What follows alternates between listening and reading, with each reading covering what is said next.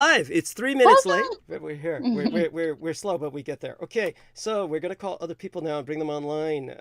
So let's start with Sammy, our main man, before we do anyone else. Okay, Sammy, and here we are. We're gonna add him, then we're gonna add everybody else. Okay, so I uh, hope he doesn't answer for you because then that means he answered for me to test my call, which doesn't seem right to me. and okay, so here we are. Let's see who else we can bring on.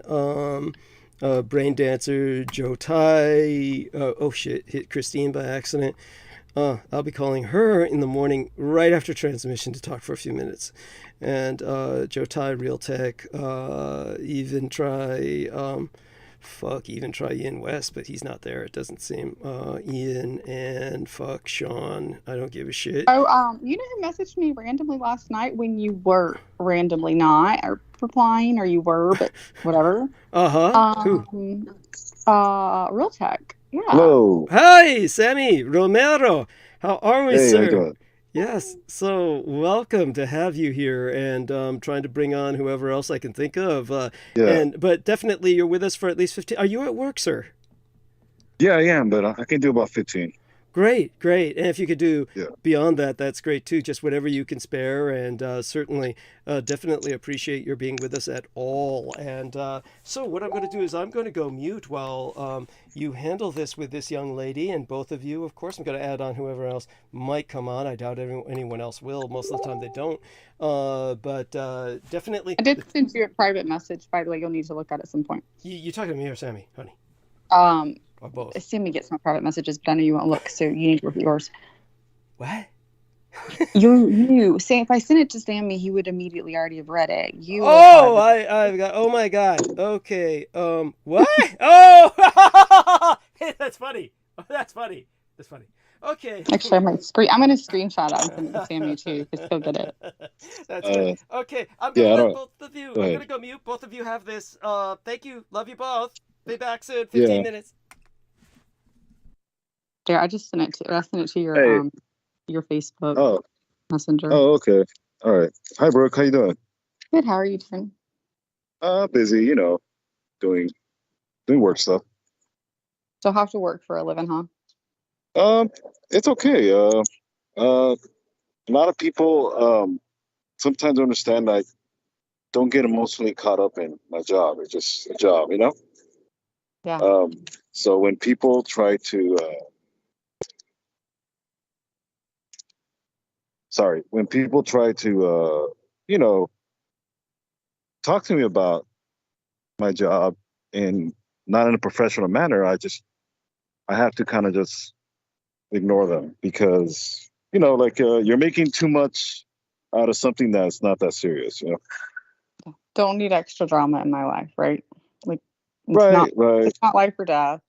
It's not your right, life or death. It's not my life or death. It's not about your baby or your family or someone you love. You don't need to be resuscitated right now, or just anyone on the floor. So why the fuck are you still bitching in my face? That's what I would ask.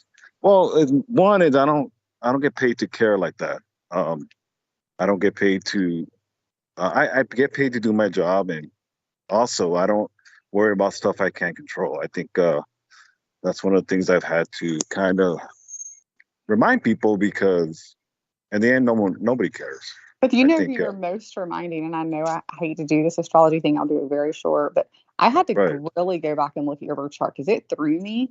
Because I mean, I've dealt with some other like Aries, like Aries. Me, obviously, I've done a lot of not a lot. I'm not some huge astrologer or anything, but I've done right, enough to run into some Aries moons. Never one that threw me like yours did, because like there wasn't much showing up the way I speak to you with that, right, just that fire. And then, but so I was able to really look at it and say, it's exactly what, I finally, I'd already learned about, like I told you, that Cancer being your first right, sign and your first house ruling. So it's really right, you reminding yourself or anybody else. So you remind people because you learn to remind yourself right, that, because traditionally you come in caring. That's your natural go-to position. Like true, your go-to position would be to care. What you're learning to do, and also where you should be headed, is to either to be able to say I don't care without being fiery and without also being cold and just shut down like Well, completely shallow. well, thank you. That's very astute. That's one of the things that, even with me, with some of my people that I manage, there's an individual that I've been training. She's a young lady who, she's, she's a lesbian. Not that it matters. But certain things she cannot do. Some certain physical, I mean, you're not talking uh, about sexually. We're not trying to go there, are we? hold on. I assume he was just meaning work. I was just No, more like, she has that masculine identity. That's what she identifies, right? right. Um, But you're saying she tries to you do know, like lift things at work she can't lift or something like that.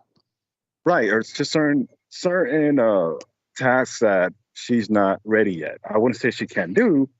She's just not ready yet. And I Right. try to tell her that you're not ready yet, rather than you can't, because I think that's just not that's not really, that doesn't promote someone trying to learn and grow, right? Where's anything? And I mean, like I could sit here and say, like you could look at me and be like, okay, the most she can max like bench press is probably like maybe 75 pounds. And I'm like, hey, Sammy, I'm gonna bench press whatever you bench press tomorrow. And you're like, okay, Brooke. Yeah, you yes, but I can. mean, I'm just saying you're not probably ready for that. So well, of it's a good course, way to do. See, like yeah, you can get right, there, but I think you're gonna have to work a little harder because you're at right. the But 8 pound like, weight when you're I'm practicing. I'm sure in a life and death situation where you need to drag me out of danger, I'm sure you can drag me out of danger. That's a given. Yeah, I Um, could do that. Dragging you and they're picking you up and like lifting you in the air like a right, barbell is going to be very different than dragging. I can drag right, a barbell out. Also, right. it's also So going to depend on if there's like two dogs beside you that need to be drug out too. I don't know, right, Sam. I right. might have to leave you.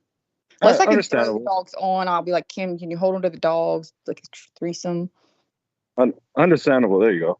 So one of the things that I had to tell her is I had to kind of remind myself, because at times it gets frustrating in the sense that I have to do her work, and I can't really get upset because I have to. This person has to work alongside me, and she has to help me. And you don't want to, if you're going to be critical of somebody, do it in a constructive way and not a toxic, because then you're screwed, because now you get to work with this person and this person doesn't like you. And, just people get discouraged, and it just makes your life, your work environment harder than it already is, rather than just, find a time where you can teach her and, move on from there, because at the end of the day, it's not that serious where, I'm compromising people that I manage, and I'm making my work a lot harder than it is. I think I just think a lot of it Well, is the with best ego way too. to do it, I think the best way to do that is with numbers, to actually just show if you can, because numbers don't lie, like whatever, however you can put a number value to what she's doing, the time it takes her to do something, the amount Right, of time she has to ask for help or whatever, things like that. Then it makes it not, I'm saying you can't do this, or I'm saying you need to do, this or that. Like it's, right, okay, so this is what we're looking at, the percentage of value, like the percentage of time we're able to get this amount done with these people versus this percentage amount with with you. And like it's not that I don't think you can do it, I really want you to be able to do it, but we've got to figure out a way to get your percentages up, you know because that way it makes it not like your decision or you saying she can't do it. It's more about these are the numbers. You are, whether it's going to look for help, or I don't know exactly how your game runs, but like, you know what I'm saying? Like when it's a numbers game, these are the amount of time that it takes to ask for help. This is the amount of time these people are able to get this off. This is the amount of time it's taking you to get off. I want you to be able to get off, but and get up to these numbers. So what is it going to take for you to get to these numbers? Because me helping you, obviously, just coming to do it is not going to do that. So what do you think? And put it back on them.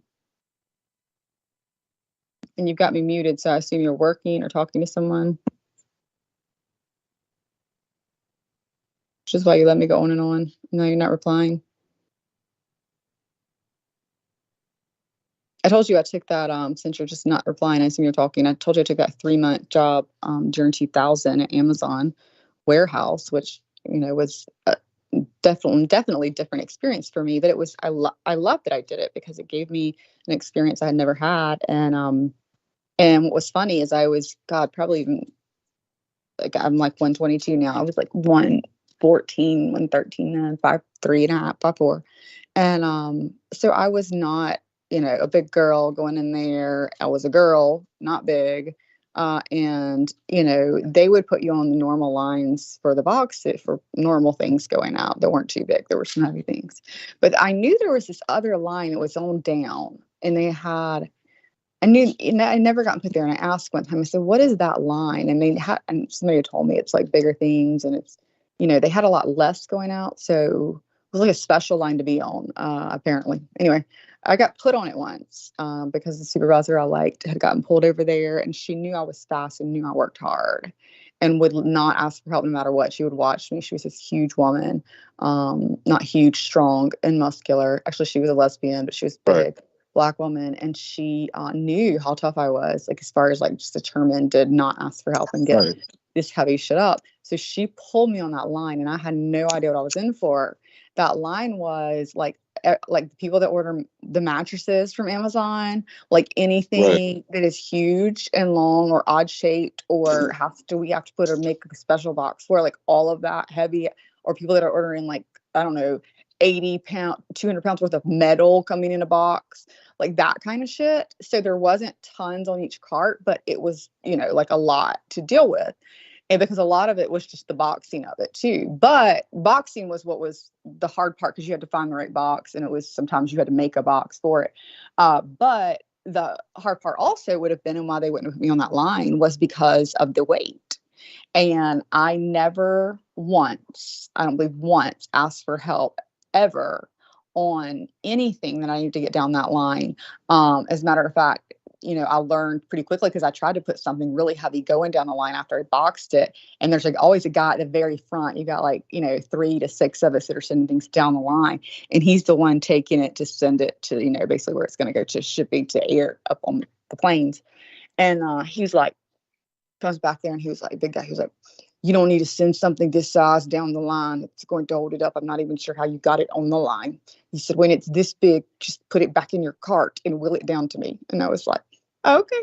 I was so determined to get it on that line, to prove I could, that I didn't know I wasn't supposed to. But yeah, I mean, I just think it's all about, there's certain things you can do, certain things you can't. Don't always judge a book by its cover, because nobody thought I could have done that.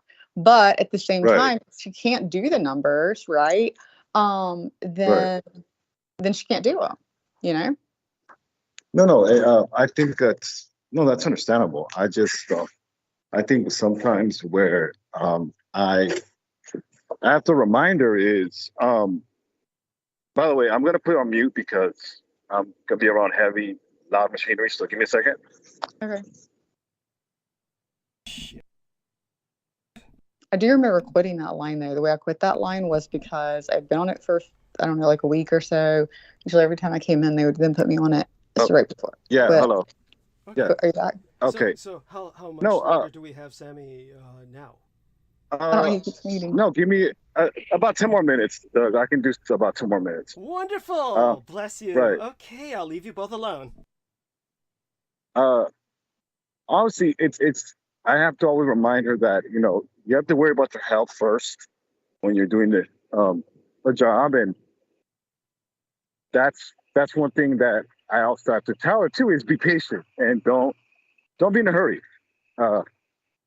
As much as at times our job requires time management, the problem is injury. When someone gets injured, then it takes up more time. Because, yeah, I mean, and then you're resetting your whole. I'm assuming you're in a manufacturing facility or something like that, where you're gonna have to restart your whole clock on whatever it's called, all those security things, insurance things, ambulance, so on and so forth. Insurance, you have to write reports. I know my ex-husband like that clock, whatever it's called when you come in the building. Like, it's been 0 days since 549 days since our last accident. Yeah. Right. No, and I've seen terrible cases where people literally break their backs and they're damaged for life.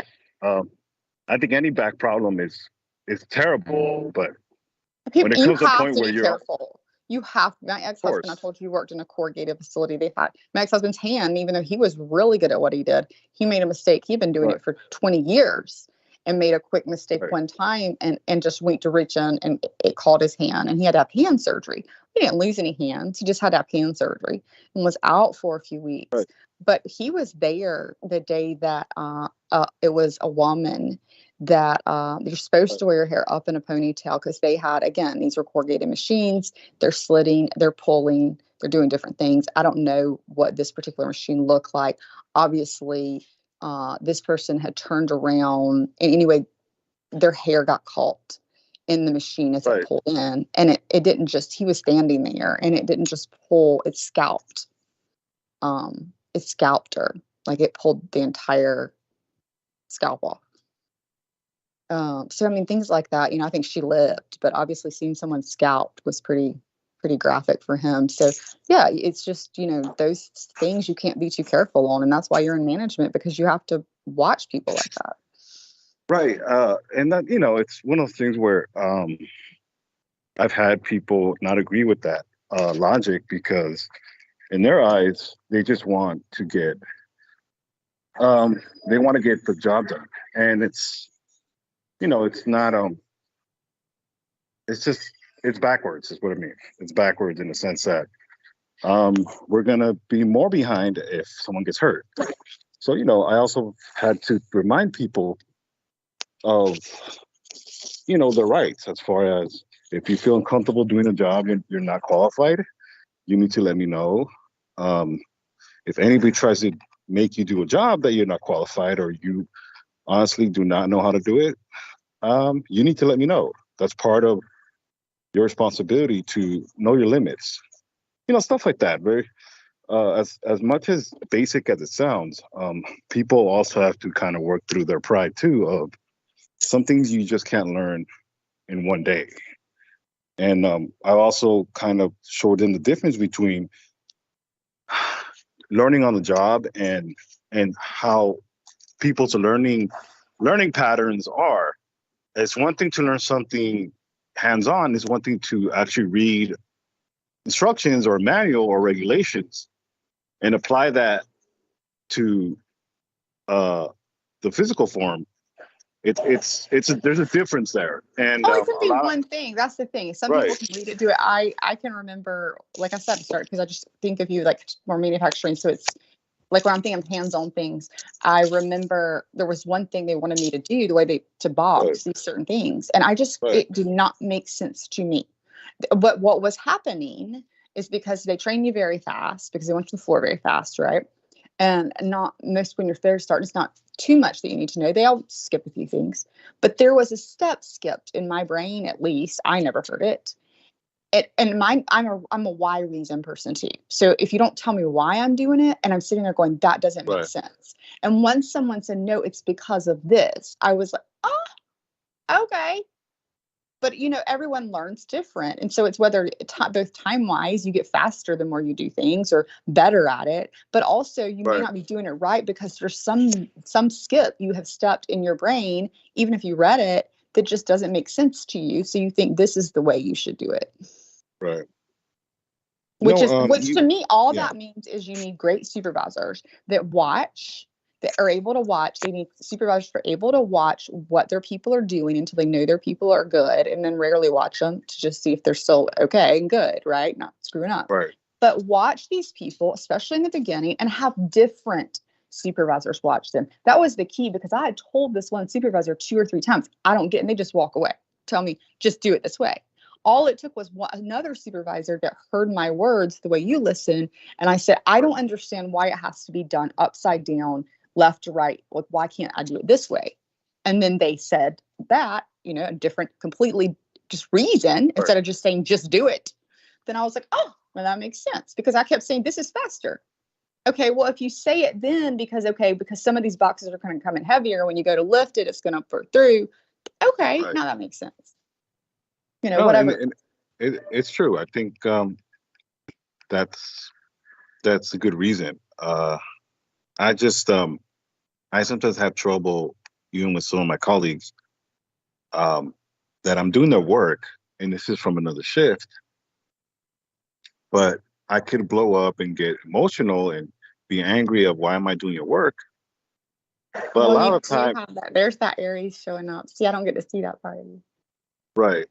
The problem with that is, I'm investing too much emotion and too much anger, and really the easier part is address it to a higher management, and even then understand that's all really you can do. Because that's what you have to do, and especially with your Cancer, because see, if you were just Aries moon like me with a Scorpio, I let it go. Like I can blow up, and people in here are like, "She's angry," and I'm like, I can be laughing 2 seconds after I sound horribly angry, right? Right. And people tell me I've heard me drinking when I first started, get dead and whatever, and then got on. I told you last week I tried to smoke. Some guy at the vape shop gave me pot, and I tried it. This is why I just never smoked. But anyway, so I'm just completely boringly sober. But my point is that I can still get very angry, but I can let it go. You are emotional, that Cancer, so you're going to hold on to that emotion longer. It's going to bother you more and holding it in than people are even going to notice. You may blow up, but you're also going to hold it in. So your best bet, and everyone's best bet, is to, number one, let out what you have to in the most constructive way, acknowledge your feelings, acknowledge why you're feeling them, and then, like you said, go to a management, because it's not your responsibility to do their job. Right. Yes. No, and that's one of the things that you realize, that even, I'll put it this way, it doesn't matter, because if it was going to get done, it would get done. And unfortunately, because you're qualified, it's going to be your work eventually. It doesn't matter. It's just people are going to give you the runaround, but you're still end up going to be doing it. So why waste your time? It's more streamlined, knowing you can do the job and just get it done, because what's the point? But you don't want everyone to get used to that. If everyone begins to count on that. Here's my evilness, and here's why I don't give a damn. Okay. Someone's gonna have to figure that out when I'm on my vacation. Someone's gonna have to figure that out. So you have to understand too, I sometimes dig into that and make people feel comfortable. And when I leave for vacation, I put the chair under them and then I just laugh. So, and that is the smart. That's the smart Sammy I know, because the only way you can get away with that and do that, and I'm sure that's how you know it, is because you look at who's above you. And whether I used to think they had to notice right then, and or notice that week that I did it, right? And that was my mistake. You may not get a praise that day or that week, but that is a very smart play, because the only thing you have to make sure of in that play is that you have management above you that values what you're doing, meaning when they see that, oh shit, when Sammy's not here, it goes to hell. When Sammy's not here, he called in sick. So then they value you enough to then give you something when they have noticed it, to reward you. Meaning those are the type of people that aren't promoting their friends. They're promoting the people that deserve to be promoted, because there are the type that'll keep you there forever, because they don't give a shit. They'll just be like, I need Sammy here forever. Well, here's one of the things that I've discovered. The art form of letting things crumble on purpose. Yes. I've done that. I've stalled, and I've done the only thing that I'm supposed to do, and I've seen stuff crumble with airlines and other freight forwarders that we work with, because if I step in, then what I'm really doing is I'm enabling them to. I'm putting more work on me, is what I'm saying. On yourself. Yes, the only work that I really do, if it's directly linked to me, and then I understand. But as far as taking up other people's work, no, because they have to fail, and that's how people develop. That's one of the things how I train people. Failing is part of the process. I want you to, collapse. I want this shipment to collapse and break. Not that intentionally, but if it does, then you'll learn. because that's part of the process. This is why accidents happen, unfortunately. This is how companies revamp their well, that's what I was going to say. safety It's measures. how you get Yeah. process improvement. You don't Right. get usually major process improvements without them acknowledging a failure, because otherwise they just want to keep it running. Yes. Well, As is. this goes into why Doug was so successful in working in government. This is why nothing got improved, because no one gave a damn. Thank And this you. is how he got to know all the knowledge he did, because the government contractor really can do what the fuck they want, because the government's not. That's why you're here. You're supposed to do my job. I'm supposed to be here, beating off to, this porn. Yes. It is what it is, Yes. Yeah. But anyways. And that's exactly what our highest level supervisor would actually do. Is she would sit back in her office and masturbate over pictures of Shirley Temple. She was that old. But Oh, wow. Oh my God! Say you're lying. no, it's true. I did not know that. Sadly, you didn't need to know that. I know. Yes. Horrible image How there. do you know that? Because she was an elderly black woman who could neither read nor write, and I had to come in several times to read things for her. She was promoted on the basis that she could neither read nor write, because they felt that she would not be a threat to any security issues. This is why they, this is why they hired women at Los Alamos in the old days of building the atomic bomb. They made certain to put out an ad for women who could not read or write. They wanted to make certain they were completely illiterate to actually type out all of the correspondence for the atomic bomb project so that none of them would be able to leak the information of what they were typing. Now, they set up this whole entire system of how to teach them how to type, even though they didn't know what they were typing. So they set up this system where they could just handle all the correspondence, but none of them could read or write. And in those days, finding a literate woman wasn't that hard. World War II, I mean, for people who don't know, that may seem like yesterday in history, but actually, for all intents and purposes, women were still treated as bondservants, as were blacks. And so there you go. So this old black woman... Which is why I believe more of that entire story than the part of she was jacking off to Shirley to Shirley Temple, of all people. Well, just because of the science behind what we know about child molestation, sexual predators, typically more male. Yes, you have females. Typically, those females have been abused. Well, bear in mind that's not predatory per se. I mean, jacking off over the pictures. I mean, of Shirley but Temple. jacking off. So if you're jacking off to a tiny little girl, that's predatory to me.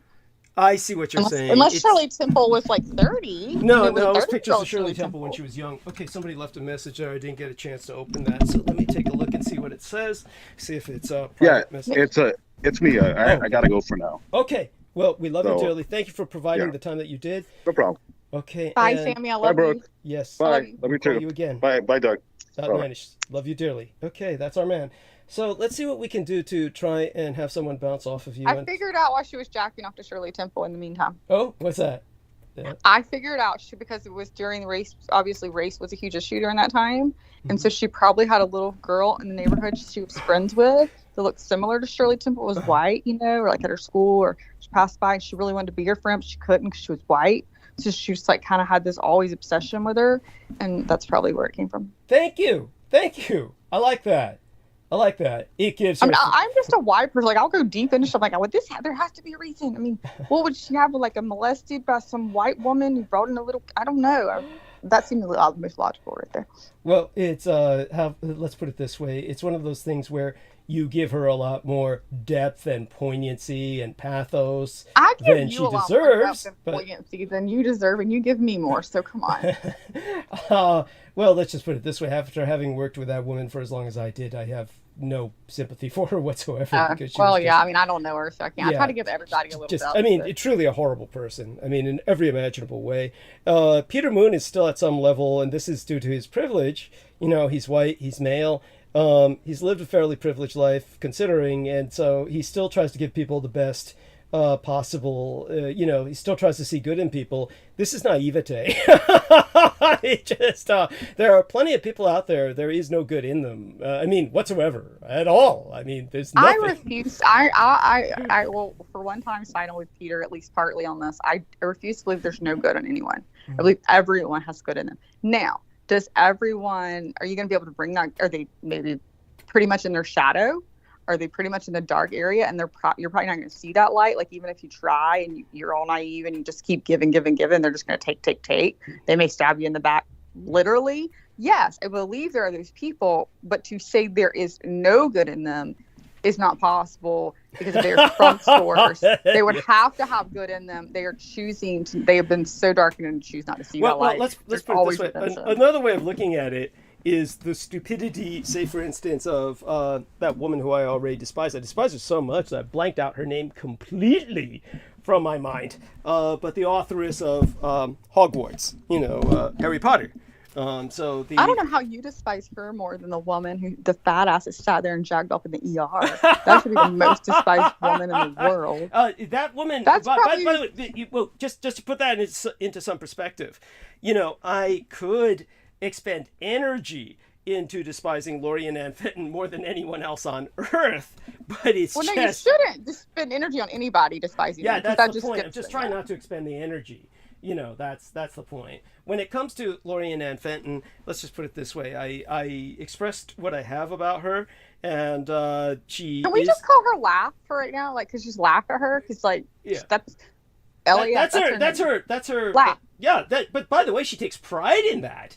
Good, because I'm going to laugh at you as a human being. Yeah. I'm also going to laugh at you for every evil thing you've done. I'm going to laugh when you finally realize it's wrong. If you have to do 99 times in fucking the worst places in the fucking beyond fucking this universe. And I will laugh, and then I will still be laughing with you, and you're a good person, and we can tell jokes together. I think it's still on my LinkedIn that I'm affiliated with LAF, Laughing Communications, which is Lori Ann Fenton Communications. So she was genius of that, right? Yeah, that was what she thought was genius, was LAF, Laughing Communications, LAF. So she takes pride in that acronym, those initials, her initials, and took advantage of that to put together something that she thought was positive or sounded positive.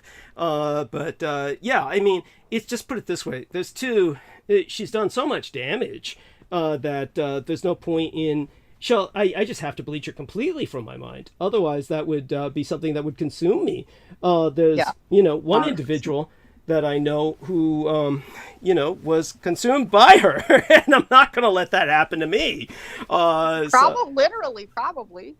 Hey, that's pretty funny. I told you she can make you laugh. I mean, she stays outside and jacking off in ERs and shit. That's fucking comical. I mean, it's sick comedy. It's very dark comedy. It's laughable. No, it's true. It's very dark comedy, but, she does make you laugh in the most, evil possible sense, and that's what she's all about. Probably consume them both, mentally first, spiritually, and then physically. She did make allusions to cannibalism. She did do that, and I would not be surprised. For those of you who don't know, Magus Anton Zandor LaVey was infamous among people who knew for cannibalism, because he had followers who were involved with the coroner's office of San Francisco back when we had one, and they would bring bodies for people to taste over at his rituals. So, LaVey, the founder of Church of Satan, right? Yeah, the founder of the First Church of Satan, as it would properly be not called. Church of Set, but yes, yes, Church of Satan.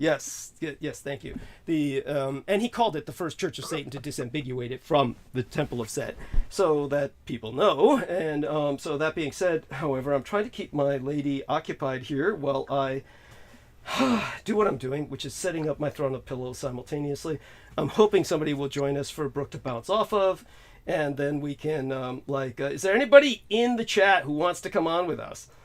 Let us know. Also put your upvotes there, because the enemy puts all their downvotes, and they keep us off searches, so the only way to get on searches is for everyone else to put in their upvotes in response or counter in position to that, and you gotta do it from every IP address you got, because that's what the enemy does. And so we'll get into more serious discussion, Brooke and Peter and I together when he comes on, and that might provide me with a little bit more opportunity to sneak out and get some stuff done. Well, what were you doing while we were talking? Because it's just too much going on, honey. It's just every fucking day there's just too much going on. I can get up 6 to 8 hours earlier before the show. It doesn't matter. By the time the show starts, I haven't done anything having to do with the show, because I'm dealing with 10 other emergencies. So it just doesn't matter. It doesn't fucking matter. This Maybe is why I just don't have the call first people. hour. You know what? Maybe, and I got to thinking, The first maybe, hour is just to buy me maybe time until the second. Okay, that's you'd all. have less things to do. Also, you might not even have any real enemies. Maybe you just made a mistake of insulting people accidentally. To call them old, Yeah, and fat, anyhow, ugly. so we'll get into that when Peter shows up. Oh So, God, I'm not getting to that one. well, at any rate, you're stuck anyway because you're going to be speaking about some other subjects that bring us into that topic. If you get into the habit of quote unquote, and by the way, here, not to put myself into, is that Sammy back with us? Yes, Oh, yes. thank Sorry, God. Oh, Doug, thank but God. Okay, I'm go gonna. ahead. How many minutes have you Yeah, got? go ahead. Oh, good. I'll just go mute. If anything happens, just Brooke will be talking to herself. But go ahead. Okay. Thanks, Good. That Sammy. So, gives me a Thank few you. minutes. Bless you. Love you, Sammy. Beyond expression. I'm gonna go yeah, mute now. Thank you. go ahead. Go ahead.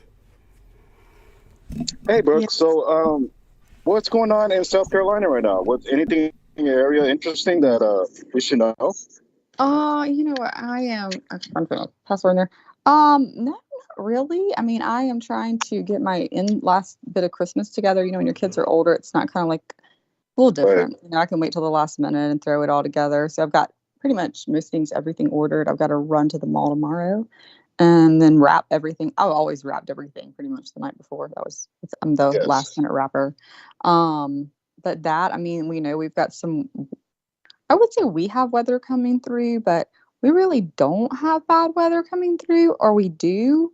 I think I made a post on my Facebook. I thought it was funny. I reposted it because our weather in the South is so hilarious. And I even sent it to a friend who's living like in Nevada now. But if this was a post that said, this was our weather forecast. Snow, it was a little bit funny, but snow possible anywhere from 1 to 180 inches, maybe, period. Could start at Okay. 7, 8, 9, 10, or 11 p.m. Maybe not until morning. Maybe not at all. Actually, it might Right. rain. Like yesterday, it was supposed to be sunny, and then halfway through the day, it was sleeting, and then the next like it quit sleeting, sun came out, and then it was like back to 55 or 60. So it's Right. just you never know, but they don't know either. So I'm like, I think that I should have either gone into meteorology, like I could have just thrown some tarot cards and astrology and done better than this shit. No, I think you have a talent for that. I even with your voice, you have a great voice. Uh, you have a great feminine energy.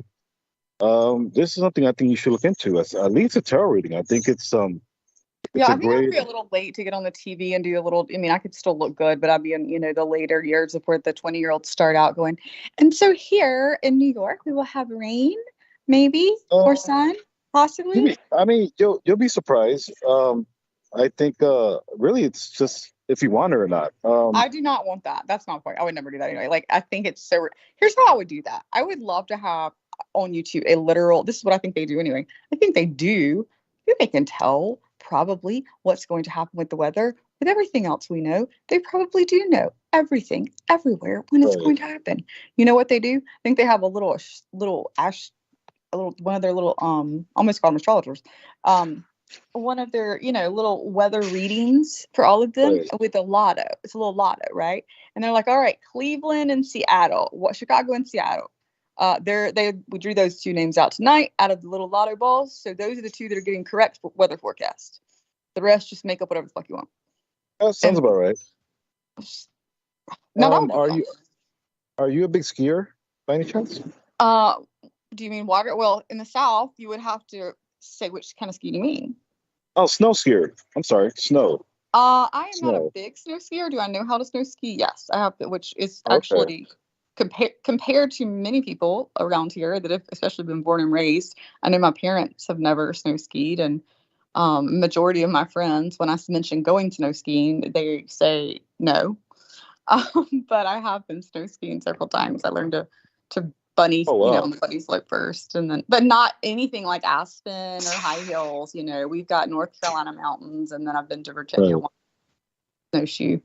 How about you? Oh no. In fact, ever since Sonny Bono died, uh, skiing. I remember growing up, heard that he ran into a tree. Yeah, he did. Um, I never want to ski ever since that accident. I remember Cher being like emotional obviously they weren't together at the time, but I don't know. It just made me not want to ski. That may Yeah. sound kind of weird, but No, it's not maybe weird at all. As a matter of fact, I have not skied, I don't think, since then. Or if I was skiing during that time, that's why I had some friends. Actually, my ex-boyfriend who could ski very well, and that's why I went. And he paid for my lessons to learn, and I learned. But I would get off on the first, once I got off the bunny hill, then I got off the first. They take you up the thing, and I could get down that okay. But Right. it was nighttime, and he wanted to go to the third, which is the highest part of this mountain. Thank God I got off at the second, and they were blowing snow too, and it was snowing. And I remember thinking I was not going to make it, like, because it's so much steeper, is what I'm trying to say. So the higher you go, it's just steep downward, and you get to go. And these people that can fly and control it, I'm looking at them like I don't know how they all hit fucking trees half the fucking time. Is what my point. What's his wife? It wasn't Harrison Ford. It wasn't Harrison Ford. It was that other guy that reminds me of him. His wife died, in Canada a few years ago. This was well after Sonny Bono. Same thing. She hit her head skiing, but she thought she was okay. Beautiful woman. She was an actress too, I believe. And she came back down to have the hot chocolate took her in. And then she ended up having they had to call 911. She ended up having a blood clot to her head, and she passed away. That's terrible. That's actually the only thing about too. The snow can be actually deceiving, in a sense of you don't realize there's boulders and there's dangerous debris underneath the snow, and at times you can forget that. Obviously, the trees and the tree line, it gets slippery. Like when we were coming down, what was happening is they were blowing, because they have to blow snow a lot of times in North Carolina. So they're blowers on, but it started sleeting. So what that did is it made it icier. See, so it depends on the compactness of the snow. But I'll tell you, you'll love this. Well, the funniest thing about mine was when I first started down that mountain, there was still a little daylight, and I first get off and I start and I fucking fall, and I fell right as there's a hump, right? So there's this hump. And I'm under the hump. Right. So nobody coming down can see me until they jump the hump. Oh my God. The problem was it was a snowboard, because you have snowboarders. It was a little hump that snowboarders love to jump. So every time they came over, they would come to jump it. Then I'm sitting there, and then they realize they're going to crash because my legs are out, my skis are out, your skis make you longer. So it wasn't like just little me curled up in a ball. You can't curl up in a ball with your skis on. I can't. That was why I couldn't get up. I couldn't get my skis off. Oh my God, that's hilarious. So I'm sitting there trying to get up, trying to get the skis, and I can't. And I couldn't really stand, because every time I went to even put my head up, I'd have another person come over my head, and then they would go left or right in kind of a yell to try to avoid me. That's and hilarious. Nobody was realizing I'm laying there. So finally some snowboarders stopped and tried to stop other snowboarders from coming up. But it took a good 10 minutes. Oh my God, that's hilarious. Yeah. That's hilarious. Fuck, I don't know how one of them did not hit me. I will give every snowboarder I know credit, that I don't know credit, because those guys, any one of them could have taken my fucking head off right then. They all avoided my head somehow. And my body. I mean, that's hilarious. No, but you definitely have to at least have control of your movements when it comes to dealing with the snow, as far as boogie boarding or snowboarding or skiing. So I prefer water skiing. I grew up water skiing. I was water skiing by the time I was 6 years old, and I haven't water skied in a few years. But I mean, water skiing is so much fun to me. If I can get up, and the secret to water skiing is getting up, right? Versus the secret to snow skiing is not falling down, which also water skiing is not falling down, because it's easy to fall down as well on turns and hooks. But really getting up is the biggest obstacle when you're first learning. But it's so much fun. And here's the thing about it: water skiing, it's a great thing because it's a two-party deal at least, right? So you got a driver of that boat, and if you're water skiing, you can always say, "That was your fault. I went down. You took that wave too high. You took that turn too fast." Right, that's true. You go back and forth. There's always somebody to be like, throw it off on them, even if it was you. But have you put up your Christmas tree yet? No. I have the fake Christmas tree up. I haven't. That's what I was doing actually today, and I've got, and the lights are working. I've just got to finish Right. putting the Oh, little orange okay. in it. But I just decided not to buy a real one this year. Like, they're too expensive. It was too late. And I was like, even if they were on sale, I was like, why drag it in for a few days, deal with that, the needles, and drag it back out? It's just not worth it. No, I actually noticed people are doing that more, the artificial trees. It's unfortunate, but at the same time too, I do feel bad because around New Year's Day, you see a bunch of old trees in the curb. It's a little sad, Well, but it is. I mean, they're sentient beings, really, technically. I mean, all right, plants are sentient. And so, I mean, I'm not saying don't chop down a tree. That'd be like, don't use a cucumber to, eat or anything, right? But what I'm saying is, I think we went a little overboard with the Christmas tree thing. I mean, just cutting all these trees down for no reason to have in our house and let them die. I'm not saying anybody can't do it. I just don't think it has to be a thing that we, all do. Maybe I think giving your child the experience of smelling a real Christmas tree. And I'll tell you what, Whole Foods, I'm assuming you have them there. I found out the yeah, best thing in the world last year, which if I'd known this, I'd done this except for maybe once when my kids were old enough to remember. I'd gotten one big right. Christmas tree, and then I'd have shown them the big spider right in the middle of it, so they never want another one. But I literally got that little mini. They have these little mini tables, but they're real Christmas trees. And Oh they wow, have them potted. Like, you can even plant them when you're done if you really? want to. Yes, they have both kinds, but they're mini, so you don't have to worry. You carry it in, you put it in the front of your car. Yes, it's so cute. I And might, I might, I might gift that for somebody I know. I might gift that for them. yeah, because see if Uh, they had them at Whole Foods. I haven't actually been at Whole Foods this year.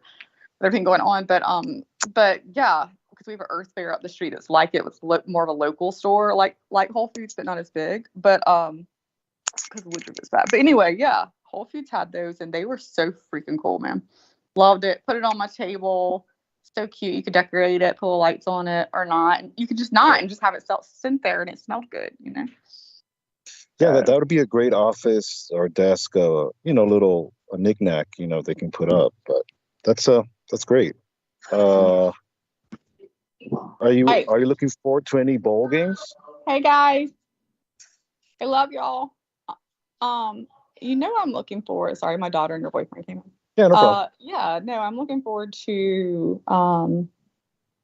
know which game I'm looking forward to. You better know. Yeah, Clemson, Yes. right? Yeah, Right. what bowl are they at? That I don't remember. I have to. God. Is that Jimmy Kimmel Bowl? No, Is that it? what color? Okay. Okay, they're playing Tennessee. Right. Do you know what colors are for Clemson or Yeah, Tennessee? they're orange and white. Tennessee's what? Yellow or gold or something like that? Tennessee's white and orange. And they White and just orange? Oh, happen to okay. both been recruited for the Orange Bowl.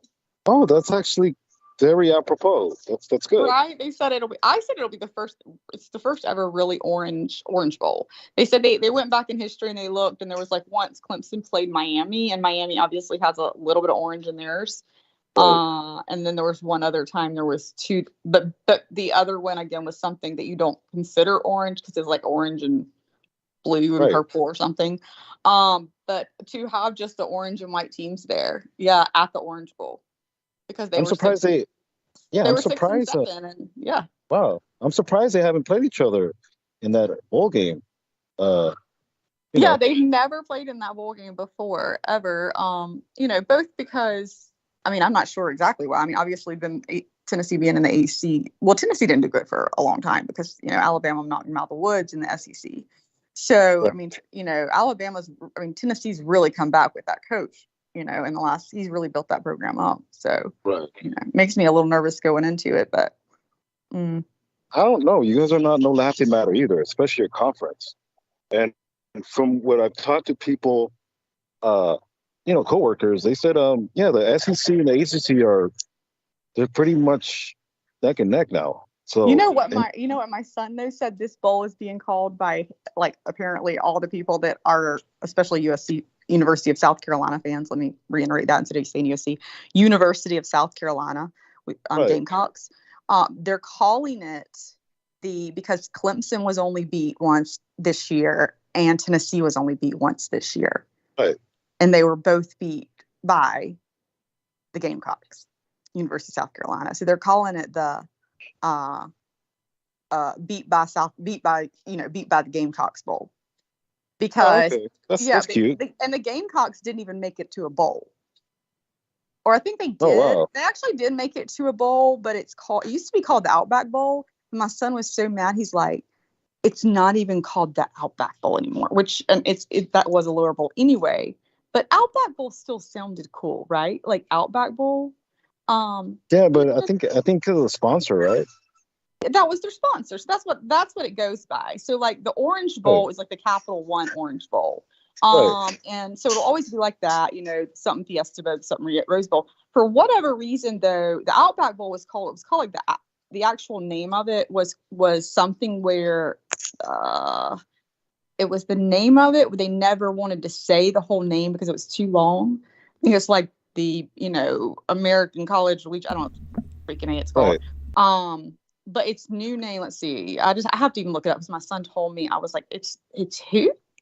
And he was just like, oh, yeah, here it goes. We're so excited to announce Tampa-based.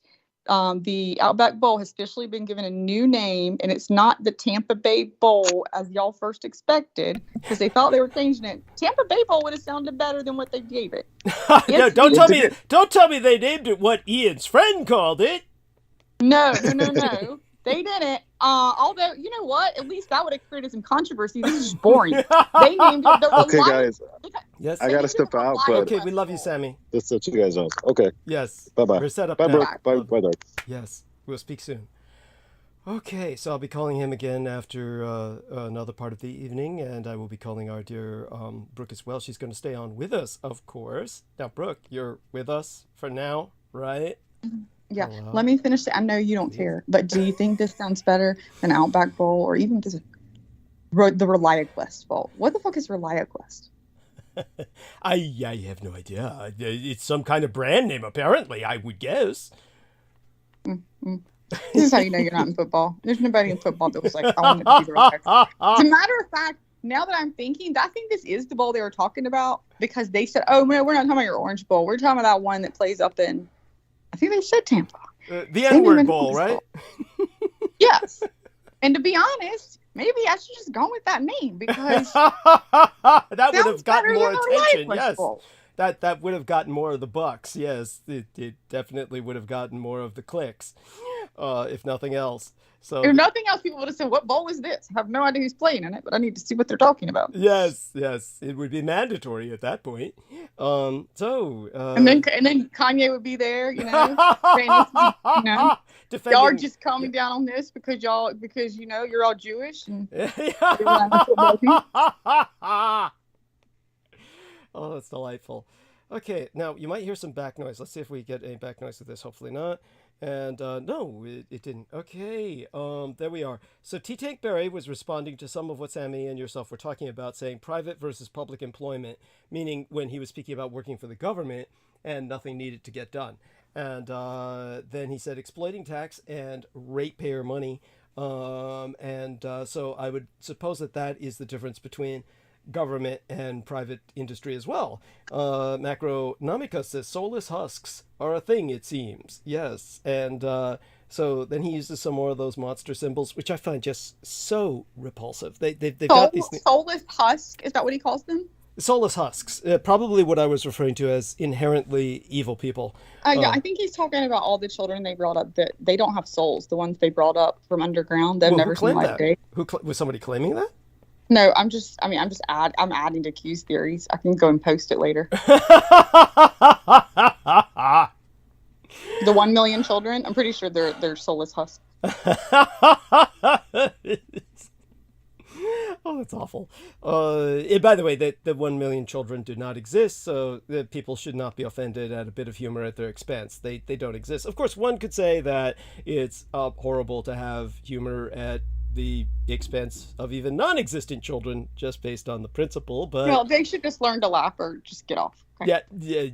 That was about. I mean, if you can't laugh, here's the thing: if you don't laugh, you cry at everything. Yes. Like I have, yes. if I was to see a child obviously in pain or suffering, or an animal, anybody, like that's a different story. But Yes. just making fun of some children that do not exist, saying that they're hustlers because some idiot says that 1 million children were randomly brought up the other week underground by the U.S. military in a secret operation, because apparently the reptilians have been hiding them underground, millions under there in Ukraine and Africa and minimal. Australia, don't forget. It was Australia. No, that's a there, meaning Australia was where they brought them up, but there's still millions under Ukraine, which is what Putin's fighting for. Oh and then Africa's got a lot too. I've got those texts as well. Did somebody mention Africa in that? Yeah, yes, got those texts if you'd like to see them. Pretty sure that was on text and not phone call. Oh my god. So, all right. So, such being said, we have mere minutes before we bring Peter on. Brooke will stay on with us during that time. She will be relating some things that are a common experience between all three of us, and we will be sharing them with our listeners to provide some education on this. Yes. So I was actually brought out of Ukraine underground. Dietrich was brought out of Australia, and oh my gosh! Okay. Peter was brought out of Africa. Okay, that's Coca-Cola just went straight up my nose, and that burns like hell, you bitch. Oh, you fucking bitch. I gave you Australia, didn't I? Oh, shit.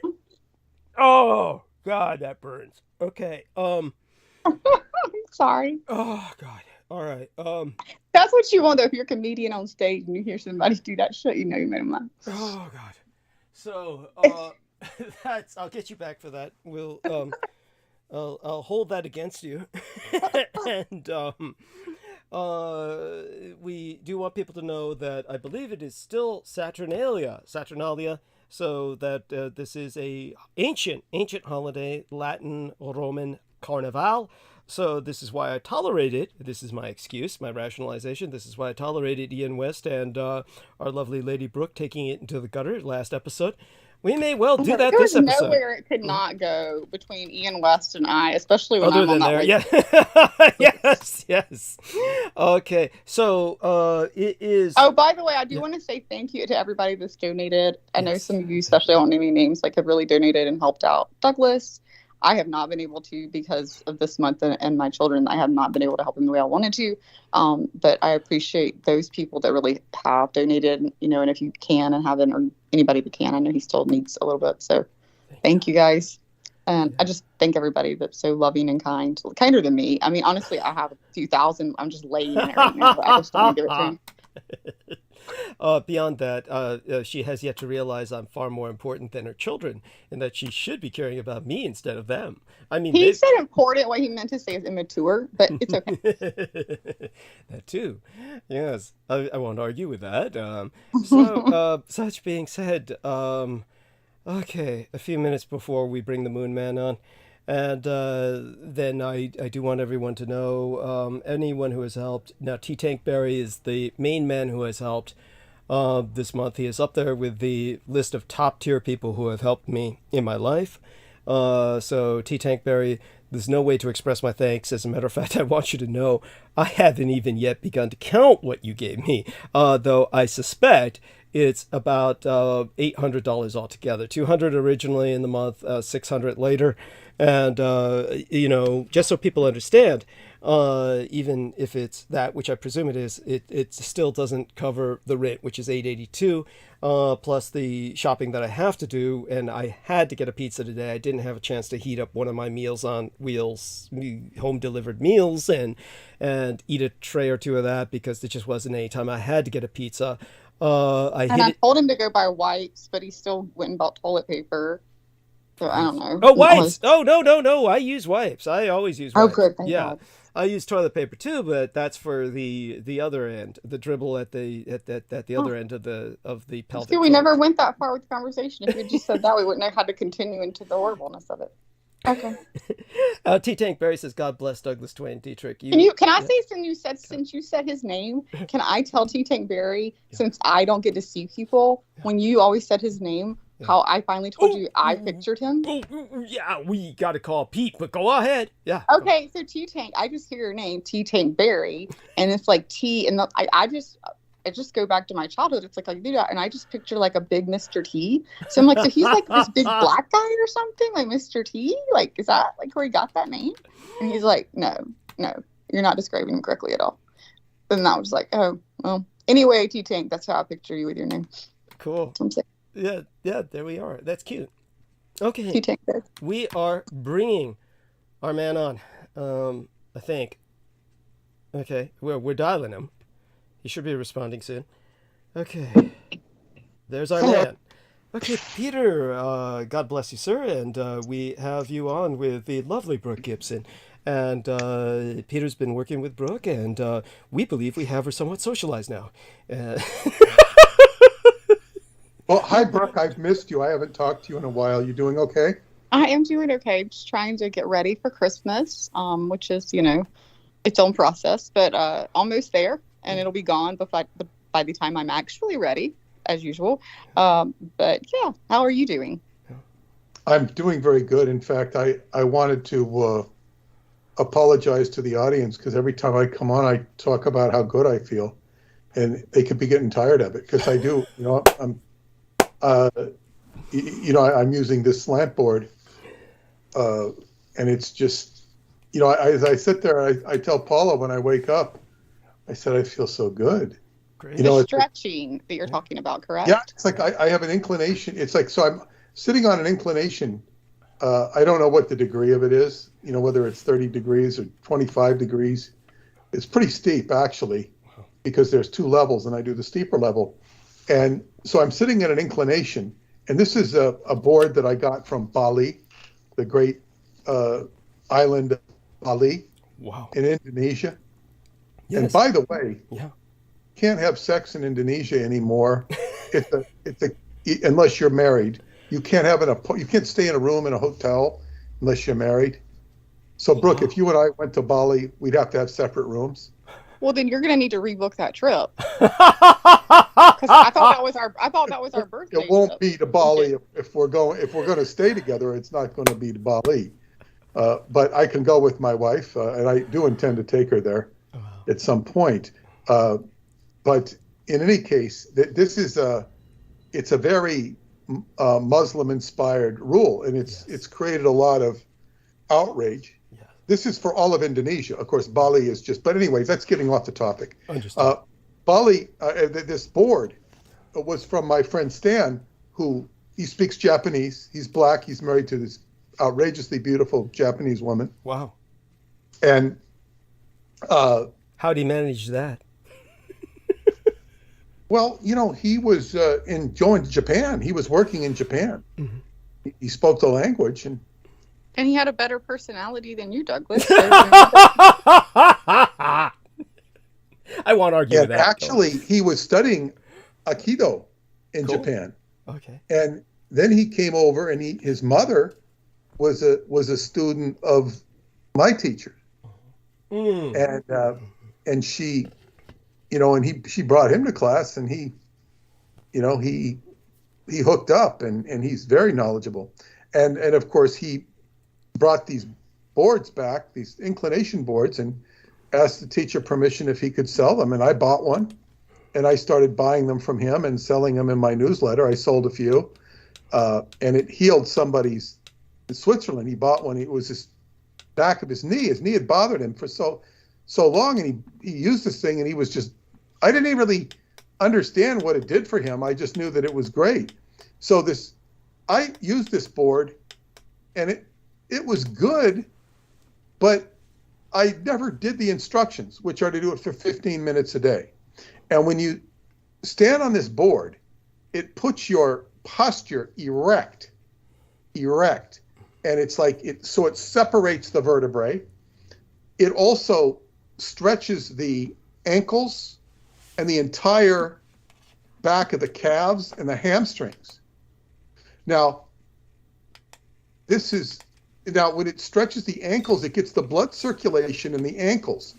And this is where 50% of the blood goes into comes through the ankles that goes into your heart. So this increases the blood flow.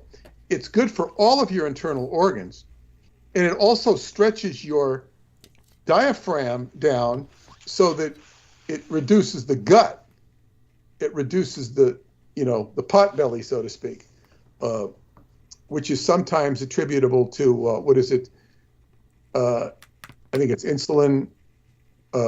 Deficiency? Yeah, diabetes too. Insulin deficiency. It's going to be good for diabetes, but it's not going to cure diabetes.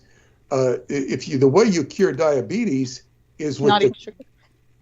No, that's not going to cure it. It's going to help it. Is to clean out the colon.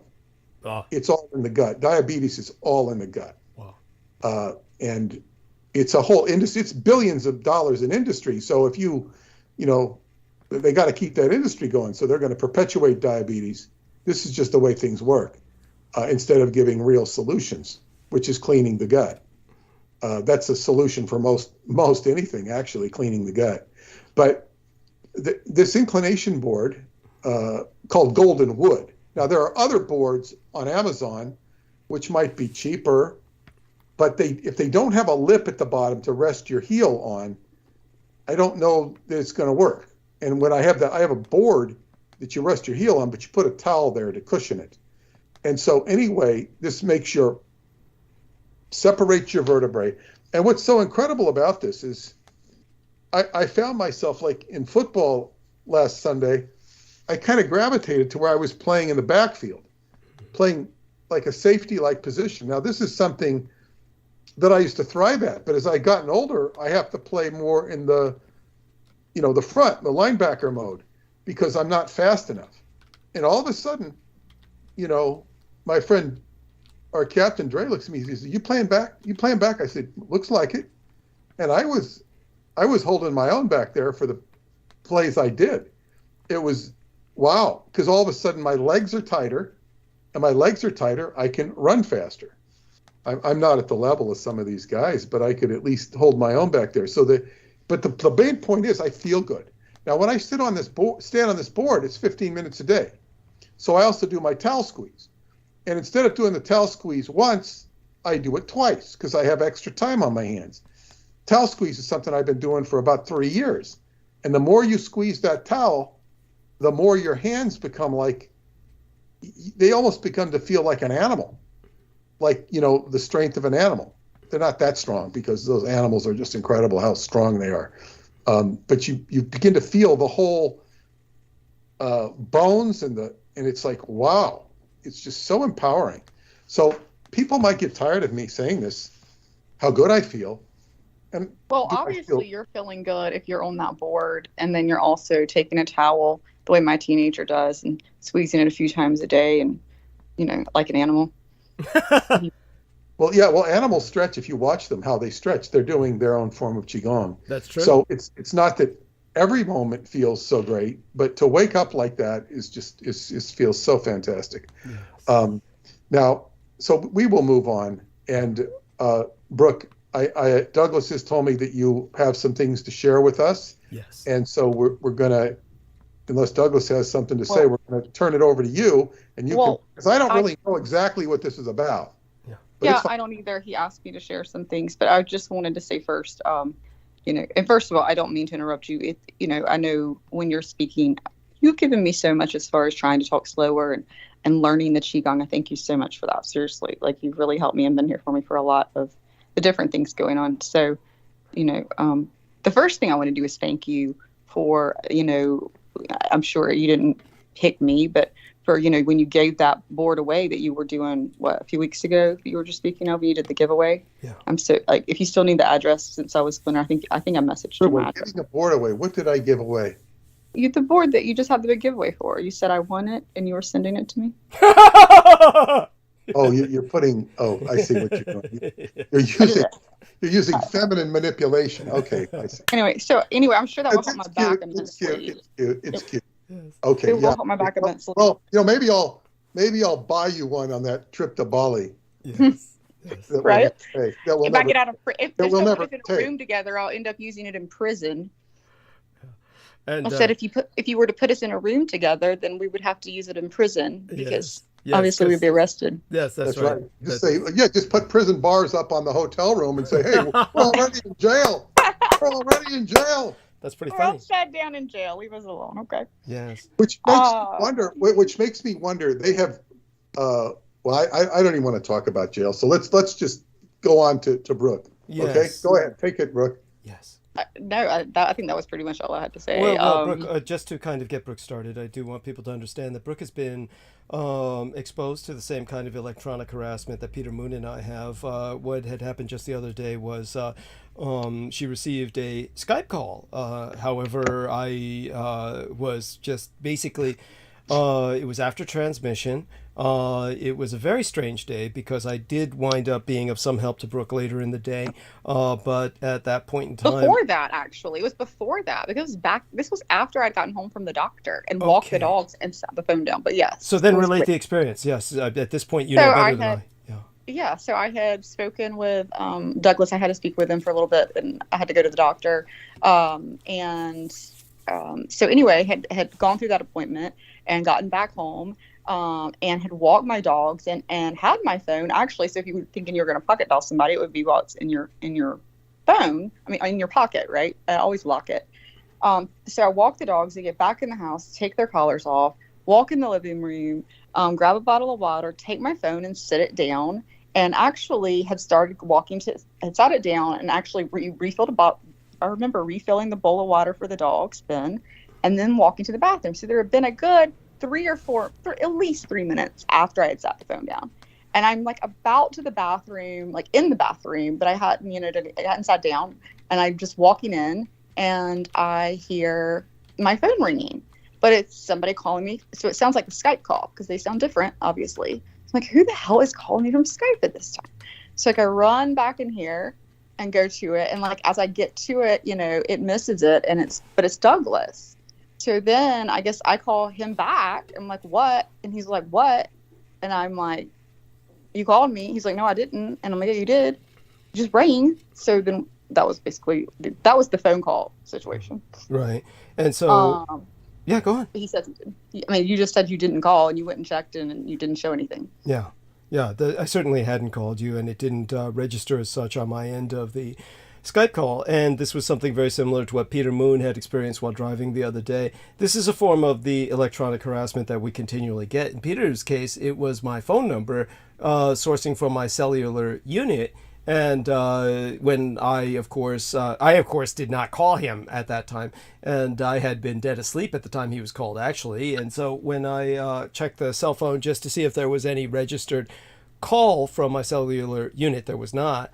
So this is the kind of electronic harassment that we get. But what it shows us is that both Peter Moon and Brooke Gibson, who had been comparatively free of different types of harassment, they had both been harassed in the past in different ways, but nowhere near at the level that other affiliates of mine have been harassed. And so the fact that they're being harassed now shows that basically before they had been considered potential conversion material to the cult of the kings of Edom, and now they are no longer considered such, so they proceed to harass them. We know that they were considered potential conversion material for a variety of reasons. In Brooke's case, it's the easiest to express. Basically, people like Miguel Andahar and Selena Khan were sending her friend requests, among other cultists.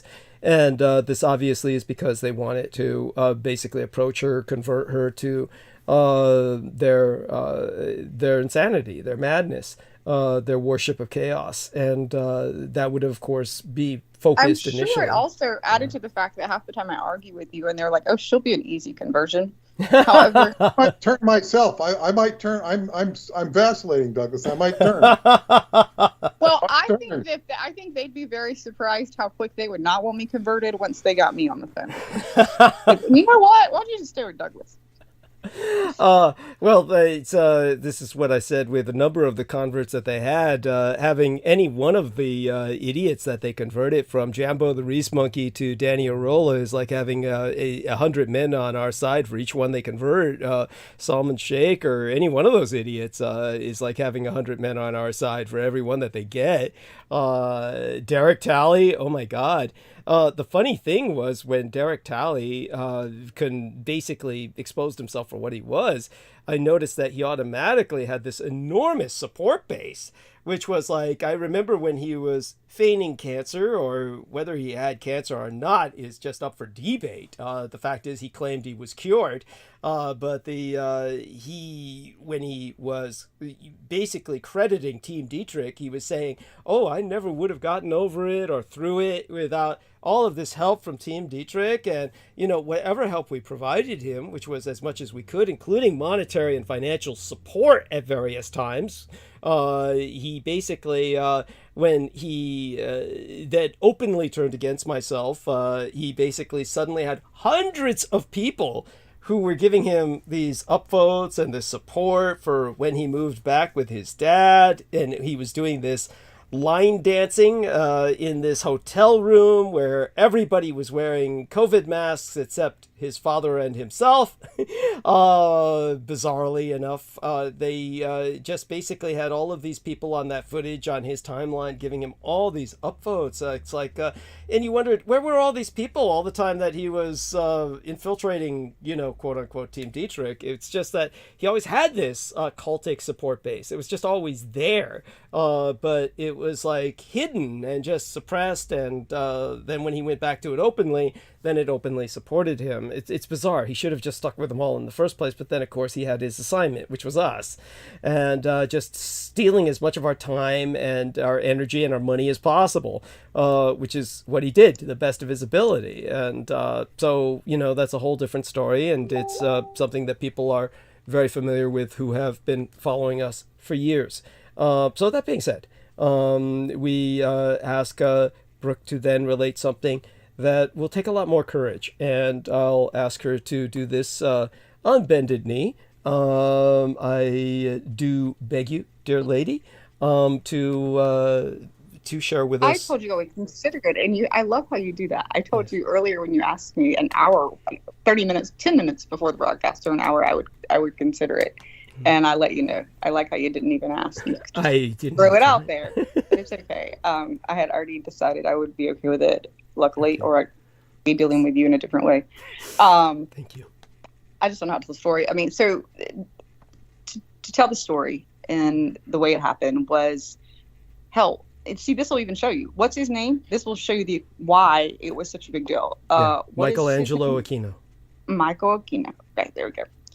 I do not even think I do, as you all are very, very aware of by now, that I'm very bad with names, have been my whole life. And it's not just because I've done too many drugs or I'm an idiot. I've always been bad with names, although doing too many drugs is probably things I did during my youth at some point and kill a few, the eggs crack on break.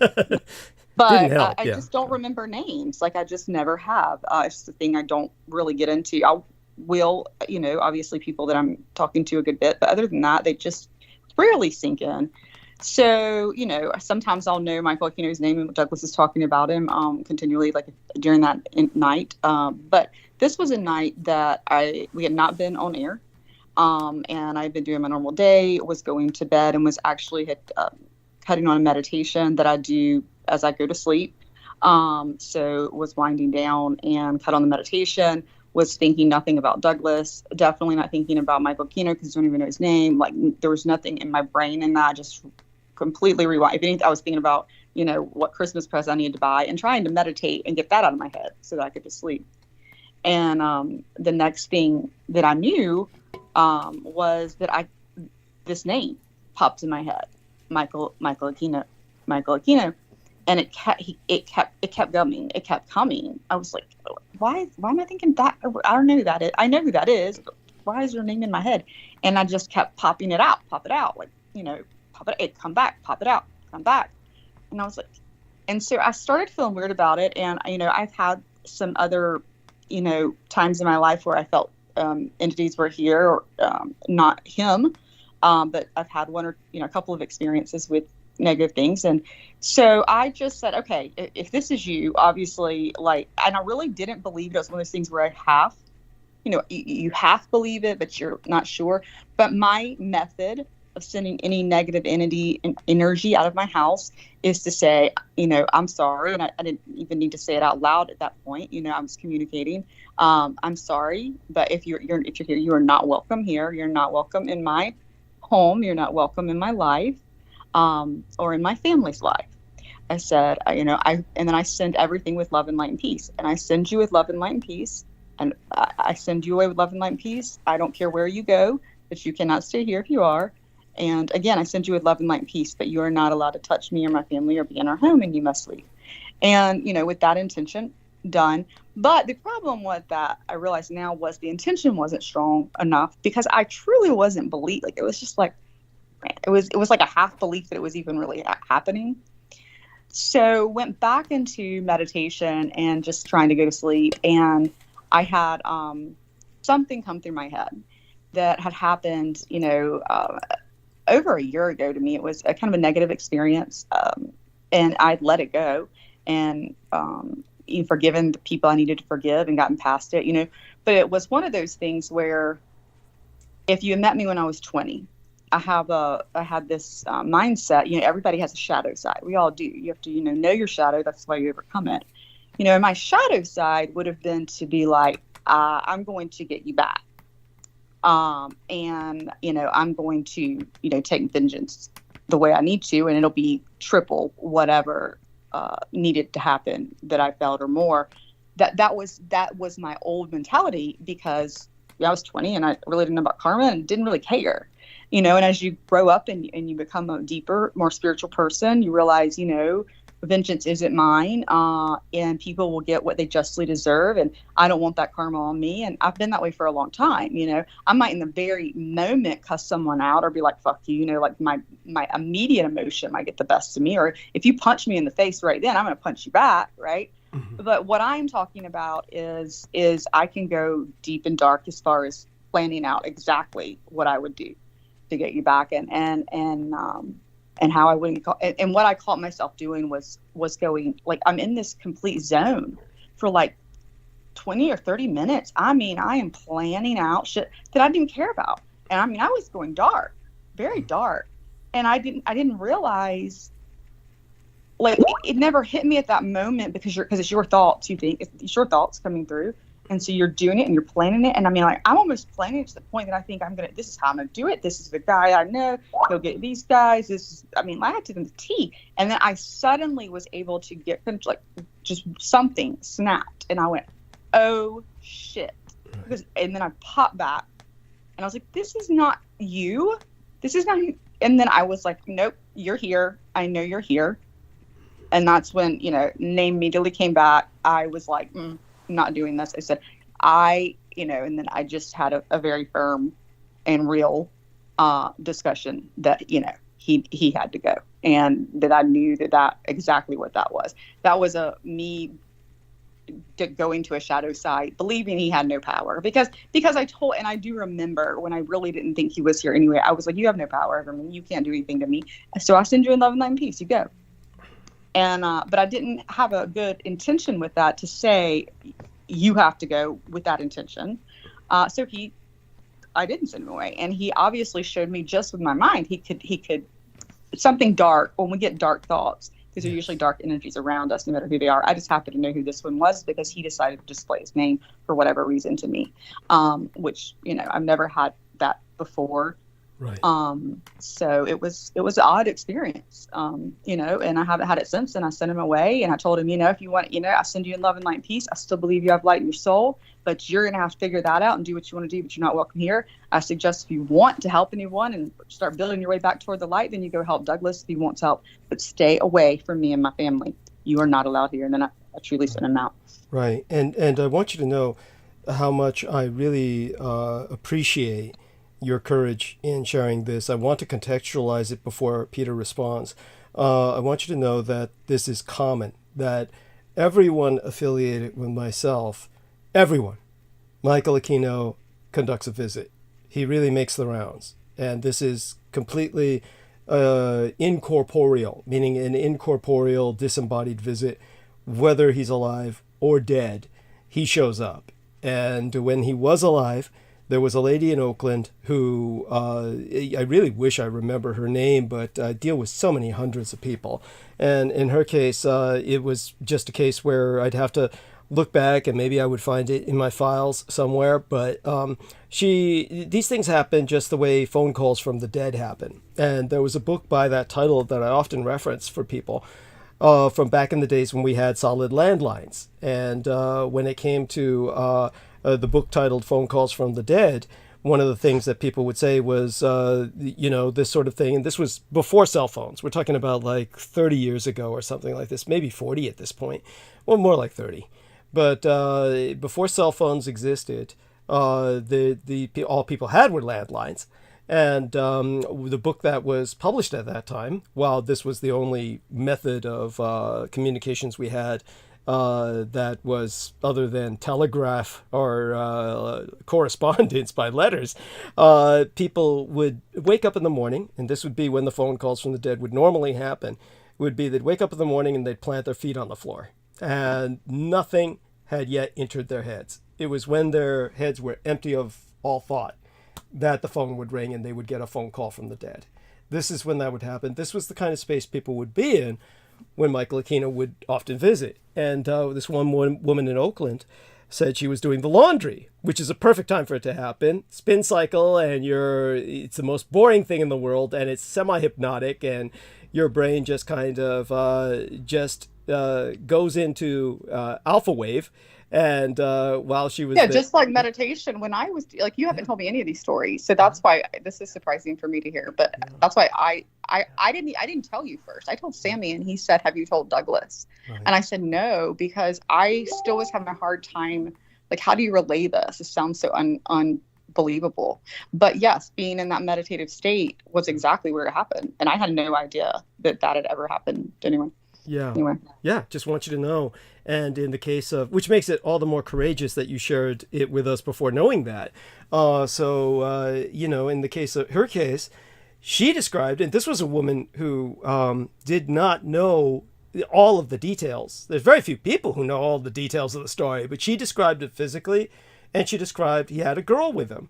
And she said the girl was hiding behind him, and just like a little imp or a gnome, or just kind of like somebody who was like, using him as a shield and just peeking out from behind his legs. And she described this person's eyes as being like fried eggs, just fried eggs in a frying pan eyes, a pair of fried eggs in a frying pan. And I said, that's Heather Holman, because she was describing someone who looked like Marty Feldman. Now, Marty Feldman, the comedian, had those kinds of eyes. And that was a condition. It's a condition that Heather Holman had.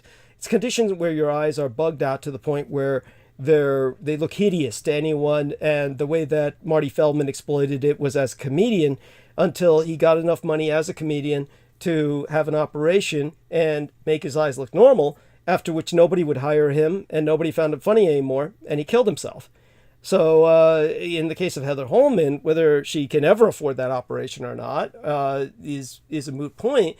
She was very enamored of myself, infatuated with me, and when I said you need something healthier in life than a fixation on myself, then she ran, as everyone does who decides that I've rejected them, and they go to the person who they feel knows me as much or more than anyone else. They run to Michael Aquino, or they run to the enemy when Michael Aquino. Or to Richard K. Cole. Yeah, or in these days it would be Richard K. Cole, simply because they can't reach Stephen Outram, who would be the primary man to reach, but he has Richard K. Cole as his front man because he can afford to pay for one. And when it comes to, when Michael Aquino was alive, they would run to him. Now, we know for a fact she ran to him because Christine Joanna Hart, whose earliest memory in life is sex with Michael Aquino. I'll be speaking to her right after transmission ends tomorrow morning at 5 a.m. Pacific Standard Time, about 1 p.m. Greenwich Mean Time. So I'll be speaking to her for a few minutes, just catching up with her. And she does express that Sarah Rachel Adams is infuriated that I am speaking with Christine Joanna Hart. So they've got this girl thing going on with Haley Mayer, and Sarah Rachel Adams is definitely still considers me blood enemy number one. So, but at any rate, Christine has expressed that, and yet, we'll see what we can talk about and get done concerning some potential, media access, which may not happen. We don't know. But the point with dear Christine is that she was telling me that Heather Holman was credited by Michael Aquino as saving his life because she was his care provider when he was suffering from intestinal cancer. So she did indeed, we know for a fact Heather Holman did indeed run to Michael Aquino. We know he had intestinal cancer. We know that that's intensive and that care provision is often needed. As much help as one can get is needed. And he did credit Heather Holman as helping him through that time. More so on a bedpan and change blankets level than his wife did. Even so, there we have that. And this woman described Heather Holman to a T, as well as Michael Aquino in Oakland. And so I've had other people describe these things to me, and everybody comes up with something. There was one man who I barely knew, and he said Michael Aquino appeared in his dreams, and he said that his response was to fight him off with my former manageress from a long time ago, the pit bull who wouldn't let Peter Moon anywhere near me. What's her name? Laura Lee Solomon. Thank you. I've forgotten her at this point. Laura Lee Solomon had a dream about Michael Aquino in which she kicked him in the chin, and she felt that this, he had a glass jaw, and when it shattered, all this light was exposed. I mean, none of these people are simply having dreams. These are actual visitations, and these people are all, for all of them, it's so intense that this is a dream they remember for life. This is not something or a vision or a visitation. This is not something they ever forget. And they always are compelled to relate it. And of course, Sammy Romero had a dream, though I haven't been given any details. I'll just share that much because there's nothing else that I know. Peter Moon, of course, has also had similar experiences. In other words, everyone is hit except me. I cannot be hit by Michael Aquino in terms of any dreams or visitations because the possession by Maluk Taush, the peacock angel, is just too immense for him. He can't get by that. So he withers in its light. That being said, everyone else around me, he will drop in on. And, to tell you the truth, most of what people have shared with me, I've never really heard a dream of, these other people take it as very frightening, such as Laura Lee Solomon or this one man. They feel that it's invasive to the point where they feel they've been violated. But I never hear any details where he violated them. It's always, he showed up and I kicked out furiously and, he shattered into light or other people, they just have this kind of, with the one woman in Oakland, it was just almost like, okay, it was just this curiosity. It was just, he was there, he was checking her out. It was basically, I felt he was teaching Heather Holman how to astral travel. It was just like he was teaching her something, and then he links up or hooks up with whoever is affiliated with me, even in the most tangential sense, like regular listeners. And somehow that is the key. It's just these people listen to Douglas Dietrich regularly, and he's the link. He's like, I'm the bridge. I have a question. Sure. I have a question, though. You just said he died of intestinal cancer. Well, he died ultimately, but it wasn't... He was cured of intestinal cancer. We don't know what he died of. Oh, okay. He was cured. Okay. Yeah.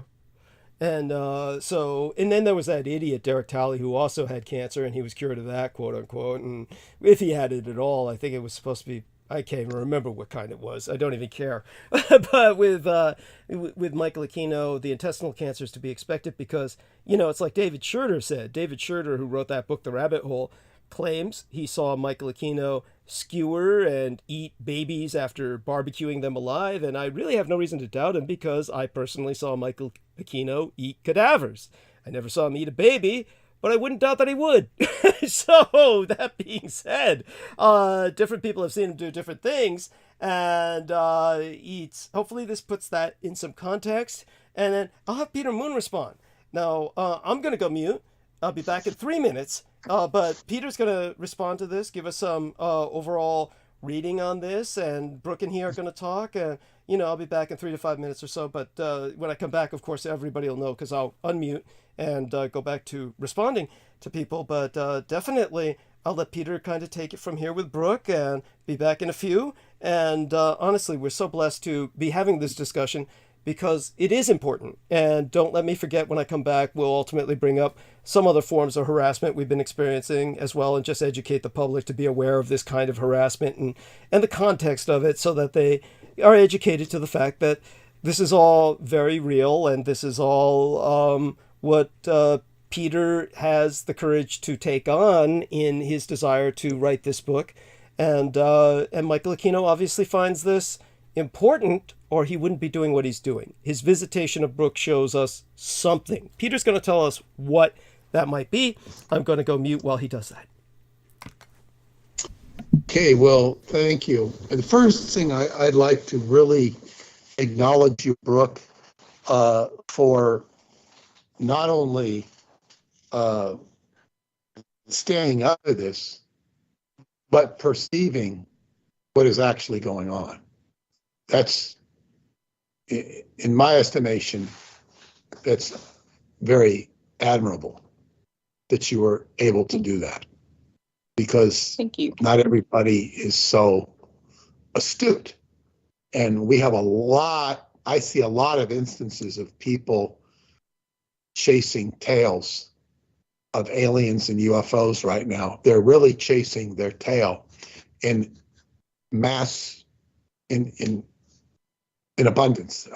Just like, they think there's some big secret out there, and there is no secret. They're following. They're deluded.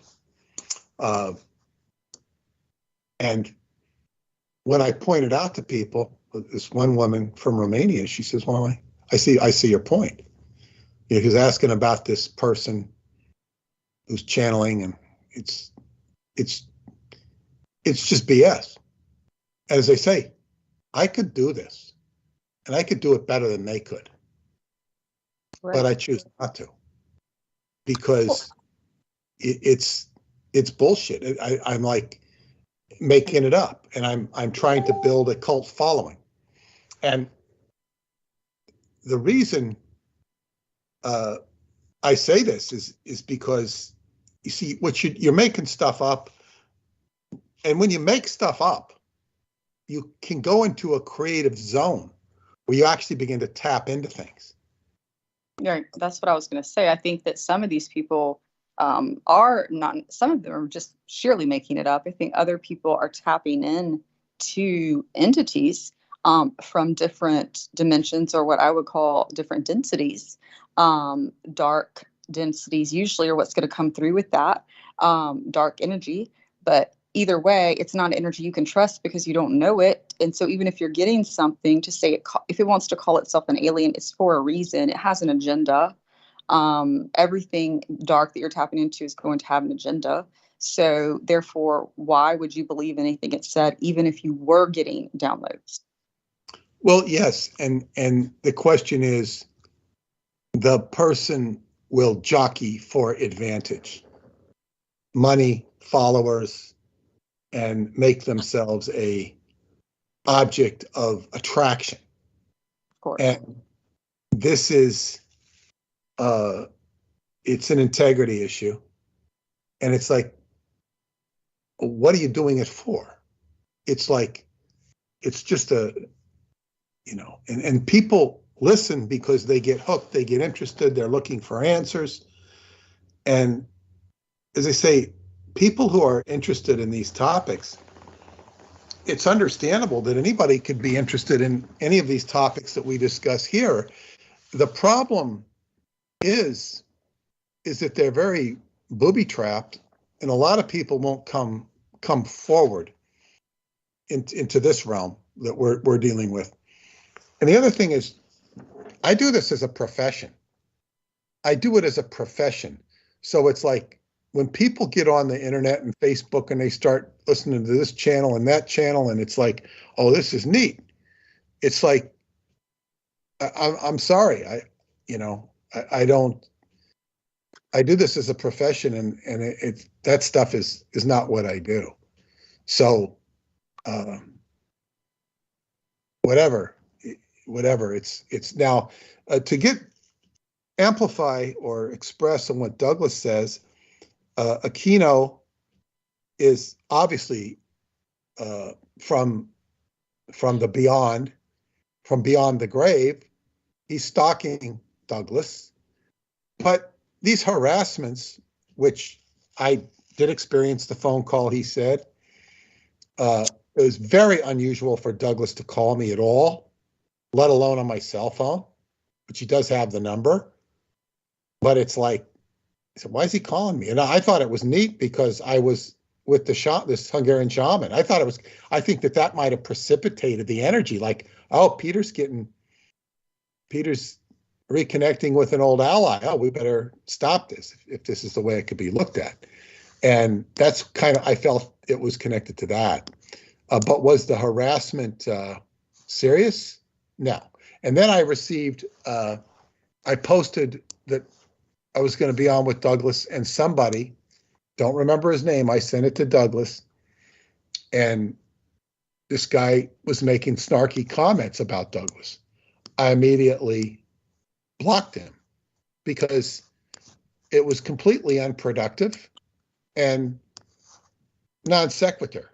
Like, why does he do this? He's going to get blocked.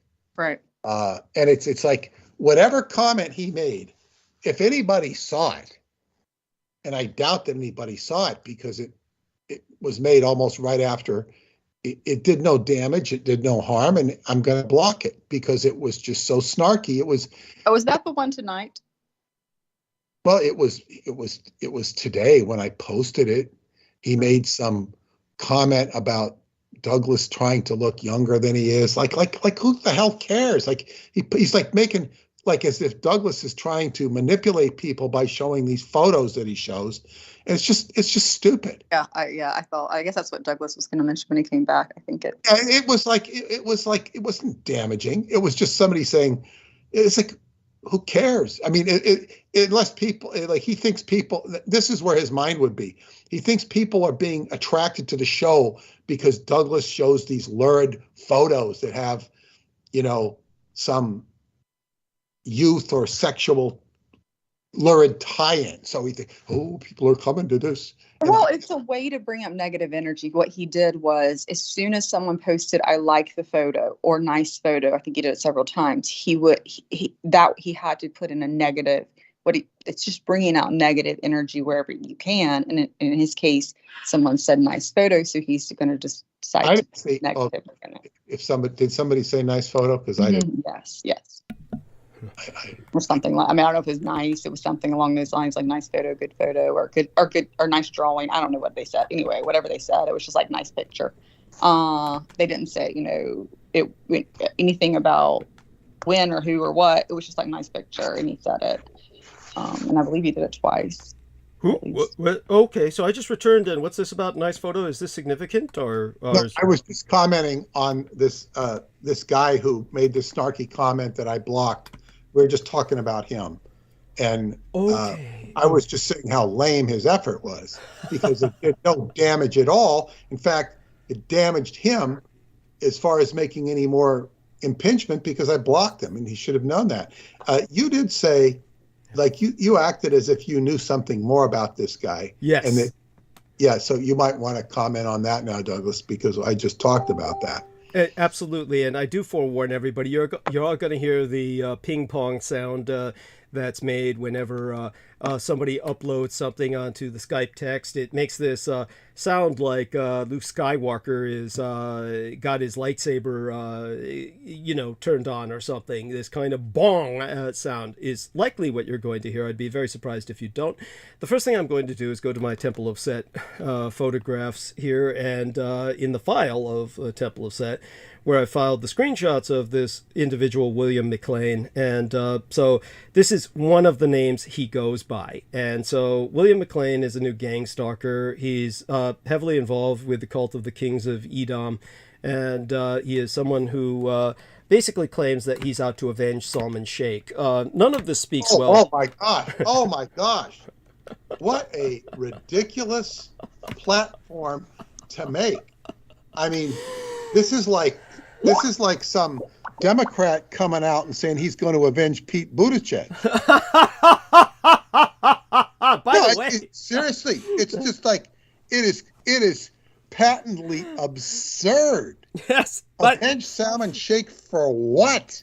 yes, thank you. And this is likely something, in all fairness, that Salmon Shake does not want. Salmon Shake, as far as I can see, is desperately seeking anonymity at this point in his life.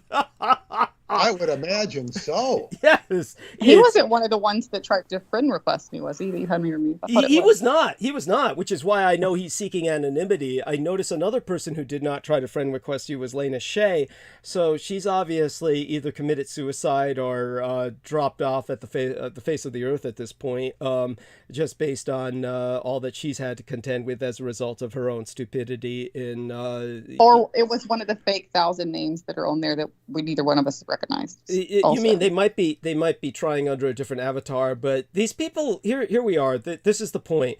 They all fit into a criminal profile where they're extraordinarily egomaniacal. These are people who your average criminal is egomaniacal enough where they don't usually operate under an alias. That at some point they have to be themselves, and usually they cannot be anything other than some variant of their own name. This is why Richard K. Cole Jr. only uses his own initials as Randy Allen Kramer. The RKC comes up again and again because of his insanity. He exposes himself. This is the way they all are. They can't help what they are any more than they can help being pedophiles. Just like a pedophile, whenever you see them on To Catch a Predator, whenever the idiot man who turned out to be a pedopornographer himself, and I don't even remember his name, but he's infamous now as being what he was tailing, and it makes perfect sense. Those who point the finger usually have three pointing back at themselves. But the man who was on that show To Catch a Predator is a child molester himself. But that being said, a pedopornographer at the very least. That's what he was busted for. But he, when he was pursuing others of his kind, and who would know them better, he probably was the man who sold them their pornography. That was how he caught them. That makes sense. Whenever he showed up, they knew who he was. They knew who he was immediately. The moment he showed up, it wasn't like, who are you? Not a single episode was that ever uttered. It was always, you got me. It was always, you got me. And the reason that is that they cannot stop what they're doing. They have no control over their compulsion. So it's the same with these people. They can't hide themselves. They will always present themselves. The man who escaped from Alcatraz ultimately wrote a letter to the FBI.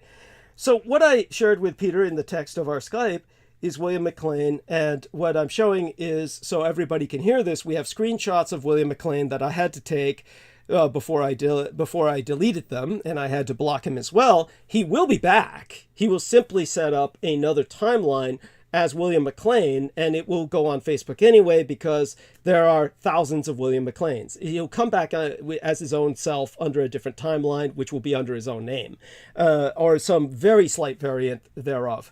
But what he does is he just says the same thing, and he links it to other people's names. Now, this is where it gets, where you know it's deep state, is because I'm friends with these people, and I can't link directly to their names. Half the time when you're friends with somebody on Facebook, you can't link directly to their names because their name is just not going to link directly. It's not going to work. You're just going to have to send them a message. But with him, he's able to link directly. So whenever anybody left a comment, he left the exact same comment. The only variant in his entry was he was able to link directly to their names. So he wants them to see what he's saying, and he's saying the same thing to all of them, that this photograph is not of Douglas Dietrich. Douglas Dietrich is in his 60s. Okay, now the insanity of this is, of course, anybody can see my most recent interview with Sean Bond, where I'm video recorded, and you can see my face, and it's obvious I'm not in my 60s.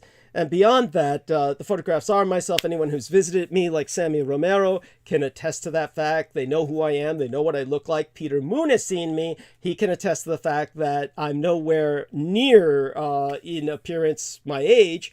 And so he can attest to the photographs being myself as well. This is, but the insanity is, it's like what they said when they were approaching Justin White, and Salmon Shake was using the same approach, saying Douglas Dietrich is not Douglas Dietrich, and Justin White was saying, well, who is he?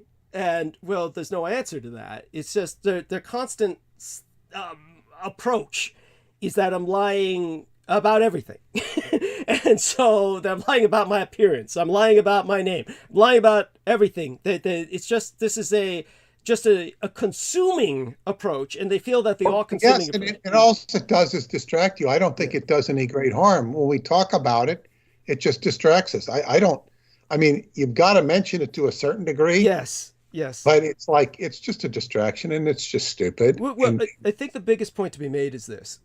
It's beyond that. It's beyond that in the sense that, unfortunately, let's put it this way. It is something that, unfortunately, people buy into. It's like Stephen King said, like you said, he probably got this from Cthulhu himself. It's just basically the naivete of the innocents is the greatest weapon of the liar. The liar's greatest weapon is just basically the open innocence of all his victims. People are hardwired to believe. It's just basically people assume you're going to tell them the truth. When people are asking for directions, there is no reason that a person has to believe you're going to lie to them and send them over the cliff. And for that reason, the lie is the most devastating weapon unless on Earth. they talk to Ian West. Well, that was my point with Ian West. Yes, my point with Ian West was that as well. Yes, he's putting up these signs. He's putting up false posts on his timeline, and we know he believes them. We know he believes that shit. But all that being said, is that when the weapon of mass deception is the most destructive weapon in history. It's the weapon of the lie. And the point is that people fall for it because they can't conceive anyone wasting their time lying about something that they can't comprehend has no meaning in their own lives. In other words, like if you've never met Douglas Dietrich, and somebody comes up to you and says, Douglas Dietrich is a liar, most people are simply going to accept that because they don't know any better. They don't know the situation. They don't understand why this person would lie about that. So this is their greatest strength, and it has its effect. It's why the book isn't selling. It has a profound effect. I don't think people are not buying the book because people are saying it's a liar. They're not even aware of it. People don't spread the information. Well, there's that. But they're numb to this information, and it's not like it's a thought out conspiracy, because it's a collective unconsciousness. They've all been deadened. Well, there's the ignorance of it. There's the ignorance of it, but there is also the suppression, and there's also the thought that it's a lie, because that's what people tell me. Is this? Everybody says, "Oh, I'm not going to buy the book because." I don't even think it gets to the far of I'm not going to buy the book. Yeah, I get that. I've gotten plenty of correspondence. I'll share it with you at some other point. But the point is, people believe this because that way their minds don't have to work. They don't have to expand their mind any further. They don't have to do any work. Yeah, I agree with you, but I'm saying it doesn't even have to get to the level of logical discussion, because the logical discussion is not even going to take place, because it's operating from a region of complete illogic, because that's what that's the point. Yes. So just to reinforce that point, so that we turn it around tonight for everybody who's listening, and so everyone who's listening can spread the word, understand this much. It's kind of like when Brooke Gibson brings this up, and she says, it talks about, my being the son of Adolf Hitler, being a vampire, that this attracts the crazies. Now, she brings this up because of her own frustration with dealing with some of these crazies who have called her personally and tried to get in, basically, in her panties. Now, for those of you who don't have that problem, where they're trying to get in your knickers, basically, the issue is this. You hear Douglas Dietrich, vampire son of Adolf Hitler. Automatically, that discredits the person speaking. You would think that would be enough. You would think that my saying any such thing would basically disabuse, obviate, render entirely moot any efforts, concerted efforts at that, to discredit me. There would be no need. I have effectively discredited myself by all conventional logic. But we all know everything I say Well, is true. and that's what I've always said. Do you know how well I could sell you? Yes. I'm sure if you hadn't said those things, which I know they're true, but it's very hard. But honey, you'll notice. But I never. agree. You'll notice, honey, I never say those things as a regular component of advertising or self-promotion. They're all very casually in the background. It's not my selling point. It's not my primary identity, even. It's not where I come on and say, it's Adolf Hitler's son's show. It's the vampire show. No, it's just Doug Dietrich. The other stuff is collateral. It just comes up. So the point is, when you bring it up, it's because, God, that stands out to you because you happen to notice it, and you say, man, I could sell this guy more easily if he hadn't said this. But the reality is, what you say is rendered kind of, it's rather naive, what you say as well, because what you say is based on the thought that, well, there's anything there that people would want to hear anyway without this being said. The people who are seeking me out are seeking the extraordinary. They're seeking the unusual. And they otherwise would never hear about me. What I'm saying is basically so antithetical to their conditioned reality that they lost World War II. That already it doesn't matter if I were the straightest guy in the world, that I didn't cross-dress, that I was just some blonde-haired, blue-eyed, Nordic, lantern-jawed white guy, and I said that, you couldn't sell me. It's so extreme that the other stuff doesn't even count. It's truly collateral. But because they can't deny the history, because they can't deny what I'm saying, all they're left with is attacking Excellent the character. point. That is the whole. Yes. That's the whole crux of it. Thank you. It's an incredible point, but it's a point that, you know. So that's the point to be made. Avoid. Is basically this. Is, you know, the interesting thing, and the reason everyone, all of you listening, and do spread the word on this, the reason you know I'm the son of Adolf Hitler, the reason you know that my mother was half vampire and I'm a quarter vampiroid, is because they work so hard to discredit me. Whereas, if I just say that, hey, I'm the vampire son of Adolf Hitler, and that alone should be enough. No one should need to say anything. They could just laugh, go about their merry way, and all of you can laugh and go about your merry way, and I'm left alone. And I could say that repeatedly on every street corner in the US, and people would just walk away. But no, they've gotten together entire networks of people to scream and shout that I'm a liar over something that should be taken as a lie on the face of it. That's how you know it's true. That's how you know everything I say is true. Because the effort they're putting behind it. What I've just shown, Peter, is a guy who sits down and he sends a separate comment, cut and paste, link to every individual name of every person who enters a comment in thread of my promotional banner for tonight, which I put up just when I woke up hours before tonight's show. And it's just a picture of me. Basically, you can't even see my entire face. It's taken with my cell phone. I caught a corner of my eye, and this is what you see. And he's saying, that's not Douglas Dietrich. He says, Douglas Dietrich is in his 60s, which I patently am not. I was born in 1966. So this is an individual who's lying through his teeth to tell you I'm a liar. This is what they do all the time. They'll lie through their teeth to tell you, they'll lie, they'll cheat, they'll steal, they'll kill. To tell you that I lie, that in fact, not even that I cheat or steal or kill, just that I lie. They'll lie and cheat and steal and kill simply to tell you that I lie. And it's so important to tell you that I lie. Because they're trying to say, he's a liar, he's a liar. Don't believe what he's saying. Everything he says is a lie. Now, what am I saying that is so threatening? Well, aside from the fact that I am the son of Adolf Hitler, which is enormously threatening. Aside from the fact that vampires walk the earth, which is enormously threatening. The fact that I'm exposing the fact that you lost the Second World War is the most threatening of all. But they never bring that up because they're too busy assassinating my character in the hopes that you don't finally realize the main message, that you lost World War II, that your military is the bad guy, that they're the baby raping Satanists. That is what they have to have you not believe. So they have to say everything he says is a lie, down to the point of who I am.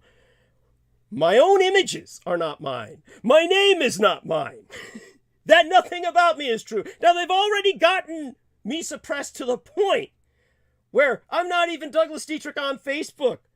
I'm a Japanese porno actress who gave me her timeline. Sora Aoi, bless her heart, when she retired and got married.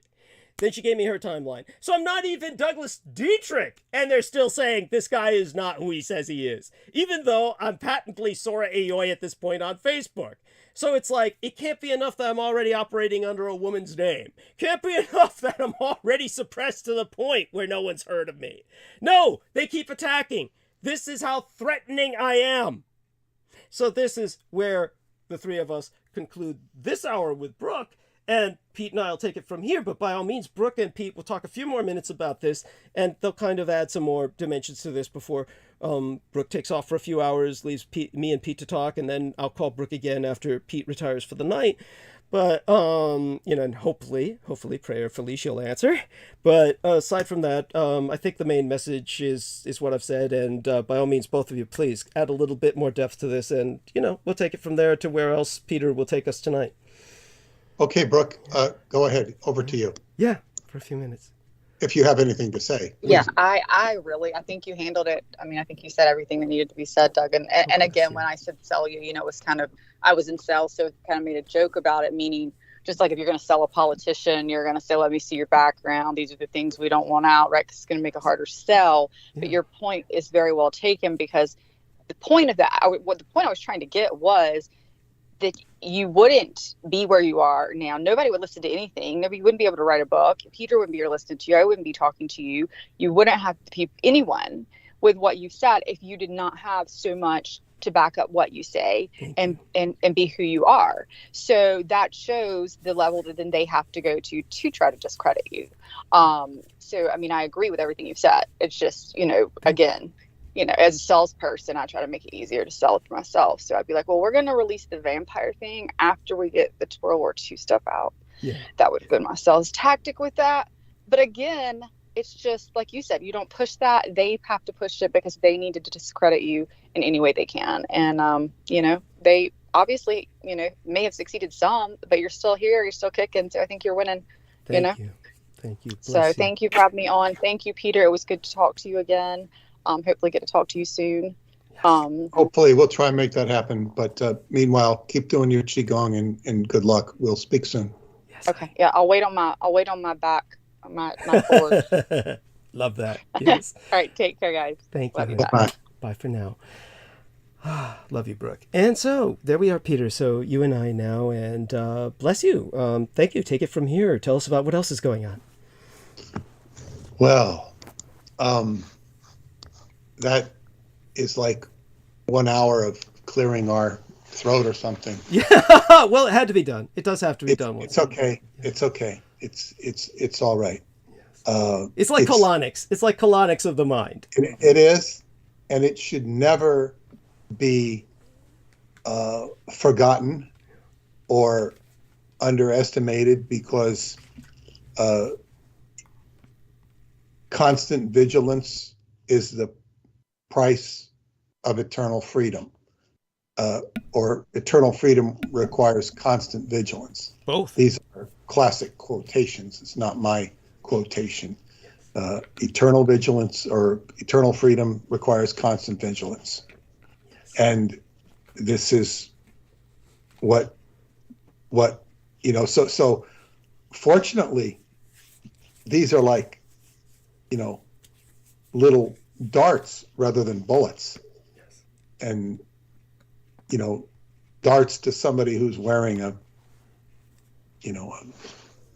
protective suit. Yeah. They're not very good. And in a way, it's kind of good if you get a response.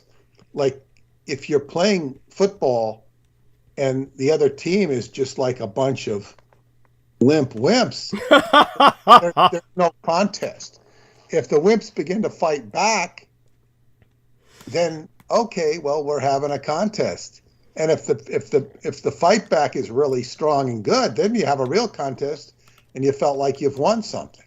Thank you. So it's not that we want the enemy to be strong. We want the enemy to, be pacified by, essentially by love. As I said,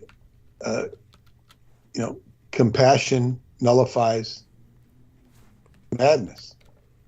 Now, when Brooke expressed kind of sending out Aquino in this sort of love and light, saying, help Douglas if you want to do something, how did you feel about that?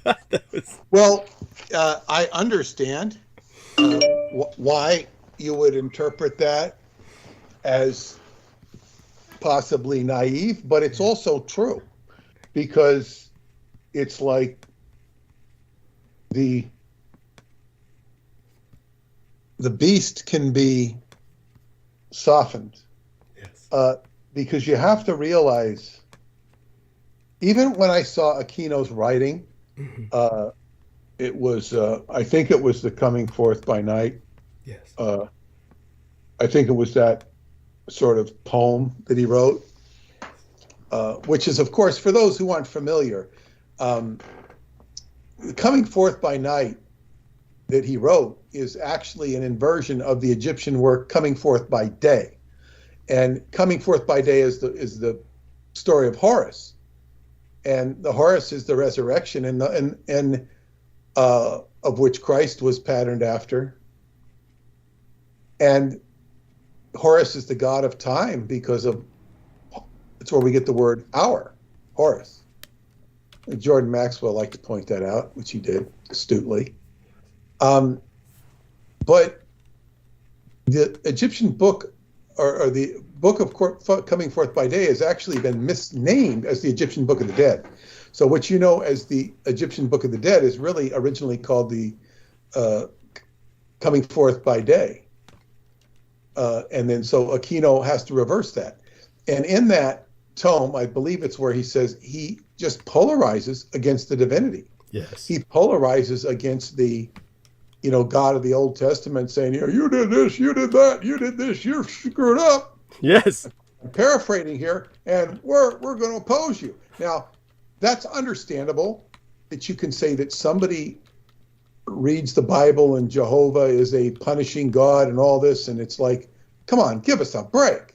Yeah. Give us a break. You threw us out in here. It's like Captain Kirk being thrown out into the arena in some alien civilization, and they want him to fight. And they're not giving him a fair chance. And the difference between Captain Kirk and you is that, you don't have that no matter how bad the circumstance, there's always a way out. No, you don't have that. And you don't have the TV script writers, plot armor. Yeah. Advantage. Not only does Captain Kirk have the winning attitude, he's got the script writers to make sure he doesn't get killed. Yes. You don't have that.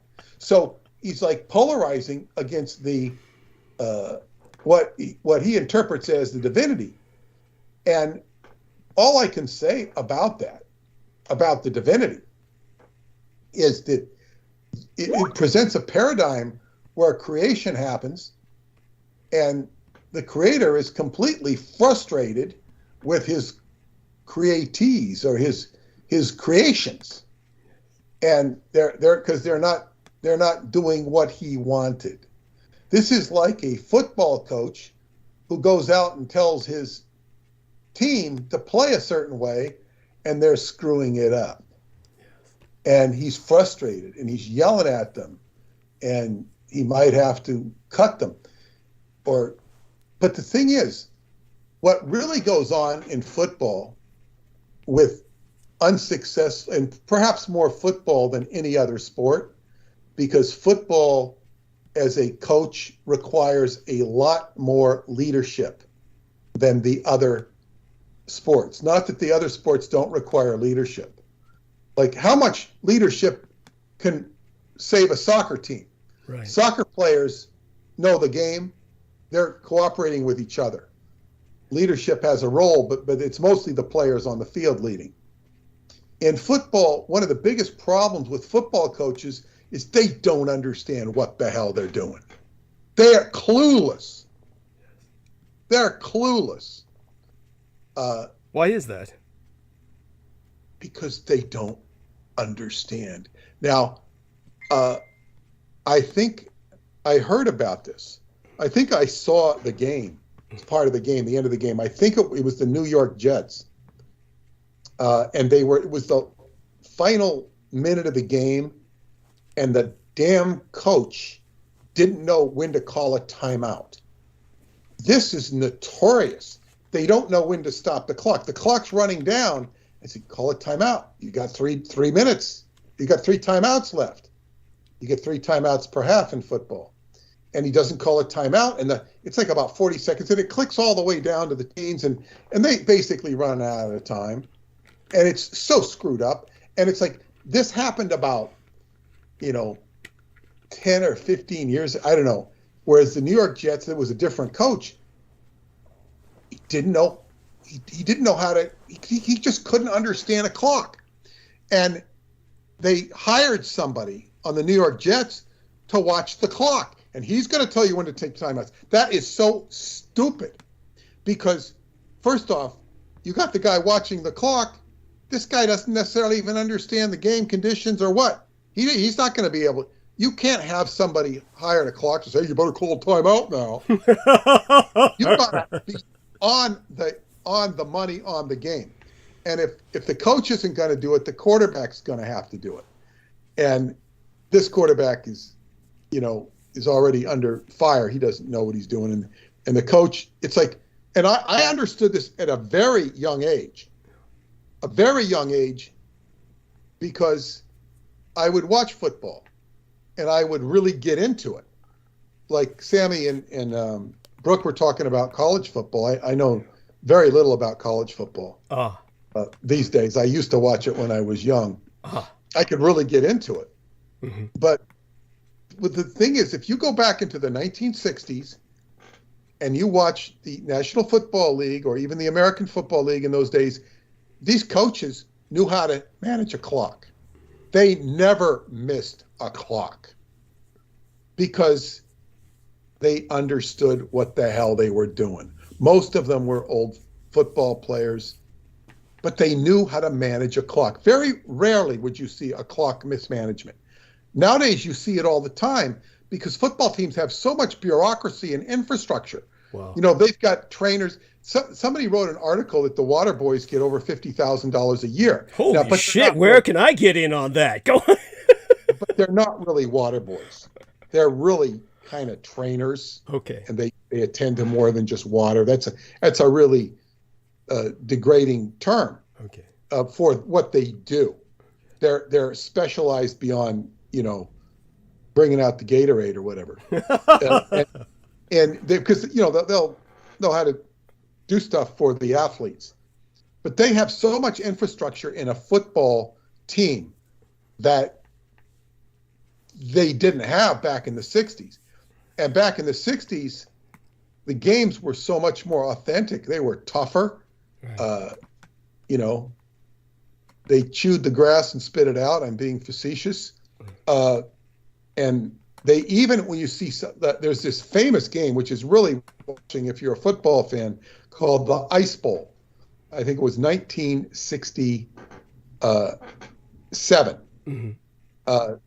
The Dallas Cowboys and the Green Bay Packers. It's played on an icy field.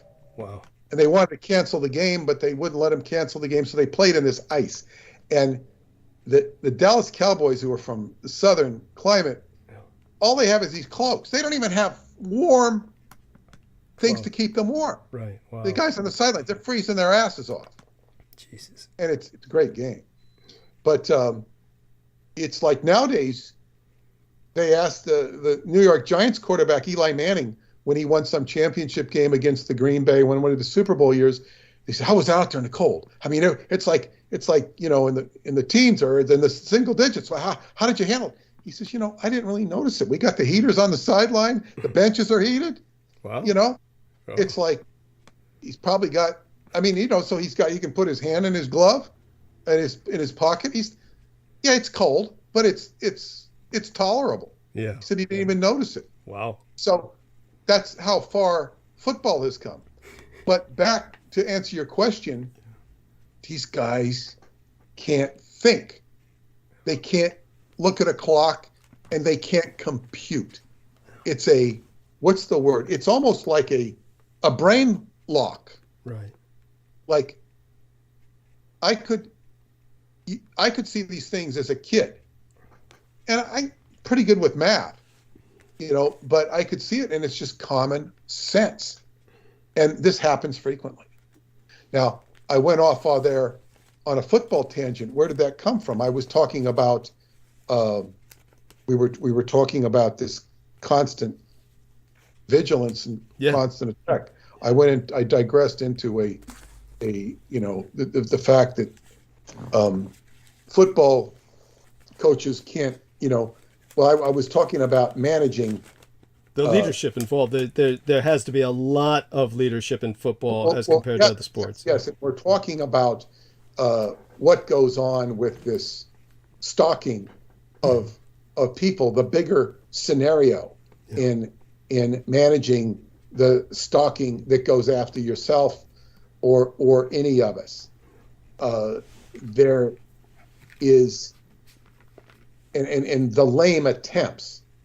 So I was talking about, a lame football team that just kind of like doesn't have any energy. You want a opponent to make you feel like you've accomplished something. Yes. Yeah.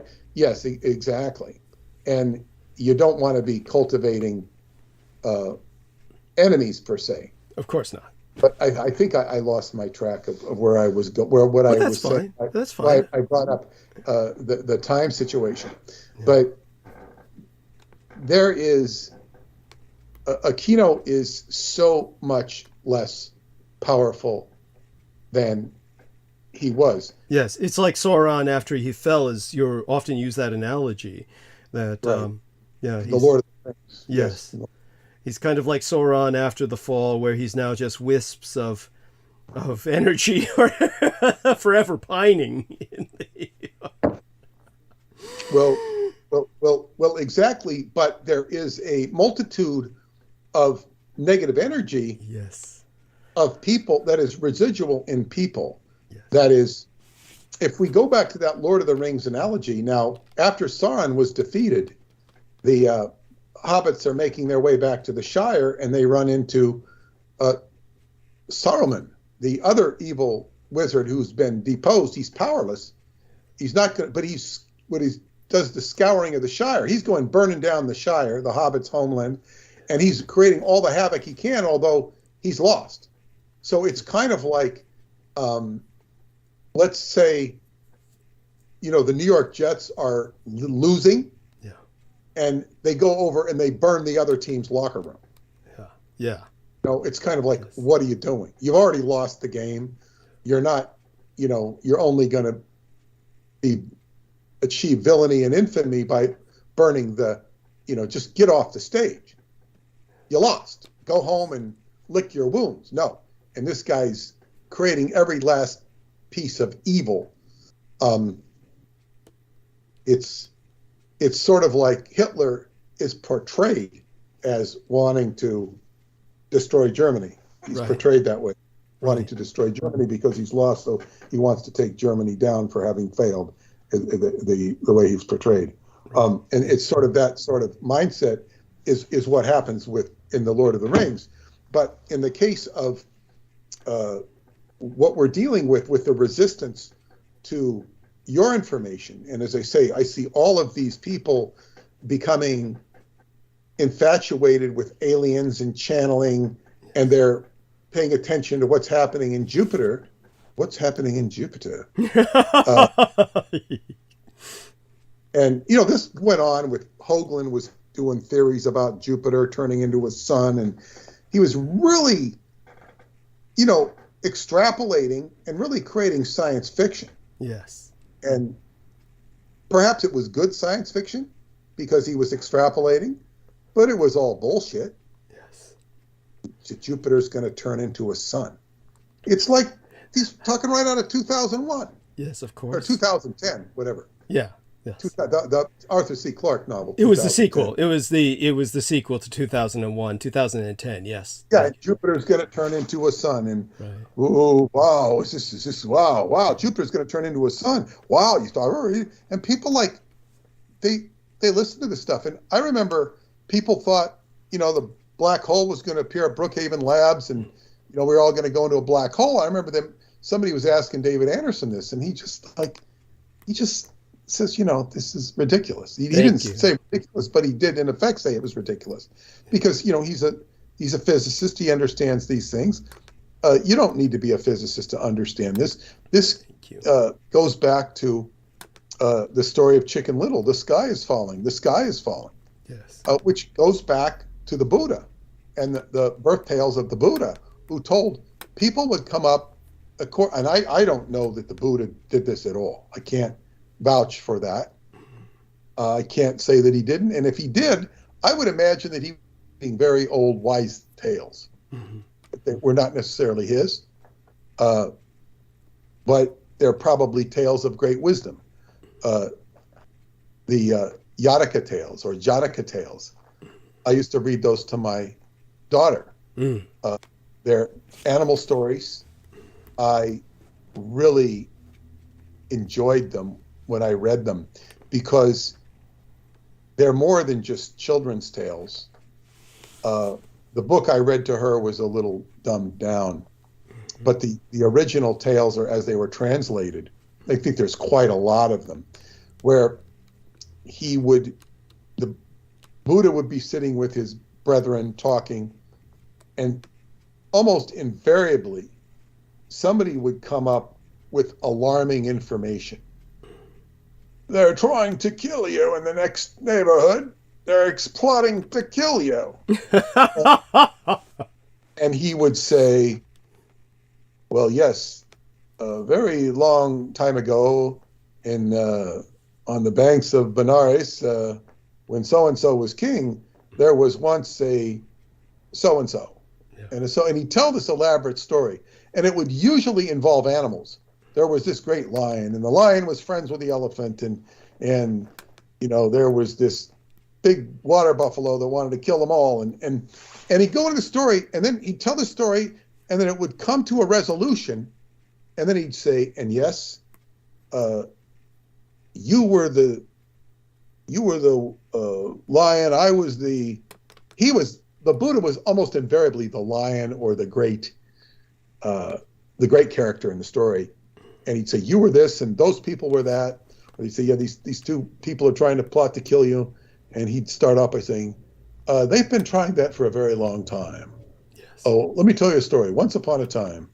And he'd tell this story, and it would all come back to a center point where he'd have everything assigned. Everybody would be assigned their place and their role, and it would all come to naught.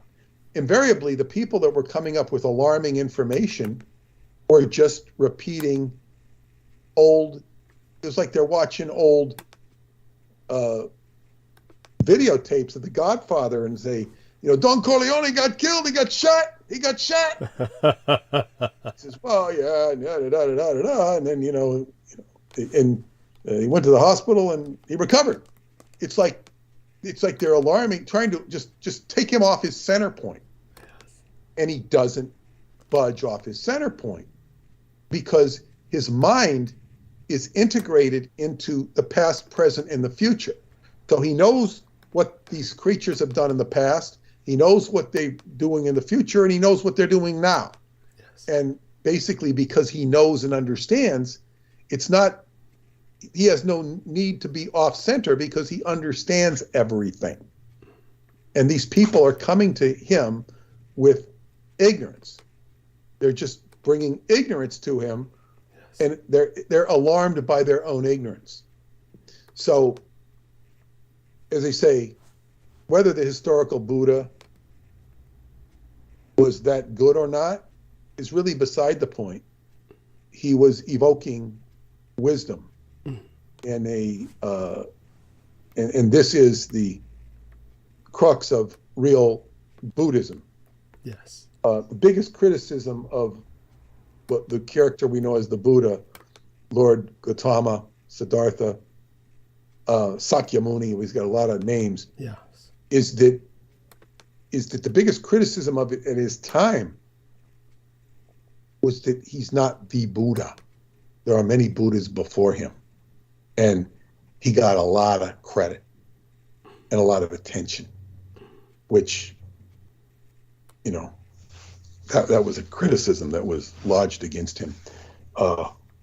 Not a carping criticism, but a more, I guess what you'd say, refined criticism.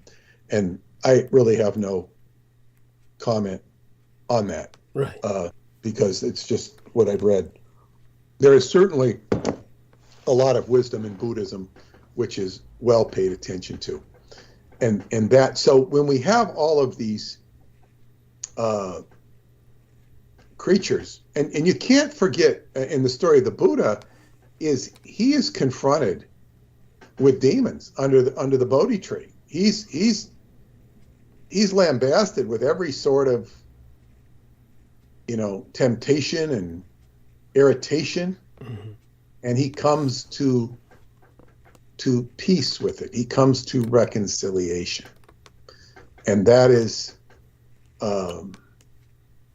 that's like the ultimate. There was a term in Scientology called a release. You're a release, like a grade 1 release, problems release. You released your problems. A grade 2 release of your release. It was your basically your sins.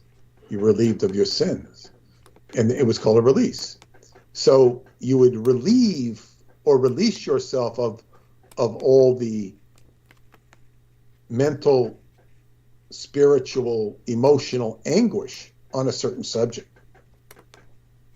And when I was new in my first year of Scientology, I would see these people come out of what was known as the Hubbard Guidance Center, where the auditing took place in this old Datsun garage, where they had converted all these rooms into auditing rooms.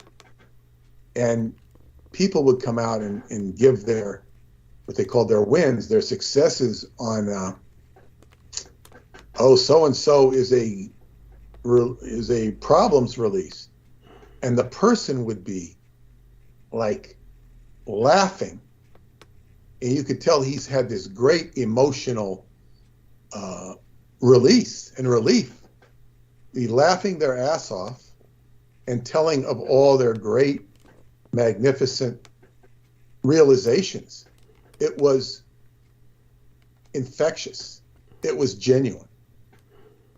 And I saw so many people. And of course, it told you that there was something there. One can just, oh, wow. And the only, I guess, caveat that you would put onto this, that Hubbard put on himself, is, you know, you can release yourself of these and have this great experience. But because life can beat you up, you might need to go back and revisit this. So in other words, it wasn't necessarily a permanent,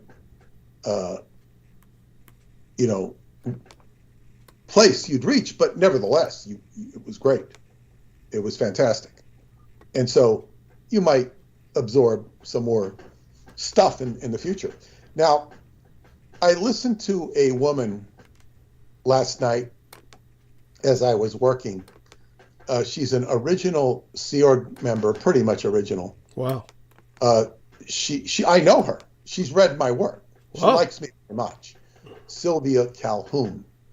And I was very touched to hear that she was born in Long Beach, California. I mean, I knew she was in California. She gives about a 2-hour interview, Sylvia Calhoun, on what it was like in the Sea Org in the early days. And she tells the bad with the good, but she's just so, she says, man, there was nothing like going around and traveling on the Mediterranean, going on all these adventures, and it was what a wonderful time. And she said that to me personally. I've spoken to her on the phone, and she just what a wonderful adventure it was with L. Ron Hubbard. She says we weren't being tortured. Yeah, and she says I never laughed so hard in my life in those days. Wow. And she was in it before I was. She suffered, much harder times than I did. She didn't suffer so much as many of the other people though, because one thing I didn't really remember her. She said that this is one thing her and I had in common. She says, you hear of all these people being sleep deprived. She says I was never sleep deprived. I always got my time in sleep. And I was the same way. I could not allow myself to be sleep deprived. Right. There were a few occasions when I didn't get much sleep at all, but I would make up for that. And so, in other words, people were victims of their own design. Right. When they said they couldn't sleep. In fact, during the whole time I was in the Sea Org, one of the first things I learned was that Hubbard got his sleep. Mm-hmm. And he advocated we get sleep. So when all these executives say, well, Hubbard only sleeps 4 hours a night, he only sleeps 3 hours a night. And I would just say to my colleagues, I said, it's bullshit. And people would look at me like, how dare you say that? Oh my God. Are you still there, Doug? Yeah, I'm here. Can you hear me? Yeah. So, I mean, and I'd sit there and I was not afraid at all because I knew the truth. And, when you know the truth and people are using bullshit lines to intimidate the crew and your colleagues and people don't really know and you just, okay, I know. And, people bullshitting people. Yeah. So it was very, very interesting to listen to her, and I would like to talk to her again. She's very close friends with another close friend of mine, and we had some very nice conversation, right? Many, many years ago. I haven't talked to her in a long time, mm-hmm. But certainly, I was talking about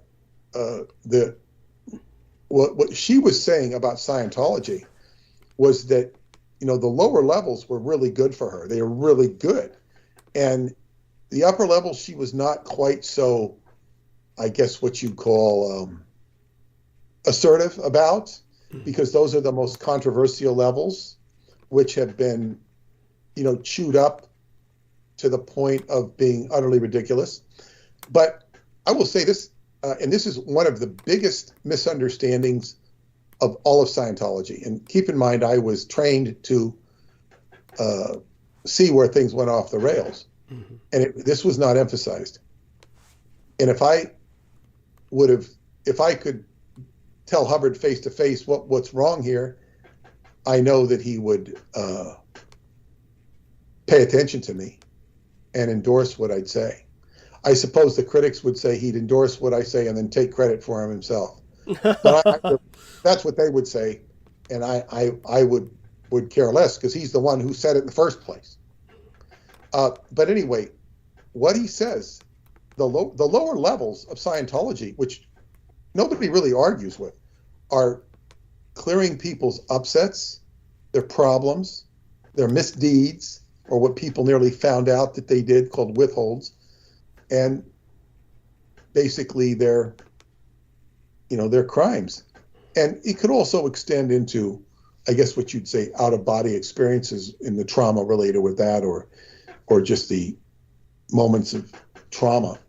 But I met with a psychiatrist in Romania who wanted to talk to me. There's a friend of another psychiatrist.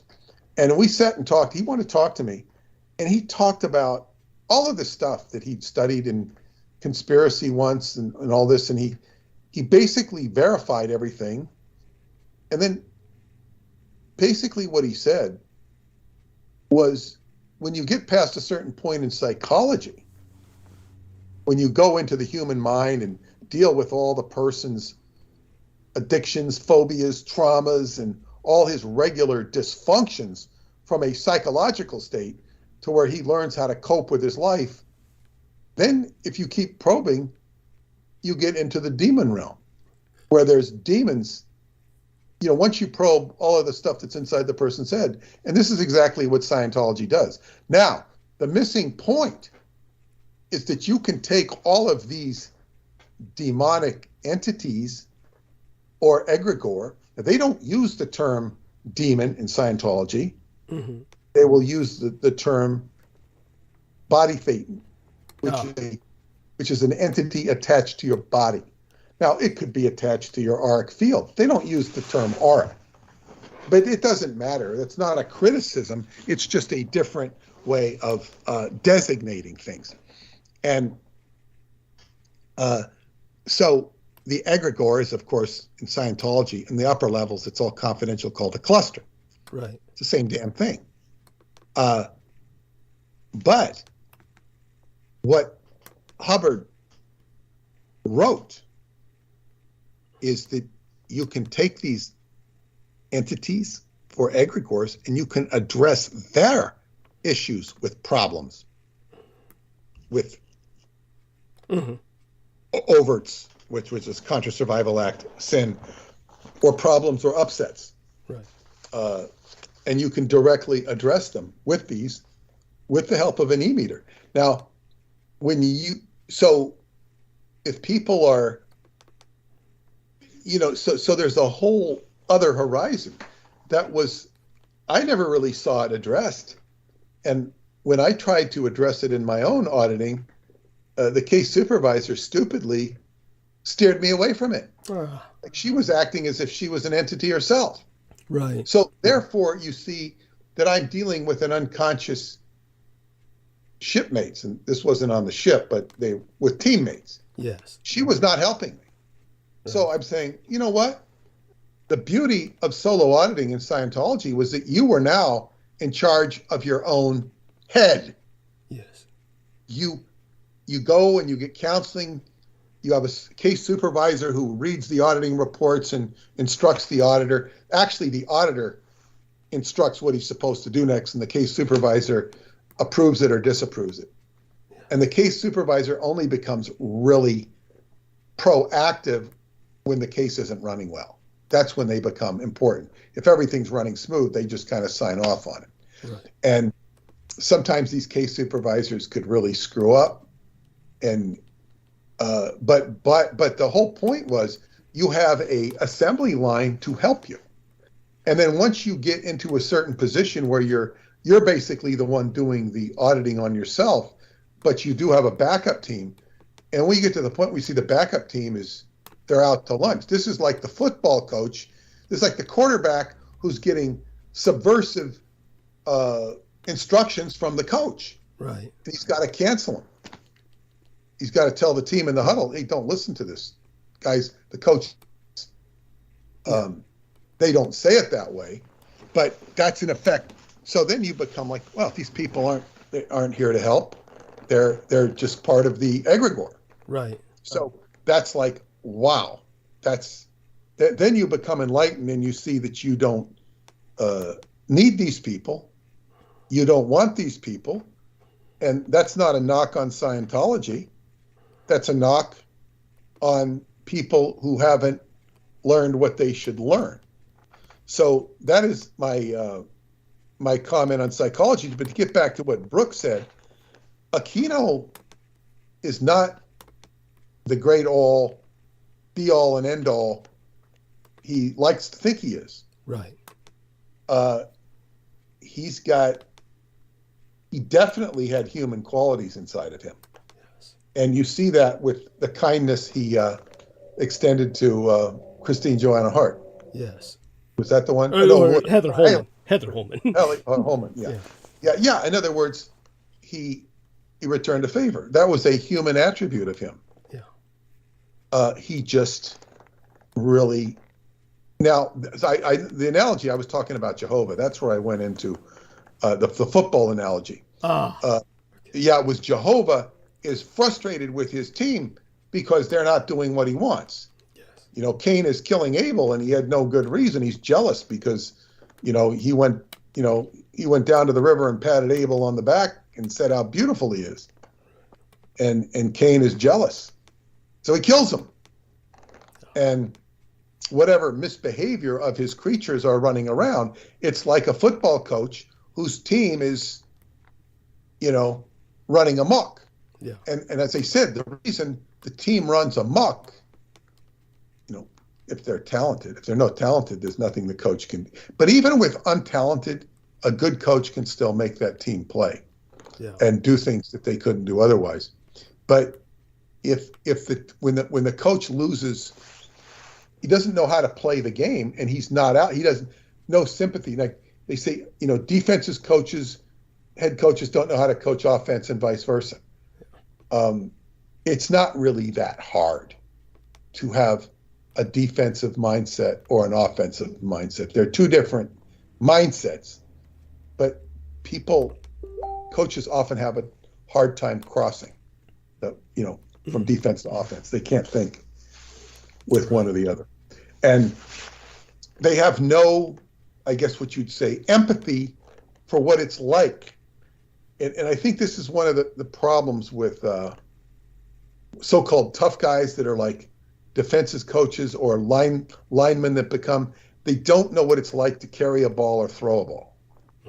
They know less about throwing a ball, carrying a ball than I do.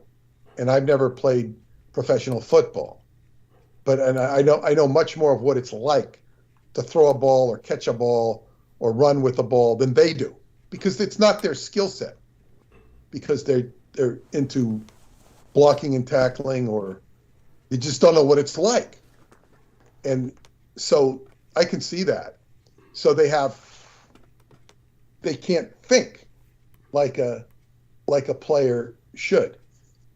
And that is what you get back into Jehovah.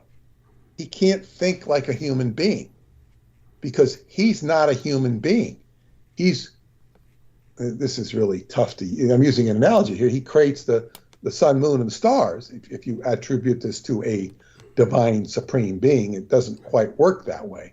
But you see the creative impulse creates all this stuff. He creates an environment, and then all these sparks, fragmentations of the creator are out there now living in that environment. Yes. And he's like, the producer, and he's going, what the hell are you people doing? I don't understand. I don't understand you. Where's my medication?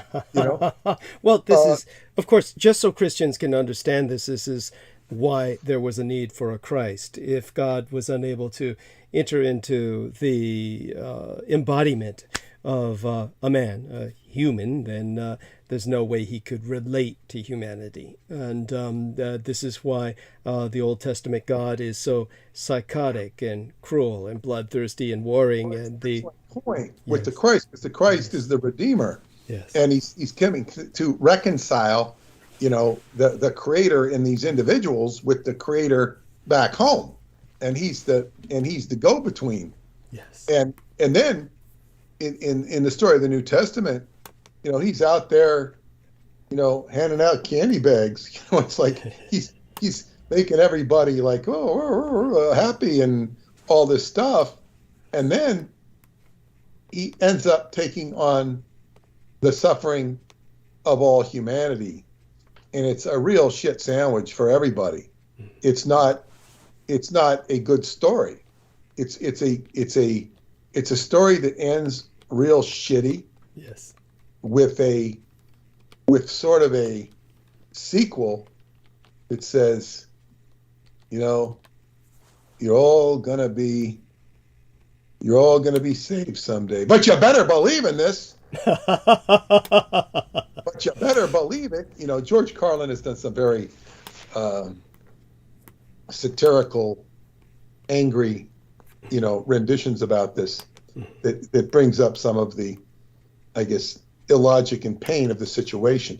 And of course, the situation is painful and it's illogical, because the situation is it's not reconciled.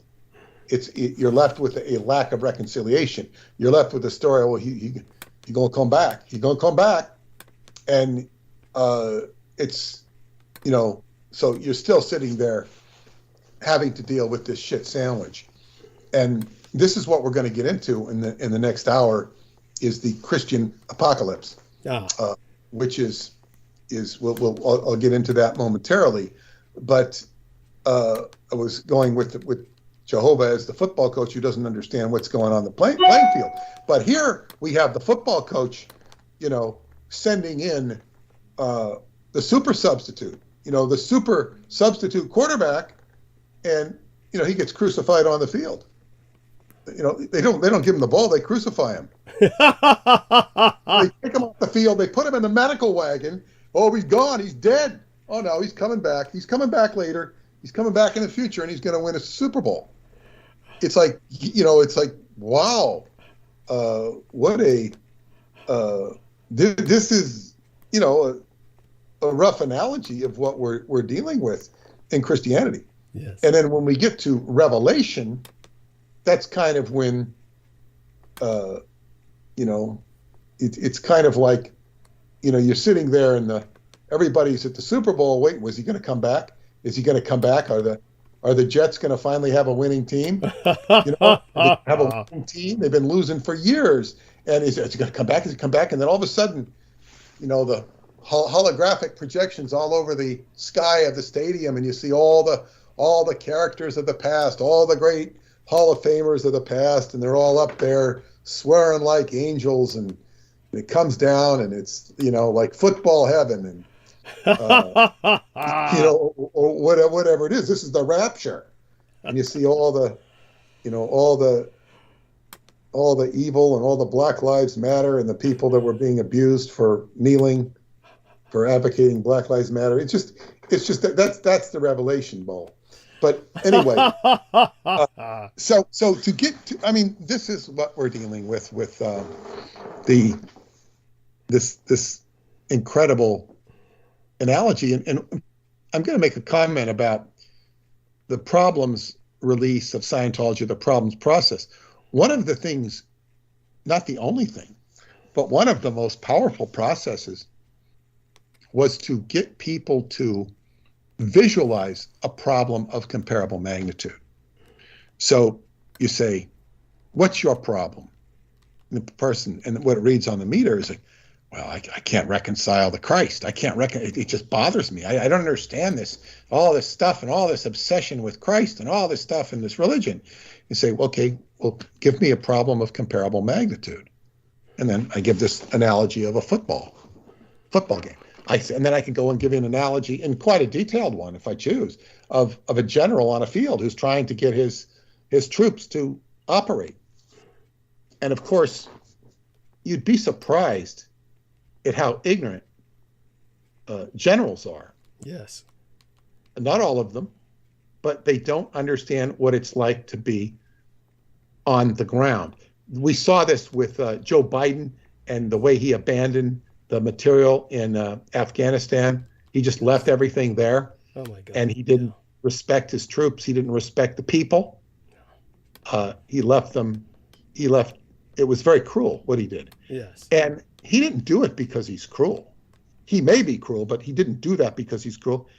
He did it because he doesn't understand real situations and real events.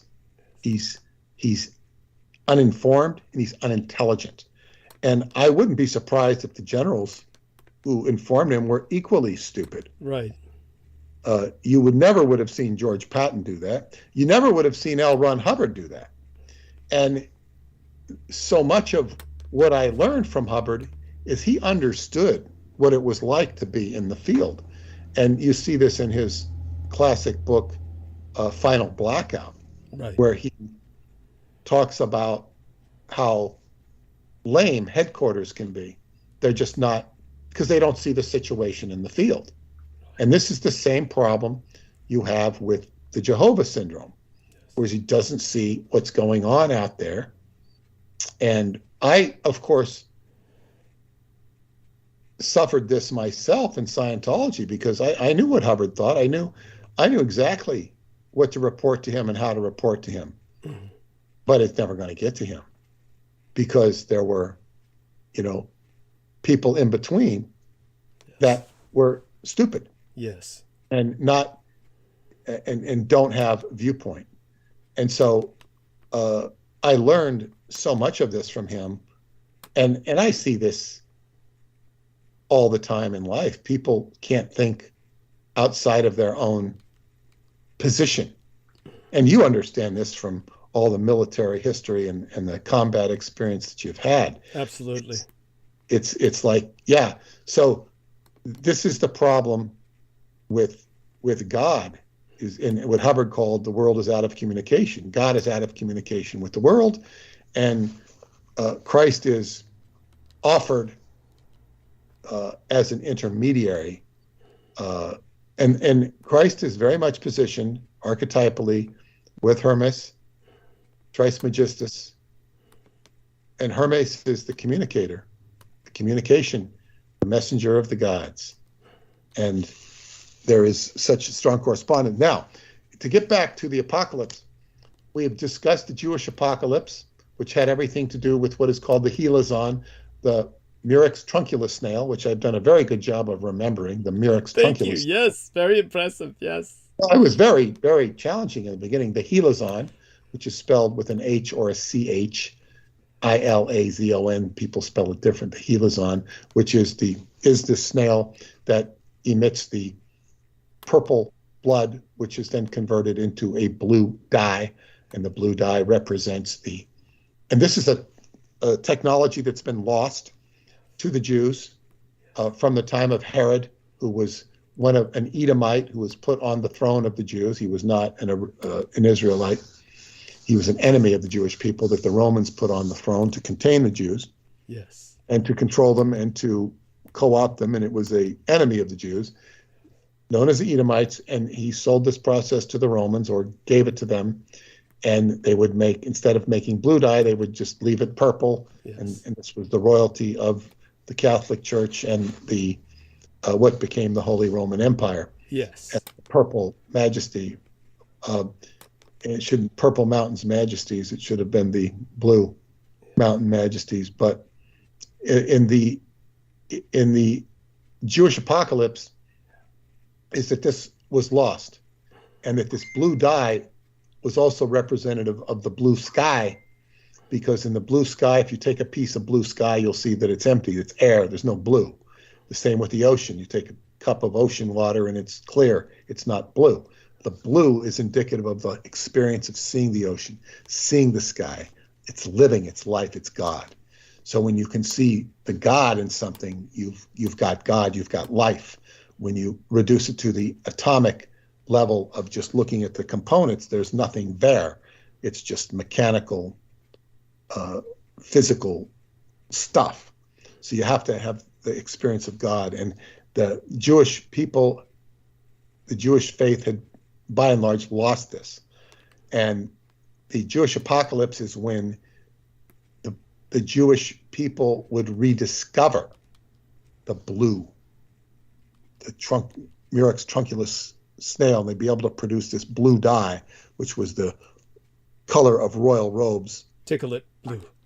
Yeah, Techelet blue. Thousands of years ago, during the time of Solomon, when all the royalty from all over the world would wear this blue, and the blue was so valuable, it was worth 20 times the price of gold, the poundage of gold for its weight, because it was so valuable.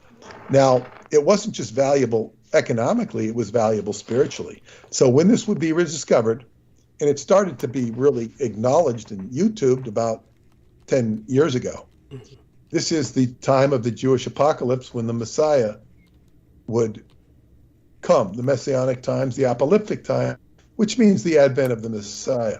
And we can interpret the Messiah as a human being, or a divine incarnated human being, or even an astral being, a spiritual being.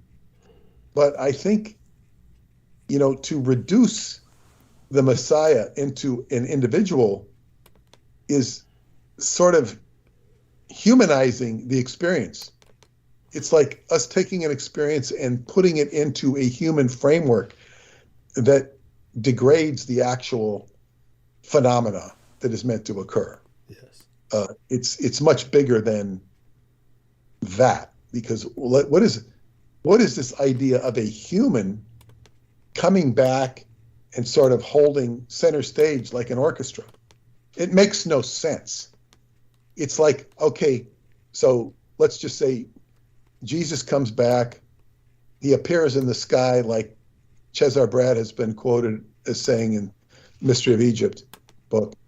And so Jesus now appears, and then what is he conducting a choir? You know, Something of that. which is going around and saying, "You've been good. You've not been good."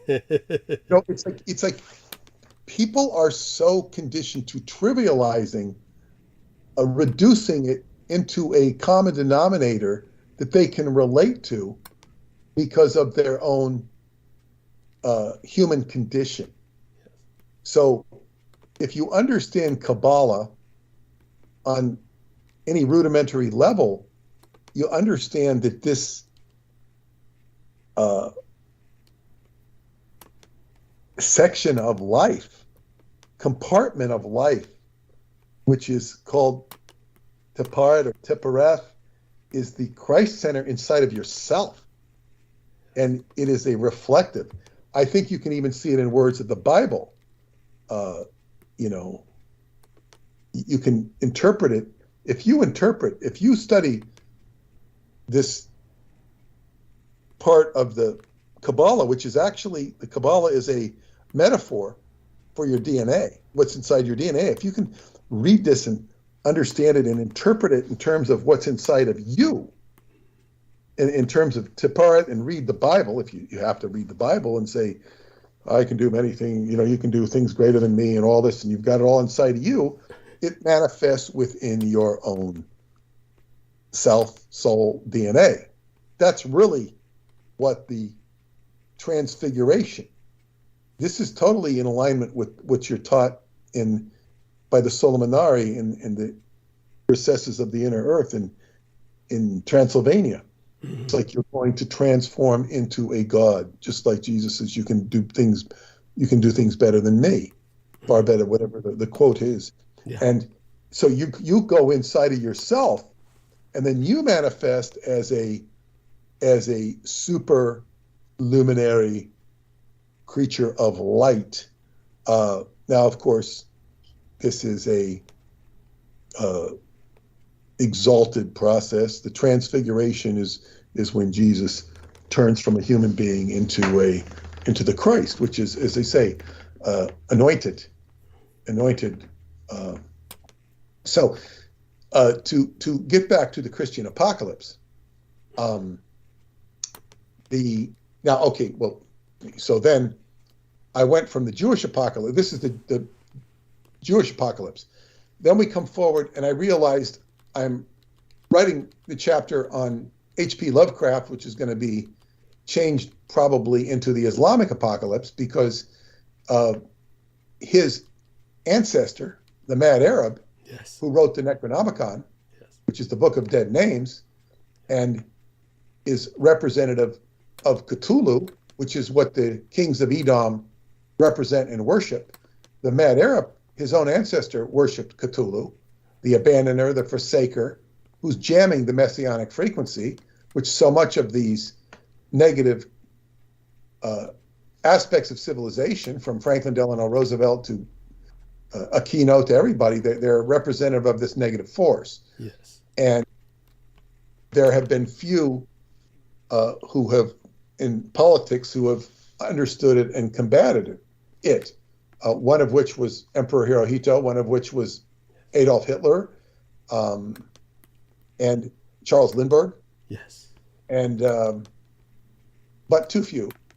That's right. Harold Houdini, and of course H.P. Lovecraft himself. But H.P. Lovecraft's work was highly monitored by Army intelligence. That's right. And it was turned against the population. Yes. In no small part later in the 70s with Aquino, where it became very popular in a very negative way to dominate video games and media in general. Yes. Now, the Islamic apocalypse, I realized, as I discussed in the last transmission, was that the Mad Arab, was called mad because he went crazy, or pretended to be crazy, because the caliph was after him because he had failed to correctly engineer a dam for the flooding Nile, which he said he could, and he couldn't do it.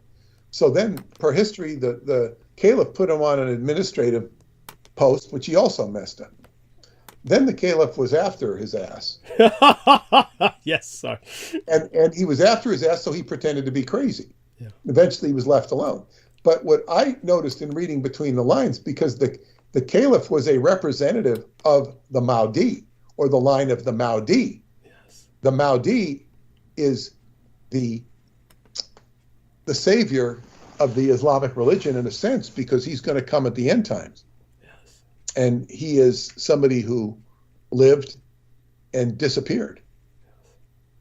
And he would reappear. And Jesus will come with him, and you will have the judgment day. And this is, so I realized that H.P. Lovecraft and the Mad Arab, they were dealing with the Islamic apocalypse, which I talked about in the last transmission. And as I said that, I said, you know what? Now I'm going to have to deal with the Christian apocalypse. Yes. I said, that's going to come up too. And behold, it did. Yes. And it came up in a very just sort of incidental way. And I'm going to share that as soon as I take a 2-minute break, Douglas, and I need you to hold the stage. Absolutely, I'll hold it for you. So everyone I'll who's be right back. Yes. So keep talking. And I did send you the newsletter. I don't know if you had time to read it, but I'm going to share this and read. And I sent it out to anybody who was on the Time Travel Education Center. They could read it and be primed for what we're going to discuss. It's Excellent. very interesting. Yes. Okay, I'll be right back. Absolutely. Just so everybody knows, Peter Moon, of course, has been sending me a number of the newsletters that have been covering any number of subjects. All of this is profound. And when it comes to everything that we've been discussing, I hope everyone appreciates the fact that all of this is... It's just takes a lot. It takes a lot out of somebody. And it was such that when we were originally dealing with these topics, it was so negative that Peter just wasn't going to deal with it. And so we're all profoundly blessed that he's rallied himself and that he's able to deal with these topics and that he's able to be motivated and inspired to the point where he can help the rest of the world understand the profundity, the depth of these topics. By the way, Macronomicus says Mr. Moon has a delightful mind. I appreciate his shared wisdom and insights. You can tell he loves to dig in and see for himself, which is refreshing. Thank you. And all of this, of course, is, Deanna Fraser. Shout out to her as well. As Macronomicus says about our gang stalkers, often they get these fools in the fake club, but it's far more about them becoming a snack than the useful stuff they get them to do for them. 2 birds, 1 stone, endless snacks.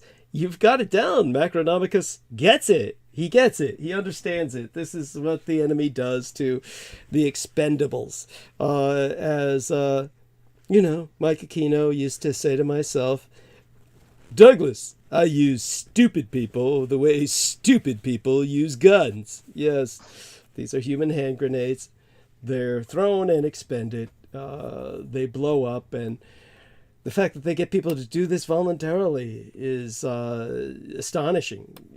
But, there are people out there who are venal. They're venal. And it's the venality that they're after. The venal among us are the ones that are so easily exploited. The stupid. I'm back. Yes. Douglas. Yes. So our man is back. Yeah. Well, we're dealing with, I guess what you'd say, lower vibration. And just before I go into this Christian apocalypse, yes. I had a woman contacted me about a couple weeks ago, mm-hmm. and she was all kind of, how can I say this, motivated, animated about the inner earth. She's had her own comments with the inner earth, and she was hitting me on this inner earth angle, and was really juiced, and she wanted me to call her. Mm-hmm. Now, I certainly don't, I get people's phone numbers all the time. I don't have time to call them, but I called her, and then it turned out somehow Scientology came up, and she says, yes, my father was in Scientology. Mm-hmm. And I said, what was his name? Oh, son of a gun. I knew him. Wow. And we spent probably an hour, and I recounted all of my memories of him. Wow. And he was not somebody I cared for. Oh. And I told her that. She laughed. And actually, I was struck when I talked about him. I said, I actually had very many pleasant conversations with him. But be that as it may, it was just sort of a it was odd. Yeah. It was interesting, but that she came from this sort of inner earth reference point. I forgot why I brought her up. Oh, well, because she no, was. Yeah. Go ahead. Oh, no. Go on. I think you remembered it at this point. Yeah. Well, yeah, I don't. I brought her up for a reason. Well, she was definitely someone. The inner earth. There was the fact that she was trying, like so many people. They get excited about a subject and they contact you. And for some, I feel that this woman really has a real soul connection to this stuff. But that really wasn't the point. But anyway, I had was dialoguing with our friend Aaron. And he said something. He just had to do with maybe I was writing about what I've been interfacing with you. Uh-huh. And somehow something came up about St. John. Okay. Now, what the hell is St. John? Now, St. John is really a problematic character historically. Now, because St. John the Divine. Who's St. John? Okay, there's John of Revelation. Is John the one who appears, the Apostle John? There's a lot of confusion about who John is. And we're not going to really address that. Mm-hmm. But I remembered, because Aaron, he understands the Bible well. But I went and I touched on something, and I actually went into my old newsletter to look it up. My Montauk Pulse newsletter of winter 2008, which is written right after I get back from my trip to Bavaria during Halloween of 2007, when I went to Bavaria. And the title is The Black Sun Revisited, Midnight Mountain in 2012, a summary of Peter Moon's trip to Bavaria. Now, this deals totally with the Christian apocalypse, because there was a character and I learned this from Oliver, the guy who was hosting. Don't remember Oliver's name. Really nice guy. Took very good care of me.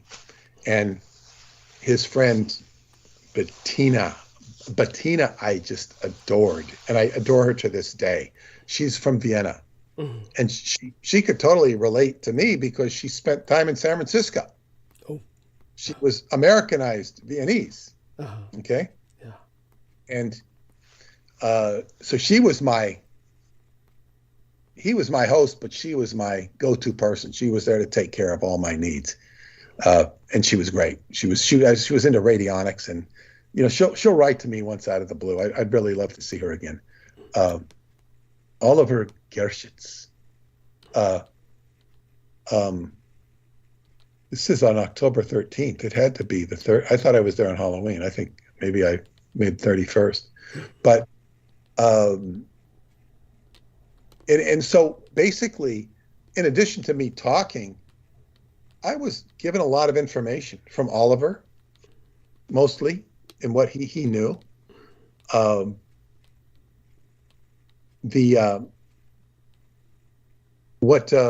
Okay, so in my book, The Black Sun, it was said that the Black Sun was a mysterious German secret society that was senior to and more powerful than the Thule and Vril societies which supported it, and further that there was an even more powerful and mysterious society to the Black Sun.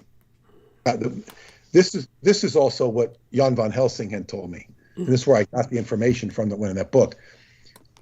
So there was the Black Sun, which controlled the Thule and Vril societies, but behind that was the society known as the Lords of the Black Stone, which I'm going to go into and explain how this relates to the Christian apocalypse. I didn't know the Christian apocalypse went back to Germany. Oh, I forgot because I hadn't read this. I wrote this thing over 15 years ago. yes. Sometimes referred to as the blue-black stone or the violet black stone due to its color, the black stone is an ancient relic that appeared with the Knights Templar in the first half of the 13th century. The lords, meaning the lords of the black stone, refer to both the original and latter-day Templars who protect this stone. It's an ancient relic. The black stone was not only a very important relic to the Nazis, it is based upon a legend deeply rooted in the hearts and psyche of German-speaking people. Foreigners have never understood the deep imprint this legend had on the events that precipitated World War II, as well as the current occupation of the German nation. For the better part of a millennium, and by the way, when you're in Germany and you're talking to real Germans, especially, this was 15 years ago for me, boy, do they feel like they're occupied. Yeah. You wouldn't, and you have to understand and appreciate that. Some of them just don't give a shit. They're just, give me my MTV or whatever the hell they, but some of them are real, core people with real core Values. feelings. Yes. And deeply resented all the money they were paying to Israel Right. as war reparations. Right. For the better part of a millennium, and even to this day, the Black Stone is buried and guarded on the outskirts of the Untersberg, a prominent mountain peak which sits on the border of Austria and Germany. The Untersberg, which is also known as Midnight Mountain, was so important to Hitler that his Bavarian home had a beautiful view of the mountain. Residing partly in Austria, the entire area of the Untersberg was only secured for Hitler's use after the Anschluss. And the Anschluss is the German word for annexation, which refers to Germany's annexing of Austria in 1934. And the purpose of that was to consolidate the German-speaking people all together in one nation. Yes. For the most part, the area of the Midnight Mountain looks like normal countryside, but is monitored by quote-unquote men in black type people and suffers from strange paranormal and electromagnetic phenomena. In other words, it's a portal of sorts. Yes. Time shifts and interference have been recorded by many generations of local people. The area is also known for small gray dwarves, whose feet are backwards, so that when they walk, they leave a reverse trail that makes tracing their movement difficult. After World War II, this area was delegated to the Americans, but the French came into the area and scoured it for no apparent military reason other than possibly securing the Black Stone. Keep in mind, this is the general vicinity from which the original Bavarian Illuminati emerged under the tutelage of Adam Weishaupt. It was ironic that my lecture was on October 13th, because that is the anniversary of the burning of Jacques de Molay, the last public Grand Master of the Knights Templar. What I learned in Germany about the Black Stone and Midnight Mountain is deeply rooted in stories of the Knights Templar, which have not yet found their way into the deluge of popular literature on the subject. In about 1128, Hugh de Payens and Geoffrey de Saint Omer headed the Knights of Char, seemingly named after the goddess Kar, who were in the business of protecting pilgrims en route to the Holy Land. Having made commercial arrangements with the local sultan, these knights were allowed to sleep in the stables of Solomon, which are underneath the ruins of Solomon's temple. During their stay, they discovered ancient manuscripts that dated back to the 1st and 2nd centuries. These manuscripts were both intriguing and shocking in at least 2 counts. One document was from the Sanhedrin priesthood and referred to Christ as a son of a bitch who must be eliminated. Additional manuscripts clearly portrayed the gods of the Old Testament as having a pathological or demonic personality. Due to these clearly stipulated ancient writings, it was understood by these knights that not only the Jewish establishment but the Roman Catholic Church were institutions of Satan. The Knights of Char took an oath of secrecy and became the Knights Templar. Having a commercial relationship with Hassan Saba of the assassin cult, they also traded information and determined from him that, like the Old Testament, the Quran had also suffered from deliberate mistranslation. Now, Hassan Saba appears right in conjunction with the Ismaili, which are from the Fatimid Caliphate, which was very much against Cthulhu and fighting Cthulhu, fighting the Mad Arab. Yeah. I'm just pointing this out. So this is all this time period that I was learning about in Germany from the Germans. It's totally coincident with what I'm digging up with H.P. Lovecraft. The timing is impeccable. Now we're going to go into the Christian apocalypse, because I said, well, we got a Jewish and an Islamic. You got to have the Christian one. So some of these documents that the Knights Templar were digging up in Solomon's stables uncovered, some of them, what they uncovered included the work of a religious prophet, anti-prophet called Marcion. Marcion was probably the most dangerous heretic in the history of the Catholic Church. He was from Turkey area we know as Turkey today. Yes. Although the facts of Marcion's personal life and his major work, Antithesis, are lost to antiquity, he has left a deep imprint on history. The biggest labor of the Council of Nicaea was to counter the works of Marcion. Oh. With a name like Marcion, I'm talking about how it could relate to more, but that's not so relevant here. Marcion's father, Josephus, was an early Christian who had read the original Gospels before they had been deliberately mistranslated by the extant Jewish priesthood. Now, I don't know if this was the same Josephus who we know as Josephus. I don't know. Said he was an early Christian, so I don't think it's the same one, but I'll read it again. Marcion's father, and I should look into that. Marcion's father, Josephus, was an early Christian who had read the original Gospels before they had been deliberately mistranslated by the extant Jewish priesthood. Now, this extant Jewish priesthood is probably your Kings of Edom substitute Jewish priesthood. There was a rich legacy between these two men of what they considered to be real Christianity. The Jews that we know as the Pharisees, Sadducees, and Sanhedrin were considered to be impostors occupying the throne of the Adamic race. Most history, and by the way, Sadducees is a transliteration of Zadok, the priests of Zadok. Same thing. And I will talk about them in a second. Most history has Marcion born at about 100 AD, but German sources have him born at 75 AD. The exact date is either hidden or unknown. This man has been occulted, apparently.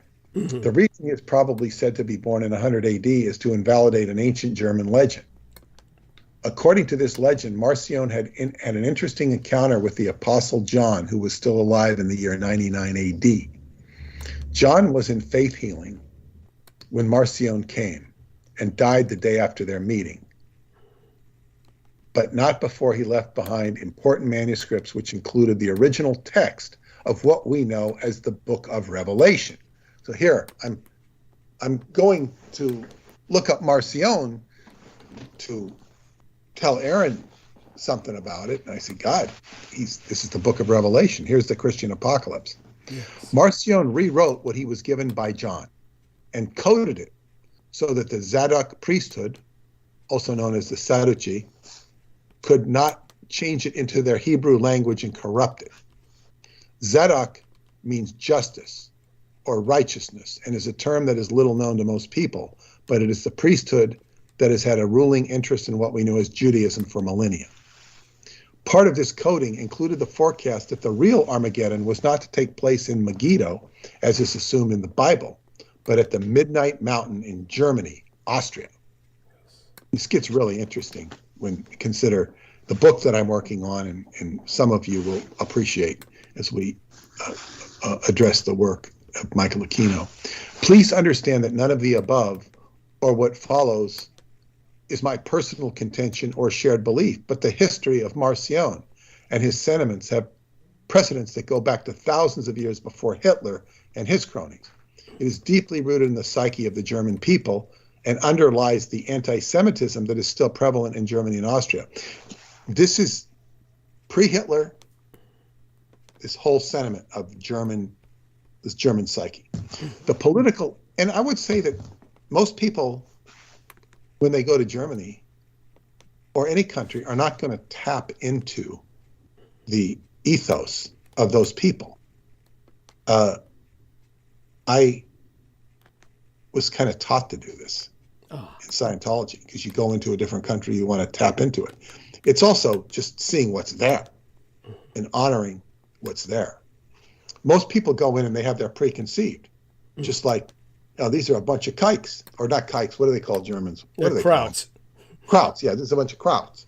Yeah, there's a bunch of Krauts. They like to drink their beer, It's our crowd. It's just like,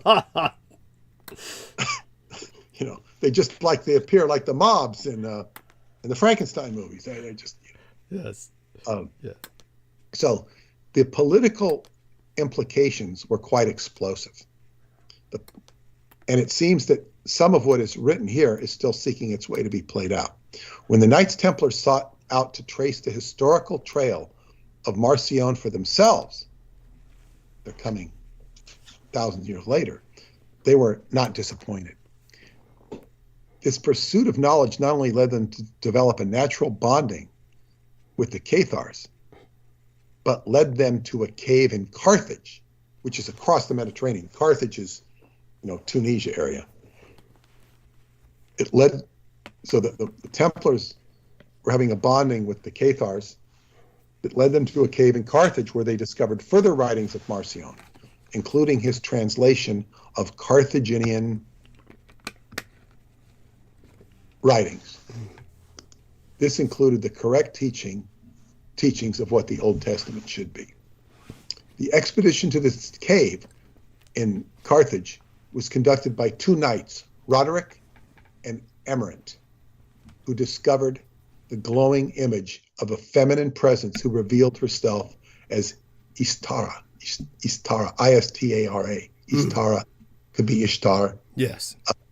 Ishtara told them they were to establish a new empire of light on the earth, and that it would be based upon two German-speaking cities, Vienna in the south and Tempelhof in the north. Templar Knights then founded and named the northern city as Tempelhof, which was later named Berlin. To the south, the Templars settled in Vienna, and there is to this day a small district in that city known as the Blutgasse district, which means blood alley.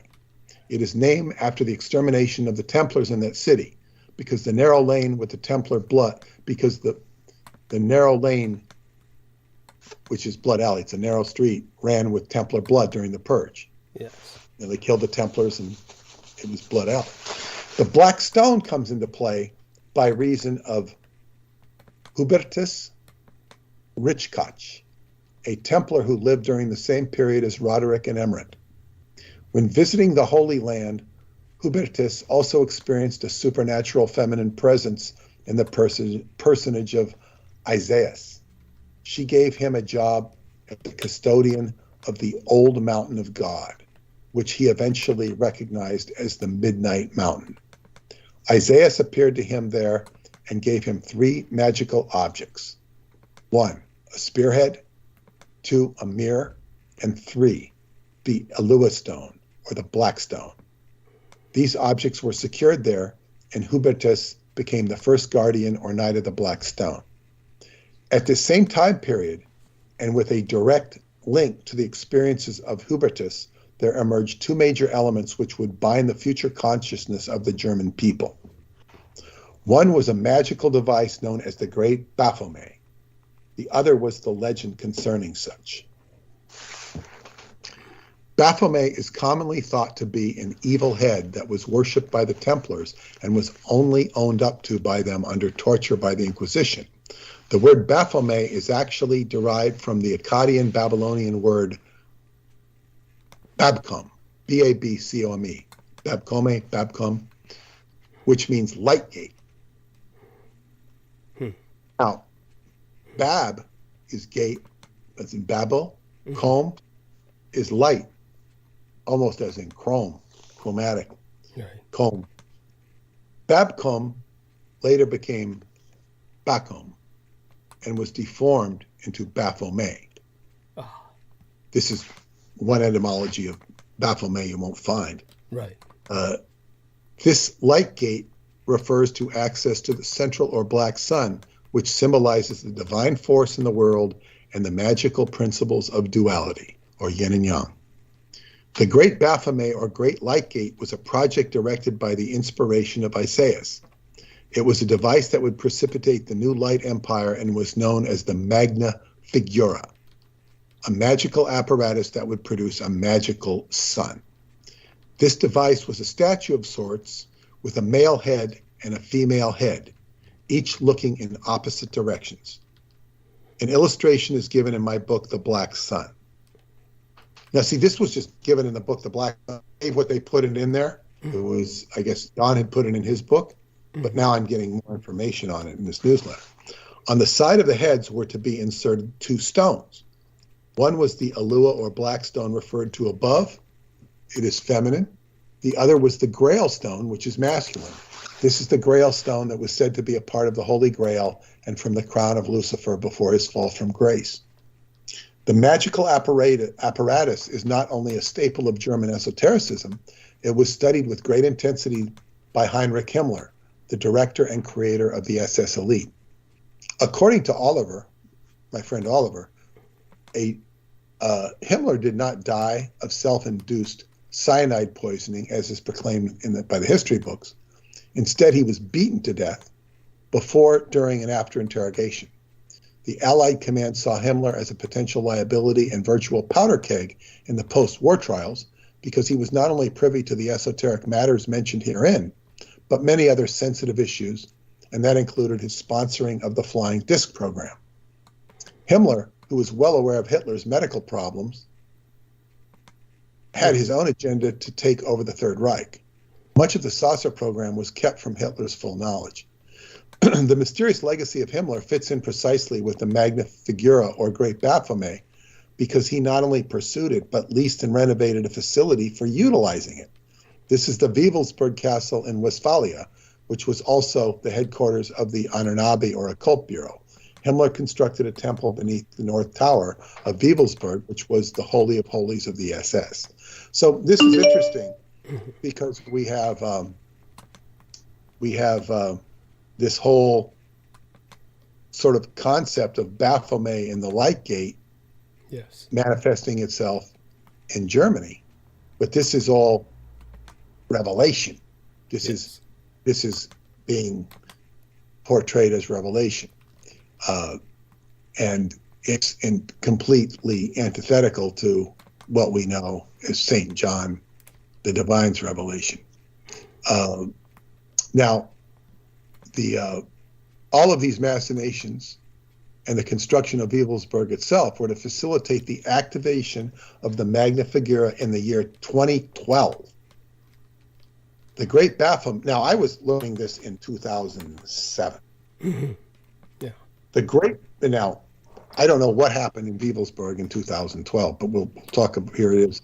The Great Baphomet was to be set in the middle of a circle where 12 repositories were designed for 12 crystal skulls to be placed. Now, this repository is definitely there in Wewelsburg, and Aquino was right in the middle of it. Yes. But that was back in 1982 or 3. These skulls were the inspiration of the skulls, or death's head, that you see on the caps of the SS officers. These 12 crystal skulls were supposed to be from Atlantis, and they have not surfaced to this day. There is currently a woman from Holland who claims to have these skulls, but she is a fake.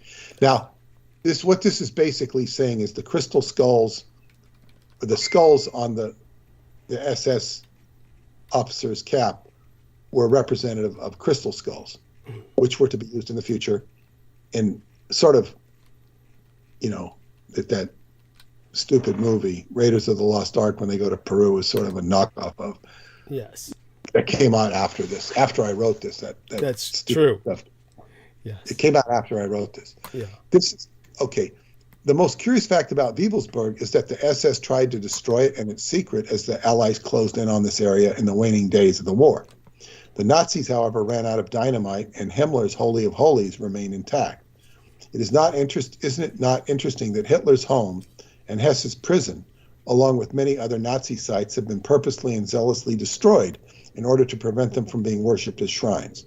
Wewelsburg, on the other hand, was not only reconstructed in its entirety, but Himmler's temple for 2012 remains unmolested and is ready for use. I am told that the Great Baphomet and Black Stone are in safekeeping. The Grail Stone and the skulls would still be needed to pull off whatever is supposed to happen in 2012. Keep in mind what was said earlier. All of this ties into the writings of Marcion, which have Armageddon taking place in 2012 with the Midnight Mountain serving the Megiddo referred to in the Bible. All of this forces us to ask a key question. Why is Himmler's North Tower left intact? Wewelsburg was leased by Himmler from the local municipality for 100 years in about 1934. Technically, it is still in the hands of the municipality, so the fact that Himmler's sacred room still exists is done with their consent. It is also completely inconsistent with the current moral climate of German politics.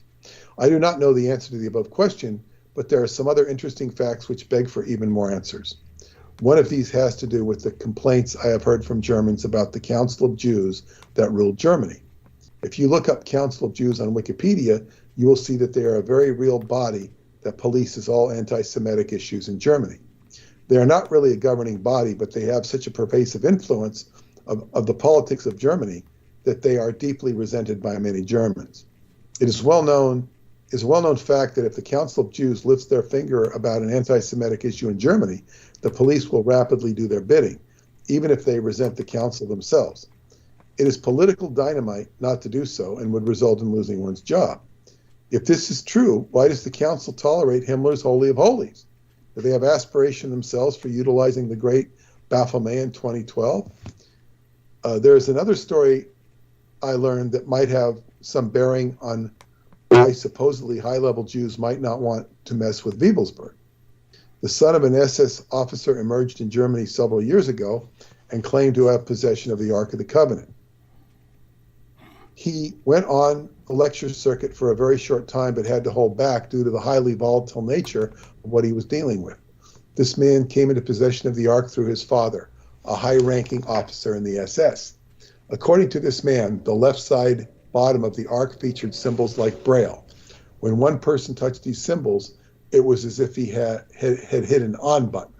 The device popped into gear and a mechanical plasma-like screen field appeared between the two angels. This was symbolic of revelation appearing between two cherubs and God speaking to people. The device and experience were unwieldy, and the man in the Ark went under cover, where they remain to this day, somewhere in the near vicinity of Wewelsburg. I forgot about that. Well before World War II, the Tibetans also recognized Germany as a strategic location because it housed the Midnight Mountain.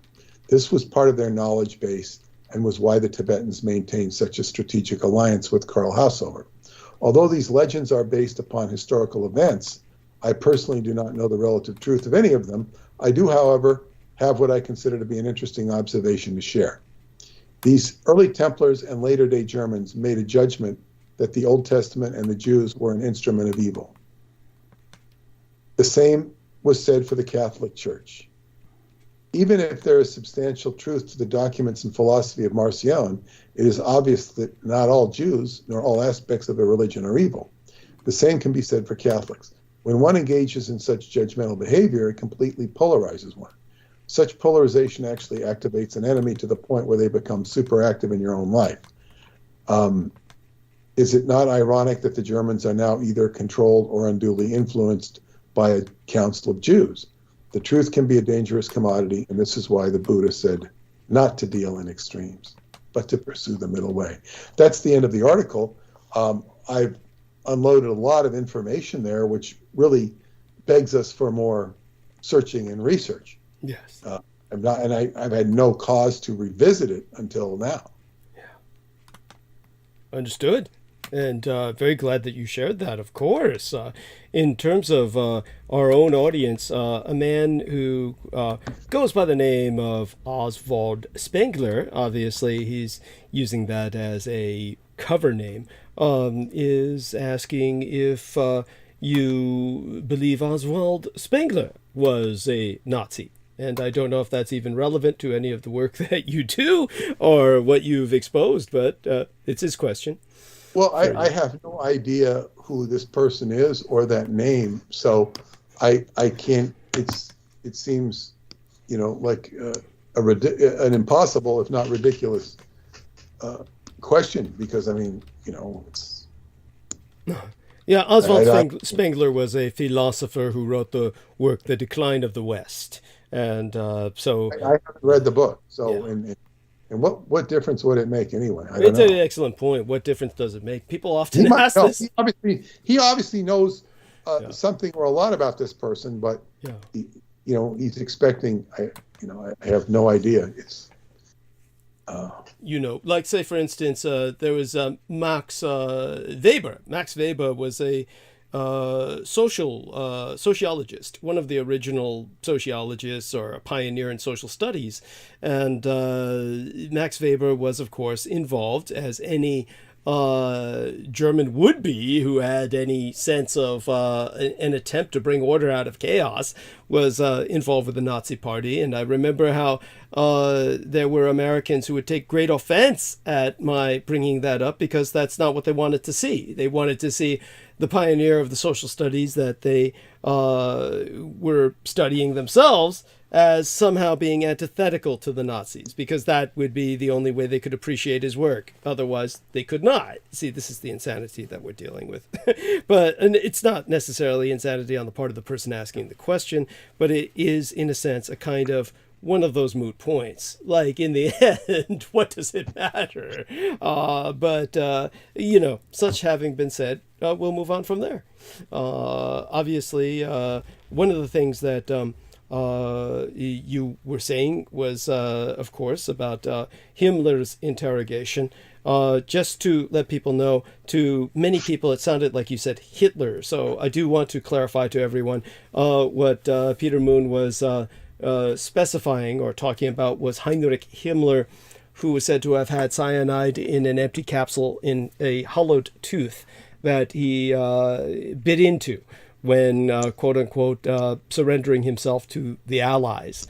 Well, whoever turned themselves in, most likely a double of Heinrich Himmler, was then beaten to death or killed themselves in the hands of the Allies. That's what happened. So Oswald Spengler says, not intended to be a ridiculous question. Sorry, I was genuinely curious if it had come up in Mr. Moon's research. Kudos for asking anyways. Thank you, sir. I do want people to understand that, Oswald Spengler died in 1936. Like I said, if he was anywhere near a sensible German who was looking for bringing order out of chaos, he would have been involved with the Nazi Party in some way or another if he was politically active, as Oswald Spengler obviously was. So we can simply assume that would be the safe bet. So other than that, going back to, of course, what Mr. Moon was discussing, I think that all of this is helps people a lot. It helps people to, first off, appreciate your work, and always refer them to the books that you feel is best for them to find out more about the Third Reich, which I think would be The Sign and the Seal, or the title of the book is The Seventh Seal. that's a Graham Hancock book. My book is The Black Seal. The Seventh. Okay, but didn't you write a book, The Seventh Seal? I'm sorry. The Seventh Seal. Seventh Seal is what I meant to say. There's also the Spandau Mystery, which is a fiction novel that goes into aspects of the Brill and whatnot. There we are. Which is you'll learn things about the Third Reich in there, right, that some of it is speculative and some of it is not. And the Black Sun as well. The Black Sun is, of course, the classic. It's called Montauk's Nazi-Tibetan Connection. But what according to what you learned or read, what happened to Himmler, the real Himmler?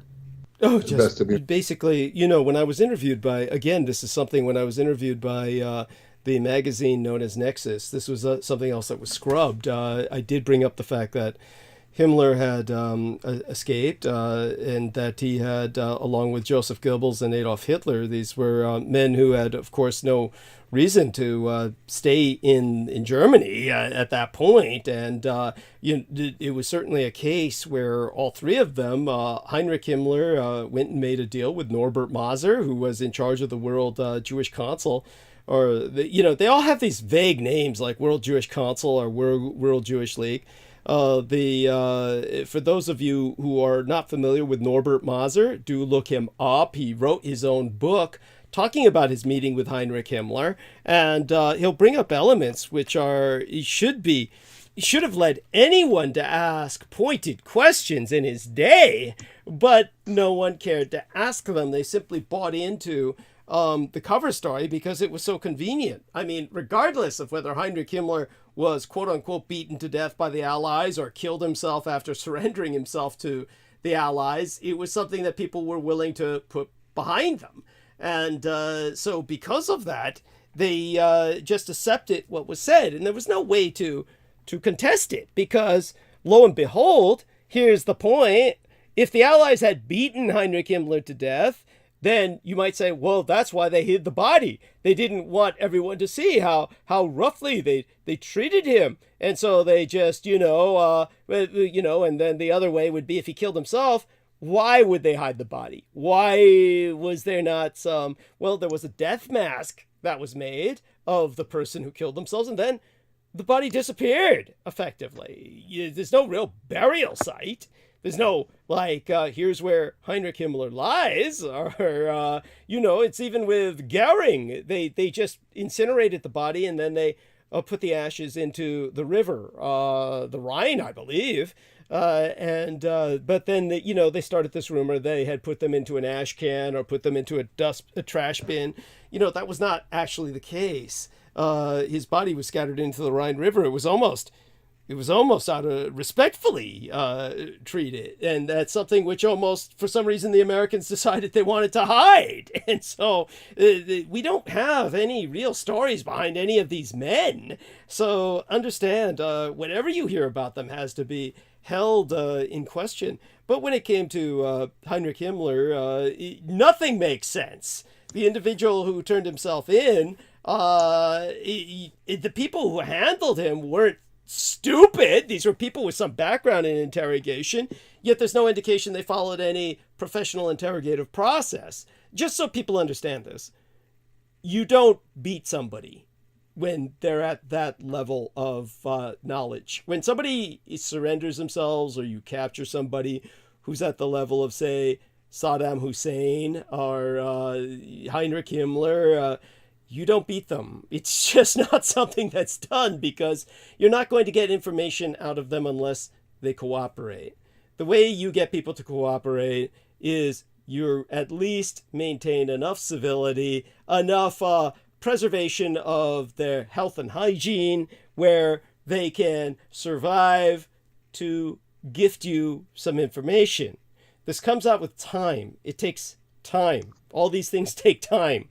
You don't just start beating somebody because that never works. It's just that you're not going to get anything out of that. A person can't speak when you're bashing his teeth out every few seconds, and they're gurgling on their own blood. It just doesn't work like that. That nothing comes out that's coherent. So it's not something any professional interrogator would do. And these men were professional interrogators that the individual had turned himself into. None of this made sense, how he was treated. They said on record, oh, well, we started beating him. They did say that. They did say, yeah, I yelled at him. And, and then after that, he clammed up. Okay, none of this is the way things are going to work. That's just not the way it works. So you suddenly see people behaving irrationally. And people might say, well, the person was deemed as responsible for so much evil. Maybe this person couldn't control himself. Okay, it's not a question of whether the person can control himself or not. He has to answer to superiors. If you have superiors who are interested in, oh, fuck, this guy knows about flying discs. And then, they show up. What happened? Where is he? Oh, well, I slapped him around a bit and he killed himself. Well, at that point, that individual is going to die. I'm not exaggerating here. At that point, it's like, okay, you fucker, we're going to shoot you now. It's like they would have killed him. This is not something they would tolerate. Nobody would tolerate that level of incompetence. At that point, that man is effectively the enemy. They would suspect he was working with the Soviets. So this is like something that doesn't make any sense in what happened to Heinrich Himmler. So he obviously escaped. Some poor dope was left in his place, who they beat to death. Certainly that was indicated in the records I was dealing with.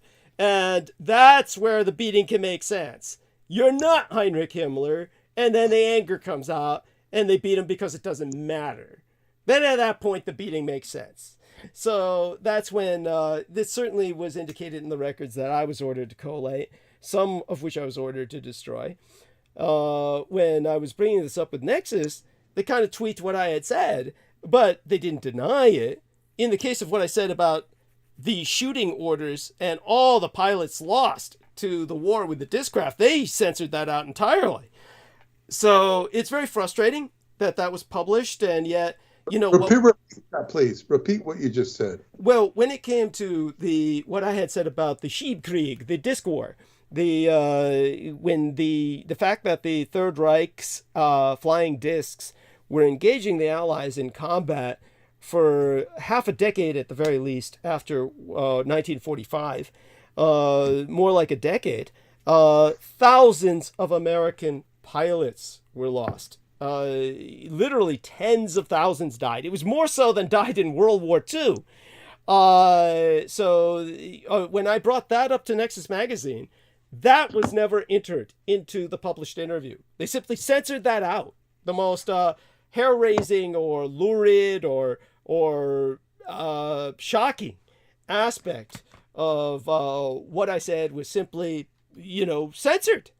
And this is the level. Yeah, because you see, then people start asking questions about, let's find these people that died, and they're going to find, that the truth hasn't been told. Well, that's true. And beyond that, just so people understand that if you look for it, you will find it. So just so that people know what to look for.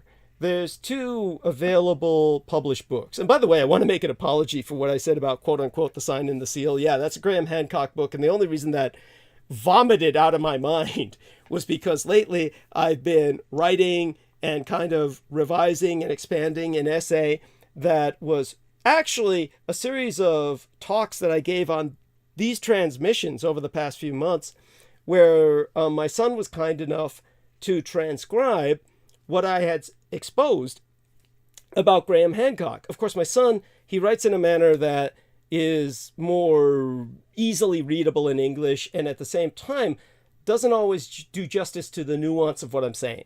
So what my son wrote was pretty accurate, but at the same time kind of represented what I said without any conscious agenda on his part.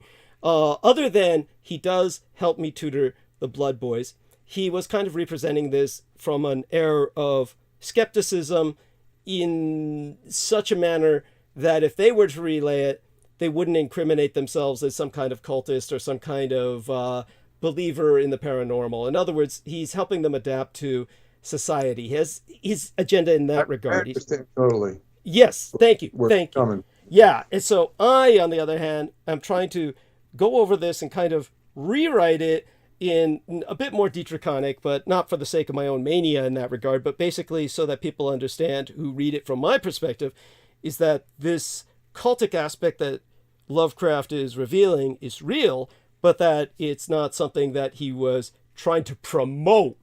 In fact, just the opposite. And his fear of credulity was that people were going to take this and run with it in the sense of starting to worship these entities or supplicate to them. This is what he was getting together with Houdini to defeat. And when they started writing that book, Houdini was killed. And he himself was later assassinated as well, because he was also getting involved with Charles Augustus Lindbergh. Now, as for the Schiebkrieg, the disc war, so there's a book by the title of Shoot Them Down, and that is based on the order, which was basically shoot them down by any means necessary, a singularly salient standing order. And basically, former New Mexico State Representative John Andrew Kisner of Las Cruces, New Mexico, was interviewed on the UFO Files at one time, and he testified that the corporations made billions of dollars on reverse engineering downed discs, And he said, well, we attacked the discs because they diverted our rocket tests.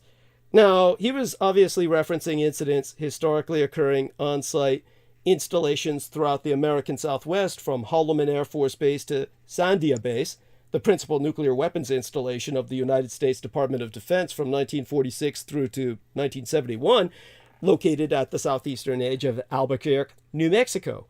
Now, many hundreds of Nazi racketeers, the German term is Raketen or Raketaniers, they maintained hundreds of V-2 rockets while staffing Redstone Arsenal in North Alabama, Fort Bliss in West Texas, and White Sands in New Mexico. So there's these white-silver discs that can be seen on film interacting with rocket launches on site White Sands V-2 Launch Complex 33, whereupon the missiles either go off course by 45 degrees to 180 degrees, turning back to destroy their own launch pads, in other words, destroying enemy assets on the part of the Reich. Is it because the Reich is commanding these V-2s, or simply that the Germans have reprogrammed them? Now, the Americans were so stupid or so impotent, they could never punish or even question the Germans about this. The Germans would just say, oh, the UFOs turned them around. Now, if you were in that position, would you buy that? No, you wouldn't. But the Americans did. And that's because they lost the fucking war. They had no way to protest. They had no way to say, well, we'll execute you, we'll torture you, they were basically still at war with the Nazis, and the Nazis were really on the winning side, so they just kind of like ate it. They just ate it. Now, one of the most prominent ufologists, the late and legendary UFO researcher, Leonard Stringfield, maintained that Wright-Patterson Air Force Base housed 2 UFOs flown out of the hangars only at night, a so-called Studebaker and a so-called spherical. So, but amidst all of this, while they were dealing with trying to reverse engineer whatever they had captured, Franklin Delano Roosevelt had an executive policy of implacable hostility against multiple so-called alien races, meaning the Axis populations. And there was the reported Soviet shoot-down of UFOs, coinciding with the fact that Stalin's nuclear program culminated within 18 months of progress rather than 5 years as then expected. This was because of reverse engineering some of these craft. Now, altogether triggering a race for the United States to shoot them down, resulting in multiple retaliatory launch pad explosions. So the Thousand-Year Reich was striking back. The 2 books that cover that the most are By Any Means Necessary, and that's subtitled America's Secret War, Secret Air War. It's titled By Any Means Necessary, and it's subtitled America's Secret Air War. That wasn't released till 2001 by William E. Burroughs, Borrows. And this was the United States warring against the communist bloc and the ufological presence simultaneously. That ufological presence is simply Das Drittmacht, the third power, the Thousand-Year Reich in exile. Now, 166 crewmen were officially acknowledged, as killed probing Russian and Chinese defenses. Now you get the book titled Shoot Them Down, subtitled The Flying Saucer Air Wars of 1952. That wasn't published till 2007. The year my father was effectively murdered, the man who raised and guided me. That was authored by Frank Feschino, Feschino, like Feschino Jr. And he goes on to detail between 1950 and 1959, 30 cases of intercepts of scrambled jets on CAP, Combat Air Patrol, patrolling the Washington, D.C. perimeter in mission orientation towards the targeting of UFOs. Now, in terms of the New York Times, Between 1951 and 1956, there were 204 major reports that were filed concerning destroyed and or missing fighter aerocraft incidents. 229 destroyed, 192 vanished. 3 notable U.S. pilots, each with 100 missions flown in Korea, crashed and burned on the American home front fighting this enemy. The Canadian politician Paul Andrew Kimball of Halifax, Nova Scotia, had, well, in his capacity as an award-winning film and television producer, writer, and director, attested that 20 planes were lost to UFOs over Europe. So planes were scrambled to intercept UFOs hundreds of times, with the former United States Marine Corps naval aviator, Donald Kehoe, surname spelled Keyhoe, he, there was a CIA document link that regarded Donald Kehoe's book that was titled Flying Saucers from Outer Space, published in 1953. And I remember that specifically while working with the Department of Defense. That was then filed electronically as cia.gov/library/reading room/docs. That was an open PDF now that people can access publicly. But a friend of the American author, the United States Air Force Brigadier General Charles Augustus Lindbergh, well, Kehoe was one of his best friends. Now, he narrowed down the number of scrambles to 300 times. So the U.S. military space program, and by the way, that was in 1953 when he published that book. It was 300 times the U.S. Aero forces had been scrambled. Now, the U.S. military space program, America's parallel to the Russian Komischeskaya Programa, where they had Soviet Solyuts, or armored space stations, armed and armored military mirs, produced by Energia, posing a direct strategic threat to the West from space. Now, that was a counter-program the Americans developed in which the United States expended trillions of black budget dollars, diverted to a plurality of covert space programs in which the U.S. military both acquired by appropriation and reverse engineered its own UFOs. It was overwhelmingly motivated by the 1950s aerospace war, in which over 2,000 American pilots died between the late 1940s and the late 1950s in der Schiebenkrieg, the disc war. I mean, 2,000 American pilots. Now, I destroyed all the records concerning that, but were records I didn't destroy, records that weren't put in my hands to destroy, obviously leaked. In fact, I know I was responsible for leaking a few, and ultimately, that means, in my own way, I'm behind the information that was released in the book Shoot Them Down and the book By Any Means Necessary. So between 2001 and 2007, people finally began releasing information I started hemorrhaging back in the 80s and early 90s. And that was because probably finally they felt safe enough to do it, that they weren't going to die. And I had tried to get people to talk about this before. Nobody would. So this was the information that when I brought it up with Nexus Magazine, they never even put it in the interview that they published. So understand that here we have it, 2,000 pilots dying. And this is on the American home front, within America's skies. 20 planes lost over Europe, but 2,000 pilots lost their lives right here on the home front.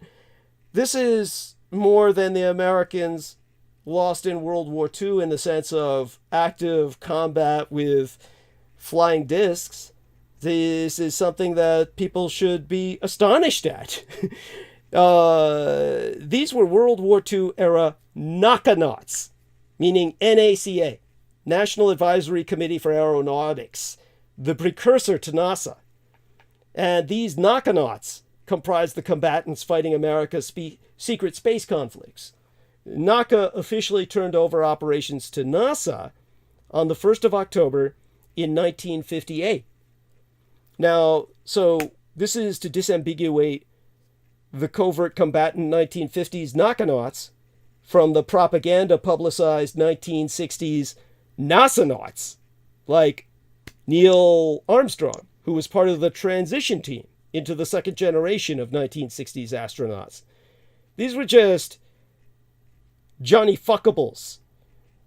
People literally said in the records they just sucked enough cock to get their faces on the camera and didn't spend a day in combat fighting the Thousand-Year Reich in exile, which threatened to shut America's electricity grid down like they did during the Great Blackout of New York. So the Americans were dying and fighting the Nazis in the skies. This is why you get nothing but hatred of Nazis in your media. This is why all your video games program you to kill Germans on sight. This is why you're brought to hate yourself as a majority German descendant society. All of you people are raised to hate anything German and to hate yourselves because you're still at war with the Thousand-Year Reich in exile. The Austrian aerospatial engineer Eugene Sanger designed the military space shuttle, codenamed the Dinosaur, D-Y-N-A like dynamic, soar, S-O-A-R like soaring through the skies, manufactured by Bell Corporation in upstate New York, and piloted by Neil Armstrong, among others, till 1962.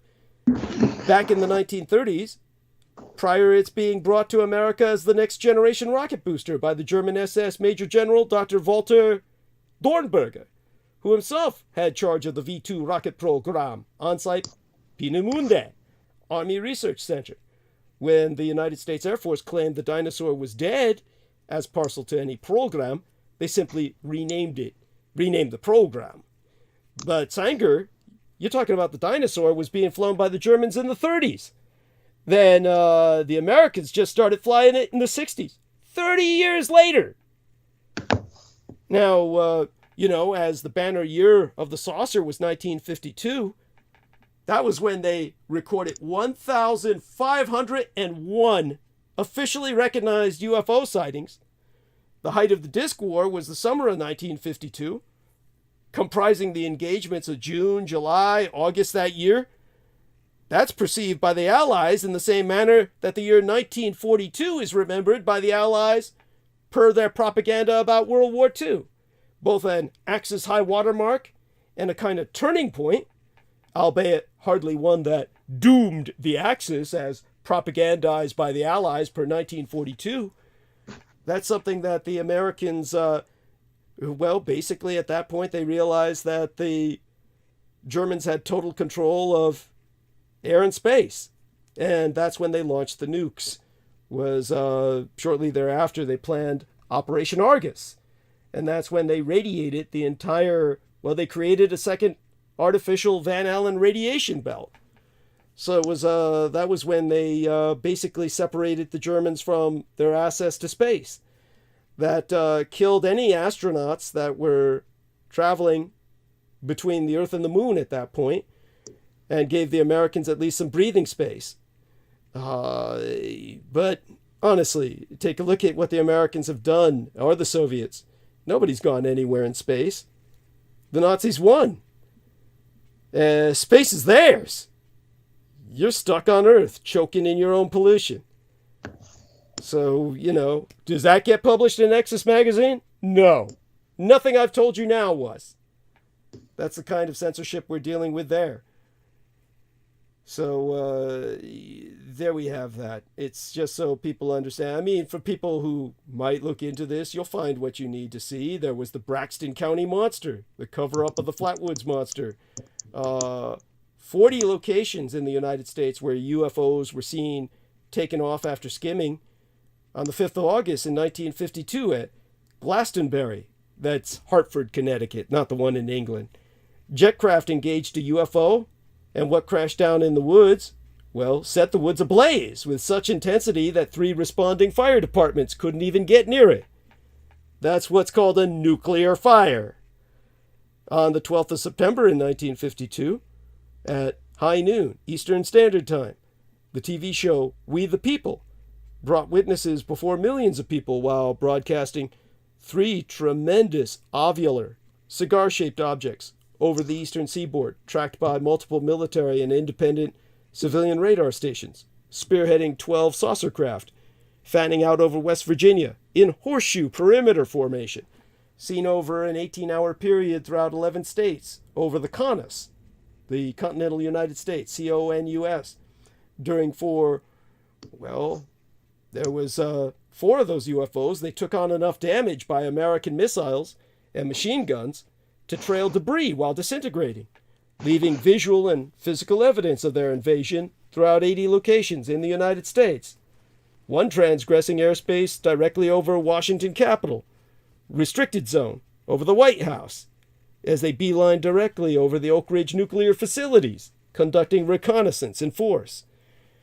At Flatwoods in Braxton County, a terrestrial rover vehicle, described as such, landed around 7:25 p.m., moving downhill, leaving at 8 p.m., bearing a ufonaut, as they called them, in an atmospheric combat suit. Combinative the characteristics of both hazmat, the hazardous materials, and bomb disposal kitted battle dress. It's like a bomb disposal outfit, but like a Kevlar, meant to deflect all bullets. Combat level, where a person could be much more ambulatory than your average man kitted out like that. So the ufonaut and the vehicle, either separately or together, were described as mobile metallic structures by the ignorant Americans. So I think, if I remember correctly, when I had to collate the documents concerning Project Blue Book, not having to do with its printing, it was already published at that point, but they were thinking of revising and expanding it, I remember 180 pages within Project Blue Book itself were dedicated to the Flatwoods incident alone. That's 75% of its documentation. Inadvertently, it contrasts the contemporary American technology level of slide rules and typewriters against that of the sorcerers, as they called them, of the Third Reich. Now, to counteract the discs in the summer of 1952, the United States introduced the Lockheed F-94 Starfire. That was a first-generation jet-powered day-night all-weather interceptor bearing 24 rockets round the nose cone along an onboard computer to automatically salvo the rockets via radar, each rocket weighing in at 20 pounds with an 8-pound warhead and a range of 3.5 miles while speeding at 25 feet per second. Hundreds of these rockets would fly from a squadron of F-94 Starfire interceptors, with prevailing winds all too oft-times sweeping anywhere between 200 to 300 of the rockets away from the intended targets onto trajectories of untold and always unrecorded collateral damage. Hundreds of American citizens died because of this. Rockets would fall out of the sky, kill Americans. Americans would die every day in the disc war. For every pilot that died, they calculated there had to be hundreds of Americans that ultimately died, along with the thousands of American pilots. They figured just as many Americans on the ground, 2,000 alone, must have died as well. But all of this was just to try and bring down the Third Reich invading our airspace. So this is what Americans faced. And so Operation Argus is something people can look up to, ARGUS.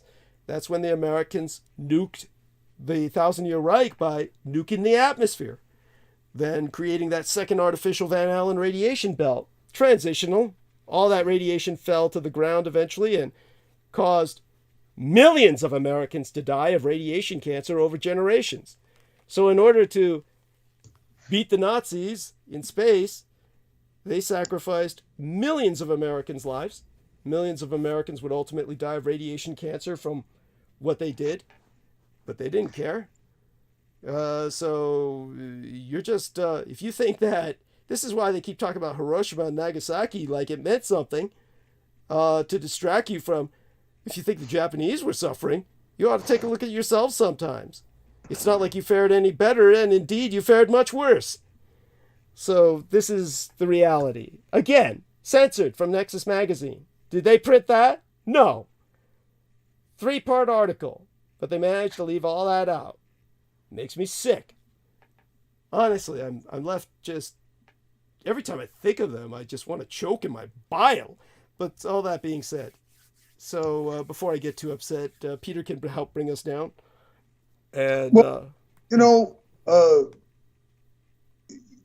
what you said is a tremendous amount of information. thank you. And if you just take all the suppressors and oppressive factors of it away, just kind of suspend that for a minute, and getting the information out. If you just assume there's no censorship, take this proposition, hypothesis, no censorship, no active censorship, it's still a burden to get it into people's heads, because they don't.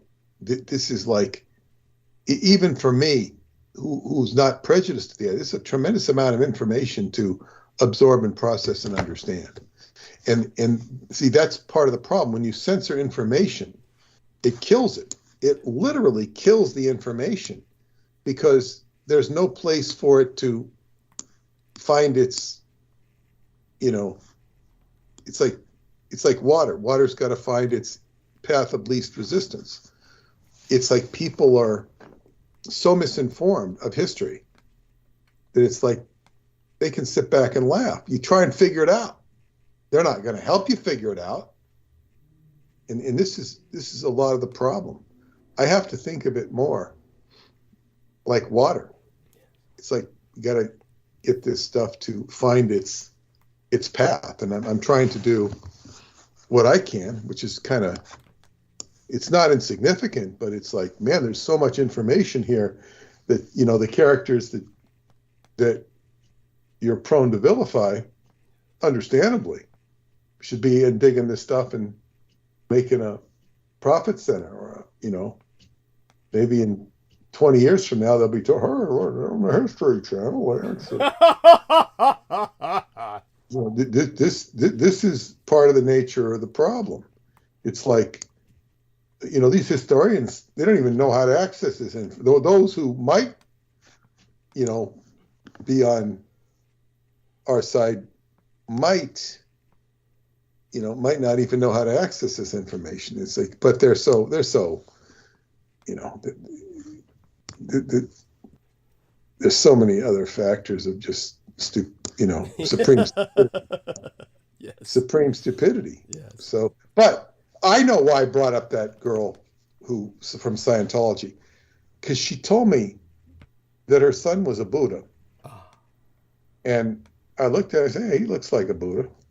She says there are, I think, hundreds of thousands of these kids. That was very, very comforting. Yes. A lot of Buddhas, because we hear all about the, kids that aren't doing so well. Right. And here she's saying there's a lot of positive kids in the world. And I'm not going to begrudge her that, because she knows better than me, because I'm in no room to offer any opinion on that, because I just don't know.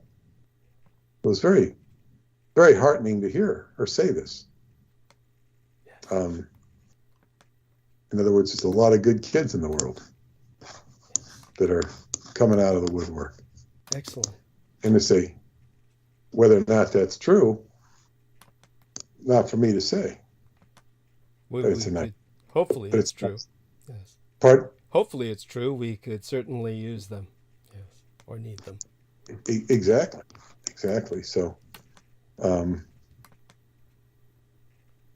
maybe I'll end on that note, because it's my time to go. But everything you said was very interesting, and Oh, bless you. I hope there'll be opportunities to pursue and follow it up. Yes. Thank you. Well, we love you dearly. Share that love with Paula, and we thank you so much for joining us tonight. Okay. Good night, and good night to everybody. Yes. Blessed be. And that's Peter Moon, and it's guidebooksusa.com. Don't forget to buy, of course, the books the Roswell Deception and the Demystification of World War II. That's the single book with that unwieldy title. Make certain to buy your copy of that and to share it with others for Christmas. Okay? And seriously, if you haven't gotten it by now, get yourself a copy. We're going to see if we can get this call started with all of the usual suspects in the most positive sense. Let's take a look at some of these wonderful people.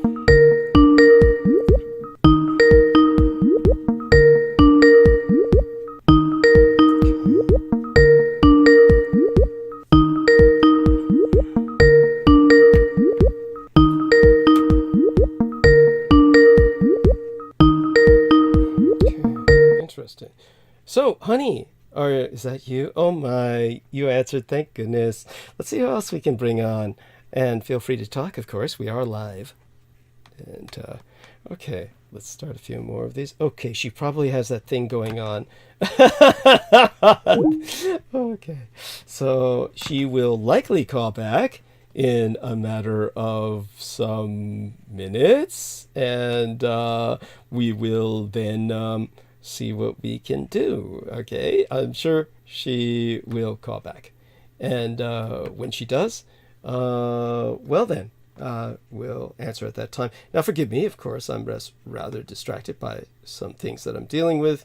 This has to do with dealing with some deletions that I had to make on certain copies of things that I'm transferring from file to file that I was kind of doing to occupy myself in the background while Peter was talking. So confess to doing a lot of that. Vicki Johnson, hi there, honey. Mwah. And now we'll give our lady a call back. Real Tech Geek says he's on his way home from 42nd Street. He didn't sleep today. Okay, and he says, I've been swing trading Tesla. Puts just keep going down. I can't read what he says. Or rather, I'm reading what he says, but the syntax is all off. This is what happens when you're not sleeping.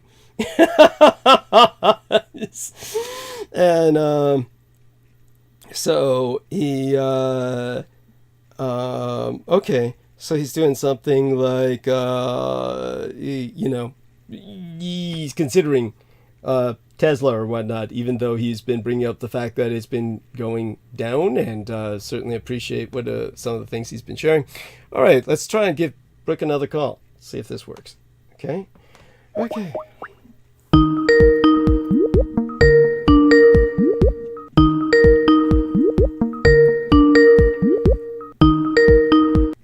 That's where I knew he never gave me the price for that. I told him I would give him that if I owed him any more when I got it back. When he got you back. The Real Tech Geek, you mean? Divide it by 4. You divide it by 4 people. If I'm assuming that's what he's going to do. Oh, wow! Thank you. Okay, so that was all of a sudden, and that was a lot of information at once, kind of like what Peter was saying about what I had said. This has something to do, I presume, with the Real Tech Geek and his Tesla stuff. And he's this has something to do with some idiot that wanted to ask me if I wanted to surprise my son with a trip to Orlando and pay for it to Miami through Orlando to the bowl game for Christmas. And then the fucker tells the son, who tells my son, who now has come and let me know that he knows his own Christmas present, and is all worried about how much I paid for it and worried about flying. And I'm like, what the fuck was the point of fucking surprising them if you're going to fucking tell them? Idiot. Right. Okay, but just remember that we're not all in on this conversation. It was hard for us. Well, that's why I answered, and then you couldn't hear me when I said, hold on, because the computer sucks. And so then I hung up. Right. Okay. I also finish conversations that I'm having. It's kind of like you interrupting me the way Peter Moon feels when I interrupt him. I was finishing my conversation. If you want to continually ring, I'm not going to stop talking to who I'm talking to. Right. Yes, honey. Yes. Okay. Got it. And Noah? Yeah? Yeah, I'm good. Okay. I'm sorry, Douglas. I'm back now. How is your night going? That was wonderful. Thank you. That was good. Yes. That was your son that was with us for just a few moments there, right? Yes. Yeah. Cute. He's technically still here. Oh, wow. So, hi. I don't know his name, or you told me. Noah?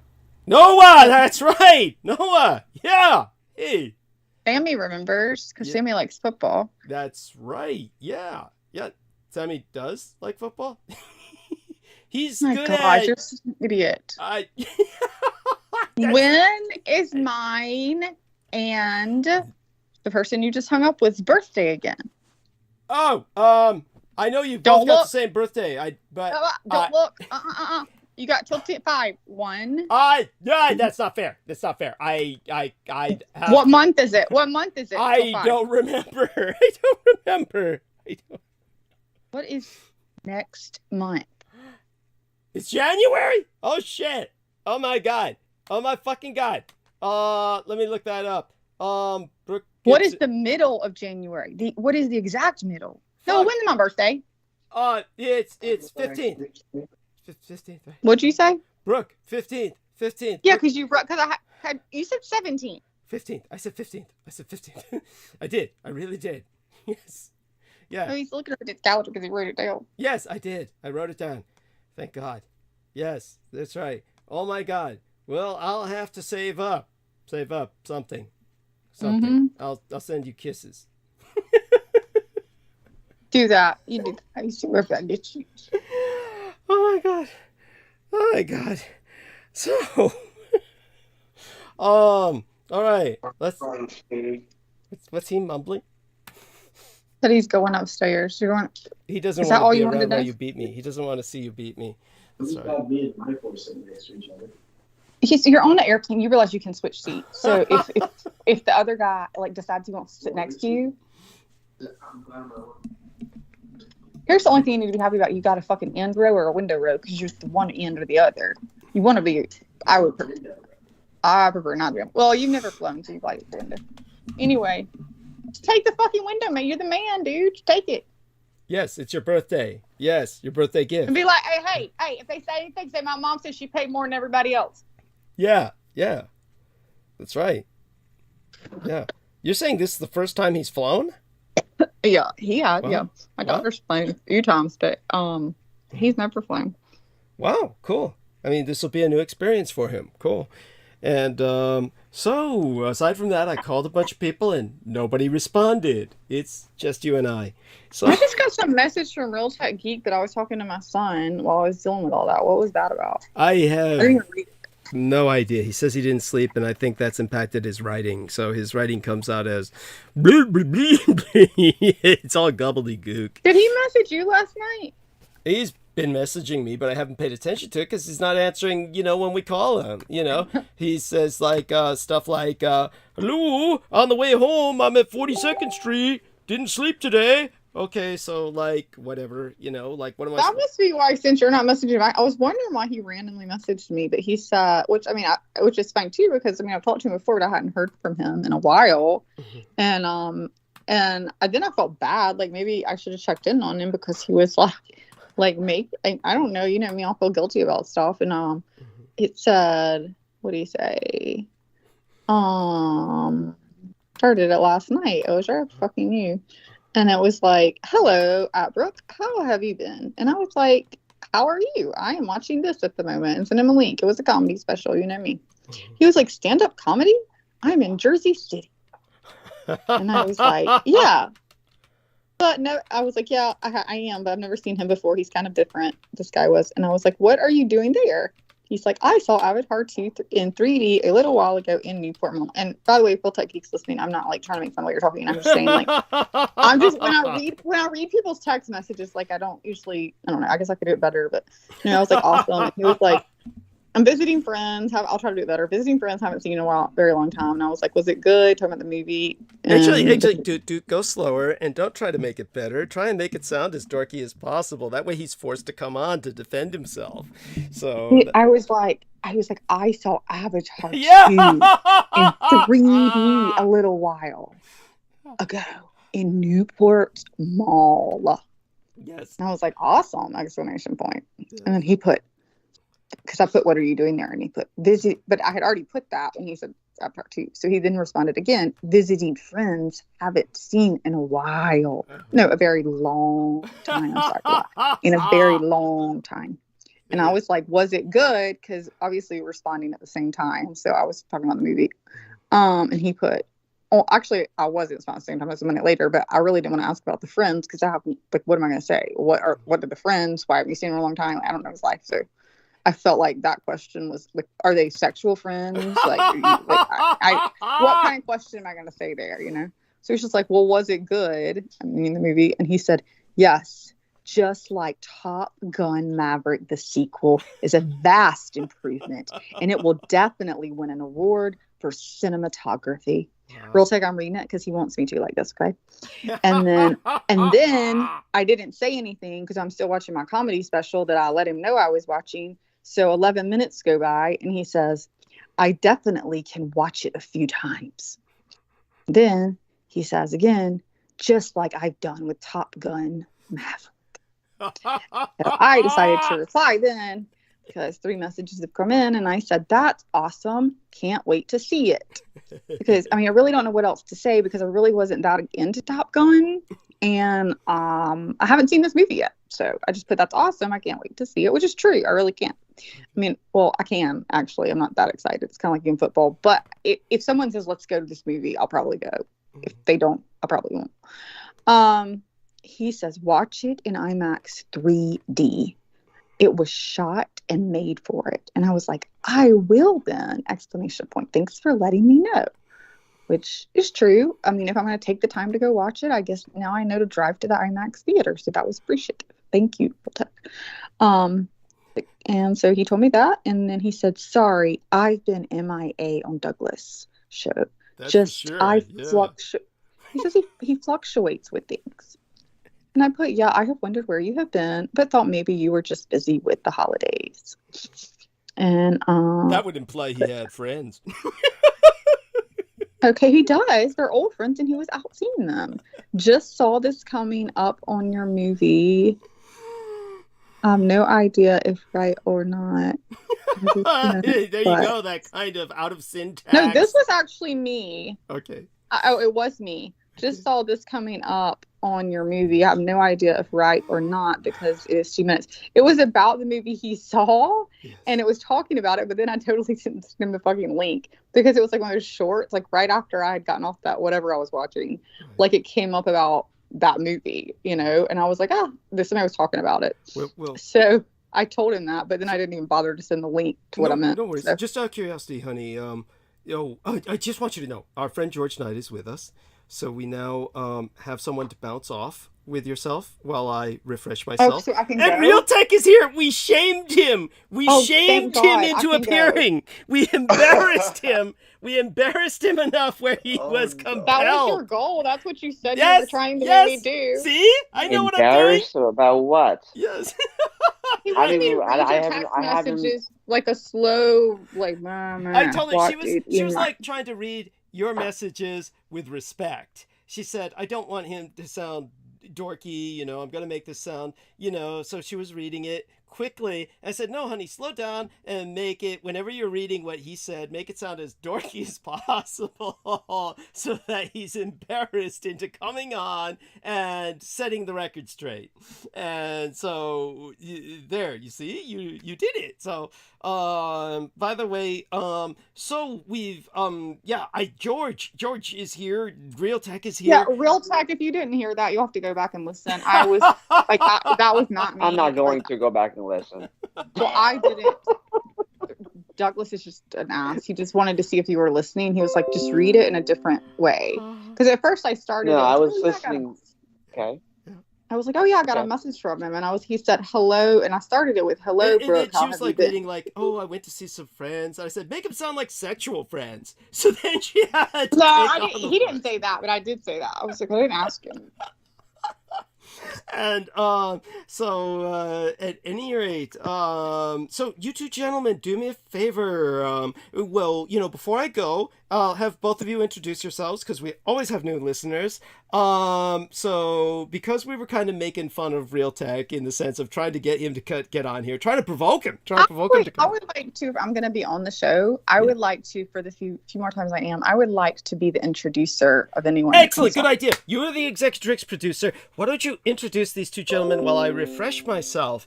Now, look, yeah, go fucking douche. Oh, he's angry. We did provoke him. So, we have we have somebody who's trying to come on, and I'll call her again later. That's the lovely Deanna Fraser. I'll let her know that you know, we'll call her again sometime. But right now we're kind of like, okay, you've got these two men to work with, honey, and now before I go, she's going to introduce you, and then I can catch up when we get back. Now I assume George Knight might have heard Yeah, me I'm not speak a going to be little. on here long, so I mean, like, you should have let Deanna on. Like, are you just not liking her? I mean, like, what are you doing? What are you doing? What's wrong, Douglas? You want me to bring her on? Like, I would never not bring anyone on. I'm not that kind of person. Right. I'll consider it when I get back. So let's consider that when we get back. I presume George Knight might have heard me talking about the Discord. Yes. I'm going to introduce them. Yes, What do you want she's to going to talk introduce. about? Oh, you can introduce George Knight as, you know, I presume. I don't need you to tell me how to introduce I them. got it, honey. I'll refresh myself. You, gentlemen, help Brooke. Hurry up, just burn go burn. and come back. Well, I'll take my time. I have to finish my Christmas tree. Go. I thought I could take my time, honey. You're going to give me about 10, 15 minutes to do my lines, right? Not unless you're going to put this in the mail that you said you wouldn't today. Honey, I don't want to risk federal prison for you. You know what? You know what I risk for you? I have fucking Aquino come in my house because somebody whisper in my daughter's fucking ear. Let's just start there. Shut the fuck up. True enough. Pretty sure my stomach stuff I got to thinking today didn't start until you either. Yeah, that's a thought too. Yes. Joe Ty is calling in. Like the Grinch has come early this year. Why is Joe Ty coming in? Is Joe Ty coming? Joe Ty? No, I don't know. It's on my computer. It was something different. I don't know. Yeah, that's Our Lady. And what was I gonna say? I don't know who's a bigger threat to your daughter, Aquino or myself. So, but at any rate, well, you know, I do know. I actually do know. It is you, because I realized my daughter was born the same fucking year the girl in Italy you want to fuck. Yes. Who randomly hasn't been back on the show. Spain. Yeah. She'll be back.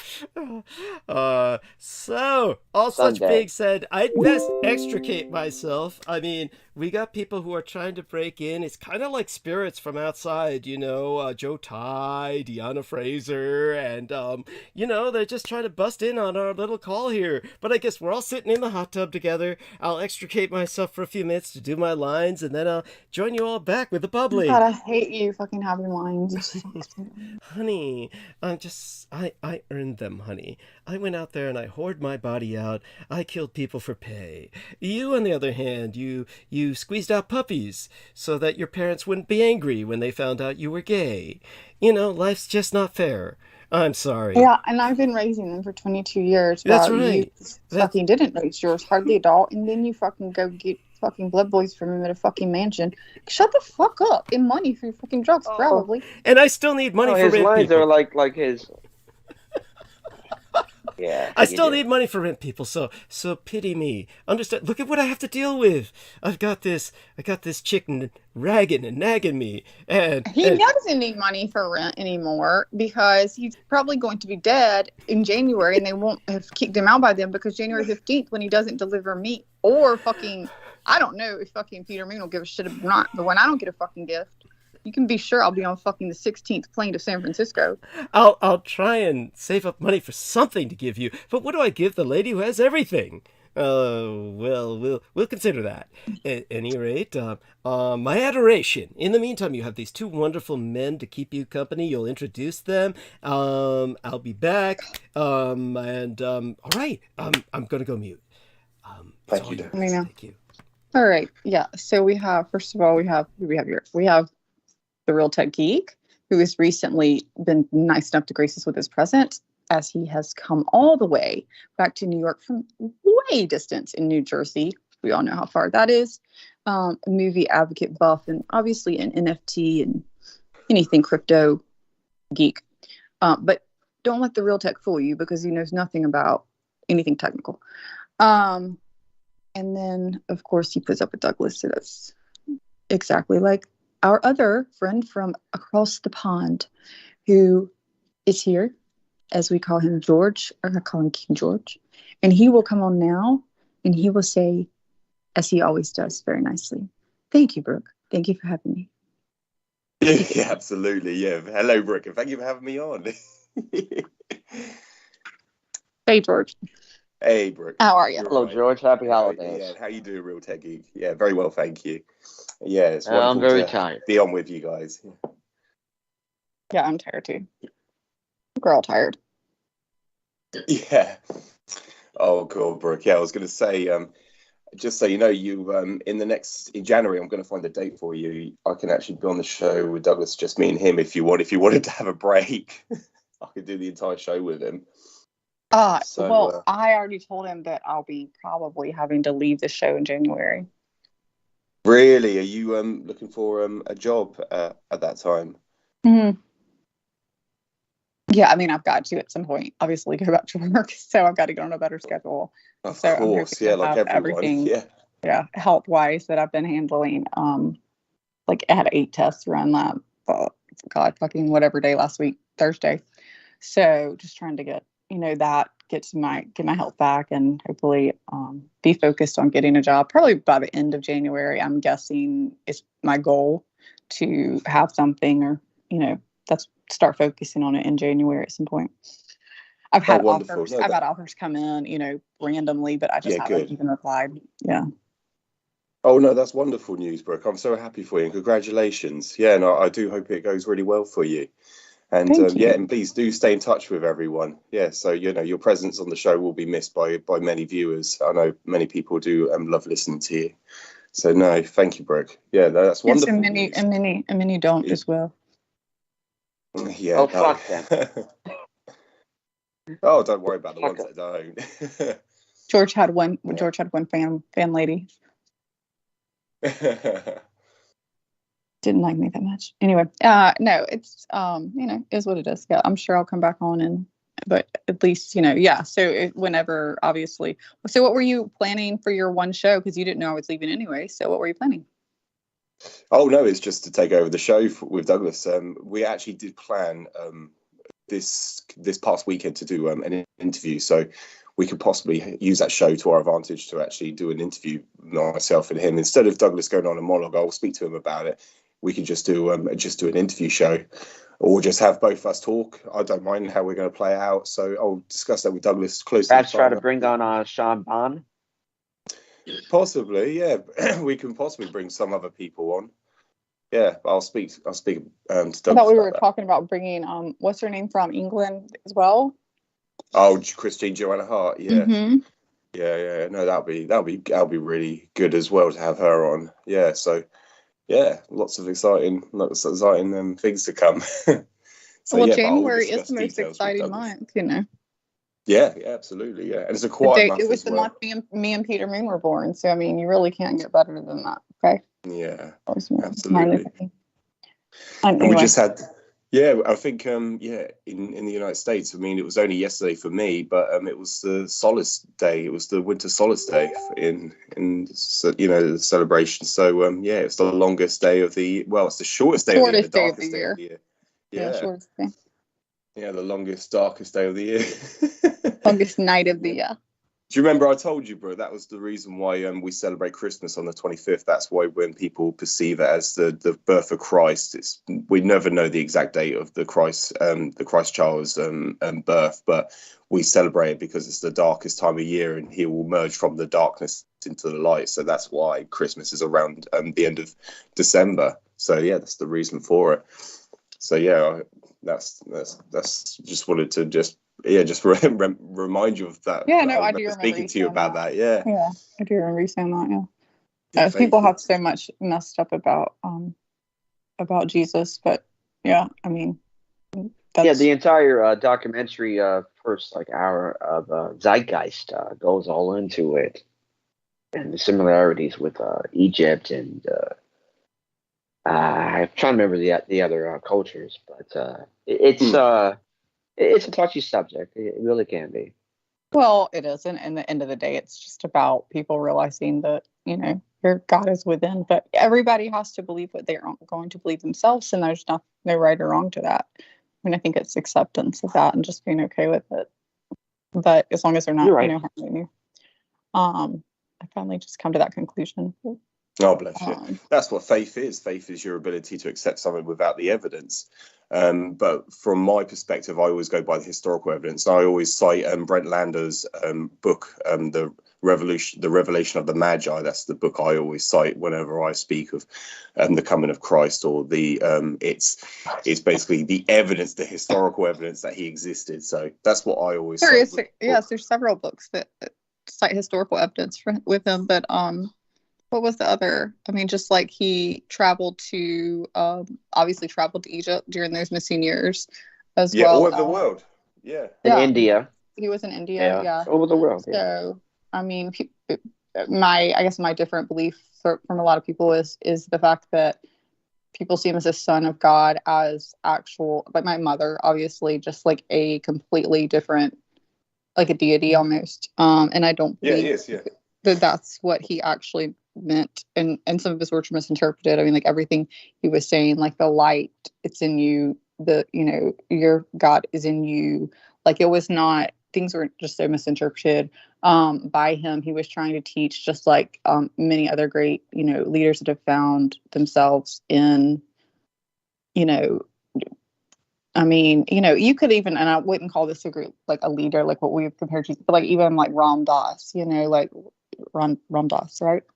Like, just to have a person that is so, they said being around him, like he could speak, but it was being around him.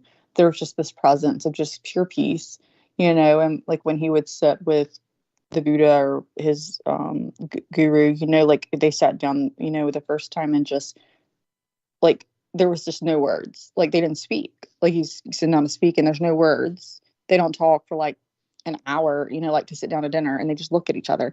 And he said it was just pure like peace and enlightenment, and that's, again, I'm getting a little too deep here, but regardless, it's like if me and you were to sit down at dinner, or you to sit down with a friend, and you're like 1 hour just looking at each other, normally be like, what the hell are we doing here? We having a drink? What are we doing? So it's about being able to up level to that enlightened stage. And that's where Jesus was. And many people have gotten, or just not even enlightenment, just being at peace with being one, and knowing that you are infinite in all, and that you are both, you're not just like the wave on the ocean, you're the ocean with the wave on it. Like you're all of it at the same time. And I think people that get to that stage, and that's what Jesus was trying to teach personally. But again, people can believe whatever they want, because everybody's here to have their own experience, which is what I believe that was what it was created for anyway, which is why I also believe that there would be no light without darkness. And everyone that's like, these are dark entities or demons. Well, they also were created by the same thing that created you, the same creation. We came out of the same source. Light is a spectrum. So when a light hits something, it splits off, and you can only see it, right, if it hits something solid, dark mass, right? That's how light splinters. So if you look at it from that form, just as energy, that there would be no light without darkness. There would be nothing. And so therefore, fourth dimension is all about darkness. That's what fourth dimension really is. But God, I could go on to that. Anyway, I'll shut up. No, that's all right, bro. Thank you. That was kind of what we're going through the last transmission, actually, when you were speaking about the dimensions side of the dimensional aspects of things. So, yeah. No, but thank you. No, but you can see you're very passionate about all that. But yeah, I wanted to just share that there's this. We were put on this the Christmas, the nativity shows that come on every year around this time of year. You've got all the children's programs that come on. All the the Pixar and the Walt Disney movies that come on, and there was this one that was it just caught my ear the other day, because of course they're playing all day long at home, and one of them was, you can see the three wise men, the classic nativity play, but it's an animation, and it was the three wise kings that were going to go see King Herodes Magnus, and then I said to my daughter, did they just mention his name was Herod? And she was like, oh, I think they called him Herodes or something like that. I said, yeah, that's King Herodes Magnus. And it was just interesting just to hear. And this is what I was telling Eric the other day. And it was playing out the whole, when you see, this is what King Herod said to the wise men. But of course, if you refer to the book, The Revelation of the Magi, there was not three of them.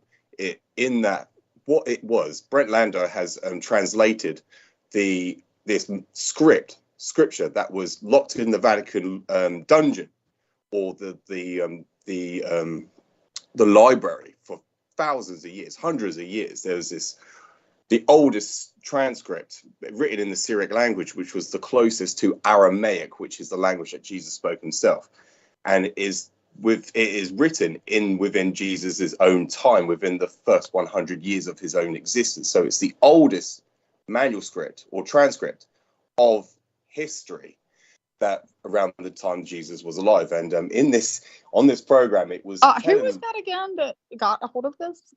It was Brent Landau. He's a academic scholar. He basically dedicated his life to study and translate the Syriac language into English. So he was studying the Syriac, and that's the language that it was written in, this transcript, manuscript that was written within the first 100 years of Christ's own existence. So it's the oldest scripture that we know of that we can actually cite. And that's Brent, Brent Landau, yeah, Landau. Yeah, and it's Revelation of the Magi, because it was the Magi that came from the east, from the land of Shir, Shir. So they came from the east and moved to the west. They came with an entire army. There was the reason why in the Nativity, the classic tale, they only cite 3 wise men, because there was 3 gifts: gold, frankincense, and myrrh. But there wasn't the historical narrative. The historical reality of it was there was several kings. There was several Magi kings that came to worship the Christ child. They came. It took them 2 years to actually reach Jerusalem, to reach Bethlehem, to actually baptize Christ themselves. That's the whole reason of them coming to worship the Christ child, because he was the Divinian line from the lineage from the house of David himself. So that's what they recognized. This was what you call, because Christianity started off manifested in China long before it did anywhere else in the world. And so this was like what you call, I'm going to ask Douglas in a second if it was a premonition, or if it was what do you call what's it called when they excuse me, I'll come back to that. Come back to the word. It's Brent Landau. Prophecy. Brent, Landau. Yeah, Brent Landau. Yeah, you can. Yeah, anyone can just. They can look at the PDF file of the book, The Revelation of the Magi. Yeah, I just tried to type his name, but I found it after the Revelation. Yeah, and it's just really funny watching this child's animation just play that out in the most innocent way, and it was King Herodes Magnus, in the historical narrative, in the historical factual reality, he actually said to him, well, once you reach the Christ child, once you appointed with him, can you please give him my prayers? Can you please give him, because I too want to worship the true heir, the heir apparent to the house of David. He was recognized as the true line of the kings from the house of David. So but in the reality, he was disingenuous, and he actually wanted to kill him. And so that is why he's known in history as the man that ordered the death of 2,000 infant children under the age of 2, all males, in Bethlehem. And that's what he ordered. He gave the order to slaughter any child under the age of 2, because it took 2 years for the Magi to come from the east to the west. And that's the book of the Revelation of Magi. That's the tale it's telling you. But it's historical. It's not. It's factual reality. It is historical, but so here's where you and I do, and I'm going to read this because I have not read that. Yeah. But my concern with it is this, that it's very well probably more historical than what's written in the Bible. The problem that I go back to is if we go into history to learn our past, which is what we talk a lot about on the show, the past. You would have to, like, to me personally, I go further back than that, because there's already a problem there. There's a problem that we have set up because we have set up a religion, right? That is what we're calling the Jewish religion, and following the sons of the King of David. And so, following that back and where that came from, and the true true history there, I think is where my my questions, like I've decided, obviously, like I may, I don't have to have all the answers. Like that's not what I'm here for. I'm here actually for my growth. And so therefore I don't need them all. But if I was going down the rabbit hole, like you're very good at, of like seeking these answers, to me, the answers are further back than that. So yeah, you just saying Or, it goes or down. also the conspiracy theory. I'm sorry, I didn't mean to interrupt you. No, not at all. No, carry on, real tech, before I answer. Yeah. Well, before he carries Well, on, you asked me, what were you going to ask me? I mean, I want to hear what he says, but you were going to have a question. I just don't want you to forget it. Yeah, because were you referring to the Old Testament, Brooke? Going back. I mean, yes, because you're basically, that's what that's based on. I mean, the kings of, basically the religion itself. When we go back, we go through Abraham, and then we lead up to David in the Jewish religion. So you've got to go further back to find the actual truth, because the Bible itself, I mean, I personally think it's been more manipulated than not, in more of a fictional story than not. Oh, if you want to know the historical, if you want to get any historical evidence for this, if you look at King Herodes Magnus, he was the king of Judea. He was he was not the rightful heir to the king of Judea at the point in time. He was around the time Christ was, when he was incepted. I mean, if you're a true Christian, you understand that Jesus himself was half man, half divine, and he was half man and half godlike. So I don't claim a religion. I was born a Christian. I was raised a Christian, but I do not believe that Jesus was any more divine than you or I. Okay, so I just returned. Anyway, I just returned for a little bit. I haven't heard until my mother would have a fit for me saying that. I can show you as well. She's hearing her Jesus post right now. But King Herodes Magnus was around. He was the king of Judea at the time of Christ, when he was incepted on earth, when the Magi came to worship the Christ child. But my point, again, King Herodes Magnus gave the but that wasn't my, I know you made that, but my point was, when we said he wasn't the true king, I'm going back further than that. I'm saying, where did it start that there was a true king? Do you see what I'm saying? You've got to go back. Do you mean in the messianic sense, or in terms of the Davidian bloodline? In both. Okay, so just so you understand this much, when it came to Herod, who was an Edomite appointed by the Romans, I understand the messianic bloodline if you're following it through Jesus. I understand that part. Okay, so you understand that he knew it to be so, which is why he ordered the killing of all the firstborn children, because so then you have to ask, just like you would ask about Hillary else, if he knew that to be so, how did he know it? He knew that because of the how fact that know Jesus was. He knew that because you had all the Oh no, I mean, go ahead, George, because what's going to happen is, it was because the Magi came and told him, and he believed the Magi. No, right? There's several factors going on here, but of course I'm going to let George return to answering that now, because what I just came on to tell everyone is that now that I've finished my lines, I'm going to take some supplements, like my fish liver oil combined with my iron and everything else, and this takes a little bit of time, but I'll be back in a few minutes. I just want everyone to know. Wash it down with some Coke. That's and then cute. come back and Actually, tell me believe it about or not, how Jesus, and then come back and tell us how Jesus is completely half spiritual savior of the world. Well, in terms of this, honey, I mean, when you come at it Don't with... do the honey unless you're going to start calling other people honey. Actually, we've been over that. I feel that I've earned the right to call you honey simply by I'm pretty sure readdressing my will to you. So if you get 50 grand when I die, I think I have a right to call you honey. Or, that's, otherwise it wouldn't make much sense. So, you can call me honey when we're burning in hell together and you're stuck next to me. Yes, that may yet happen, but such is being what it is. Just so everybody knows. You call me honey all you want. Thank you.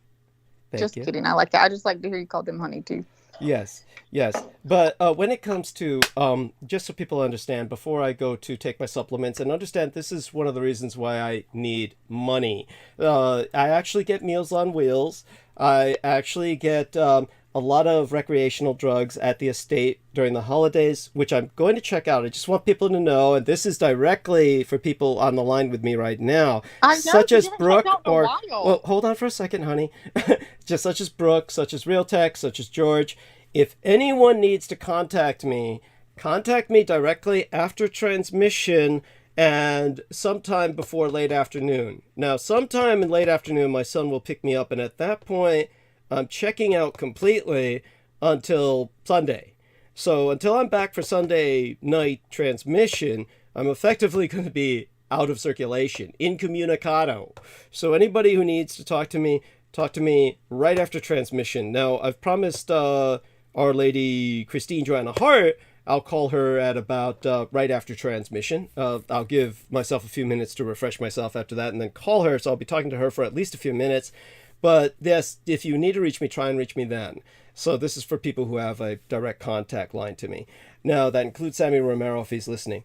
Now, just so people understand, Mary and Joseph were both descendants of King David. The bloodline follows the mother in the Judaic tradition, of course. So that's pretty much the mystery solved right there. Matthew's genealogy in... that was not the question that I asked. Well, you asked about how did Herod know he was the fucking king, right? So I'm answering. Yeah, be a little fair here, honey. You can't just switch the rules on somebody. All right? So just understand Matthew's genealogy in, shall we say, I think it is 116, 16th verse, chapter 1, says Joseph was begat by Jacob. Jacob was Joseph's natural father. The Luke account says Heli was father to Joseph. This term is interchangeable with father-in-law. So Heli was Mary's natural father. Now, one takes the bloodline through Nathan, and the other takes the bloodline through Solomon, both sons of King David. So Joseph's bloodline was cursed because of past deeds. They could not inherit the throne of David by direct blood relation. Joseph was a so-called stepfather to Jesus. So there's nothing to inhibit Jesus from taking the throne of David. So because Mary, as well as Joseph, was of David's lineage, well, that pretty much answers the question. The genetic background. No, it doesn't at all answer the question. I wasn't trying to change the rules. Well, that part of the question, that aspect of the question. Now you're expanding the question to say, how did anyone know that Jesus was divine? Half divine? I'm asking the whole thing. Divine. You could sit here and say this to me while wait a second. Okay. Let me finish my question because you're going to have to go further. Then I'm going to go, why was David's bloodline important at all, unless you want to believe? Do you understand? Whoa, wait a second. Now that's just getting silly. David's bloodline is important because he's the fucking king of Israel. So it doesn't matter. Why? So he's the king of Israel. Bush. So we got Bush's bloodline. He's a king of but what you're doing now is, at this point, you're taking the question. Not. Okay, hold on. You're trying to say what you're trying to do is you're trying to take the question into a meta zone. You're taking the question into a meta zone where you're going to a metaphysical level where you're now saying, what does it matter that anyone's bloodline is declared royal? How does that make them better than any of us? But that is what I'm trying to say. Okay, at that point, the question is useless to the immediacy of the question as originally presented. You see, so I misunderstood them. Yeah. Obviously, I missed. Okay. Peter Boone be very upset with me to not be exact in my words. Well, I mean, a person could be part. I mean, now that we take the meta level of your question, here's the meta level of your question to answer. Basically, so we understand now, and you seem to accept. So I don't need to go into it any further.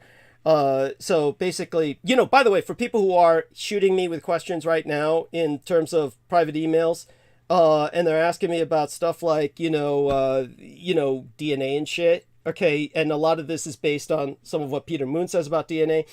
All right, let's take a look at this to be certain.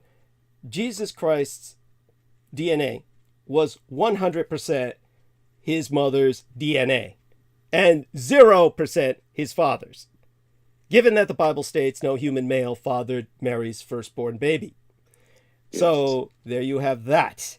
Yes. What few people seem to take into account is that it was the eternal Word of God who left heaven in order to become the embryo in Mary's womb. This pre-existent one had to empty himself of the glory he had in the Godhead alongside the Father and the Holy Spirit to add human nature to his divine nature.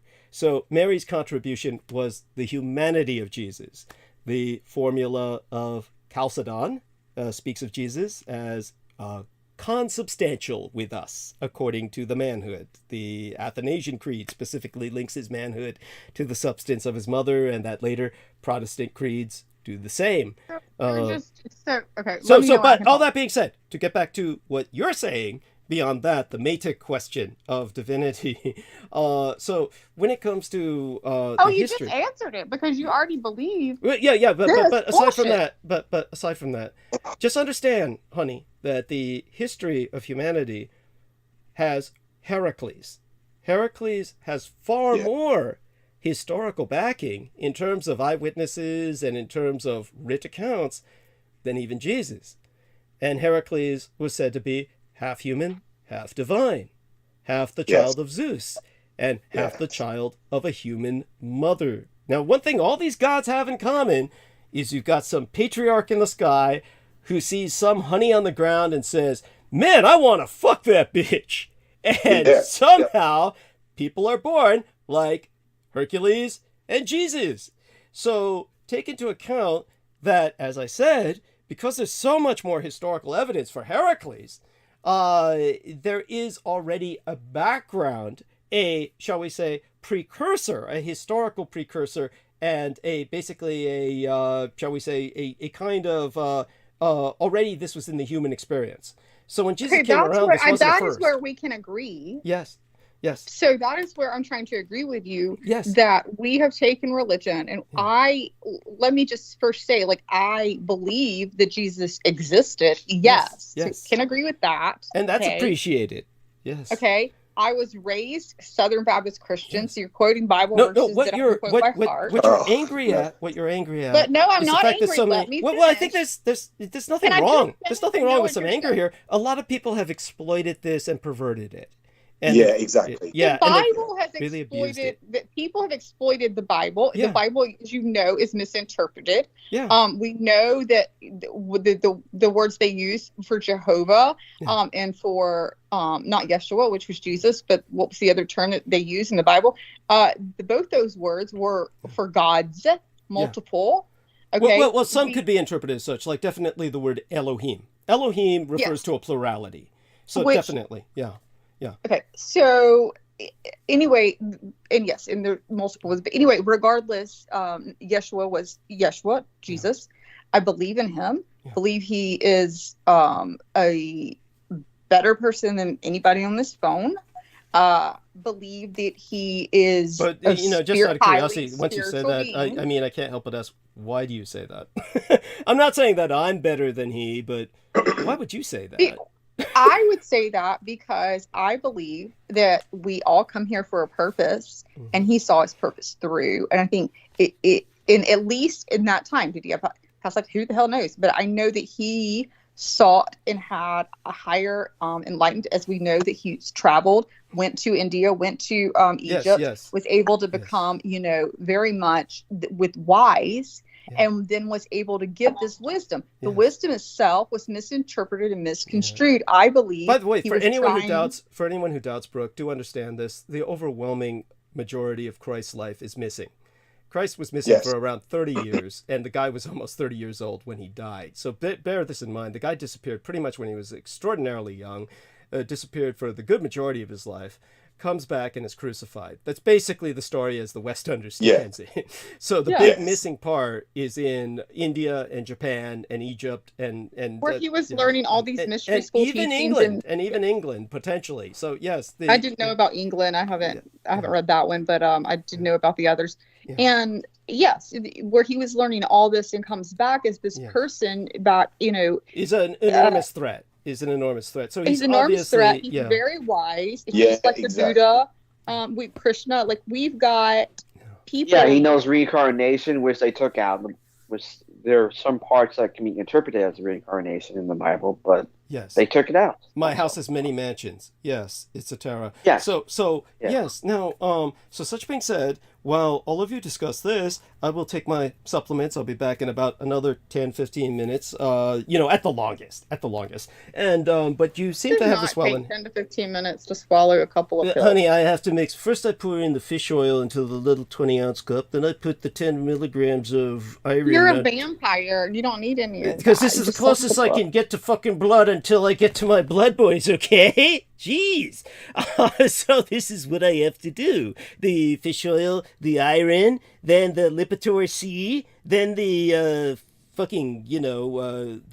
right now I'm using the Maybe some you should wonderful just person check sent next me door cologne. and see if the girl next door is having her period and not worry about it. I've told you before, I don't take girls as food because I think of them sexually. If I start conflating food and sex, then I'll start looking like Laurie and Ann Fenton and weigh 1,000 pounds. Then Right. where would everybody be? So, of course, and besides that, it's a different kind of blood. Like I said, that's basically...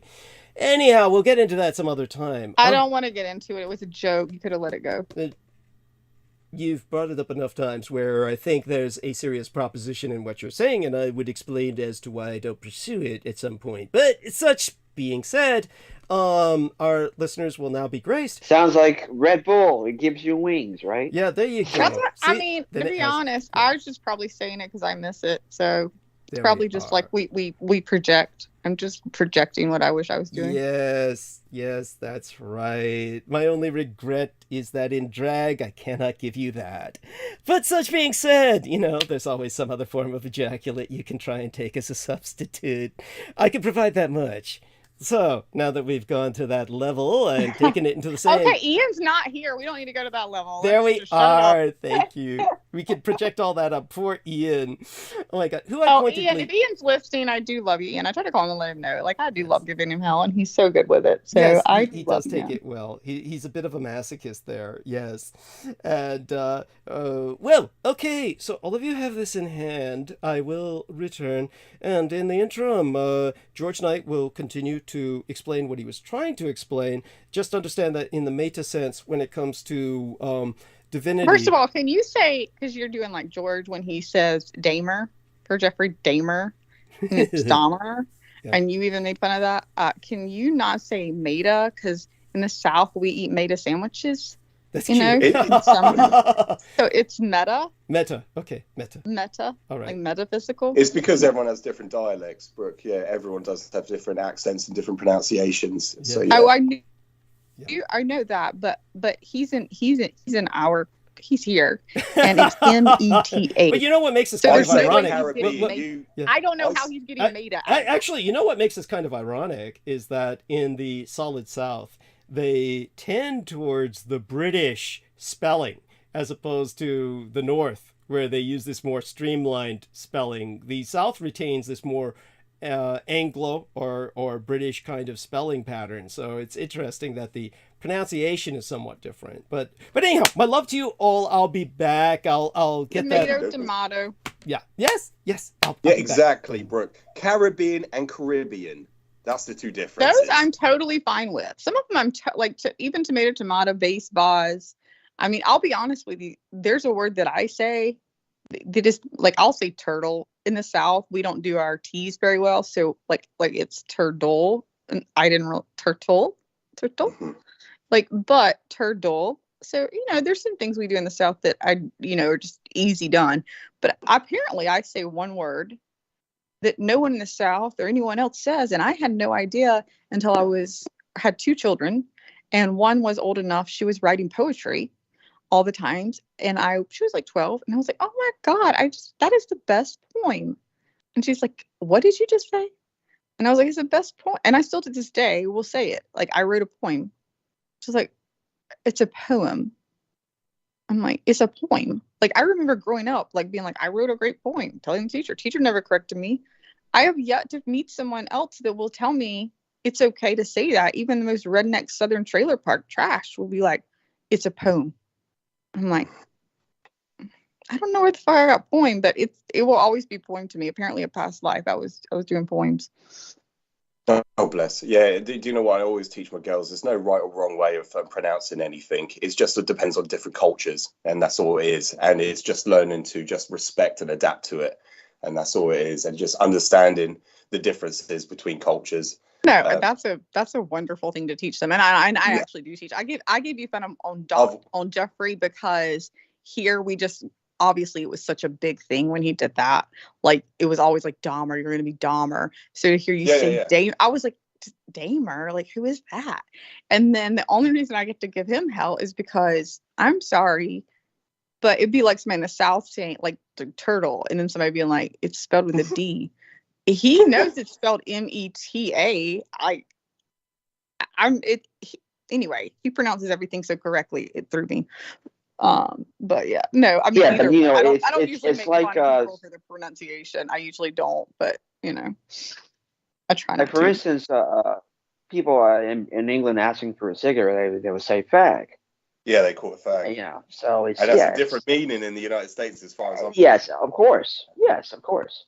Or the elevators is here in Yes. America, elevator, and in China, I'm sorry. And my wife always says lift, so I'm it's a lot and sorry, real tech. And faggot over here, it's a piece of meat. Over there, it's a different meaning. You call it as an insult. Oh yeah, wow! You're haggard. Let me tell you something. And the other thing here that's different, that I don't know if England does this, but like down south, if you want a Coke, like if you want to, like there's Coca-Cola, there's Pepsi, there's Sprite, right? So when we go to a restaurant in the South, we'll go, what kind of Coke do you have? Yeah. Like, so we call all sodas, which now it's becoming, because we have more people that are from up north that will at least say soda, but you had a lot of people up north that would say, what kind of pop do you have? Now, pop was not a word we'd ever even heard of. Now, pop, obviously popcorn, I'm going to pop you in the face. I mean, pop your pussy. I'm sorry. But like, there was just no, what do you mean? What kind of pop do we have?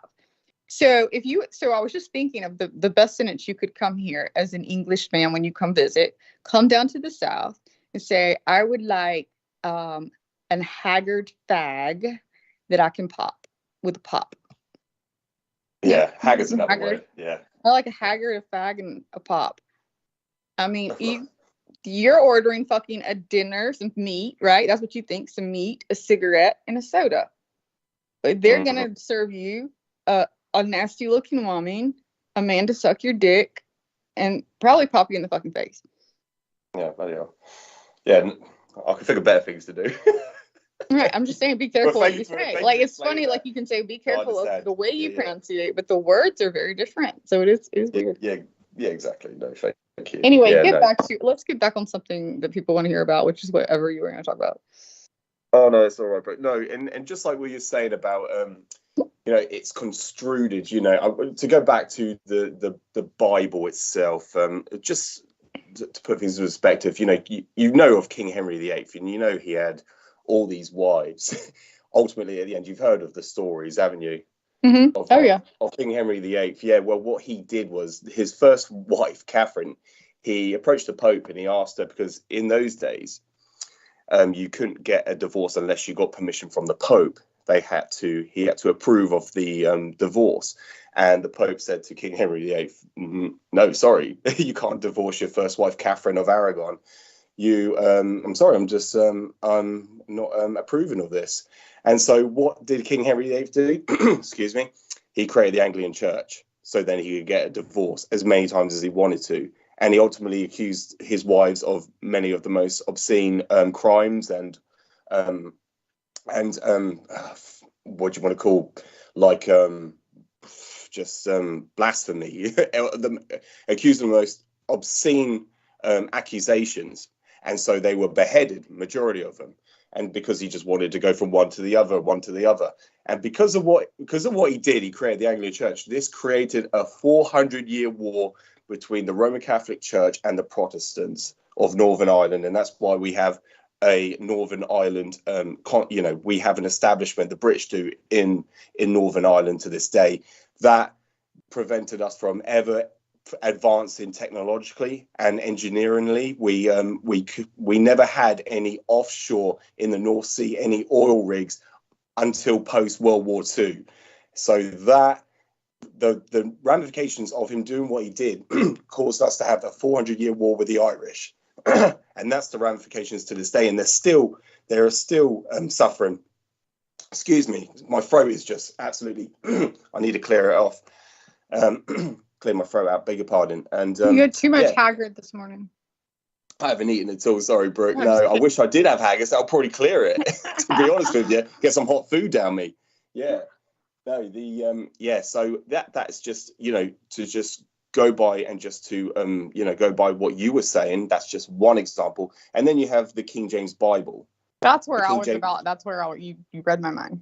Yeah, and what I learned from Douglas is King James, he failed his Latin tests. He couldn't read or write Latin. So what did he do? He grabbed all these scholars and academics from Cambridge and Oxford, and they rewrote the Bible in English. And so it's completely misconstrued. He basically had it any of the readers. I heard, was it Shakespeare, or he had it written Shakespearean? I mean, that's used a lot of that.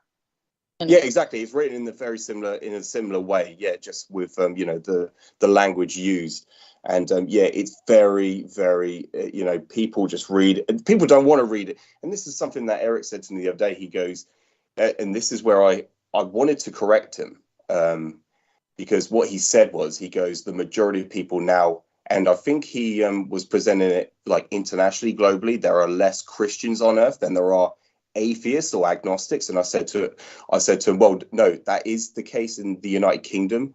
There are very, very few actual Christians left in the United Kingdom. Nobody goes to church anymore, very few. But globally, there are far more Christians on earth. There is over I think it's about 2.5 billion Christians on earth. And there is just almost 2 billion Muslims on earth. And then the second largest percentage is atheists or agnostics globally. That's all over the world. Yeah, so Christianity, depends on what you call Christian, I guess, too. But yeah, the whole alt-right reactionary, belief that, or they're trying to promote or propagandize that, right? Exactly. Christians are being outbred. Yeah, it's actually. I'm it's sorry. I thought you were finished. It's the opposite is true. It's actually booming. Christianity is expanding exponentially. Yes, right now. It's actually predicted that Chinese will be the largest Christian population in the world. They are the largest Christian population on earth. That's right, Real Tech. Yeah, absolutely. And that's what I wanted to present to Real Tech. But over here in the West, it's not promoted as that. It is propagandized that they are being outbred. And they're also saying that white people are being outbred in the UK. So this is what's currently going on. That's the current affairs going on in the UK at this moment in time.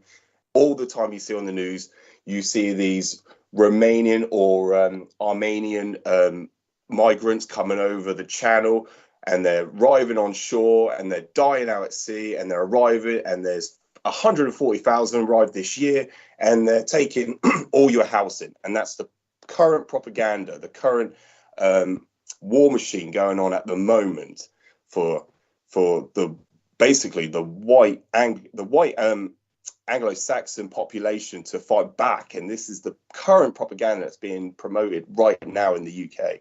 It is so sad to see. And it's something they need to fight back can go into detail, keep it more white. Is that what you're saying? They're saying they're being outbred. Yeah, we're being outbred. And that's the current propaganda. Like, did they, but I mean, like, in reality, they're a minority. They're a massive minority. If you go further up north, it's all white. But if you go towards London, I guess I've always been non-racist. I never looked at my husband, who was a half Cuban, but I mean, he looked right. He was Cuban, but never looked at him or anyone else I dated as just racial. Like, it's so beyond me, like, to think, like, if I was to go adopt a child, like, I would be like, give me the cutest baby that needs to home.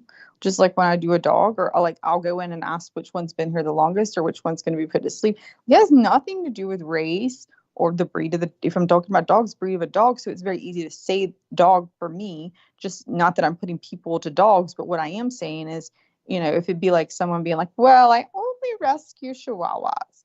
All the rest of them, give me a bit down. I don't care.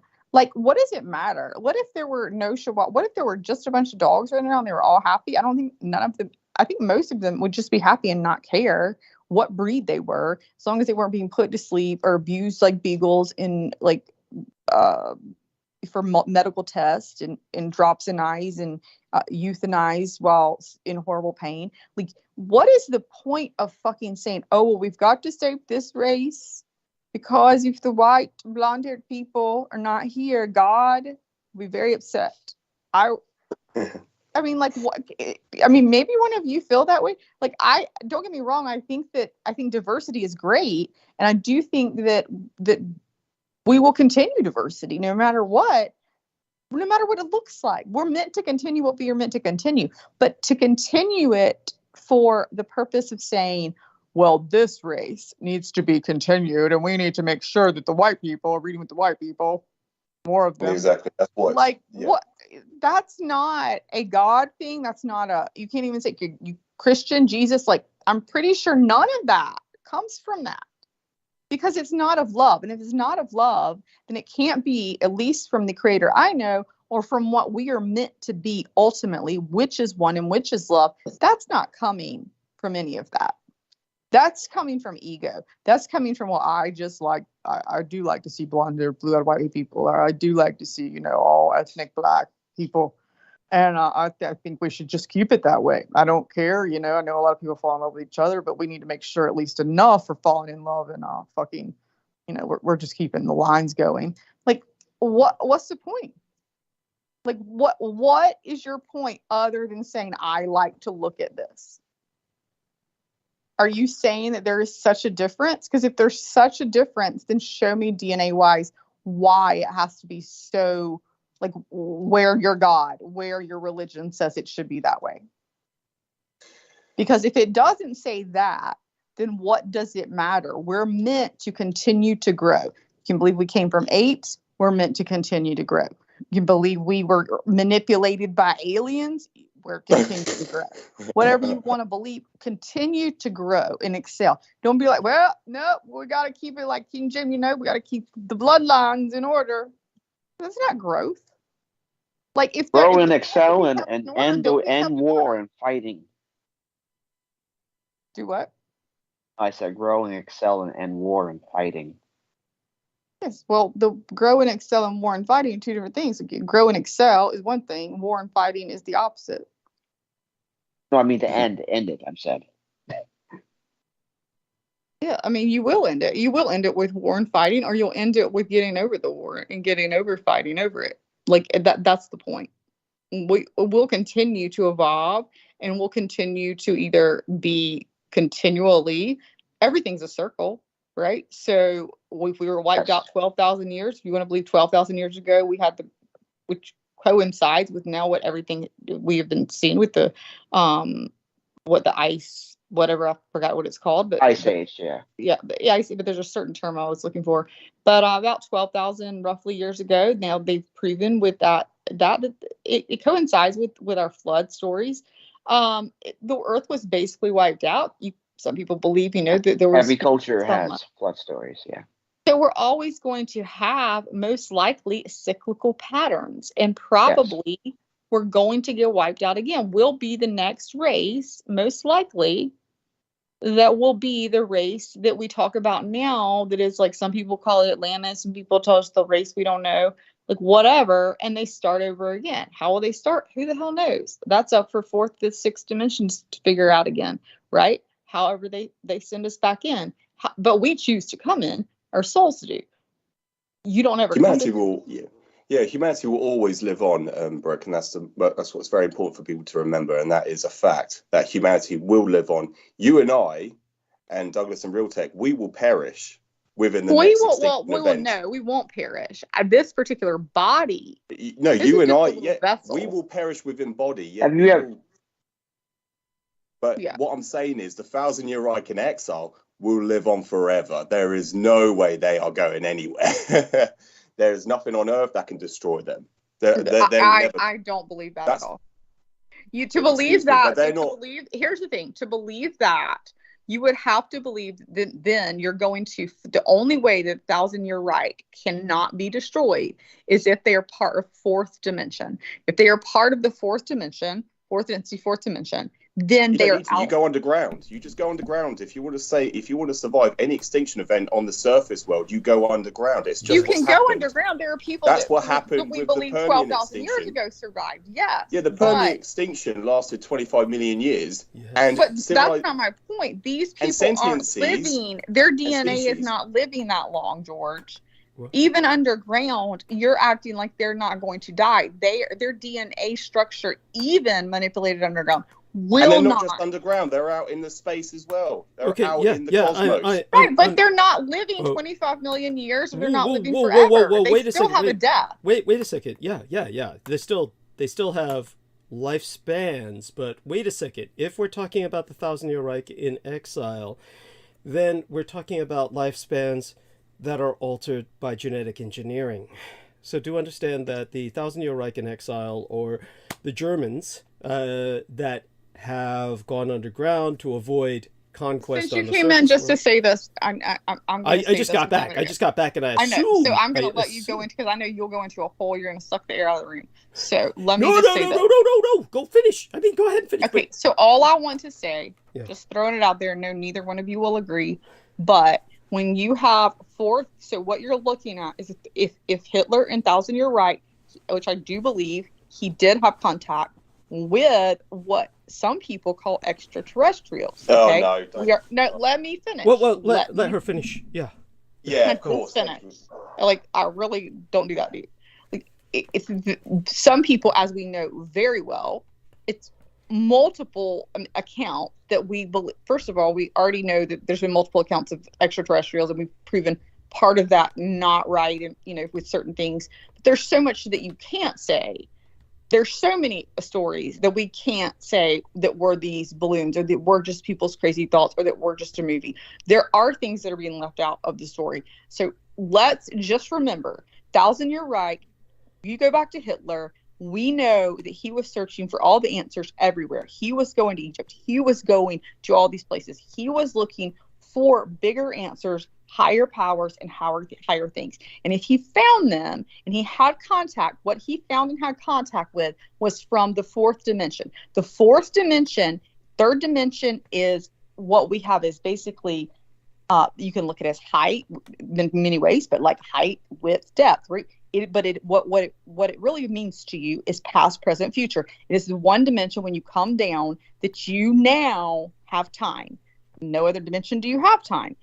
You have time. So the next one up above you is fourth dimension, and guess what it has? It's just like the pyramid. We are the third. You put a line through through a pyramid. Put it straight through the freaking middle. That is your time. Okay. That is meaning it connects past, present, and future. All meaning there is no time. Connects it all a lot easier. We don't have to go through past, present, future. All happening at the same time. Problem is, guess what? Our third dimension controls the fourth dimension. Because fifth dimension, again, not getting into all that, it won't go there. But your archangels come down. Your fourth dimension is full of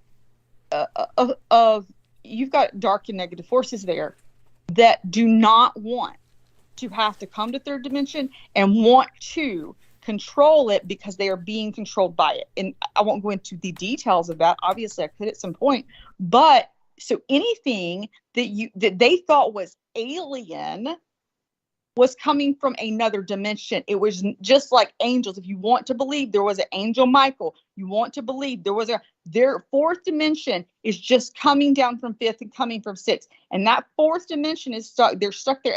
But there's no time. But they also have no creation power. They can't create. They're stuck with no time, and they're living it all. They can see it all. They have no time. So therefore, they can come manipulate. The dark ones there come and they want to manipulate the third dimension because they're controlled by it. That is what Hitler, if you were saying that he was able to manipulate DNA, he was able to get in touch with beings. I am not calling them aliens, beings, spirits, souls, angels, demons, whatever you want to call them, from another dimension that have a reason and intent to come here, not for the good, but could manipulate what you're saying, that DNA structure, to mess up with timelines, which is where your timeline jumping comes in and the rest of it. Because anything having to jump into third from fourth is to manipulate. It is a manipulation. That's all I want to say. Y'all go on the rest, and I'll just shut up. No, thank you. But just so you know, I didn't mention anything what you just said. Yeah, that's right. It was definitely your. So what's going on is I will serve as the bridge here. What you say is obviously on a very different track from what George Knight is discussing. But I'll act as the bridge here and point out that what Brooke Gibson is speaking about is what many people are surmising based on the Vril Society's contacts through channeling of various intelligences that then gave the various people in the Third Reich a heads up on different types of technologies. But this is what many people take and run with from that point without taking into account technological developments made by the Third Reich independently of, say, for instance, channeling from Maria Orsic or other members of the Vril Society. There's been an intentional focus on the Vril Society without taking the rest of the Third Reich afterwards into account by certain historians or pseudo-historians that have their own agenda. And what they're doing is they're propagandizing against the Thousand-Year Reich in exile. They're propagandizing against the original Third Reich by trying to place everything in the most negative context. So there is obviously seances, and channeling can be very dark looking to many people on the outside. It can be very sinister looking to people on the outside. So it's the easiest propaganda route to take. So understand that while what you're saying is based on research that you've conducted as best as you could, but unfortunately, unfortunately, it is based on research that had zero. I never even heard of Vril Society, and it had zero to do on channeling. It's obviously influenced by that, whether you know that or not. Well, no, actually, it's not, because I know exactly who has influenced me, and of all of these, so none of those. This particular teacher of yours, can you? Was that Marina? So the first thing that actually got me started on this path was near-death experiences. Okay. So that was my original path toward this. And then obviously I did start to learn about... Could you share me, are you willing to share a little bit about these near-death experiences? What caused you to die? How long you were dead? What was going on here? Oh, this wasn't mine. No, I was not my near-death experience. I actually lost someone very close to me, and I was struggling with that loss. Okay. And happened to didn't even know what a near-death experience was. Okay. And happened on the internet. God, this was in 2007, 2008. And that's when I started researching those, and these were just, both some famous ones, but famous at the time. And by what I mean famous is they are probably not famous now. And now, there are people that talk about it because we have YouTube and things. We didn't have smartphones when I'm doing this. Okay. Mm-hmm. So, their names can you name them? God, hell no. I mean, I could go back and look at it. I remember the only one I laughed at because I thought it was crazy. I was like, that guy's high. Was that? His was not similar to most of them. Was Larry Hagman. Remember on whichever, but no, I mean there was. What did Larry Hagman say? Just out of curiosity, I cannot remember. His was very odd because everybody's was so not similar enough, but just what I found the general was very template. Yeah, there's a general. Well, just they didn't like a mother. Like I'm a mom, and I remember the mother. You could really feel her heart. Like she had 2 kids. She was electrocuted in her backyard. She didn't, and had if I left my children. Just like I know, George would relate to this, like you imagine like tomorrow getting, hit by the bus or whatever. And you would think, he's in a position where he could easily get electrocuted. Yes, go on. Or electrocuted, right? But like my point is to that is he would think when he goes to work, I don't want that to happen. Yeah. I want to leave my wife and my child. Like that would be the worst. Like he's going to try for that not to happen. If he's laying there on the table with the doctor and he can speak, he's going to tell the doctor, please save my life. Right. But every one of these people would be, when I'm here, when I'm there, obviously they did not want to come back, like I'm home. Well, let me try and put some of this into some perspective in this sense. And I'll go back to what I was saying. I sent George Knight an essay that I'm still really rewriting. And just to put this into some context for George Knight, and anybody else who's received the essay, basically what had happened was I spoke of, because a friend of Peter Moon's was very enamored of Graham Hancock, as many people are, in particular, as well as Robert Schoch and many of these alternative historians that basically have the public by the fucking brain. These people are all Adamites, and they are all basically taking the reality of the stars above us, and they are perverting them and twisting them in the minds of man, and their attempt is to make the stars right for the anti-gods in the minds of man, in the minds of the mass public. That if enough people can believe the wrong thing, that makes the stars right for the anti-gods without the stars being physically right. That is how they want to overcome the problem. Are you referring to Graham Hancock, the man that has right now the series on Netflix? Yes, that's correct. That's correct. And Personal. so what But happened? he is actually going. When I watch him, he's not talking about stars. He's talking about actually going out and doing these digs. So I'm sure he does talk about stars, but the majority. All of his digs and all of his crap has to do with ultimately the stars, everything being aligned with the stars, and he misaligns the stars. So when my son did a bunch of transcripts about my exposing this, about all the plagiarism of Graham Hancock and what he's really doing, my son transcribed it in such a manner that he's making it accessible for the Blood Boys, who he tutors, whom I tutor, and the agenda is to make them able to basically adjust to the world when they graduate, so to speak, when they turn 18. So when it comes to what I have to do is I have to kind of take those and kind of rewrite them so they're a bit more detailed, in fact, much more detailed, and give people who, like you yourself, I'm going to send it to, as with George Knight, just going to give them a better picture of what's really going on. So George Knight just put into the chat room what I had sent to you in that essay, the Big Dipper and its rotation in the heavens, creating the Hakenkreuz in the sky, this is what makes the stars wrong for the anti-gods, because the Hakenkreuz is the elder sign. For that reason, they cannot walk the earth. That's one of the reasons. But that's where I'm saying, like, you fall for some, but not others. Like, you fall for the anti-god shit. Mm-hmm. Like, why? Why are you picking and choosing? Why are you going with the anti-god shit? Honey, when you say that, God. what you're saying is you act as if I have a choice. The cuss word comes out. But honey, you're acting as if I have a choice. It's not something that I chose. No. It chose Why me. do you believe in the anti-god? Because I've read everything that you sent. It's based on personal experience. Yeah. And Brooke, can I just butt in before I have to leave? Oh yeah. Oh God, I didn't even know you. Oh yeah. Oh God. By all means, give him all the time now while he has time with us. Then. Oh geez, I didn't know how limited your time was. Go on. That's all right, Douglas. No. Thank you very much. I appreciate you having me on. No, just what I wanted to just say, Brooke, just immediately is Jameson Rees himself. I caught him asking Douglas about HAARP, how it works, how the mechanism of it works to activate it, because he wanted what Douglas has in his possession. He wanted to control the anti-gods. So Jameson Rees was after this activation, this what we call the what Douglas Vox refers Arca. to as the Vox Arca, exactly, Douglas, and what Douglas refers to as the nuclear football. Is that correct, Douglas? The occult version of the nuclear football. Yes. Yeah, this is what Jameson Rees was after. This is what he wanted.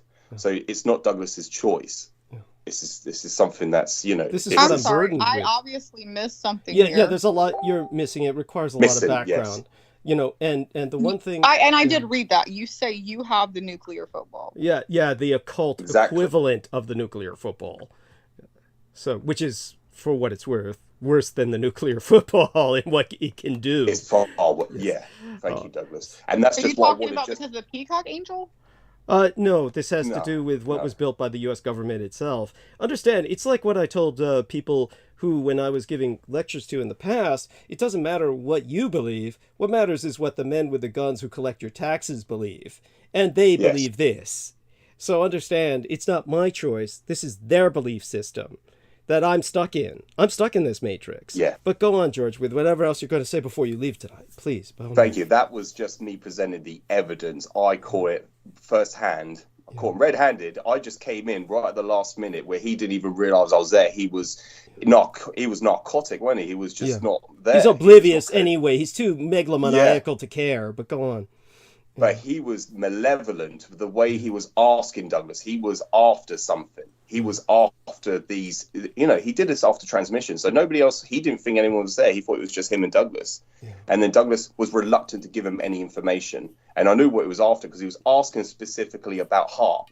He was asking, and that is where the anti-gods, the kings of Edom, are being binded by this mechanism, which the United States government created. Yes.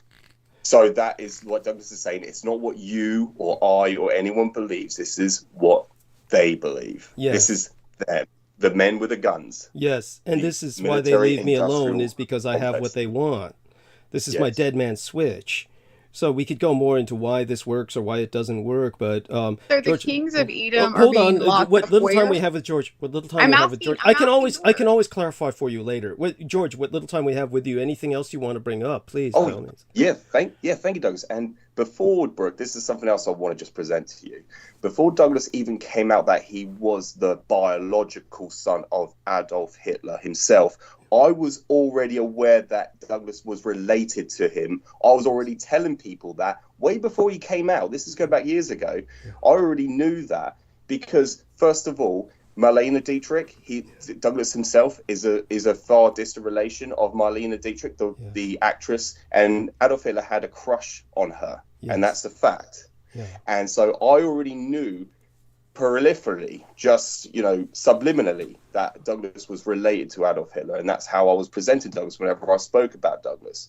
And for people that deny it, Michael Aquino had Douglas personally liaison. He was assigned liaison status to the officially recognized Satanic Chaplain of the United States Army, Lieutenant Colonel Michael Aquino, because of his relation to Adolf Hitler. Yes. That's why Michael Aquino went to Weselberg Castle and conducted the Weselberg working, the binding ritual on Douglas's own birthday, dressed up as Adolf Hitler himself. Yes. So if people deny that, that is the evidence right there.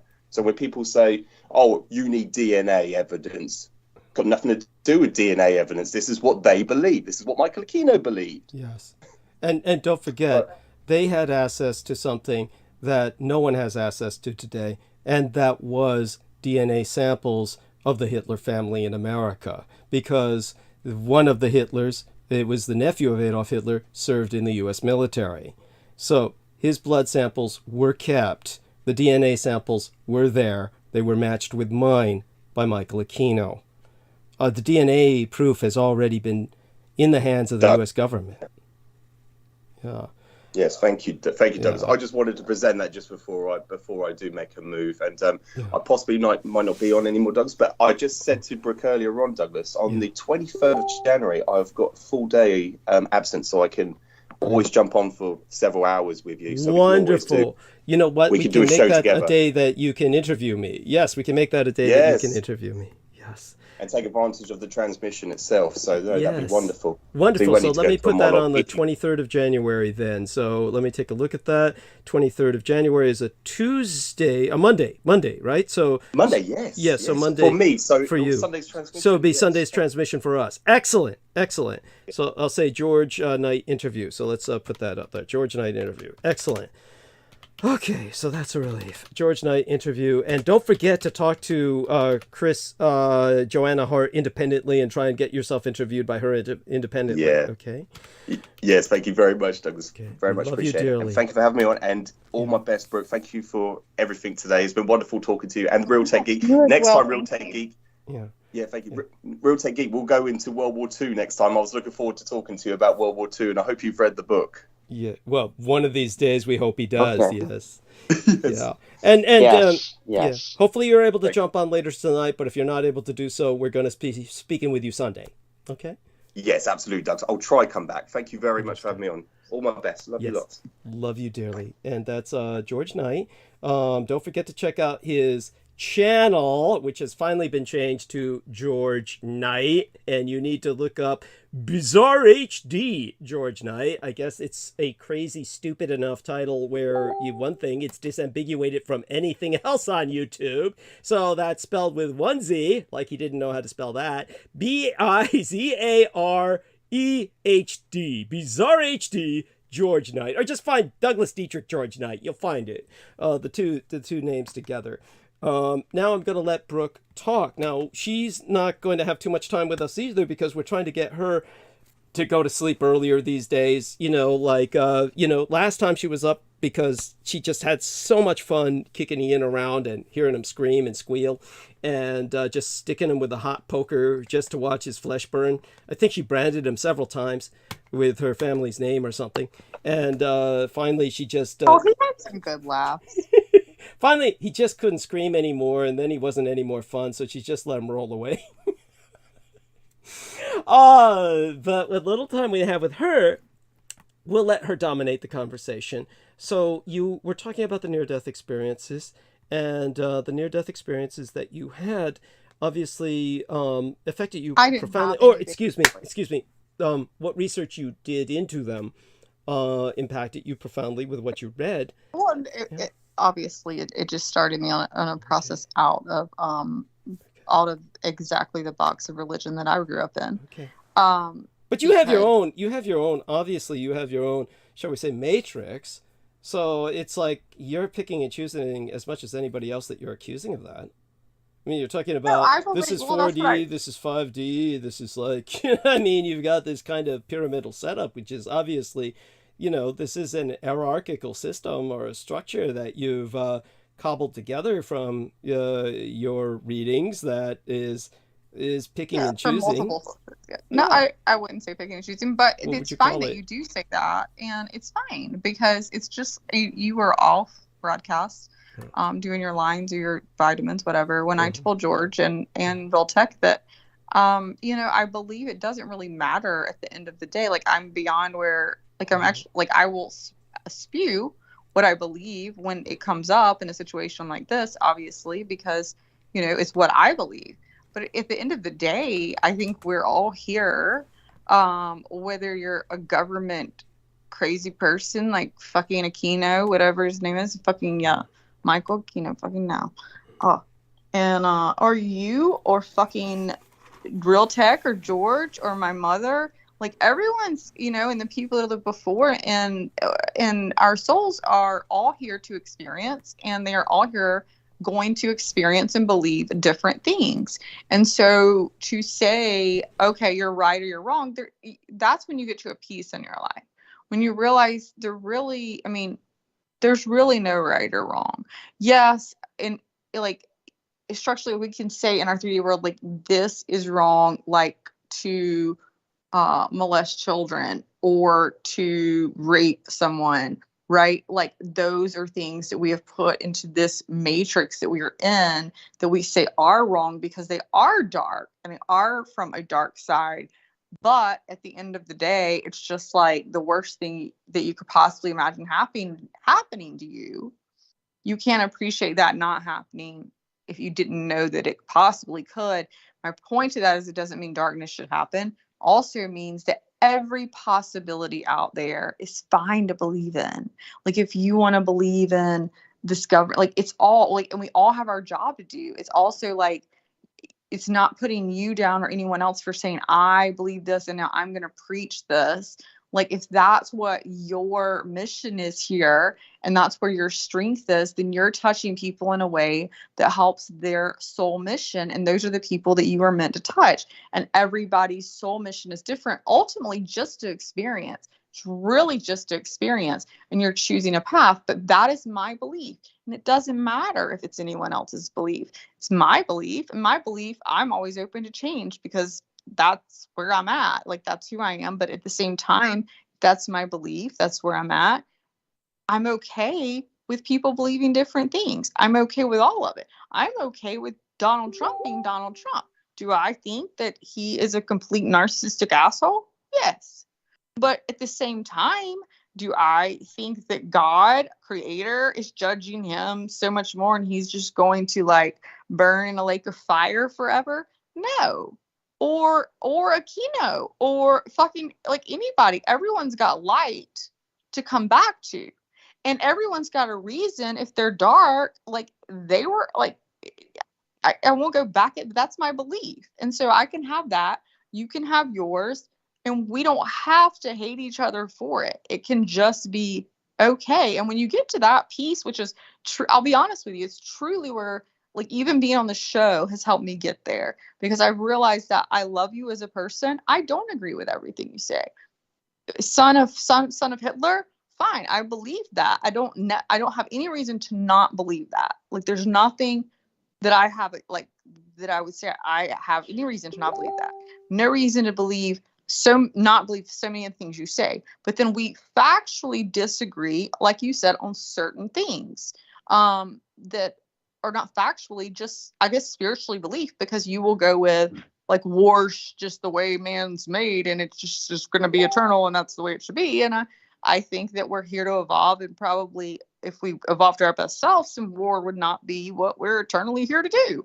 But you know, who knows? Maybe we never evolve, or maybe I'm completely wrong. It doesn't matter. You know why? Because at the end of the day, if I have a good day and I love myself and I'm happy with myself and I love you and I feel good with you and I can love, like, what's the point of arguing that? Right?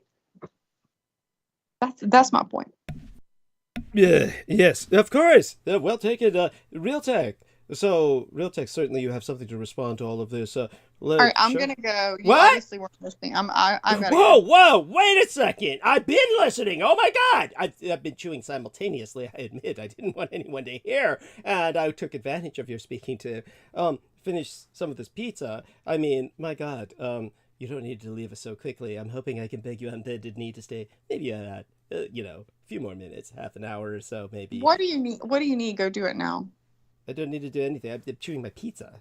The pizza. I might go grab some tomato sauce to dip the crust in when I've gotten to the crust part. but I'll let you know at that point. I wish I had fucking pizza. How do you get cocaine and pizza? I'm so fucking I had to tonight because I didn't have any time, and thank God our man, Mr. T Tank Barry, he brought enough money where I feel safe, where I could buy the pizza and still have a good chance of making rent. Now, by the way, this is San Francisco, so I want people to know I went in it's just bad luck. I went in at the wrong time when my friends at the pizza shop who know me weren't there to give me the discount. So this one young kid there who he's nothing evil about him, but he's just following the rules. The young kid charged me the full price. So that was with the toppings. Feta cheese, artichoke hearts. I mean, each topping they charge just a whopping amount for. So the full price with the double pepperoni and the Canadian bacon and the sausage. I mean, it all together with $66. Then I tipped $3, so $69. We're talking my life. Horrible. Yeah. So I intend. I had a $66. I ordered 5 pizzas, fucking feta cheese, spinach, fresh fucking shit. It's fucking $66. You're in fucking Hawaii. That's Hawaii price pizza. Yeah, it's outrageous. It is outrageous. Pizza Hut. Yeah, it is. It is outrageous. Yes, thank you. So Real Tech, like hyperinflation. At least say it was New York style pizza. Please tell me you got thin crust New York style. Pesto. It's pesto pizza. So it's San Francisco style pizza.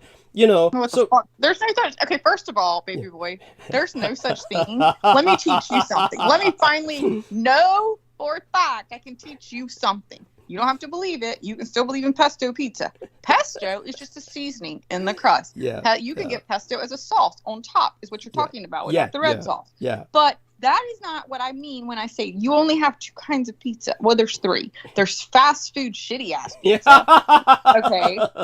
Then there is truly New York style pizza or Chicago style pizza. Yeah. And these are very weird. They're very quirky. They're like really deep crust, which I don't mind. Deep Yes, crust. Chicago's very deep. I don't like it. New York Yeah. is the thin. Yeah, they're just all Real. weird. And beyond that, if you go to different parts of New York, you'll get totally different types of pizza that they'll say, that's a pizza! And it's all very stupid in the sense that it's all... They're kind of, but yeah, like they're around here. There's a little differences in the New York Yeah. styles, but they're always thin. Like some of them are softer, some of them are a little crispier, but like it's not Domino's and it's not deep dish and it's not Papa John's and it's not fucking God Little Caesar. Whoever the fuck Little Caesar is, he should be shot in the fucking head. Well, the worst is Domino's. That's cardboard. I don't know. I think Papa John should be shot in the fucking head too. Yeah. Did you just hear? Oh my God, this was hilarious. Since we're speaking pizza, 2 seconds. They had a short and it was actually Papa John who, if you know what he looks like, that started Papa John's. He still fucking owns the fucking company. And Sky was delivering Papa John's to Papa John, and he's on there talking about, and the guy, Papa John answers the door, and he says, I asked the guy, is this pizza any good? What do you think about it? He's like, to be honest, no, it's shitty ass. And he also asked, and I can't remember which he asked first. He was, I think the first question he asked was like, hey, I ask you, does Papa John still have anything to do with Papa John? And he's like, no, that guy's been like gone for, I'm sure, years. I don't know, like he's been gone for years. And then he goes, well, is the pizza still any good? Like, is it like good pizza? And he's like, I'm gonna be honest with you, I think it's shitty ass pizza. It's just fast food pizza. Papa John came on and was actually said this. This is what happened. Just to throw him out. That was hilarious. Yes. Yeah, thank you. Thank you for sharing that. There you go. And so Real Tech, do me a favor, respond, and then I can have more time to chew this, and then when I get to the crust, I'll grab some tomato sauce, but out of the fridge, but to flavor my crust, because I don't want to lower myself to Romanian level where, like Peter Moon says, the Romanians put ketchup on it, and I'll probably... Oh, God. Yes. Ooh. There's one worse than that, though. I will tell you this. When we were really... I would go to my friend's house like after school, and her mom always like was broke. I guess she was a single mom, and so we would all go there because she was a single mom and never there. So it was the great place to go. So you just raid the fridge. Party, yes, go ahead. Right? Exactly. So my mom was always home. She was a stay-at-home mom. So we would go there, but the only thing we eat, like usually we're probably getting high or drinking or something. We're going to food. Fucking those G&W frozen pizzas. You know what I'm talking about? Like the 5 for $1 back in the day. Now they might be $1. Fucking pizza from the frozen section. Mm-hmm. The like the pepperoni is little squares. Mm-hmm. I know people know what I'm talking about. Yeah. We would get so we had to heat those up. Those already like there's nothing about that tastes good. And she had no sauce. And so two of my friends would do this, and I finally tried it, and it actually wasn't bad. It's a southern sauce we'll make anyway. They took ketchup and mayonnaise and mixed it together, so that's how we would eat it. So you take the ketchup and mayonnaise and mix it, and it's kind of like a Thousand Island without the pickles. So we were eating G&W. So like worse than Romania, G&W pizza dipped in mayonnaise and ketchup. It's like Romanian Canadian, because Canadians put mayonnaise on their French fries. Ew. So yeah, we did something. I don't know. I mean, like, to be honest, though, to make fun of mayonnaise and ketchup, it was the best thing about the G&W people. Like, we really just should have been eating the mayonnaise and ketchup. That's sick. So, Real Tech, are you fucking there? Dude, I need you, bro. Help me, bounce off against this young lady here, and I can chew. It's like, Jesus Christ, I don't want people to hear me chew. Oh, and don't forget. Oh, by the way, I think when you were gone, I tried to answer a call. I thought it was what's his name, but I think it was probably Deanna, because I'm now realizing. Well, no, I realized I kept thinking I thought it was Joe Tai, but either way, I tried to answer it, but now I'm thinking I thought it was Joe Tai because he's the first one on the call for whatever reason, like when it stops, someone pops up. Got it. Yeah. So anyway, but I hit accept, but then I hit accept on the computer, which I'm on my phone, so it didn't work. That was after you went away and George was talking. I tried to accept it, so I now think it might have been Deanna. So you might need to call her back. Why? At any rate, so Real Tech, you there, bro? Like, dude, what the fuck? It's like, Jesus, is he all right? I mean, All right, honey, it's just you and I. Real talk. Don't be Joe Ty and go to sleep and start like snoring. He did say he didn't get any sleep today. I think he collapsed. He But might. He was tired. just so people understand, Saturnalia, which I didn't get a chance to explain earlier, will be with us until the 23rd. So I don't mind tonight's episode being a little off, all right? Just like the other night with Ian. It's one of those things where, hey, it's Saturnalia. Who gives a fuck, really? And for those of you who don't get it, that's a ancient Roman holiday of total fucking party hardy till you die. Supermassive orgies and just stuffing yourself with various delicacies until you vomit. And so, hey, Saturnalia. Okay. It's Saturnalia you said from the Greeks or the Romans? It's the Romans, really. The Romans. Yeah. Okay, so Saturn, Yeah. does that refer to Saturn? Yeah. Saturn's like their planet? version of fucking Jove, I guess. No, what was it? I can't remember which Bacchus. Greek god. Kronos. Bacchus. Well, Bacchus is a good call. That's a good call. Bacchus is the god of wine. Greek god of, wine and orgy and indulgence and, where the term bacchanalian comes from. And, him and various other cults that, moved underground. So I think what had happened was that George and you were talking about the 1,000-Year Reich in Exile when I came back, and he was talking about basically moving underground. But you were talking about, well, their lifespans can't be extended. I'm not quite sure why that subject came up, but do understand that their lifespans are extended technologically. You seem to indicate that they were by some occult means, or at least an occult method was used to ascertain the technique to extend one's lifespan. But no, it was purely technological from the way I understand it, based on government documents about the Third Reich in Exile. It started, of course, with Joseph Mengele in particular and human experimentation. And then they basically worked on extending everyone's lifespans in the elite from that point forward. Just so you can get a little hint at this, the one thing that I brought up in the past that was noticed by many people when they thought about it was that you take a look at Holocaust survivors. Holocaust survivors are invariably the healthiest people on Earth. They have lifespans that are far beyond the normal human lifespan. You have Holocaust survivors going around all over the place, and the incredible thing about them is that their minimum lifespan is at least 100 years of age. And they can go up flights of stairs without breathing hard, and they just live forever talking about how they survived the Holocaust. This is one reason why, effectively, no one believes in the Holocaust anymore. The reason no one believes in the Holocaust is because of these Holocaust survivors. They're just unbelievable. They're literally unbelievable. I mean, they literally are too young to have been through World War II. Okay, but it's not a hoax. They did survive. They were used in genetic experiments. This is how Mengele developed the life extension technologies. I think that you are going on a limb there, because here's my reasoning. It's not a limb. It's these people appear at trials. There's going to be a trial now for. Well, right. No. Yeah. So my point to that is this.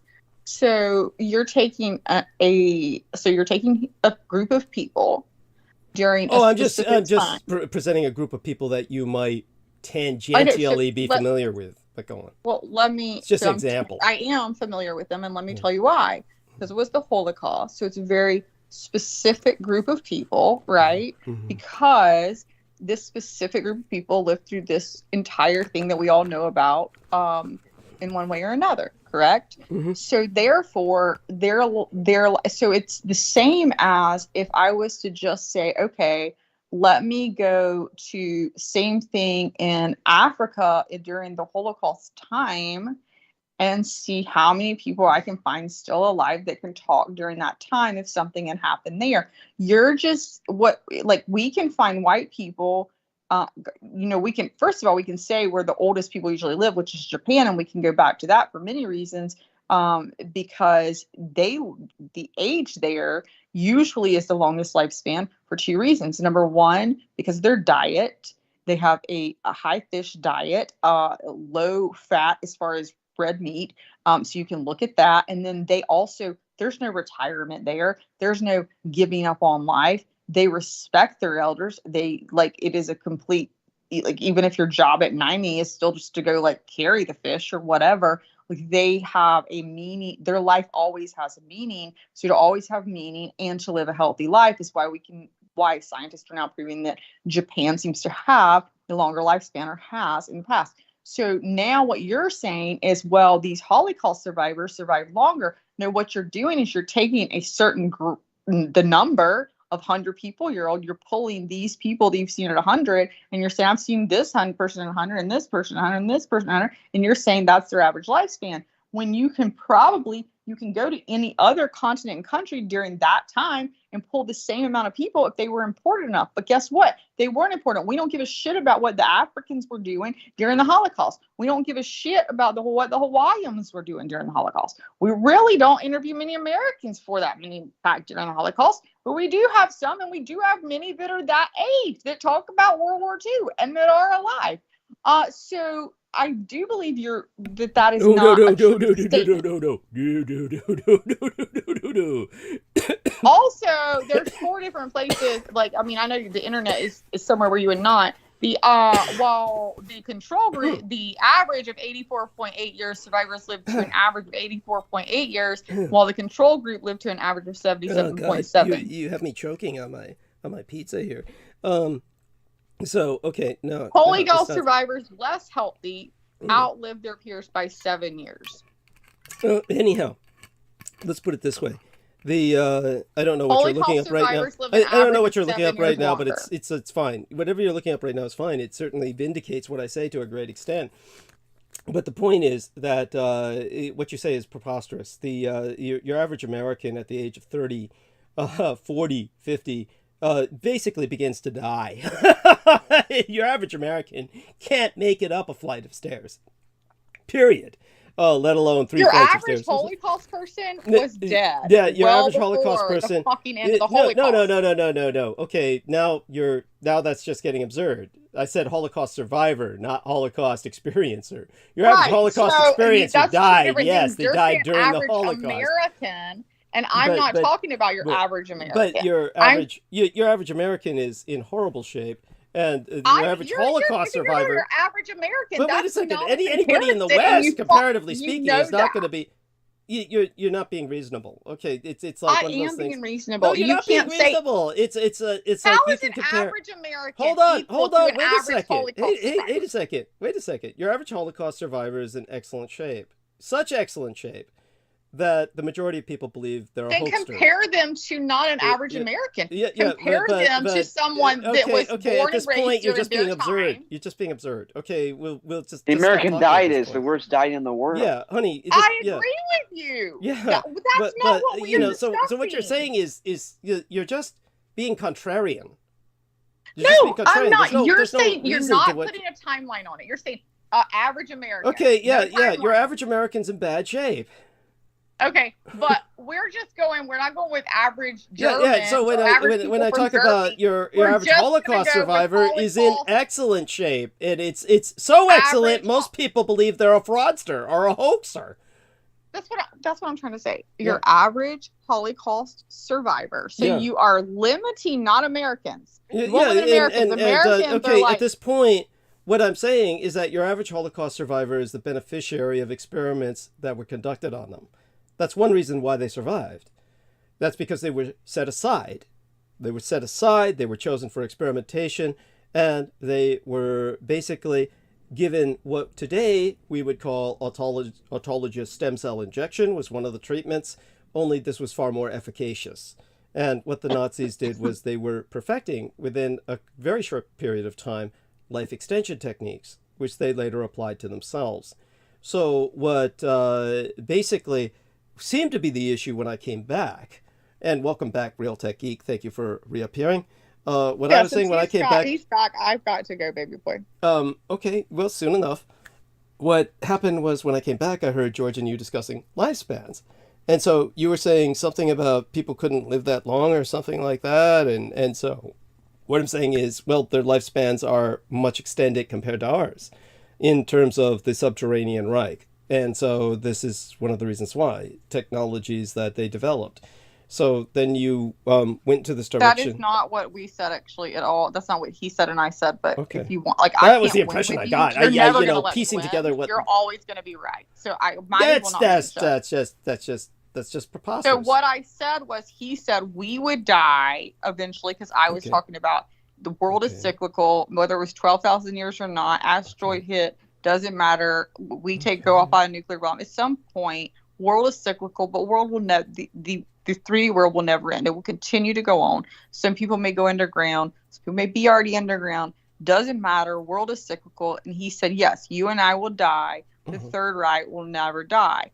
That's what he originally said. They won't die. Okay. And I said, no, we won't. First of all, we won't. Our bodies will die, but we won't die. Our souls won't. That's the first thing I said. And the second thing I said was the 1,000-year Reich will die, even if they have somehow are underground and they have found a way to extend their life. They aren't extending it 100, like a million years to the dinosaurs, or even, I believe, more than probably a few years to 100 years most. Like, they have not figured that out. And if they have, then they have to be. It's more than the technological advances I could go into a different story. Even if they figure out how to merge their consciousness with machines are going to break down.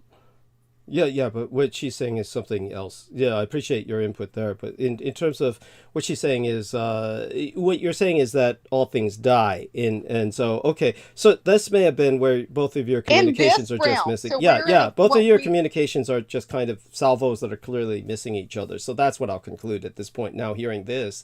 Okay, so I didn't hear any of that, so when I came back, I was just, trying to interject from what I did hear. So none of you presented me with this other thing you were talking about, or I would have taken it potentially in a different direction, but that's fine. Now, honey, so I do appreciate you're going to get yourself some sleep, and do me a favor, let me go run and get that tomato sauce, then you can go to bed. I'll be right back. In the meantime, since Realtek is back, talk with Realtek for a few minutes, and I'll be back in just a few minutes, okay, darling? Do me that, right? You'll do that for me, won't you? Okay. Yeah, Okay, sure. I'll be back. Let me go mute. And Realtek, have a conversation with this young lady, and I'll be back in just a few minutes. All right? Thank you. Hey, Realtek. Hey, what's up? I'm really beat, so I was falling asleep listening to you. Yeah, I'm sorry. Was that? No, it's nothing about you talking or anything. I'm really tired. So. Yeah, I know. I am tired too. So I can imagine you are. You need to get some rest as well.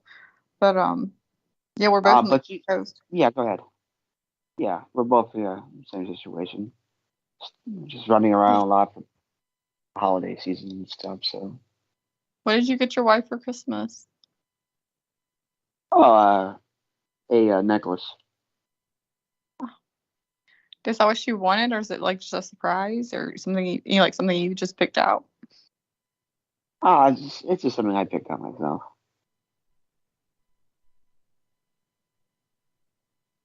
Yeah, I know what she likes, so. Do you guys just do like one gift, or do you do like multiple gifts? Multiple gifts throughout the year. That's awesome. No, we should give each other more gifts throughout the year, not just wait till Christmas and birthdays, right? I absolutely agree. And the Chinese have so many different holidays anyway. It just makes it a lot easier and flexible. But it shouldn't matter anyway. It's just commercialization of Christmas and. I agree. I mean, I did Valentine's Day, all this stupid stuff. Yeah. I agree It's just a modern day invention. It's like Edward Bernays with the idea of marketing and bacon and eggs and all this foolishness. 1,000 years ago, people were lucky to have that once a week or once a month anyway. I mean, Right. we've had conversations about this before, but Well, even just 100 years ago, you could be like, yeah, somebody would be like lucky to get like a box of fruit. Like my grandparents thought if they got a box of fruit, that was the big Christmas gift. You know what I'm saying?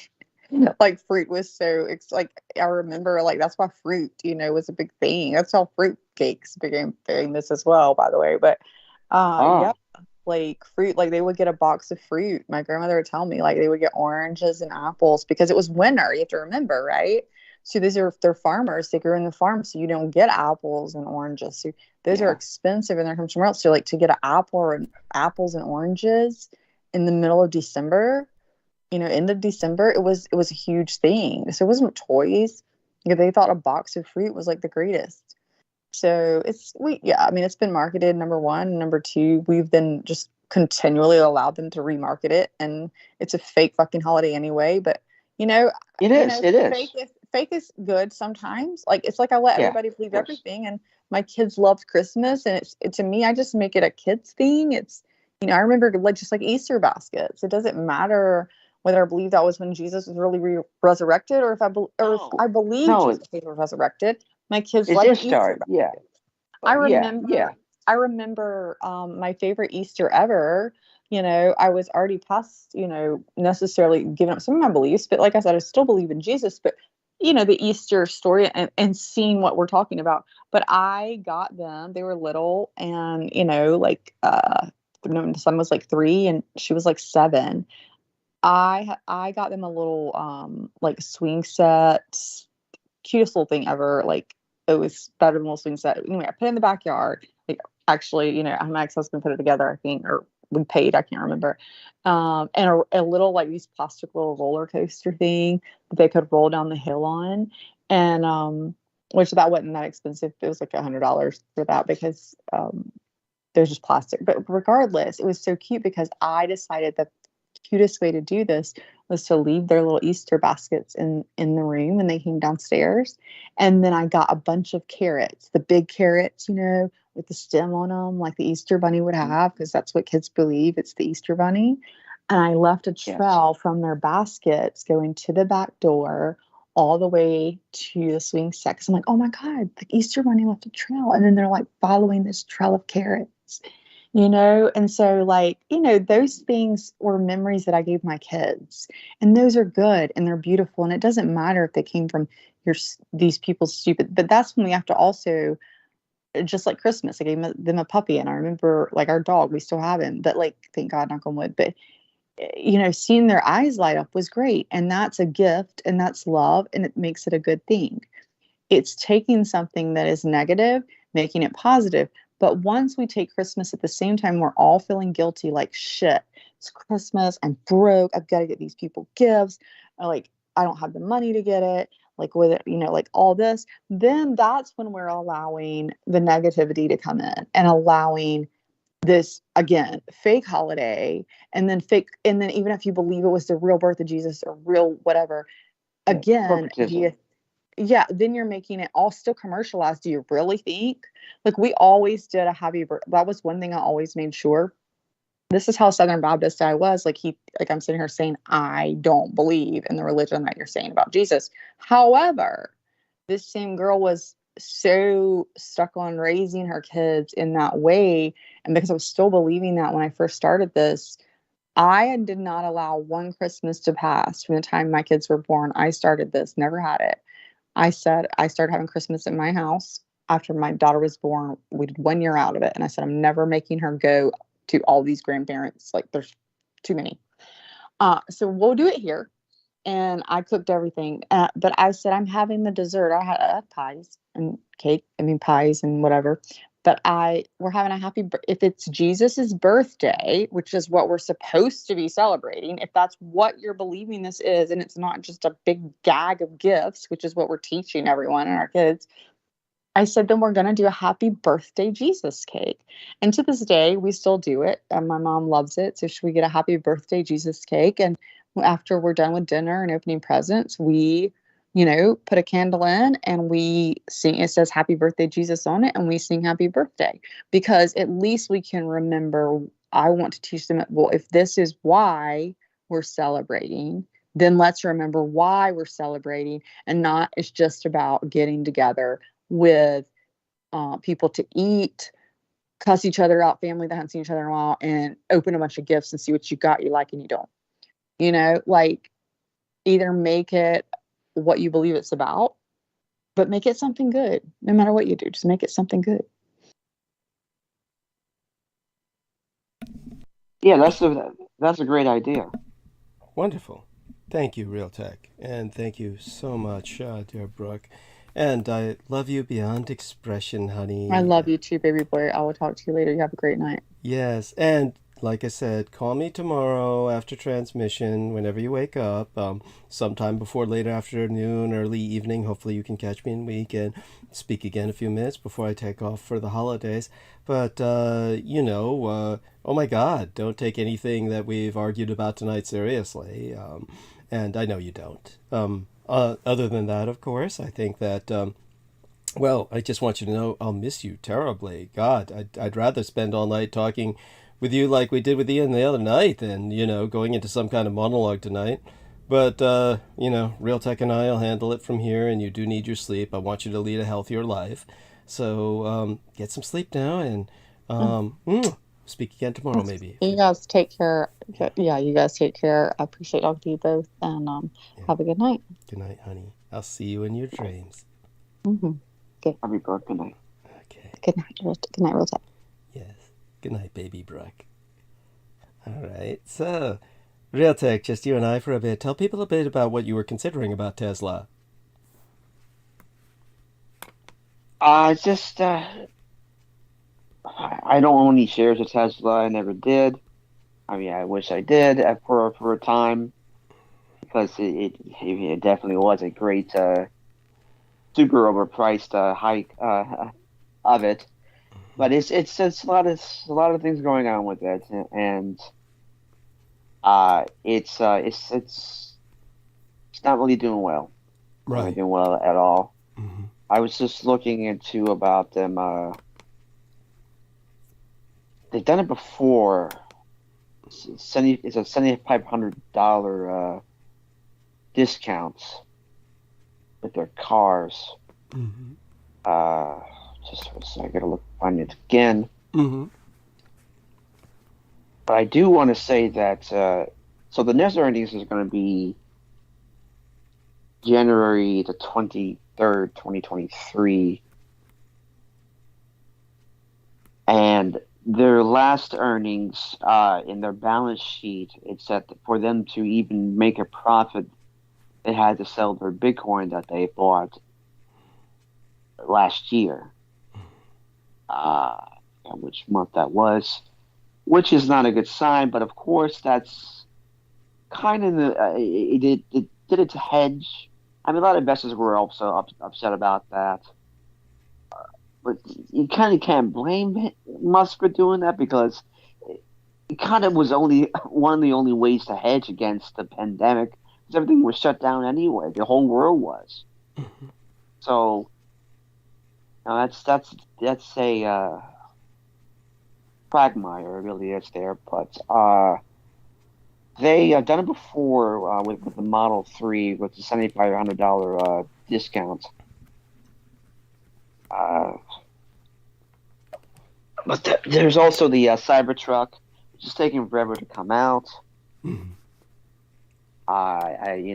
And then Musk has had a poll on Twitter from the step down as CEO, and yeah, a lot of investors in Tesla are upset about that. And I did send you, I don't know if you read it or not, about the marginalized loans that Musk is doing. Tell us about that. Yeah, he's actually found a way to swindle the banks and actually taking them out marginalized loans against the company and paying them with Tesla shares. Well, while the damn stock is crashing, he's oh man, he's good. Yeah. Hello, Douglas. Hello. You were able to join us again. Tell us a bit about what's going on with your schedule. How are you able to do this? Yeah, no, I've just I've come to my first destination, so I've got some time to spare. So I've come early deliberately. So Wonderful. I can hopefully just jump back on very quickly with you, Douglas. Yeah, Yeah. I've noticed Brooke's not in the chat anymore. Yes, I want to thank Realtek for helping to carry us to this point. He's been sharing several things with us that are very important. But Brooke decided she was going to go to bed early because we're trying to get her into a healthier lifestyle. And obviously, it is stressful on the body to stay up throughout the night. Most people aren't used to that, like I am. No. So, or simply not biologically built for it. So, or like me, you know, I also I haven't slept too. Yeah, tell us a bit about this. Tell us a bit about this. Why you haven't slept? How come you haven't slept, Realtek?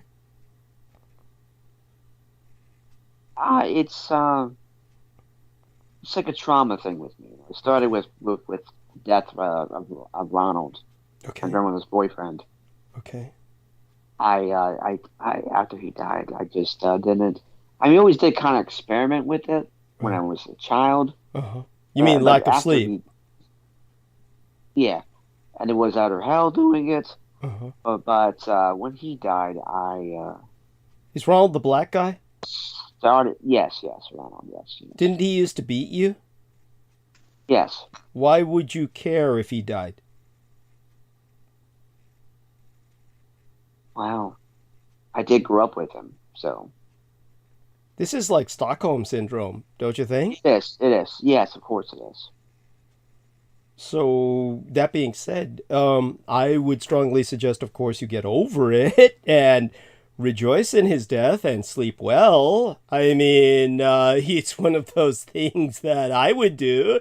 But you're seeking counseling at some point about this, right? I hope seeking counseling. Yes. Yeah. So I got to find a way to get a better other medication. It's just my body does not do it well with antidepressants. My body rejects it. Okay. Sad. So there's other things. Other things, of course. Well, one of those things would be, I would suggest, learning to love sleep and learning to get sleep. And, even though you haven't slept in a few days, you're on with us now and you feel okay about that? Do you feel okay about being on with us right now? No, it hasn't been a few days. It's one day of sleep and one day of not sleep. It's okay. On and off. Oh, Jesus. Yeah, so George just left. Hopefully he'll be back. Yeah. Go on. I have been trying to balance my sleep a lot better, yes. Okay. And I've done my best to well, there's nothing wrong with a day on, day off. I mean, I do basically 2 days without sleep and 2 days sleeping. That's basically what I do twice a week. Is essentially I'm up for 2 days and sleeping for 2 days. So it's like and that works for me. Of course, that's not what a normal person should do, but I'm not any normal person. But neither am I. Well, I mean, I appreciate that, but biologically, there are certain realities. Nevertheless, I don't see what's so unhealthy about a day on, a day off. A day awake and a day asleep. I mean, is it that bad? Do you feel it? That's what matters. Do you feel like it's bad? If you feel like it's bad, it's bad. It's not something I want to do too much anymore. Okay. Like I haven't really. I did it last week, but I was just at home, and I went to sleep as early as possible. So between like 4 p.m. and 8 p.m. Normally, but like going out and walking around and doing that is a completely different story. But it's also the issue of just being indoors so much sometimes. Which is characteristics of how my mother acts like too. But she's no longer with you. She's effectively no longer with you. She's not living with you, right? Yes. But it's a long conversation about some of these things, and I don't want to always go into it publicly. But I have gotta get out more. But with the days coming up soon where the weather's gonna drop and feel like -1 degree, Like me, I'm definitely not going to go out in that type of weather with my respiratory, just not going to. What's your respiratory issue? Asthma. Asthma. Okay, right. I got it. Yeah. Yeah. 2015 was. I wouldn't worry too much about, I mean, Sammy's with us now. Welcome, Sammy. I wouldn't worry too much about your going out all the time. I mean, why would that be that important? I mean, a lot of people say that it's important, you got to get out of the house, and that can be important, but it's not necessarily important for everybody. We're not all built on the same template. We don't all emerge from the same cookie cutter. So, no, we don't. Yeah. So, of course, the wife is always paying the ass about that. So. Yeah. Oh, she's the one who tells you need to get out of the house? I take it? Yes? Or no? Yeah, I mean, a lot of people do, but okay. But if you don't feel like getting out of the house, house, you don't have to get out of the house. No, I don't. Of course not. Yeah. So there. Yeah. I mean, you do enough as far as I'm concerned. You go to these these comic conventions and shit. I mean, I think that's getting out of the house. You went with your friends to see a movie. I think that's getting out of the house. I think you get out enough. I mean, honestly, really. Yeah, so. I went to a convention this weekend. So you're doing fine. Real Tech. You're doing fine. Okay, and stay with us while you're able. If you feel like going to sleep, just let us know. And if you crash, that's fine too. We can accept that. I did crash a little bit earlier. Okay, so. Got it. So if that happens again, we're cool with that. Let's go with that. You can pull a Joe tie and fall asleep. We're all right. Sammy. I'm fucking snoring though. Yeah. Try and avoid that. Making a bunch of noise. Yeah, try to avoid. Sammy. Yeah. Hey, hi, Real Tech. How you doing, man? Yeah. I'm okay. How are you, Vin? Oh, good, How's man. the weather? It's actually not bad. It's a freezing 58 outside. Yeah. So yeah. No, believe me, how many degrees you said? 58. It's a freezing 58 outside. That's beautiful, man. That's beautiful. Yeah. That, by the way, he's outside, and I'm sure it's chill as hell, and probably the wind makes it worse. Here in San Francisco, it's 47 degrees, supposedly. Says it feels like 45. Yeah, says it feels like 45. Of course, it's just horrible. And, if it works... Last night felt like 20 or 15 in New York City. Yeah, so, that's awful. I mean, that's fantastic. That's fantastic where you're at. Yeah, I get what you're saying. Still hell. But go on. Yeah. No, for LA weather, this is Antarctica. So, yeah. How's everybody doing? Who died? I mean, what's going on? What happened is basically the holidays. I gave a forewarning to everyone that try, if you want to call me sometime after transmission, before early evening, our time, before, Pacific Standard Time, before early evening. Once my son picks me up, which would be like very late afternoon, early evening, I'll be gone until Sunday. So I'm checking out. That's good. Yeah, completely. That's good. You need that decompression, Thank you. Though, just so everybody knows, I was doing a lot of sleeping over the past few days. A lot of sleeping, which is fine by me. But definitely, I want people to know none of this would have been possible without the electric blankets of Maria, the lovely significant other of Sami Romera. And I do want people to know that our man T-Tank Berry stopped by, and I believe, I haven't even had a chance to count it, I believe he contributed another $600, meaning altogether this month he contributed 800 United States dollars.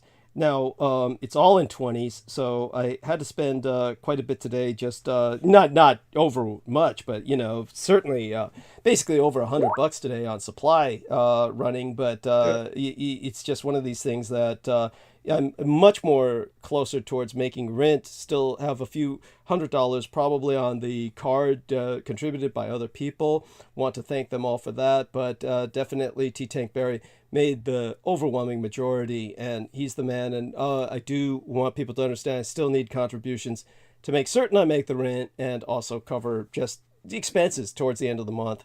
But you know, T. Tankberry did much to help immensely. And so that being said, I want people to know that also your other contributions, like Maria's electric blankets, I mean, it just would not be survivable here in this environment that I'm in without that. Of course. Yeah. Of course. So yeah, and Well, yeah, go on. that was something we, wanted to keep in mind with you, and anybody, any listeners out there. Doug definitely needs contributions in other forums, especially, for example, that jerky that someone sent you. Dennis Marshall. Dennis Marshall. Right. God, yes. That very much needed protein, and just to help you at least get through the week. Yes. But definitely, just another thing I wanted to bring up.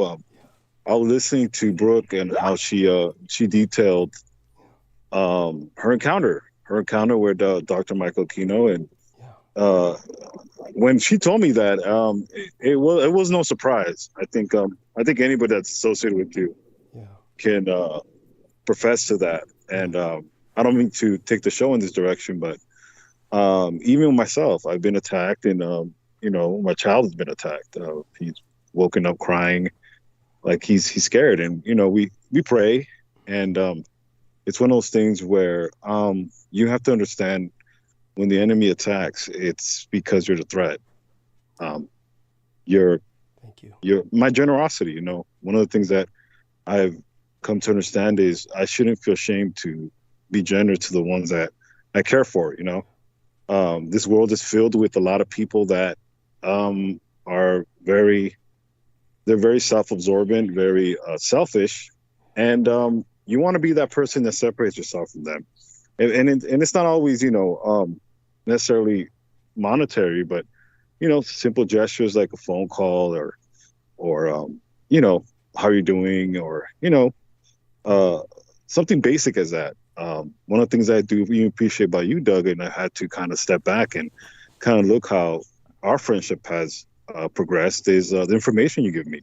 Sometimes you send me articles or, just stuff that encourages me to, continue in my development as a man, and especially in this country.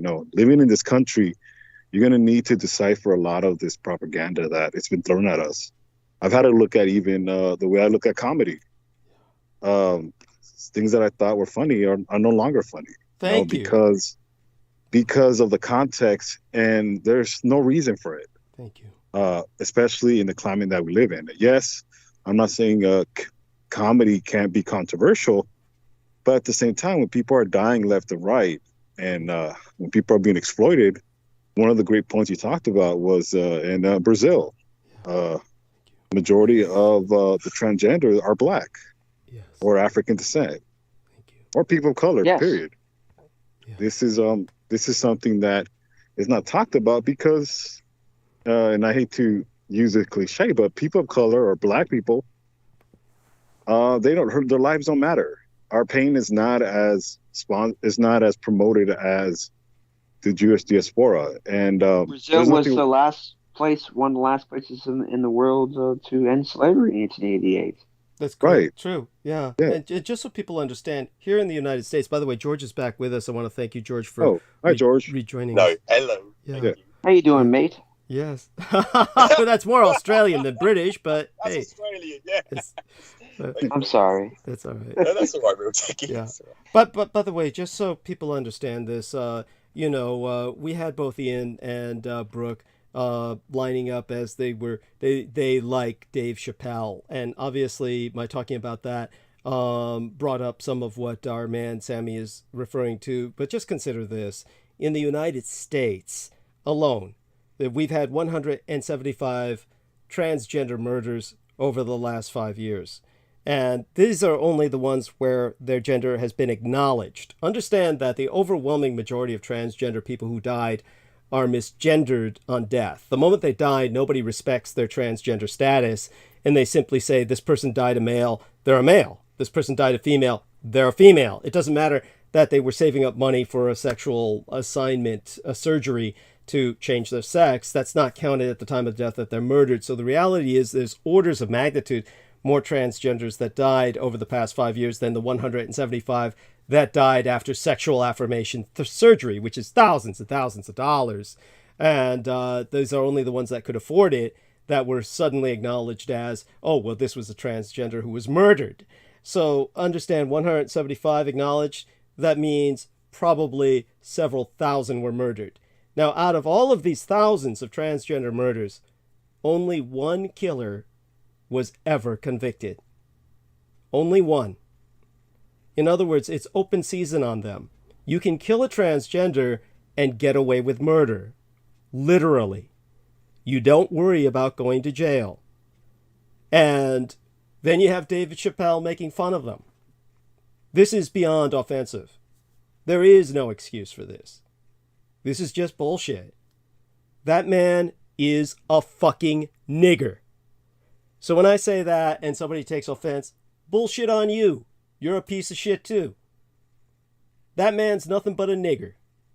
And all he'll ever be is a fucking nigger. Because he's so weak, he's got to make fun of the most helpless minority on earth to make himself feel bigger. With all the millions and millions of dollars he's got, that's what he's left with? Fuck you, nigger. That's all you are, Dave Chappelle. And that's all you'll ever be. And to make himself feel... Yes, like such as... Yeah. Oh, I'm so sorry. Oh, I was just going to say, to make himself even bigger, then he brought Elon Musk on stage. Yeah. But go on. Yeah, of course. Yeah. Yeah. You know, for transgender women to become fully a woman, the surgery is extremely dangerous, and a lot of them die. Yes. And he wants to compare that to blackface.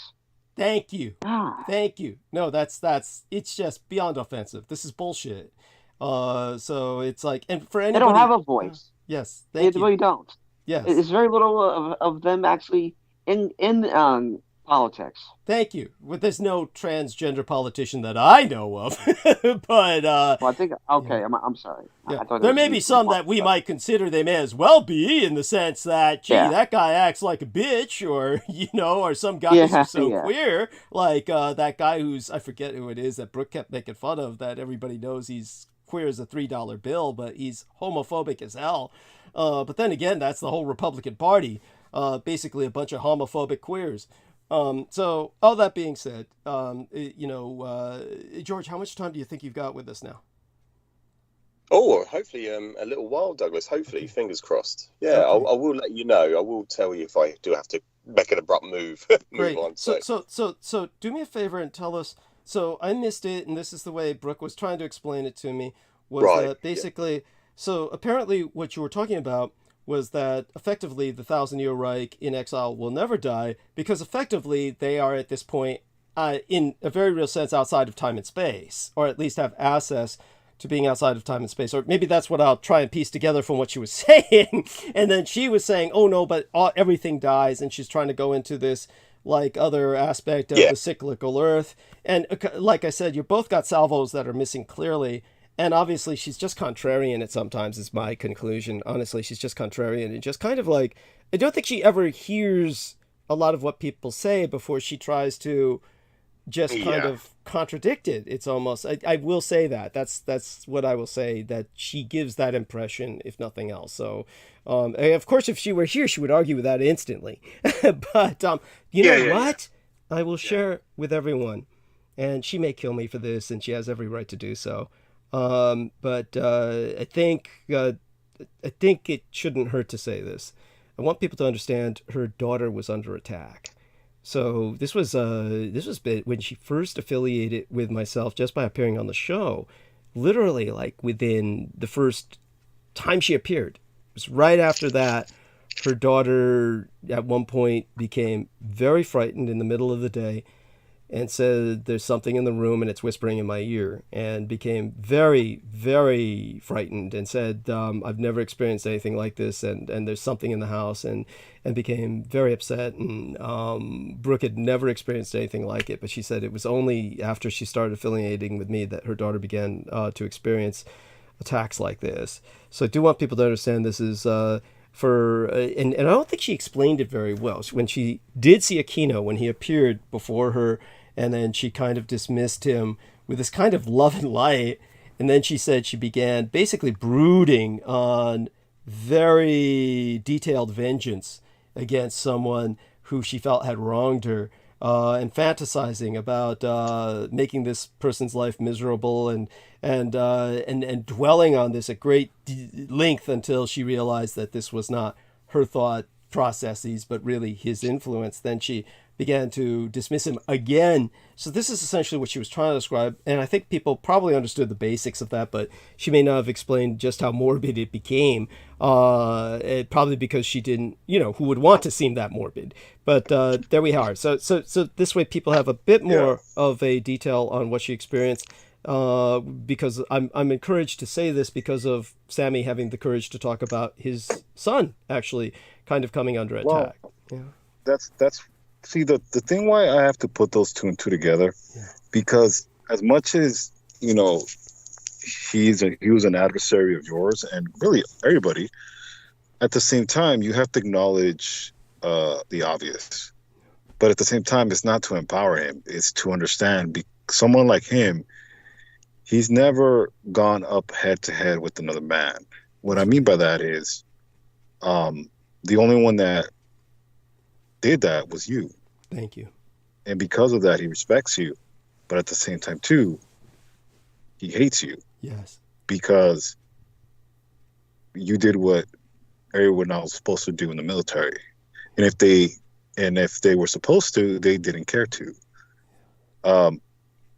And that information there is helpful, because what people try to do is immoralize man. And even yourself, I have to sometimes remind myself that the reason why I have to encourage you and as a friend, encourage you with the blankets and even the microphone and all those things, was not because, I want to feel like a good person, but you need encouragement, and I need to water that seed, that talent that you have, to remind you that you have people rooting for you. Thank you. And people understand, your struggle, but at the same time too, the legacy that you left really in the dark because you were suppressed for so long, it speaks volume. And even someone like him who tried to plan everything in his life, as anybody has found out, it didn't go to plan. No. Because you can't be the creator, and you're a creation of the creator. As much as we try to say that he was not completely human, you're not the creator. And the word of God says our thoughts are not like his. And there's a reason why he exists in this world, and there's a reason why he, in some ways, he does exist. But at the same time, it's to understand, the creator's creation, and not necessarily, go off the rails. Because I'm sure you met people that wanted to hunt him down, and understandably so. This is why he fled San Francisco. He didn't live in where he used to live, but I kind of passed by there when I went to go see you. Yes. In Leavenworth Street. That's right. And it's there, but at the same time, things had to happen the way they did because it was the time and place where they're supposed to, and it's unfortunate. But at the same time, there's some significance to this, and unfortunately, you've had to bear the brunt of it, and to a certain point, you still do. So, like I said, I don't agree with you using recreational drugs. In many ways, this verse. I'm sorry to interrupt you. No, well, I just want to say there's certain things I don't agree with Doug, but I have to understand what he's seen. Yes. And the trauma he's seen, it's unfortunate, but it's how he has to deal with it. And at the same time, too, Doug is not completely human. So at the same time, that does kind of bring me some comfort that he can only do what he does. I can't do that. But at the same time, too, what I can give to Doug that he may not have, I want to share, at least a little piece of it. That way, he at least when he does go decompress, he still understands that he's not an island. Yes. as much. So, anyways, go ahead, Real Tech. No, He's not that's alone Go ahead, Real either. Tech. yeah. Thank you. And I want Psalm people to understand 27. that. Oh, give me a second, Real Tech. I want people to understand what Sammy is referring to as my narcotization, just for those who don't get it. So, Right. yeah. So that being said, Real Tech, now please go on. Yes. So, yeah, I'm saying that in many ways. This Psalm 27, verse 12, deliver me not over unto the will of mine enemies. False witnesses are risen up against me, such as breathe out cruelty. So, that's a lot of these things you're going through with all these gang stalkers and this spirit of this piece of garbage human being. Who that haunts people and won't let just things be. And Sammy is right. You stood up to him. You did. Yes. Well, thank you. So yeah, go on. when the wicked, even mine enemies and my foes, came upon me to eat my flesh, they stumbled and fell. Yeah, that's what's constantly happening with them. Because it's like you say, and it should be a theme song also by Hammerfall, which is Last Man Standing. Yeah. Yeah. So, thank you. Bless you. No, I appreciate your hope it input. makes sense, but yes. No, definitely. I'm not very versed with the Bible and stuff, but some things I'm reading and learning on the way. So, well, that's appreciated, believe me, and thank you for sharing that. Just so people understand as well, our dear Brooke earlier was bringing up some subjects that I think I responded to and covered while she was here. I'm basically just burning bandwidth until I find what I'm looking for in this file, which is the Temple of Set file. And as you can imagine, there's plenty of imagery here that just throws me off even while I'm looking for what I'm looking for, which is this. So I'm just going to put this into the chat room. Not the chat room, but opening this up in our conversation for tonight. This is for all three of you gentlemen to look at. This was just the gang stalker we were referencing earlier, which none of you got a chance to take a look at these screenshots.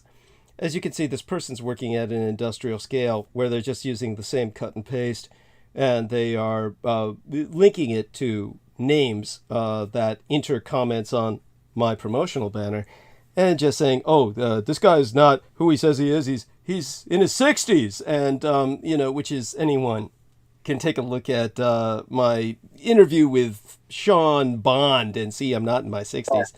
But that being said, aside from the fact that people have visited me personally, like Sammy Romero, and seen what I look like, and obviously it's just one of these things where these people are, they choose any angle they can. What might be a bit eerie about this is that Christine Joanna Hart was also convinced that I was in my 60s and that I had served with Michael Aquino in Vietnam.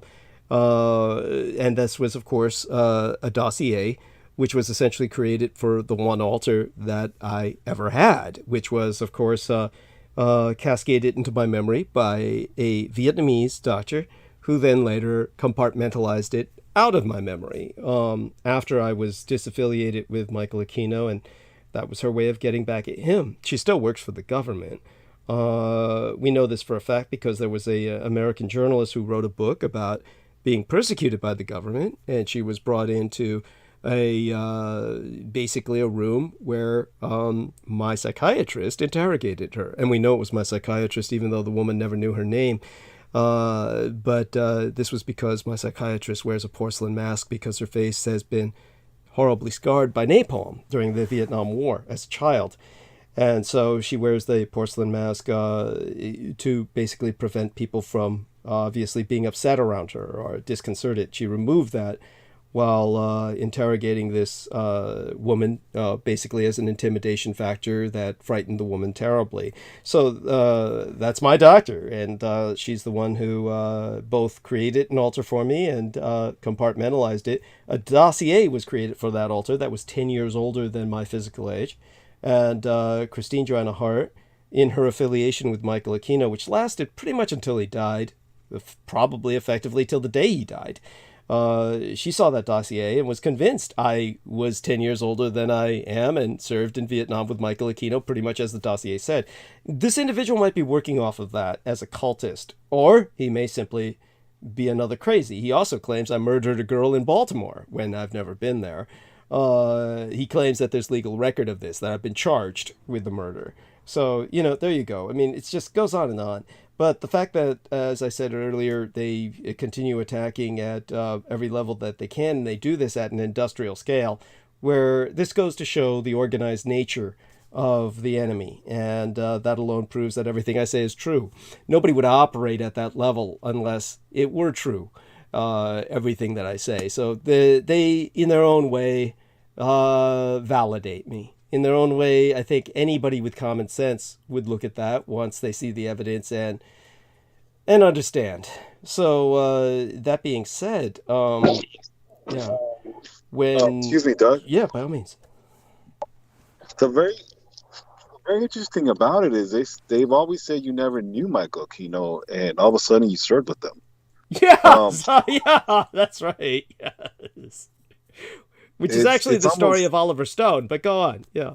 Right. But they've said it. Well, he never, I mean, everybody has said it as your detractors. Oh, he never knew him, and he never worked at the Presidio, and, he's a liar. But that's the thing about it is, at this point, nobody cares. Yeah. When it comes, that's not even important anymore, because you have too much detail. You have too many stories, too many events that happen within your memory that you want to disclose. I mean, you haven't even disclosed everything, but the ones that you decided to, it's too much detail there. Thank you. I don't know. It's just a revolving circle of madness, really. But that's one of the things about what really solidifies you is how many detractors you have. I mean, you don't have with any other quote unquote alternative media. It's not it. No, that's true. These people are just, they're allowed to spout their shit and they go on and they do what they do. By the way, George Knight, again, just so our listeners understand, of course, you jumped in on the call when Jameson Reese, all oblivious, was trying to get what information he could out of me. This is what you were trying to explain to Brooke Gibson, but she doesn't know enough of the context to understand. I see now that she's blocked me on the Skype, so she might have heard what I said about the daughter and then blocked me at that point. That's kind of eerie. So that being said, we'll see if she gets over it. Other than that, whether George Knight is there or not, he didn't respond. Yeah. Oh, there you are. Yeah. Yes. Yeah. Thank you, Douglas. No, I'm still here. Thank you. Yeah. And you can take it from there, what you were explaining to her earlier. And oh God, yeah, Douglas. And it was just going by that, the essay that you're writing up about when the Vox Arca is activated, then the cults of the kings of Edom, the Edomites, the anti-gods, they will then become binded by one. Basically, it would be the person who activates the Vox Arca, and they'll recognize the person that activates it as their summoner, as their leader. And so that is what Jameson Reese ultimately wanted to get his hands on, so he can have it in his possession, so he can activate it and ultimately become the only ruler on earth after everyone's been been annihilated. Yes, that's his. Yeah. That was his fantasy. Just so people understand what I'm trying to explain in the essay, and again, to put this into some perspective for people, my son has his own agenda, which is quite benevolent. He serves as essentially the main organizer for the education of the Blood Boys. Tutors are hired. The beautiful thing is that his husband recognized me as the best tutor for history and geography. So I do tutor the Blood Boys, and in a sense, I earn my keep that way. In history and geography. My son, of course, takes over for the major coordination of their education. So when he is coordinating what he does about their education, and he took down in a transcript several things I said about Graham Hancock and these other alternative historians in particular, he, of course, made it from as skeptical a perspective as possible so that when they graduate, basically turn the age of 18, and are turned loose in society, they'll be well-adjusted adults who will come at the world from a rational materialist perspective. And so he's hoping that that will make the world as easy as possible for them, give them a fighting chance, so to speak. And so what he does is with a reason. However, what I need to do is kind of rewrite that, kind of revise and expand it so that it is from the perspective that H.P. Lovecraft truly had, where he's trying to forewarn people about this phenomenon, and his great fear is that people are going to wind up running with it and trying to appeal to it, bargain with it, do something that would lead to disaster. So what I'm trying to explain, if people haven't got this from the essay yet, who have read the essay, I want people to understand that, first off, the essay is trying to explain the fact that the stars are wrong for the anti-gods because we have in the sky the Hakenkreuz, the swastika formed by Ursa Major, the Great Bear, as the Big Dipper, as the West understands the constellation. It rotates in the skies, and as it revolves in the skies with the seasons, the pattern of the Hakenkreuz, the swastika, is created. And under this ward, the elder sign, the anti-gods must hide. They must hide beneath the earth and beneath the depths of the sea and just away from the heavens. And this obviously can be interpreted quite biblically, something which, of course, someone like Brooke Gibson just doesn't abide by, because she still has a lot of anger against Christianity, the way it was exploited by many of the local pastors and people in her environment. They just perverted Christianity. And so she still has a lot of anger issues about that. And she should just be honest about that, because there's nothing wrong with being angry about that.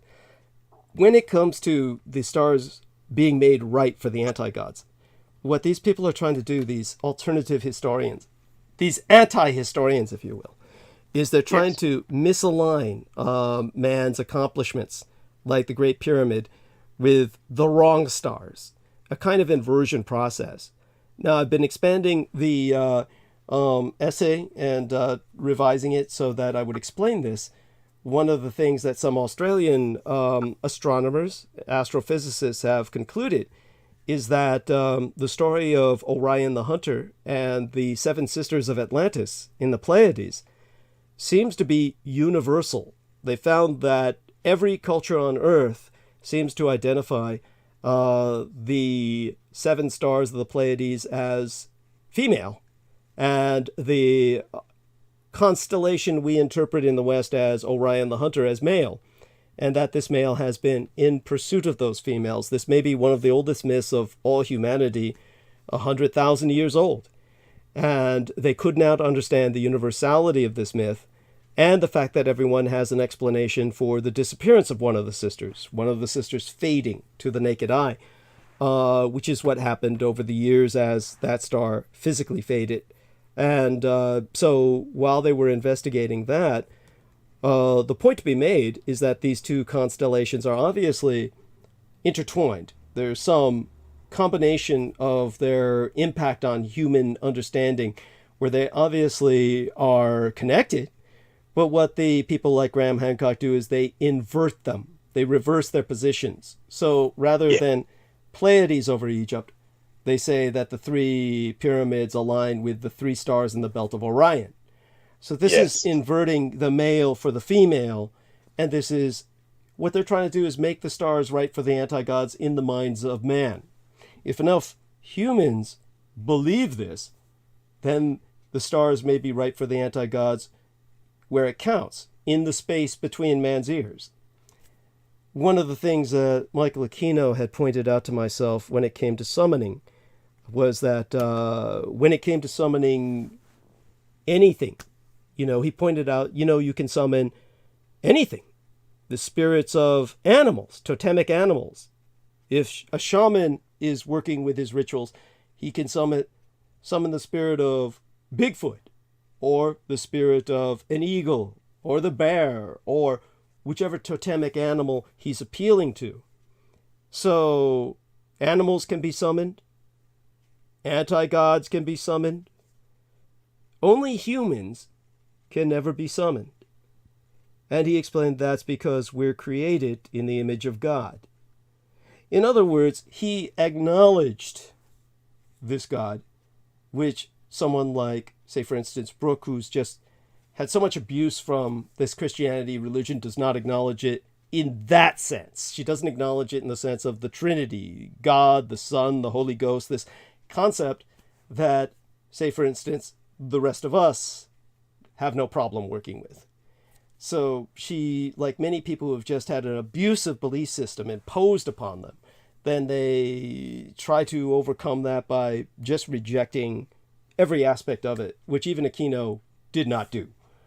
So Aquino was well aware of theology and was really working within the same confines of theology as many traditional theologians, all the way back to St. Thomas Aquinas, or Aquinas, as Aquino would pronounce it, because the similarity of the name is striking.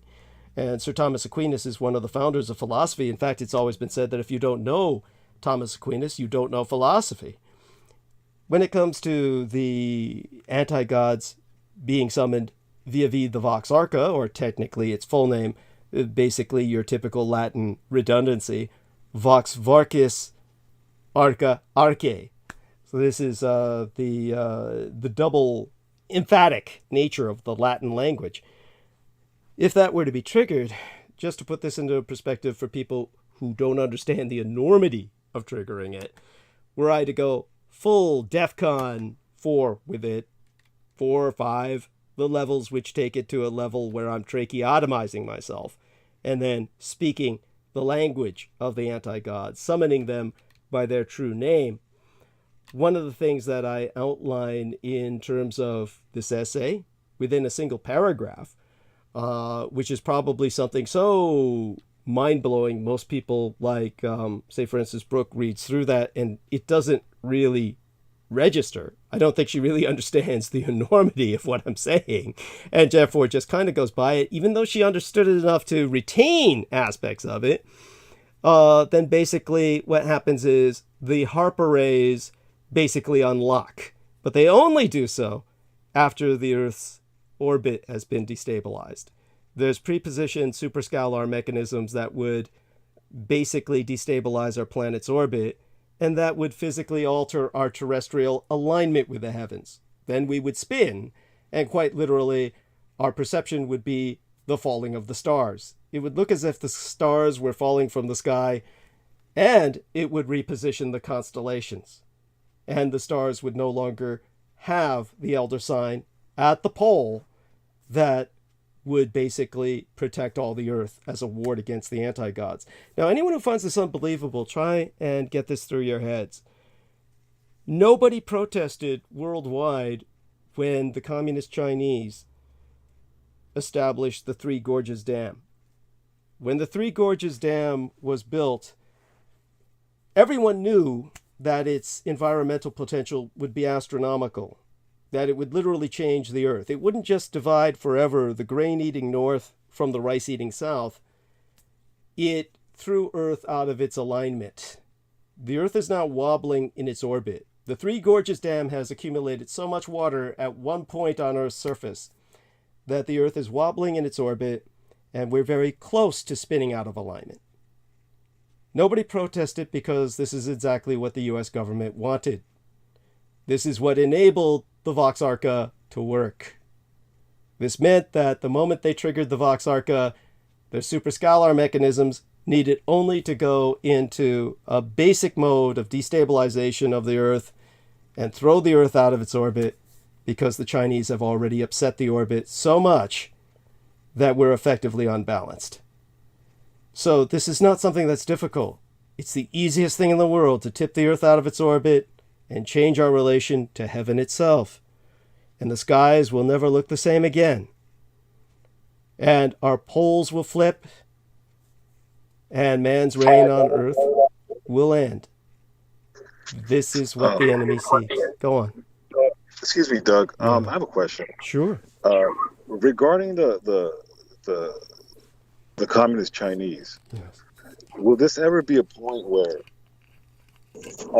we're going to have to go to war with them because of this feat, in a sense of them, I guess, doing more damage to the point where we have to? And that's kind of, obviously, that this information you're relaying to is not necessarily public information that anybody seeks, let alone, obviously this is What very makes it alarming. what makes it so horrible? Your question's valid. What makes it so horrible is that this information is out there for anybody to find. If anybody wants to look up what I've said about the Three Gorges Dam and it's throwing the Earth out of its equilibrium, it's there. It's open. It's public. That's the funny thing about it is it's there's more to it than just the Three Gorges Dam. This has to do with these entities that are not going to be held at bay. Yes. And I think this is where certain people get lost or just don't want to believe. And this is where I have to sometimes sympathize with you in a sense of how much you were exposed to. And having this in your mind and understanding that the pendulum can swing within the razor's edge, I can see why a lot of the times you just have to narcotize or just say F it. I mean, I can only do so much, right? Thank you. But there's a reason why, this hasn't happened. I really do believe that the Creator has you for a reason, and it shows your purpose. But at the same time, it makes a lot of sense, the elder sign, and how we look at the Hakenkreuz or the swastika. It's so villainized, and at the same time, this is how I'm interpreting it, really. Faith. The faith in that elder sign is dwindling so much that you're right. In the mind, if you don't believe, if you don't have that faith, it's like me being toxic towards you. If I decide to turn and be completely toxic towards you, it's going to damage you. This is how your detractors, the ones that have gotten close enough to you, have damaged you by doing this, is gaining your trust and then like hurting you. And this has discouraged you somewhat. I mean, for a moment, but still it chips away at you. Yes. I can imagine, this really turning to complete hatred to the Third Reich. But at the same time, if you see what's going on in the world, a lot of people are asking a lot of questions. I've listened to this podcast, and they talked about we can learn a lot from Adolf Hitler, his journey to ascension to the role of chancellor. There's a lot of nuances that he possessed that till this day, because people for some reason have been propagandized to villainize him, don't realize, well, FDR was a worse person and wasn't even half accomplished the way Adolf Hitler was. Yeah. So it's one of those things where I have to tell myself, there's reason why a Douglas Dietrich exists as much as Michael Aquino. There has to be that balance. As much as our Creator has allowed someone like this to create so much havoc, well, there's also somebody who was born in 1966, 20 years younger than him, that had to create that balance. Unfortunately, to get close to someone like him, you had to endure that brunt of that knowledge. Yes. And people forget, this is Doug at adolescence. He was a sponge that soaked up all this great knowledge, at least to, what I mean by great, historical and not just archaic, but really, you already were trained for this through your mother. So this was just adding through the complexity of your mind that it was only you. So I have to put it this way, but at the same time, I have to also bring myself down to understand my role as a supporter of yours, to continue to water that seed of that fighting spirit that you have. Because If anybody listened to Doug's transmission, one of his most powerful transmission has been that transmission that's called Suited Tears, where Doug revealed his biological father.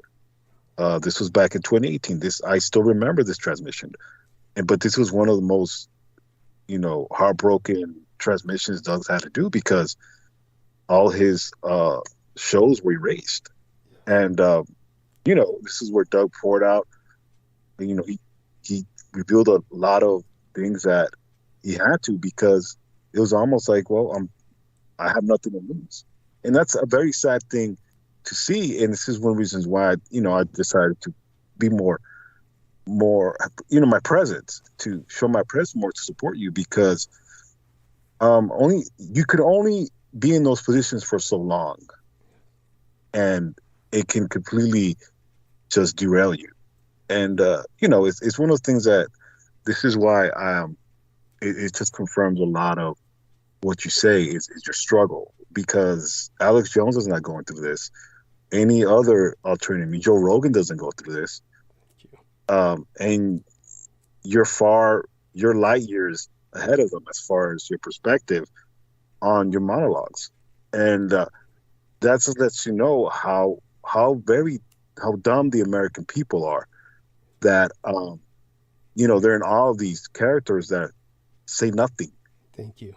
So anyways, I'll just. But to add some context to your original valid point, one of the things that you might remember my pointing out at the time that I was working with Pavel Edward was the fact that the largest man-made object on Earth, if we could call it such, or one of the largest artifacts, is the Amazon rainforest. And one of the things that I've pointed out was the fact that the Amazon rainforest is, when people really observe it, very similar. And this requires, of course, some explaining, not too much. People might just run away at the first suggestion of what I'm about to say, but basically it looks like a giant circuit board. It's all green, it's all flat, and you really begin to notice the patterns when you're viewing it from the air and you look at it from satellite photos. You'll see exactly what I mean. And this doesn't mean it's a giant circuit board per se, but the reason it looks so artificial is because it is. It was planted. It was all planted, pre-planted. It was very planned out, and it is a massive ecological achievement. It's an ecological garden, which was created by a massive civilization that created a kind of charcoal earth, a kind of black earth that is extraordinarily fecund, meaning very fertile. And at the same time, it is something that when you're in the Amazon rainforest, and anybody who's an expert on the Amazon rainforest will confirm this, it's really not as overgrown as you might think. It's actually very clear underneath the canopy. And underneath the canopy, you can wander around quite freely without a machete. And you realize that these trees are pre-planted, like at the Presidio military base, where it's almost like they're all in rows, like a giant orange grove. Right. And so once you realize this, and you realize the enormity of man's accomplishment here, then the fact that the Brazilian government, under corrupt rule like Bolsonaro, the Trump of the tropics, the man who says he wants to see the forest burned down to the root, that he wants to see it destroyed in his lifetime, you're dealing with true Edomites, and of course they're aligned with Trump in this case. You're dealing with true Edomites who want to see the end of our world. So in that case, what Sammy Romero presented was a question I brought up at the few years ago. At that time, Lena was still very much involved with me, one of the people he's talking about who did their best to just chip away at my morale. And obviously, one of her motivations in her assignment was to destroy my will to live through her assaults, other betrayals from others like her, etc. These are the kinds of betrayals that just keep on coming, or kept on coming for a long time. When it came to that period of time that she was involved with me, I asked the question, does the world not have a right to invade Brazil? Just because a man may own his home, the Brazilians may have their country, but if they burn their home down and it burns down the whole neighborhood with it, where does that right stop? Where does that right meet its limits? Everyone has a right to live. When someone is on a freeway and they're in a car, we do not give them the right to drive the way they want. They have to maintain limits. They have to maintain themselves in aisles, lanes. They have to maintain themselves by a legal standard, or they're not allowed to drive on the highway. Something has to be done if they don't abide by those rules. They have to pay a price. When the Brazilians allow a dictatorship like Bolsonaro's to tear down something that will render damage to the entire planet, then at that point, I think the world has a right to invade Brazil. Does the world have a right to invade China for what it's doing with the Three Gorges Dam? In the end, we have to say, yes, we live in a world which is global. It was global before. It was global in the age of the civilizations that accomplished these great accomplishments. So, yeah. Let me ask something. Sure. You know, when you talk about these civilizations like Atlantis and Mu and I forget the other one. Lemuria. Lemuria. You know how you can remember that? Think of the lemurs on the island of Malagasy. That's what that continent is named after. They're the degenerate survivors of that population. Go on. Okay. And all these civilizations that are no longer extant, at least not actually here, but were they this thing with the dilemma that we're in right now with the anti-gods and all these extrastellar entities, was that then a problem, or this happened because of was this after, is what I'm trying to say. Yeah, this was this was always an eternal problem coeval with the human condition. Because the important thing to remember is that the anti-gods are the product of failed cosms or incomplete cosms.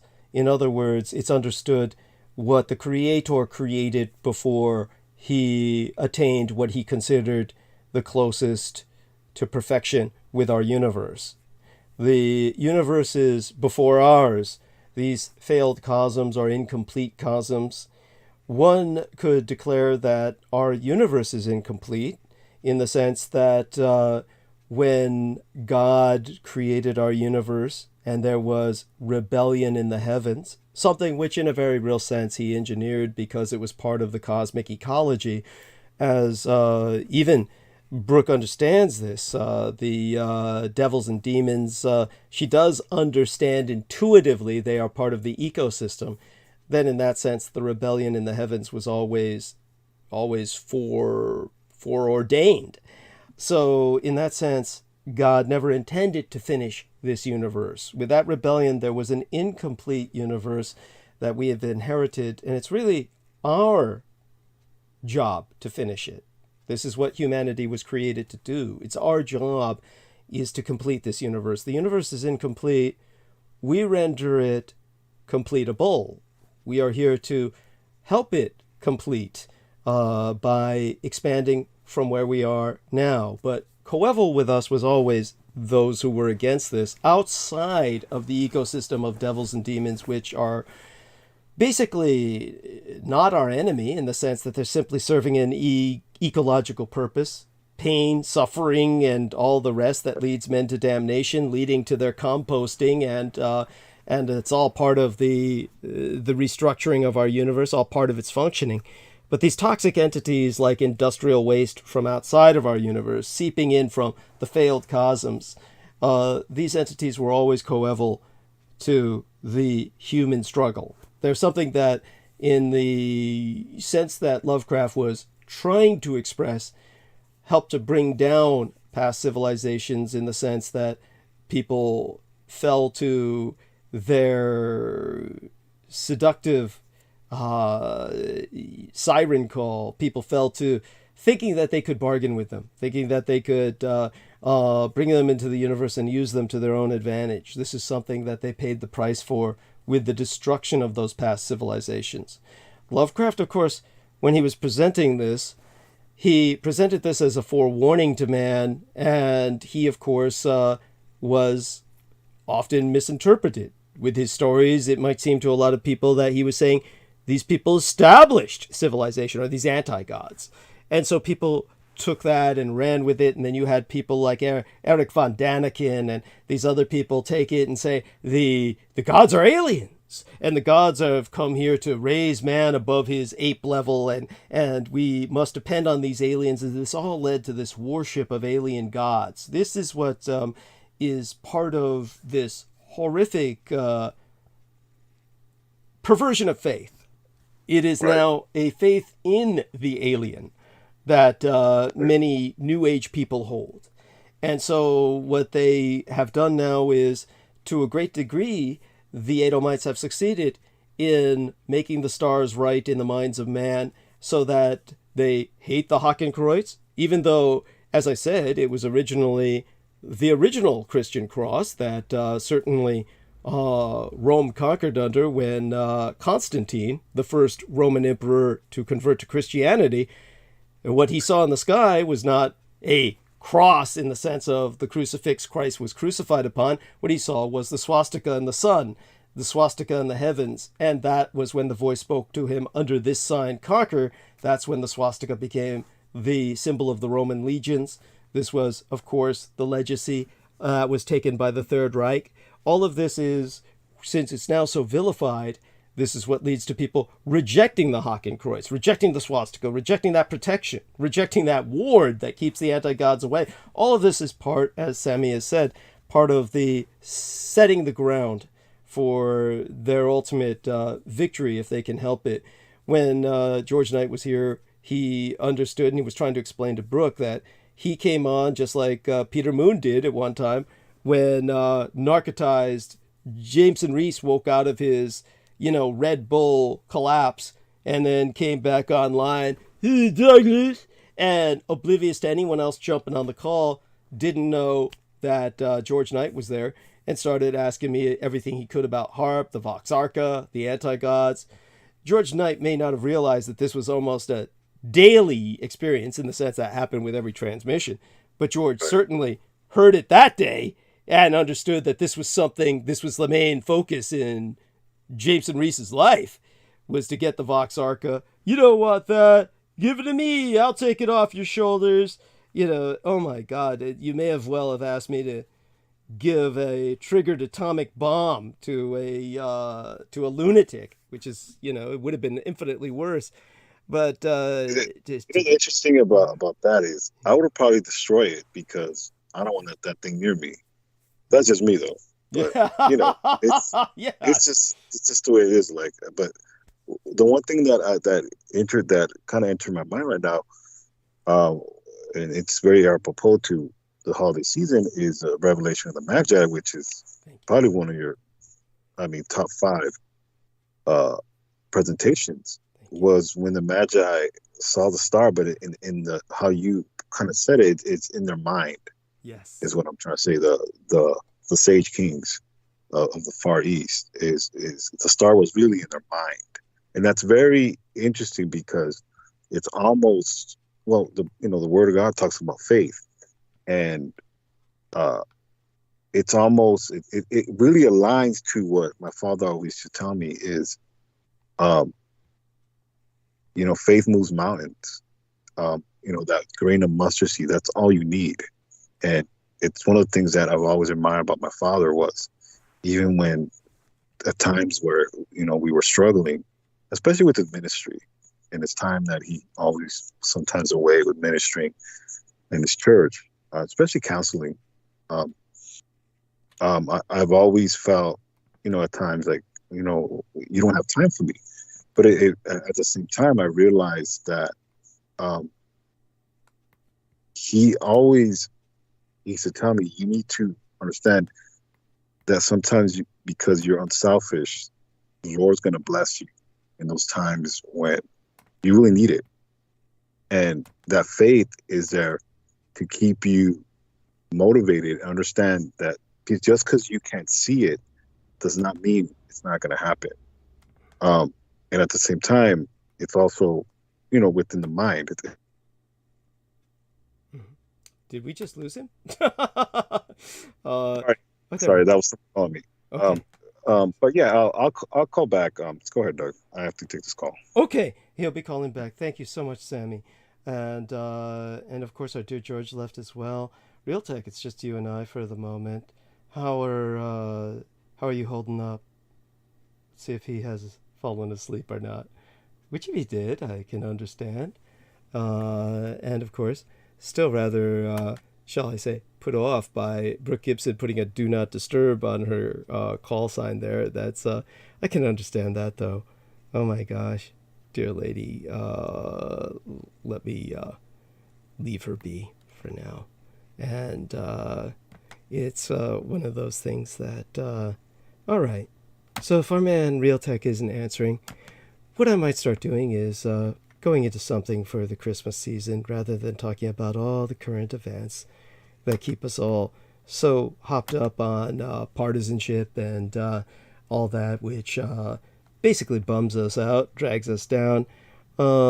Maybe I can uplift us by speaking about, shall we say, well, holiday-oriented positive things, eh?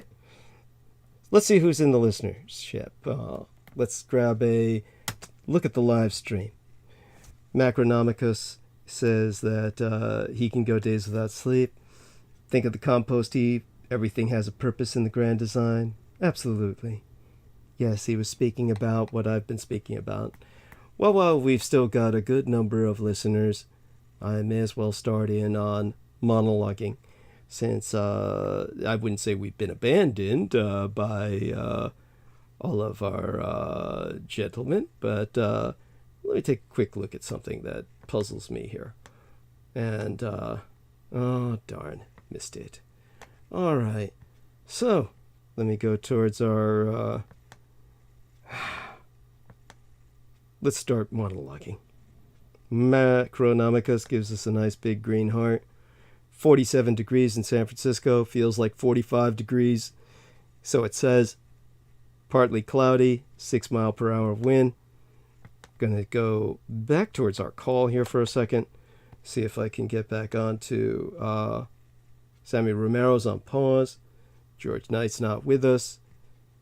So, all of that being ascertained, let's get started.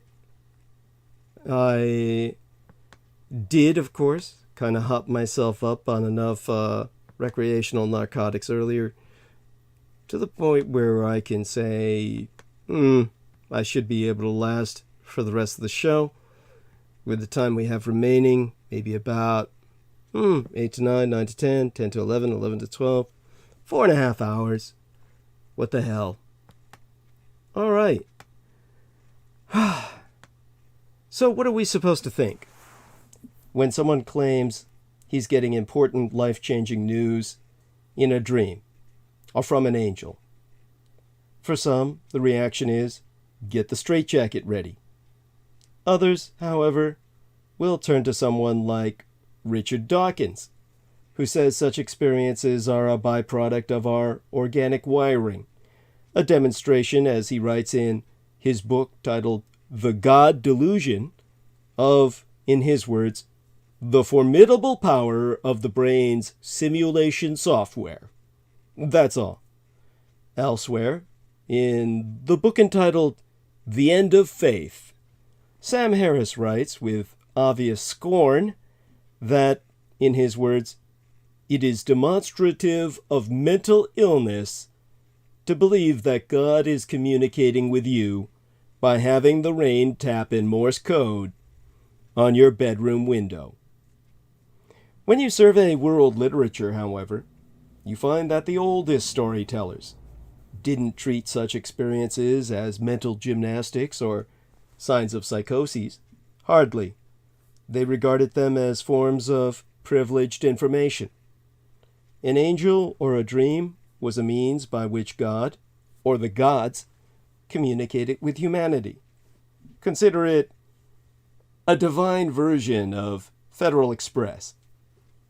Now, bicameralism, of which I am a firm believer, the philosophy of trois-chamberedness. Two-chamberedness is a hypothesis in psychology that argues that the human mind once assumed a state in which cognitive functions were divided between one part of the brain, which appears to be speaking, and a second part which listens and obeys, a bicameral mind. The term was coined by Julian Jaynes, who presented the idea in his 1976 book entitled The Origin of Consciousness in the Breakdown of the Bicameral Mind, wherein he made the case that a bicameral mentality was the norm, well, the normal and ubiquitous state of the human mind as recently as 3,000 years ago. The hypothesis is generally not accepted by mainstream psychologists, much to the detriment of all humanity. But let's take a look at the origin of consciousness. Jaynes uses governmental bicameralism as a metaphor to describe a mental state in which the experiences and memories of the right hemisphere of the brain are transmitted to the left hemisphere via auditory hallucinations. The metaphor is based on the idea of lateralization of brain function, although each half of a normal human brain is constantly communicating with the other through the corpus callosum. The metaphor is not meant to imply that the two halves of the bicameral brain were cut off from each other, but that the bicameral mind was experienced as a different, non-conscious mental schema wherein volition in the face of novel stimuli was mediated through a linguistic control mechanism and experienced as auditory verbal hallucination. The bicameral mentality would be non-conscious in its inability to reason and articulate about mental contents through meta-reflection, reacting without explicitly realizing and without the meta-reflective ability to give an account of why one did so. The bicameral mind would thus lack metaconsciousness, autobiographical memory, and the capacity for executive ego functions, such as deliberate mind wandering and conscious introspection of mental content. When bicamerality was a method of social control, was no longer adaptive in complex civilizations, this mental model was replaced by the conscious mode of thought, which, as argued by Julian Jaynes, is grounded in the acquisition of metaphorical language learned by exposure to narrative practice. The importance of storytelling thus being made paramount. As a matter of fact, what helps us define ourselves as human in the modern sense. So,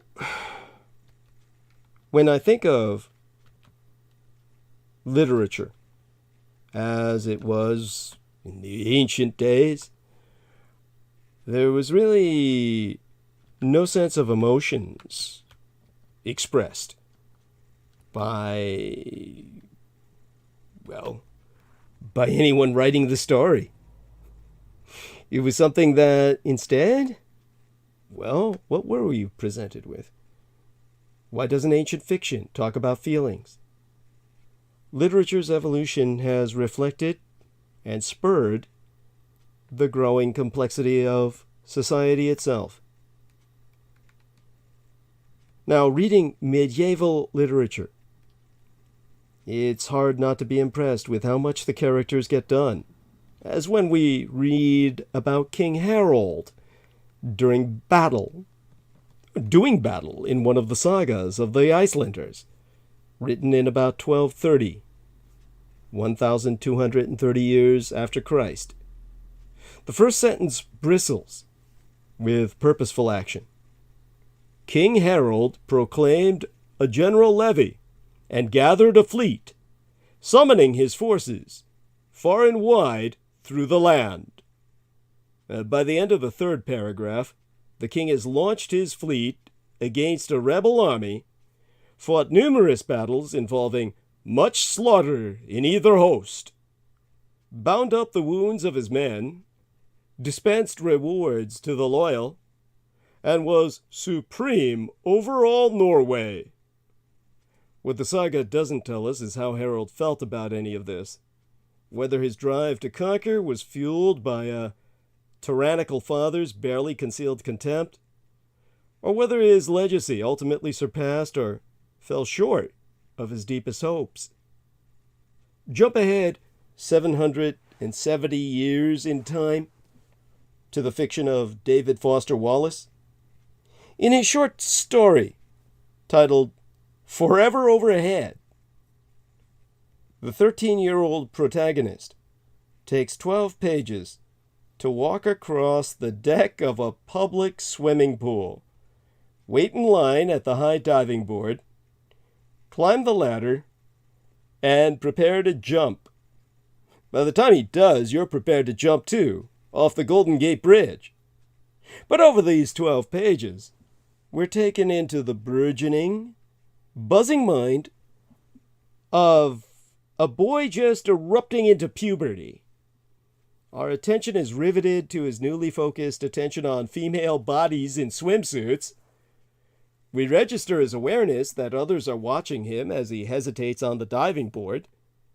We follow his undulating thoughts about whether it's best to do something scary without thinking about it, or whether it's foolishly dangerous not to think about it. These examples illustrate Western literature's gradual progression from narratives that relate actions and events to stories that portray minds in all their meandering, many-layered, self-contradictory complexities. So, I've often wondered, when reading older texts, weren't people back then interested in the slightest in what characters thought and felt? I mean, really? It's like you're reading about a plastic action figure or something. Somebody ambulates and manipulates the figure and it does something. It carries out a task, accomplishes great adventures in the mind of a child, but doesn't really feel anything. Perhaps people living in medieval societies were less preoccupied with the intricacies of other minds, simply because they didn't have to be. Understand that their perspective was surely different. Look at their illustrations. This was before there was a concept of 3 dimensions in the sense of one-point perspective. What we could portray as in-depth visual nuance did not exist in the medieval ability to convey. They might perceive it. We have to think they must have seen in 3 dimensions, but their drawings are 2-dimensional. There's no sense of depth perspective in their illustrations. So perhaps they really didn't have a depth in emotional perspective. Maybe they didn't feel like you and I. When people's choices were constrained and their actions could be predicted based upon their social roles, there was less reason to be attuned to the mental states of others, or one's own mental state, for that matter. The emergence of mind-focused literature reflects the growing relevance of such attunement, as societies increasingly shed the rigid rules and roles that had imposed orders on social interactions. But current psychological research hints at deeper implications. Literature certainly reflects the preoccupations of its time, but there is evidence that it may also reshape the minds of readers in unexpected ways. Stories that vault readers outside of their own lives and into characters' inner experiences may sharpen readers' general abilities to imagine the minds of others. If that's the case, the historical shift in literature from just the facts narration to the tracing of mental peregrinations may have had an unintended side effect, helping to train precisely the skills that people needed to function in societies that were becoming more socially complex and ambiguous. We're entering societies so complex today that Sexual ambiguity is something that has become the focus of a culture war. We humans owe our intensely social natures to biological evolution. We're genetically endowed with a social intelligence that extends far beyond the reach of our nearest primate relatives. Even toddlers understand that people's perspectives can differ from their own, or that external actions are propelled by internal goals, and they are resistant to learning from adults whose knowledge appears to be dubious, such as that senile, doddering old grandfather rocking his chair beneath his shawl, or someone like that. But genes are only part of the story. We may come pre-equipped with a standard set of skills, a startup kit, in the words of the researchers Cecilia Hayes and Chris Frith. But the ability to accurately grasp the thoughts and emotions of others, or mentalizing ability, varies quite a bit from person to person, and there's growing evidence that complex mentalizing skills are culturally transmitted through a slow learning process, much like reading or playing chess. Exempli gratiae. While babes in arms are sensitive to basic emotions such as happiness or sadness, the ability to recognize socially intricate emotions like embarrassment or guilt only emerges at age 7 or later and continues to be polished up well into adulthood. The extent to which parents talk to their children about what others are thinking has been found to have profound effects on children's ability to discern the contents of other minds. A study by Rosie Enzor and her colleagues showed that the frequency with which mothers used words such as think, forget, wonder, learn, or pretend when their children were just 2 years old predicted their mentalizing skills at ages 3, 6, and even 10.1. Now, heavy readers of fiction showed the highest level of brain activity. You see, it's unlikely that these results arise from underlying genetic differences shared by parents and their children. That is, that parents talk more about mental states because they themselves have better mentalizing abilities, which their children in turn are likely to inherit. Evidence for a direct role of language comes from psychologists Jenny Pyers and I believe her name is Anne Sengaz, who studied deaf adults exposed to Nicaraguan Sign Language, a language that recently emerged when the Nicaraguan government began educating deaf children together in one national school.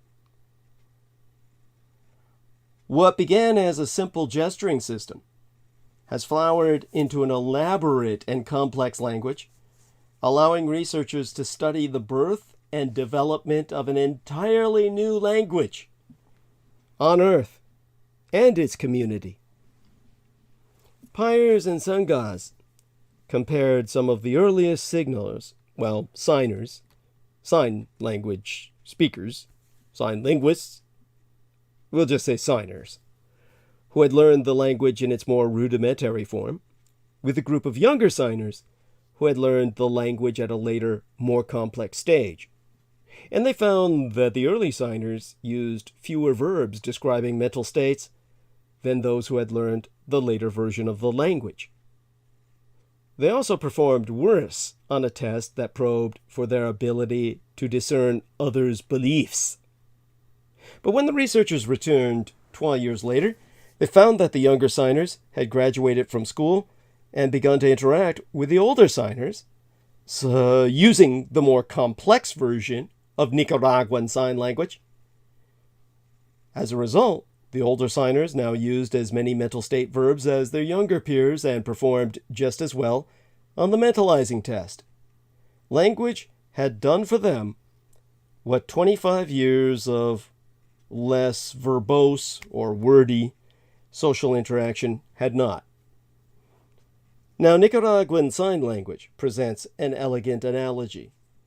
Just as it has incorporated, over several decades, new vocabulary about, well, for talking about mental states, Western literature has evolved over several centuries, new literary techniques for expressing the mental states of characters.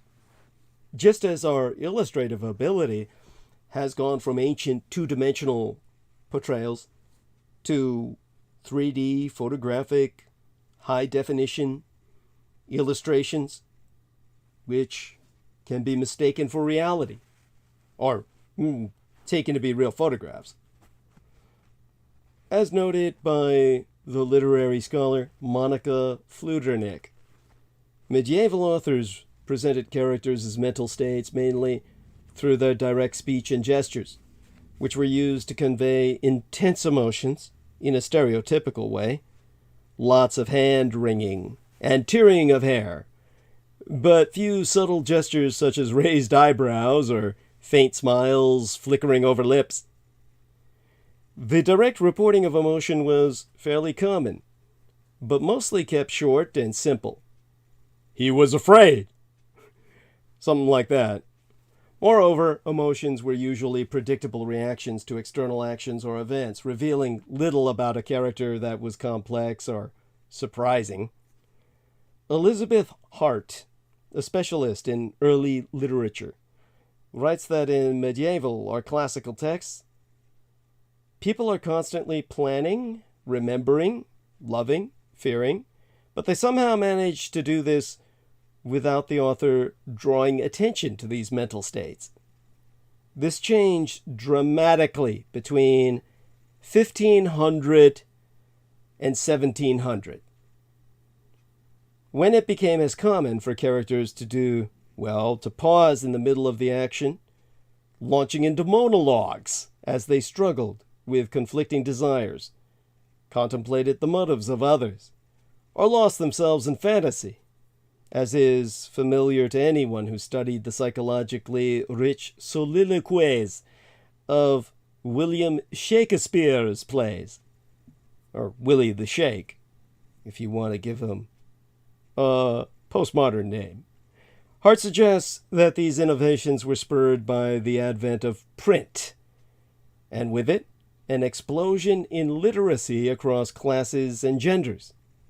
People could now read in private and at their own pace, rereading and thinking about reading, deepening a new set of cognitive skills and an appetite for more complex and ambiguous texts. Now, of course, we're dumbing down like hell with postmodern communications that leave us, how do I say this? People aren't even speaking coherently anymore. They write in sentences that aren't even syntactically correct. It's just plain bullshit. And it's distressing.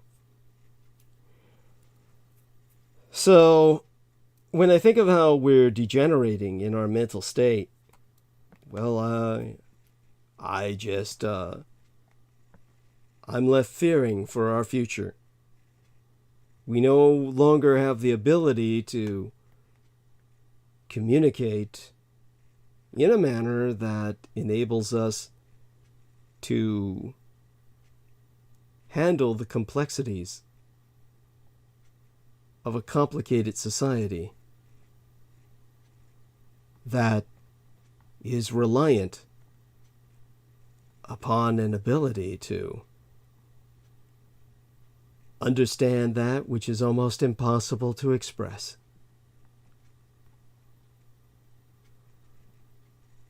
Now, this is what would ultimately bring us to the tragedy of trying to deal with artificial intelligence. Why we may never be up to the task.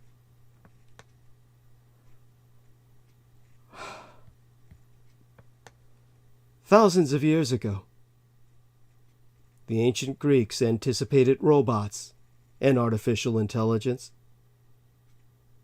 and they didn't trust them. You could call it Pandora's Vox. Vox being the Latin word for voice. Pandora's voice. There's a woman who looks out at us. Her arms stiff and doll-like. She resembles a robot. Perhaps a distant twin of Maria, the automaton of Fritz Lang's 1927 classic film, Metropolis. But this unique female figure, a depiction of Pandora, was painted on a clay vase nearly 2.5 millenniums ago. And while humanity lacked the tools or the science to build an actual robot back then, or so they tell us, the Greeks of that period were already imagining the possibility of artificial life. As in our own era, the Greeks were ambivalent, even fearful, about the idea of imitating nature. But they had the story of Pandora as an example. According to Greek mythology, the young woman depicted on the vase was a trick devised by Zeus, father of all the gods, to punish mortals for accepting Prometheus's stolen gift of fire. She was constructed by Hephaestus, the brilliant Vulcan blacksmith god of invention and technology. According to ancient myths, first writ down around 700 years before Christ, Hephaestus forged marvelous weapons for the gods and heroes, and built self-moving devices and wonders, including automated bellows for his forge, a crew of feminine automatons, fembots, automatic gates for the heavens, the colossal robot Talos that guarded the island of Crete, his system imbued with artificial blood, and a host of other animated machines. Zeus commanded Hephaestus, to create a Kalon Kekon, a beautiful evil, in the form of an uncannily beautiful young woman who would arouse men's lust. This bewitching gynobot, called Pandora, would be dispatched to Earth with but one single mission, one motivation: to open a sealed jar filled with all the suffering and misfortunes that plagued mankind. Or should I say humanity, to include both genders. All genders, since there are many more than but two, as I've tried to educate people for years. Zeus instructed Hephaestus to give Pandora the power to move on her own, and assembled the gods to contribute to her making. Athena dressed her in dazzling clothing. The Graces endowed her with charm and persuasion. Aphrodite filled Pandora with irresistible sex appeal. And Hermes gave her the shameless nature of a female dog. That's according to Hesiod. Pandora was described by the poets as made, not born. Essentially, she was a lifelike replicant with no parents, childhood, or memories, no desires or emotions, no agency of her own, no past, and no future. Unaware of her origins and purpose, Pandora's only function was to be accepted as a real woman among humans, and then unleash everlasting misery. Many ancient vase paintings illustrate this myth, each of them emphasizing Pandora's artificiality. One arresting scene on a vase of about 500 BC shows Zeus holding up a small, mannequin like Pandora, admiring Hephaestus' handiwork, as Athena brings a wreath to crown her. But the most remarkable image of Pandora is on a magnificent crater. Krater, that's a vessel for mixing wine, more than a foot high, painted by the famous Niobe painter of Athens in about 460 years before Christ, and now stored in the British Museum. Pandora stands with her arms at her sides, looking straight ahead. She resembles a wind-up doll, an automaton waiting to be set in motion, as the gods bustle around her. Yet Pandora is facing us, a depiction very rare in vase painting, where the faces of people and animals are almost always shown in profile. This is not an intimate view, but an ominous one. In Greek paintings, a full frontal face indicated a kind of mindlessness, a technique used to depict dead or inanimate figures, such as theatrical masks and statues. Frontal views could also suggest a mesmerizing gaze. On the Niobe vase, both effects are in play. Pandora's forward-facing stance suggests both a blank mind and a compelling stare. But there's one more twist here. Facial expressions showing emotion, such as grimaces, frowns, or smiles, are also very rare on ancient Greek vases, where feelings are indicated by gestures or posture. But as Pandora stares at the beholder, she is smiling broadly. What message does her smile send? A knowing smile would have seemed inappropriate for a virginal maiden, but Pandora is a seducer, a destroyer.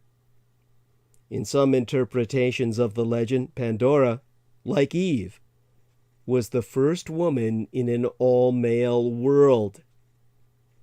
The Greeks imagined some artificial helpers constructed in the image of woman, like today's Alexa or Siri. But Pandora was an infiltrator and saboteur, similar to Maria of Metropolis, or the seductive humanoid Cylons of Battlestar Galactica. The latter series, which I consider an abomination myself, but have not really yet reviewed it. Perhaps my judgment is uncalled for, but I believe it just. Pandora's unexpected facial expression is reminiscent of the Korai, Korai, Rai, the ancient Japanese word for the serviceman. Life-size marble statues of draped maidens for the Greeks that were created from about 600 to 480 BC. These were statues for men to hump in their mindless, lust-like dogs at parties when there were no willing women around. These were the Greek version or answer to what today would be a vinyl sex doll.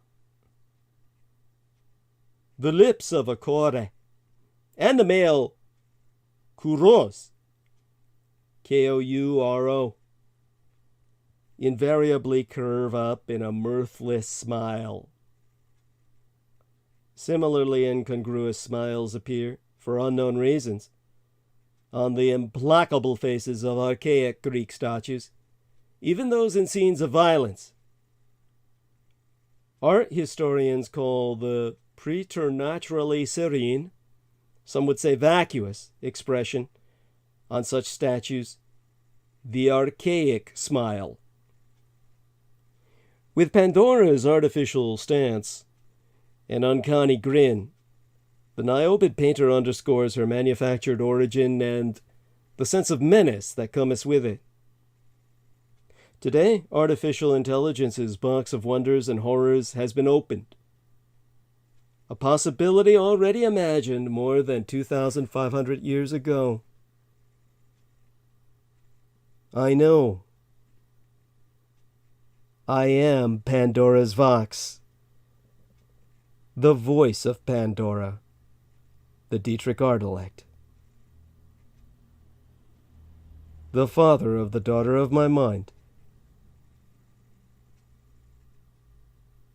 that holds Taiwan secure from the war which centers upon it, the center of my homeland's storm, the eye of the storm of which my homeland is the center.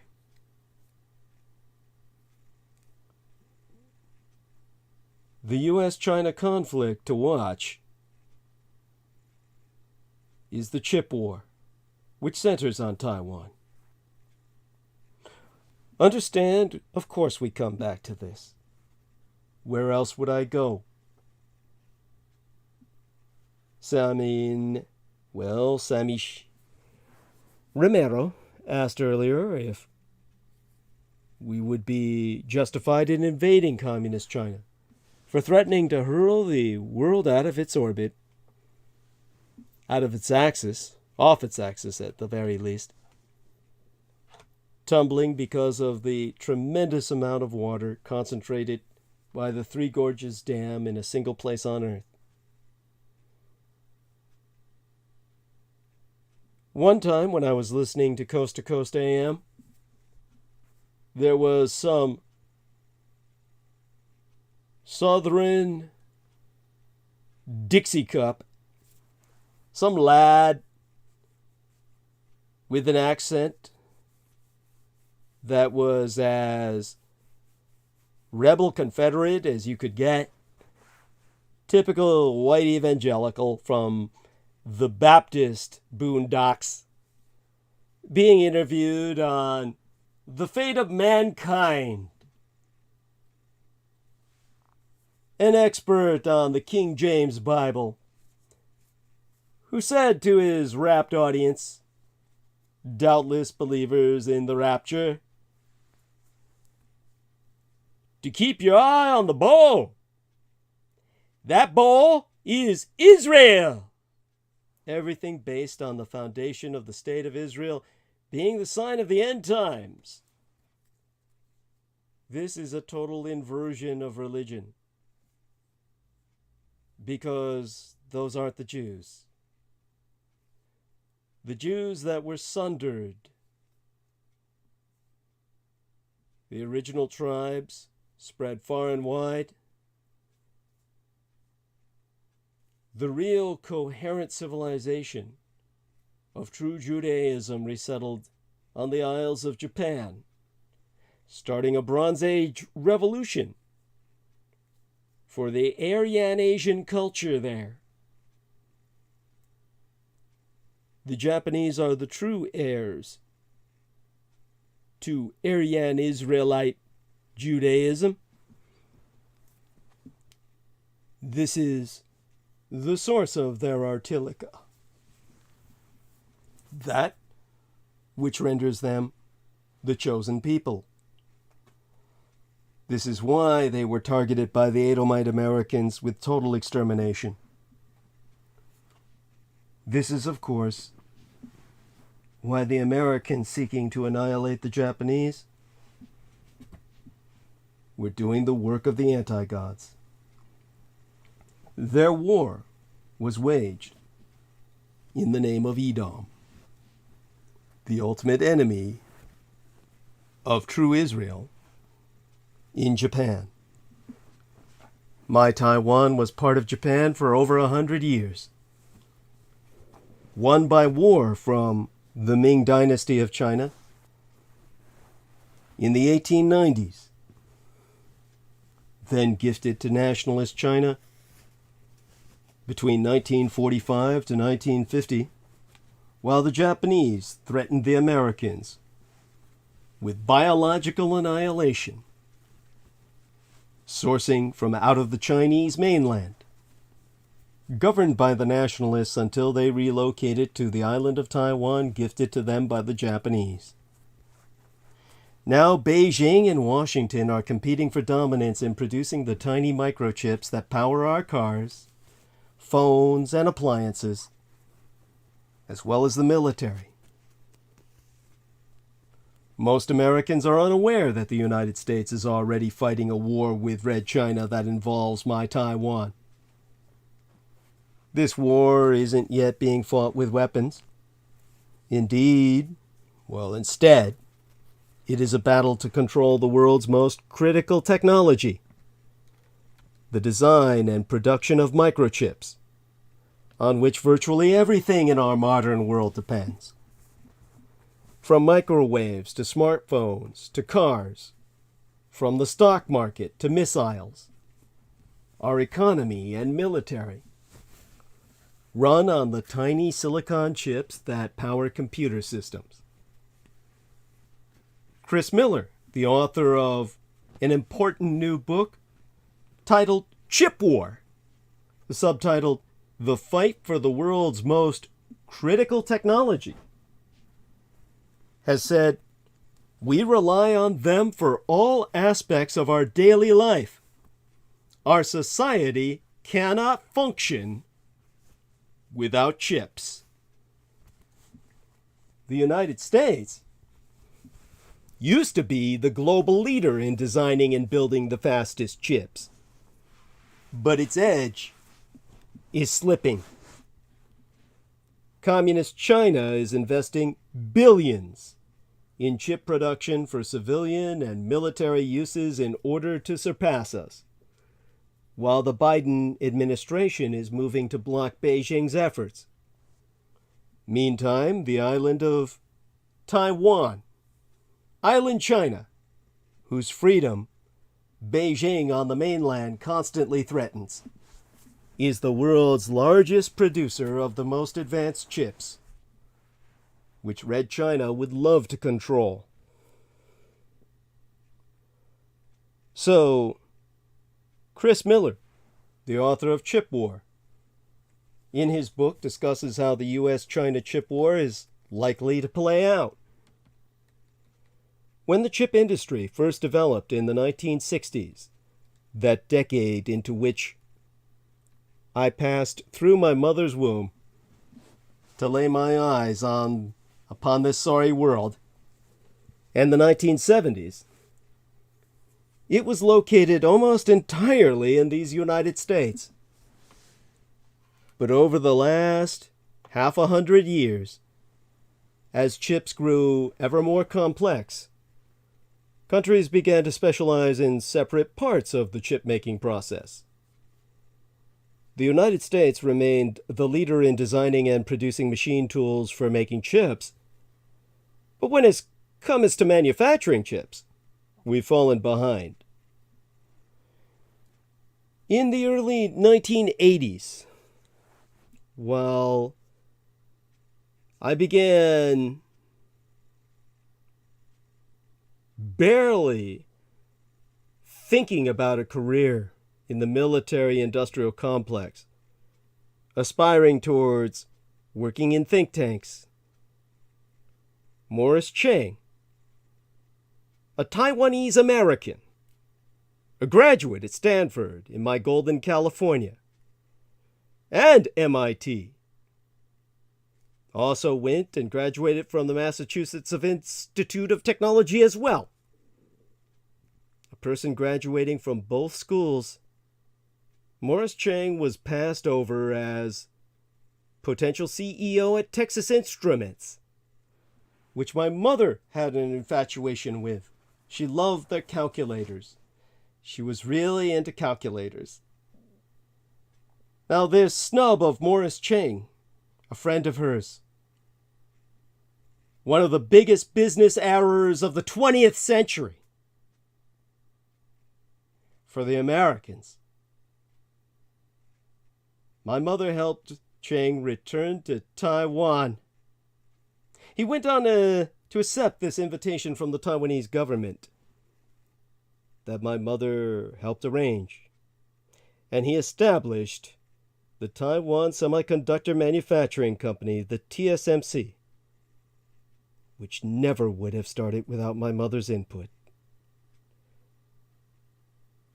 And they now manufacture 30% of the world's overall processor chips and 90% of the most advanced chips that power iPhones and computers. The only companies potentially in position to compete with TSMC in chip manufacturing are South Korea's Samsung and the United States semiconductor company Intel. The revanchist, revisionist Russian Empire isn't even in the goddamn game.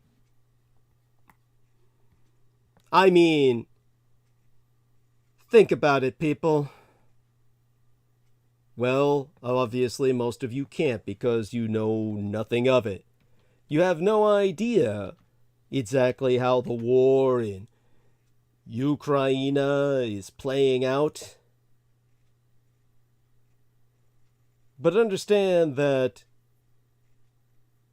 it's the war in Ukraine. Think about Russia and what it's trying to fucking buy. What they're trying to buy from the rest of the world in this age of gravitas. All the high-tech materials that they could never produce. This is how modern war is waged. And without that high technology, Russia will have to go nuclear with what little technology they have. And I pray they do, so that we're forced to respond in kind. What they have would do comparatively little damage, if any at all. Hell, most of the damage would be done to themselves. They see war as inevitable. They're threatening nuclear annihilation. They're the ones that will start the war that we can mobilize to finish. All of that for another discussion. Maybe Sunday night. In the meantime, what we have to deal with now is, well, if not the Russians, the communist Chinese empire is still far behind in designing sophisticated chips. They've been spending more money on importing chips than importing oil. Chips are the oil of the 21st century. But these chip purchases en masse by the communist Chinese poses a critical threat to future American security. Modern warfare will be more reliant than ever on chips. The military requires ever faster computing power for everything from autonomous or unmanned vehicles, such as drones and attack submarines, to radar systems, to communications and data processing, to other crucial systems, all part of that which enables one to fight a war at all. Now, when it comes to where we're at this time, trying to remember something here. Ah, yes. Let me see if I can do a quick look here. See if I can find something to just strike my memory, so I can go on and speak again.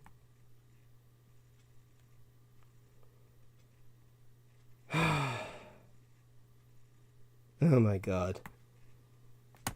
Well, Nathan Brooks says, sounding good, brother. God bless you, dear Nathan. Reesergram75 says, could you give your perspective on what you mean by chosen? I don't understand how God can have one group that are chosen. And for what? Thanks. In the case of the Empire of Japan, the Ark of the Covenant, what is known in the Jewish vernacular as Mishkan, is something that has been taken by the Japanese as universal. They've universalized the concept with their traveling shrines, in which they basically will carry the Mishkan on the backs of several hundred men, in some cases, parades. This is to represent nationwide the acceptance into their culture of the Ark of the Covenant. Hence their covenant with God himself when Israel was sundered. His covenant with the people of Israel went with them to Japan, where they revolutionized the technology with a Bronze Age cultural revolution. This is, of course, what rendered much of their technology, such as the Ark of the Covenant, the property of the imperial family of Japan. This is something that the Japanese have maintained to this day, and which no American has ever seen because the Americans lost the war. So understand that the Japanese maintain that ark, the Holy Tabernacle. The Hebrew word Mishkan means the residence, the house of God himself. This is what they tried to portray in the Raiders of the Lost Ark, in this very West-centric, Eurocentric perspective. Now that portable shrine where God and man encounter, per Exodus 29, chapter 29, verse 42 through 43. The Makuya, the Japanese language equivalent for Ha-Ivrit, or the Hebrew word Mishkan, the Makuya, that references the Holy Tabernacle. The people of Dai Nippon, or Greater Japan, they compiled the first Hebrew Nihongo, or Japanese language dictionary, upon the arrival on Japanese shores of the Hebrew peoples between 600 to 500 years before Christ. Contemporaneous commencement of the written Japanese calendar, commemorating coronation of Jimmu Tenno Heika, around 660 years before Christ, 660 BC, per Western chronometry, it being the knowledge of the Makuya minority of Japan that has the most pronounced Jewish blood, aside from the royal family, that the triune sacred treasures of the most ancient extant imperial dynasty on earth are Judaic relics bearing the shield of David, the six-pointed symbol of Yahudah, or Judea, on their shield, not a star. It was the articulated objective of the United States government in World War II that the Trinitarian treasures of the Koshitsu Yamato, or the Imperial House of Greater Manifest Balance, the royal dynasty of Japan, be confiscated for scientific analysis, reverse engineering, and reproduction in Masonic alignment on destruction of the original reliquary as culmination of both their ethnic and cultural genocidal policies. Obviously, the United States government was forced to rescind these demoniacally hubristic objectives, among so many others, such as the total extermination of the Asian peoples, when they sued for peace in 1945. When, say for instance, I bring up the fact that the Japanese threatened America with biological warfare And then Americans respond by saying, well, we were producing biological weapons at Camp Dietrich, that we were able to annihilate the Asians too. As if that somehow checked my point. The insanity of what you're saying being self-evident. It's not just the destruction of entire populations that you once imagined with nuclear war. Think of everyone unleashing their biocidals. And the result is, as Hirohito predicted, the annihilation of all mankind. With that lose-lose situation, the Americans surrendered. If you can't win, there's no point in waging war. So how that's a checkpoint in the deranged postmodern American mind is beyond me. But it gives you another point. The Americans had no consciousness about exterminating all the Asians. Those germs would not have been able to tell one Asian from another any more than your average American soldier. I know this for a fact because my father, being an old China hand, was consulted by the U.S. government in their making a pamphlet that then showed how to tell your friends from the Japs. All about, by the way, you can look this up online. Don't take my word for it. Look up how to tell your friends from the Japs. You may not believe it. You'll find what you're looking for. This is what they gave to American soldiers in comic book form because most of them were illiterate assholes. And they gave them something they could actually read. And they gave them a comic book character in the form of Captain Carson or whoever the fuck was the hero at the time. What was the guy's name with the pirates? Terry and the Pirates. It was Terry from Terry and the Pirates. They gave Terry the position that they should have given to my father, at least in comic book form. My father answered the questions for them, but they caricatured him into the cartoon character Terry of Terry and the Pirates, telling your average American soldier how to tell your average chink gook from the Jap gook. And this is what a chink looks like. This is what a Jap looks like. You'll also, in this search, probably find photographs of Deng Xiaoping, who became the dictator of communist China, and Hideki Tojo, who Americans claimed was the dictator of Japan. They show these two guys as a facial example of how to tell your average chink from your average Jap, even though neither one of them looked really Chinese or Japanese. They chose the worst possible figures. Both of them actually look white, of different European extraction or something. Deng Xiaoping looking more Slavic, Hideki Tojo looking more English. And these are the people who are the least Asian looking you could think of. But the whole point is, no American cared. They just shot everyone with slanted eyes. Since your average American didn't give a shit in trying to tell your average chink apart from your average Jap, since they're all gooks to your average white trash piece of shit, then ask yourself how the biologicals you unleashed would tell Chinese or Japanese apart. The Americans didn't care. This was exhibited in a book, well, a novella written by Jack London, one of the most popular American authors. This short story titled The Unparalleled Invasion, advocating the extermination of the entire Asian population by biological warfare, so that the West could divvy up Asia and colonize it with white people. This was his serious suggestion, published all over the world in multiple languages, which essentially outlined America's plan for World War II. Again, you can look up Japanese bones maintained at UC Berkeley and other American universities that have never been returned.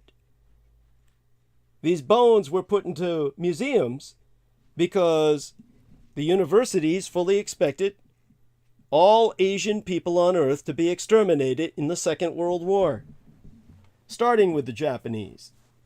But their biologicals would clean up the rest of Asia.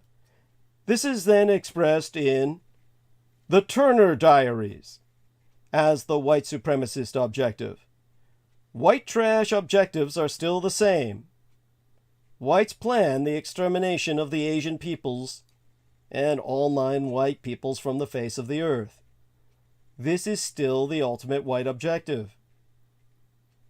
This is the objective of the Republican Party. That is a fact because that's their base, that's their constituency, are the readers of the Turner Diaries. This is the Republican Bible. None of this is fear-mongering. All of this is true. This has been the result of America's objectives in World War II now becoming the objectives of the Republican Party. Since they lost the war, they're going to try and win it now. Who's trying to thwart Beijing? The Democrats. And America is now betting the future of its military on a technology over which its dominance is slipping. The Communist Chinese Empire and its army have been able to buy foreign chip makers, stealing their technology and providing billions to subsidize Communist Chinese chip firms and evade all American restrictions. To thwart Beijing, the Democratic government of the United States has had the Commerce Department issue draconian export restrictions in October that block Red China from buying sensitive technologies for chip production, including advanced software and the machines needed to produce these chips. It's the Biden administration that has pressed reluctant allies, such as the Netherlands and the Empire of Japan, not to sell Red China other key elements of the chip-making process. It is also discouraging my Taiwan from selling advanced chips to Beijing. The Biden maneuvers mean Red China will be unable to access the next generation of faster chips that it needs for advances in artificial intelligence, including for its military. Caught in the middle is my Taiwan, whose biggest trading partner is Red China, but which depends on Washington to prevent Beijing from seizing island China by force. Now, the nightmare scenario in terms of global economic impact is if there would be a war in the Black Straits dividing Taiwan from the communized mainland. It's hard to think that chip production would not be affected, especially if production comes to a halt. Production of smartphones would be devastated. Also PCs, data centers, cell phone towers, along with cars and home appliances, and military operations. There would be a massive long-term effect. Aware of this danger, the Biden administration has pushed through the CHIPS, C-H-I-P-S, that's all uppercase, the CHIPS and Science Act, that will provide 52 billion United States dollars in support for semiconductor companies to build high-end chip fabrication plants in these United States. In addition, the Inflation Reduction Act provides huge amounts for innovative research. And in a major victory, the Democratic administration, not the Republicans ever, has persuaded my Taiwan's TSMC to move some of our chip production to these United States as a hedge against communist Chinese intervention. In fact, it was only days ago, maybe Tuesday of the week before last, that TSMC announced it will substantially expand a small production plant it is already building in Phoenix, Arizona, which will now produce chips more advanced than originally planned. Clearly, TSMC is nervous about Red China's future maneuvers. But the Phoenix hub will make only a small dent in American needs and won't come online until 2024 at the earliest. If the Democrats are voted out of office, the Republicans will destroy it. This, in either case, no matter what, leaves the United States still dependent on factories in Taipei, the capital of island China, into which I myself was born into this sorry world. Meanwhile, Communist China's dictator Xi Jinping might get impatient and try to squeeze sophisticated chips out of Taiwan through economic or even risky military pressure. Xi sees China's chip industry as vulnerable to the American empire because his military systems are ever more dependent on sophisticated chips. And Xi's attention is focused on reunifying Taiwan with the communized Chinese mainland. This means that Americans should pay closer attention to the chip war and its potential to spark a real war. These tiny silicon wafers, and who will control them, will shape the future of our computer-driven world. Now, China's semiconductor industry was decapitated overnight. If you want to know what annihilation looks like, it happened on my birthday, October 20th of this year. Sanctions imposed by Biden prevented businesses from sending cutting-edge processors required to run efficient AI algorithms to the Communist Chinese empire. These sanctions require any United States citizen working in the Communist Chinese semi-industry to quit their jobs or be at risk of losing United States citizenship. China's semiconductor industry was, ergo, decapitated overnight. The Biden administration unveiled a comprehensive strategy recently to move the American empire forward and hold the communist Chinese empire back in the production of advanced semiconductors, virtually eliminating Red China's semi-industry overnight, escalating the high-tech battle with Beijing. In fact, the Twitter user at Lidangz, that's spelled @ LIDANG triple Z, Lidangz. Now, it was the Rhodium Group analyst Jordan Schneider who translated the tweet. It said, "Every American executive and engineer working in China's semiconductor manufacturing industry resigned yesterday, paralyzing Chinese manufacturing overnight. One round of sanctions from Biden did more damage than all 4 years of performative sanctioning under Trump." So, swallow that, you fucking red Republicans, and eat shit.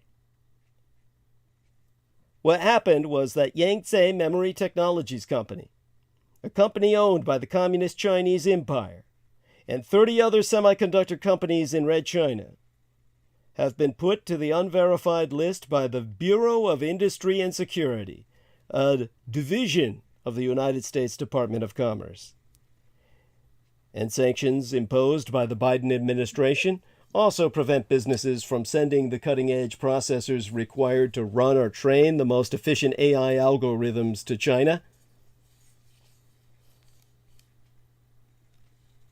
So, the United States is now mulling sanctions on the Communist Chinese Empire to deter invasion of my Taiwan, and it could be a far more complex exercise than the one with the revisionist Russian Empire. These extensive new regulations are intended to keep the Communist Chinese Empire's AI industry in the Stone Age, as the American Empire and other Western nations advance. The limitations also prohibit the export of chip manufacturing tools and design software, and forbid the top silicon fabs in the world, such as Taiwan Semiconductor Manufacturing Company Limited and Samsung, from producing cutting-edge chips for Chi-Com, or Chinese communist businesses. Now, why did American execs resign? Someone's asking me that question in the email. One of the provisions of President Joe Biden's executive order is that any United States citizen or green card holder working in the Communist Chinese Empire cannot work in the Chi-Com, or Chinese Communist Semiconductor industry, or risk losing American citizenship. And according to the @Lideng's Triple Z thread, it's not just affecting Americans. In fact, what they said in their tweet, now this was not translated by anyone. I have to translate it for you, so be patient. This is written in Chinese. But basically what it says is, everyone from Lam Research Corporation, that's spelled Lam, like the entity that Aleister Crowley considered one of the original Cho, or alien greys. Lam, Lam. That's apropos enough for a communist Chinese company. So everyone from Lam Research Corporation at Yangtze Memory left today, and on the 12th, the Applied Metals Incorporated folks will leave as well. Not just Yangtze, but also HLMC. That's Shanghai Huali Microelectronics. ICRDs, that would be Shanghai Integrated Circuit R&D Center Company. Jiading Fab, and Hefei's CXMT DRAM, DRAM, Fab, the fabricating company, one of the world's most important semiconductor tool makers, told U.S. employees to stop servicing Chinese customers. The thread goes on to read, the starting point for this round of sanctions is to go all the way up the food chain and ensure the elimination of all American products and technologies from the entire ecosystem. If you're ignorant enough to ask why this matters, Taiwan Semi reduced its forecasts for capital expenditures and applied materials, cut its outlook for revenue and profit following these sanctions. Both businesses said the demand for semiconductor products would decline. Communist Chinese officials described the U.S. limitations as a significant step intended to thwart the development of their empire. The decision will have wide-ranging effects, such as restricting the development of artificial intelligence that underpins algorithms for driverless vehicles, and other risks. So this thread continues to say, this is what annihilation looks like. China's semiconductor manufacturing industry was reduced to zero overnight. Complete collapse, no chance of survival. Well, these new sanctions are a sharp blow to Red China's semi-industry. American leverage could fade eventually as Shenzhen, Red China's innovation powerhouse, intensifies efforts to develop its domestic chip sector by giving significant subsidies and financial incentives to semiconductor companies registered in city. But beyond that, the Communist Chinese know this much. If they conquer island China, if they take Taiwan, they rule the world. That's all they need. Conquer Taiwan, and they rule the world. Now, Macronomicos points out that TSMC, Taiwan Semiconductor Manufacturing Corp., used to be part of AMD. He says, I've always loved AMD. There's lots of new foundries coming online around the world. Hopefully that will be uniting. Well, let's put it this way, Macronomicus. There are not lots of new foundries coming online around the world at all. No. No, there's nobody that has them. There's only 3 places in the world that make chips of that level of technology, which we find useful in maintaining our civilization. A couple of foundries in California, nowhere else in the United States. California. There's South Korea, but neither California nor South Korea make much of these chips at all. It's all Taiwan. And Taiwan's trying to help us by building a few companies in Japan, or rather, foundries in Japan, and Arizona. But there's not going to be enough of them soon enough. So it's just going to be, well, the Netherlands has a few, and that's about it for Europe. So it's all Taiwan is the center of your world. He says, laugh out loud. Well, in comparison, 9 seems like a lot to me, but I can agree with your overall point. Thank you. Thank you. Yes. And I get what you're saying. Yeah, but it's not enough. Nowhere near enough. So the problem is that Red China's war against my Taiwan has already started. So in 2018, a typhoon stranded thousands of people at Kansai International Airport near Osaka, Kobe, Japan. Among them were some tourists from my Taiwan. Normally, this story might not have had much political meaning, but a few hours into that incident, an obscure Taiwanese news website began reporting on what it said was the failure of Taiwanese diplomats to rescue their citizens. A handful of bloggers began posting on social media too, excitedly praising communist Chinese officials who had sent buses to help their citizens escape quickly. Some of the Taiwanese tourists supposedly had pretended to be Chinese, communists in other words, in order to get on board. Chatter about the incident spread. Photographs and videos, allegedly from the airport, began to circulate.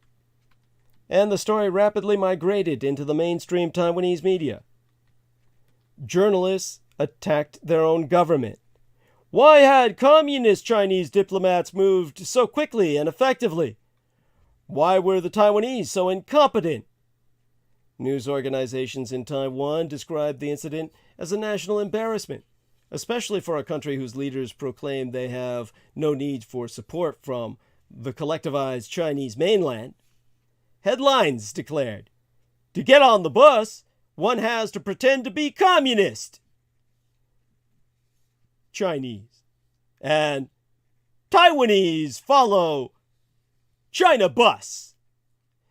At its peak, this angry coverage and social media attacks became so overwhelming that a Taiwanese diplomat, apparently unable to bear the deluge of commentary and the shame of failure, died by suicide.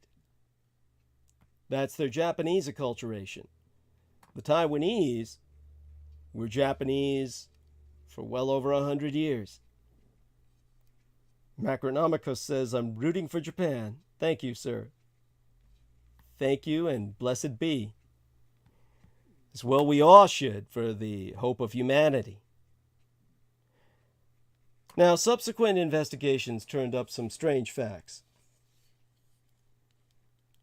All of the people who had been posting so prominently and with such enthusiasm about this incident that I'm describing to you now were not even real. All of their photographs were composite images. The obscure website that first promoted the story turned out to be directly controlled by the Communist Chinese Party. The videos were fake. Basest of all, The Japanese government confirmed that there had been no goddamn Chinese communist buses, and thus no special Taiwanese failure at all. But this semblance of failure had been pounced upon by democratic journalists and news anchors, especially by those who wanted to use it to attack the ruling party of island China. This clearly was what Chinese communist propagandists had intended. The anonymity of social media, the proliferation of news sites with unclear origins, and above all, the hyperpartisan nature of Taiwanese politics in a democracy had been manipulated in order to push one of the communist Chinese regime's favorite narratives, that Taiwanese democracy is weak. Chinese autocracy is strong. In an emergency, Taiwanese people want to be Chinese. Now, this incident was notable not because it was entirely new or unexpected, but because it was but another battle in a long-term campaign that historically dates back to the founding of modern island China, my Taiwan. In 1949, after half a decade of war on the mainland, as the rear guard for the Japanese Empire, Generalissimo Chiang Kai-shek was rewarded by the Japanese in moving his nationalist party, the Kuomintang, the KMT, to island China, re-establishing the Republic of China thereupon the 100 Isles of Formosa. Ever since, the People's Republic of Communist China has seen my Taiwan as its ideological enemy, an irritating reminder that not all Chinese wish to be united under the dictatorship of the Communist Party single-party state. Sometimes Commu-Chinese pressure on my Taiwan has been military, involving the issuing of threats or the launching of missiles. But in recent years, the Communist Chinese Empire has combined those threats and missiles with other forms of pressure, escalating what the Taiwanese call cognitive warfare. Cognitive warfare is not just propaganda, but an attempt to create a mindset of surrender. This is what they learned from Michael Aquino in his book called Mind War, where you wage psychological warfare 24/7, 365 days a year. This combined military, economic, political, information, and diabolical attack should by now be familiar, because we have just watched it play out in Eastern Europe. Before 2014, the revisionist Russian Empire had hoped to conquer Ukraine without firing a single shot, simply by convincing Ukrainians that their state was too corrupt and incompetent to survive. Now it is Beijing that seeks conquest without a full-scale military operation, in this case by convincing the Taiwanese that their democracy is fatally flawed, that their allies will all desert them, that there is no such thing as a Taiwanese identity. Taiwanese government officials and civic leaders are well aware that Ukraine is but a precedent in a variety of ways.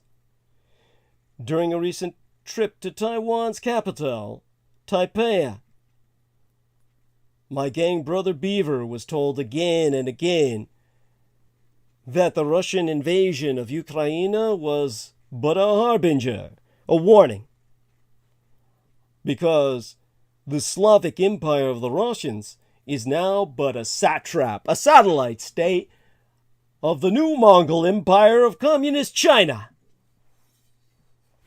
Though Taiwan and Ukraine have no geographic cultural or historical links. The trois countries are now connected by the power of trois phenomenon. The power of analogy and the power of technology. Because Taiwan's microchips are dependent on neon gas, which cometh out of Ukraine. Had the Russians conquered Ukraine, there would be no neon gas for Taiwan to produce the microchips that you use to power your civilization, and our civilization would have fallen. So you owe the Ukrainians your goddamn lives.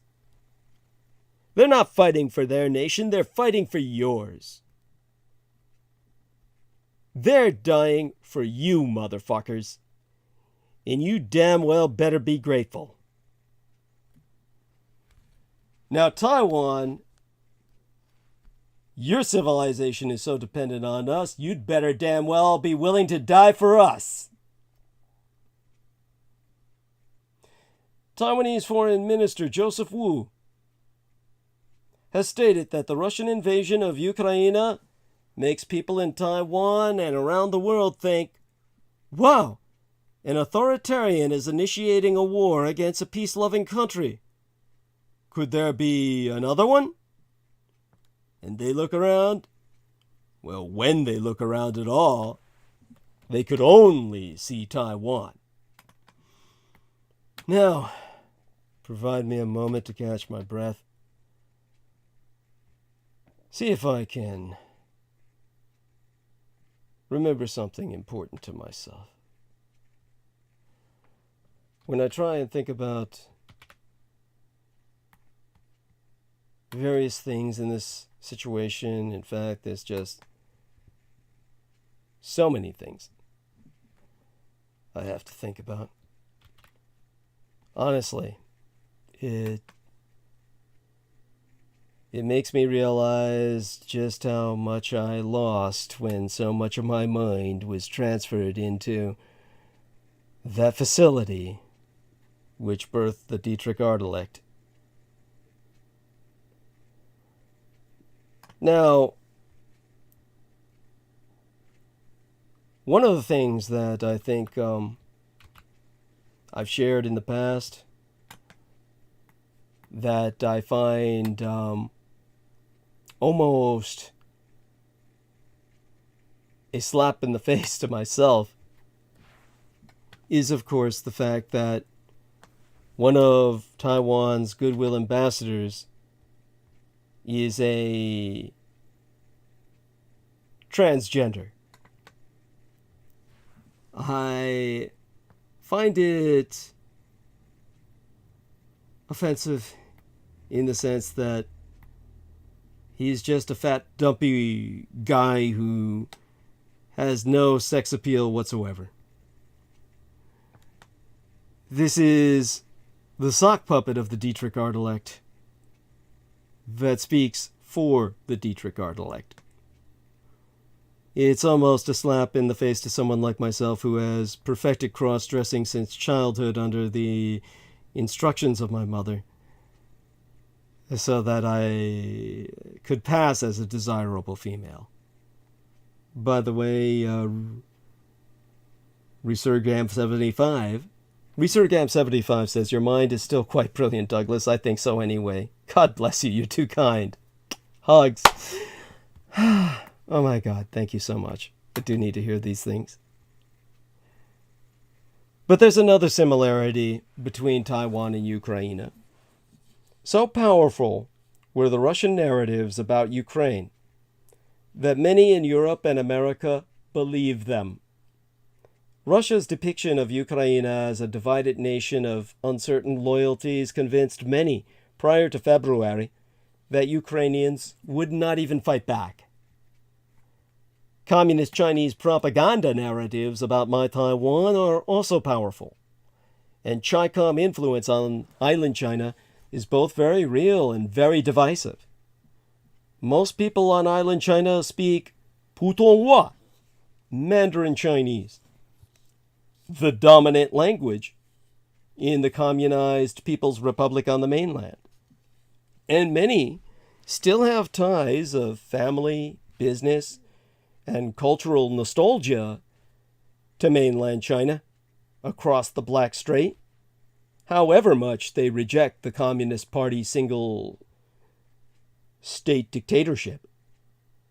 But just as Western observers failed to understand how seriously the Ukrainians were preparing, psychologically as well as militarily, to defend themselves, we haven't been watching as Taiwan has begun to change too.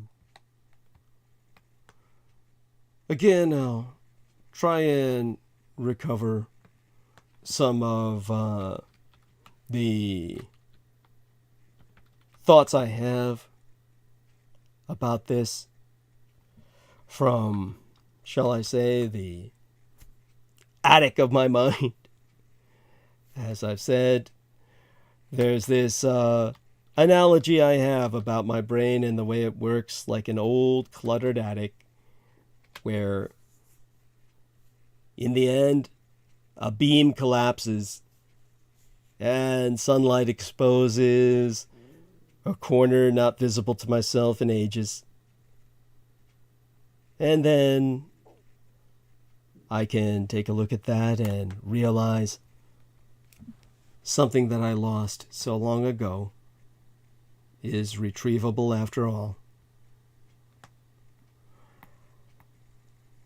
Now,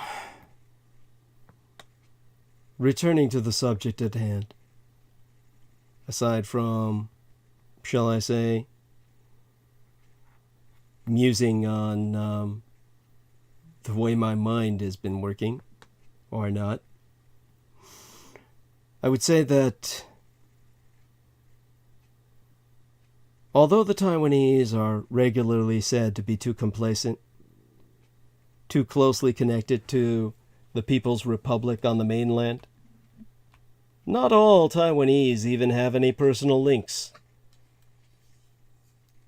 to mainland China. Many descend from families that arrived on the island long before 1949 and speak languages other than WORKWk, the national Mandarin dialect, or rather, should I say, the nationalized Mandarin dialect. You see, in the past, only the elite were literate. The Mandarins, not the Iron Man villain, but the actual title that was applied to the noble bureaucrats. And, of course, when it comes to the situation of the Mandarins, when the communists annihilated them on the mainland, exterminated the intelligentsia, then they began to nationalize the language that they spoke among themselves, so that the population could be uplifted. This was something that then they reversed by, well, they realized the population really wasn't up to learning such a complicated language, so they dumbed it down. So, in a sense, Taiwan and Communist China speak the same language, but the Communist Chinese speak it to a fourth grade level. They all the way up to the highest ranks, including the dictator Xi Jinping himself, have grown up in an environment where they speak baby Mandarin. So, when a Taiwanese speaks to a Chinese from the mainland, it's like talking to an idiot. More to the point, large numbers of Taiwanese, whatever their background, feel no more nostalgia for mainland China than Ukrainians feel for the Soviet Union. The KMT's main political opponent, the Democratic Progressive Party, is now the usual political home for those who don't identify as anything except Taiwanese. But whether they are KMT or DPP supporters, the Taiwanese would say blue or green. Whether they participate in angry online debates or energetic rallies, the overwhelming majority now oppose the old one country, trois systems proposal for reunification, especially since the repression of the Hong Kong democracy demonstrations. Millions of island China's inhabitants understand that the Communist Chinese war on their society is not something that might happen in the future, but is something that is already well underway. Like the Ukrainians, the Taiwanese now find themselves on the front line of the conflict between democracy and autocracy. They too are being forced to invent strategies of resistance. What happens there will eventually happen elsewhere. Red China's leaders are already seeking to expand their influence around the world, including inside all democracies on Earth. The tactics that the Taiwanese are developing to fight Communist Chinese cognitive warfare, economic pressure, and political manipulation will eventually be needed in other countries too, especially here in America, so that we Democrats can fight the Republicans. The strange story of the non-existent buses at the Kansai airport did have one unanticipated consequence. It inspired the Taiwanese activists Dietrich and Puma Shen to co-found Doublethink Lab, a nonprofit research group. Now, Dietrich, the name obviously being an alias, is a high school dropout who played a lot of video games, eventually got accepted at a university to study computer science, dropped out again, and then drifted into the world of environmental campaigning. That resume was excellent preparation for what he does now: track and identify Communist Chinese information operations and design programs to educate the public about them. It also means that he and Shen, a lawyer and a criminologist, can work on behalf of my Taiwan while keeping their distance from the Taiwanese government. No one can accuse an activist with a background in video games of climbing some kind of political career ladder. Dietrich told my gang brother Beaver that the airport story forced him to think harder about how to counter that kind of non-attack attack. The episode wasn't merely a lie, after all. It was a very well-planned attempt to insert a story of Taiwanese weakness into the Taiwanese political debate. After it happened, he and Shen put together a team that now works in exactly the kind of space you would imagine. A few dark, scruffy rooms, if you could dignify them with that title, filled with very young, hyper-online people. Social retards. They showed my gang brother Beaver a presentation, based partly on their recent work on Communist Chinese propaganda about Ukraine. Among other revelations, weirdly, quite a few Communist Chinese stories are built around a random Ukrainian tourist who turned up in Hong Kong during the mass political demonstrations there in 2019. The man's photograph appears over and over again in Communist Chinese and Taiwanese media, with special attention paid to his tattoo, a far-right symbol. He is alternately described as either a neo-Nazi or a provocateur sent by someone, the CIA, to aid the Hong Kong protesters. The idea is to evoke fears of disorder, chaos, and extremism, and to connect them to Hong Kong as well as to Ukraine. Communist Chinese state actors have also pushed conspiracy theories about non-existent biolabs in Ukraine. The same stories abused by the revanchist, revisionist Russian Empire and by the international far right to explain and justify the Russian invasion that began in February. Doublethink isn't the only team identifying and analyzing propaganda campaigns against my Taiwan.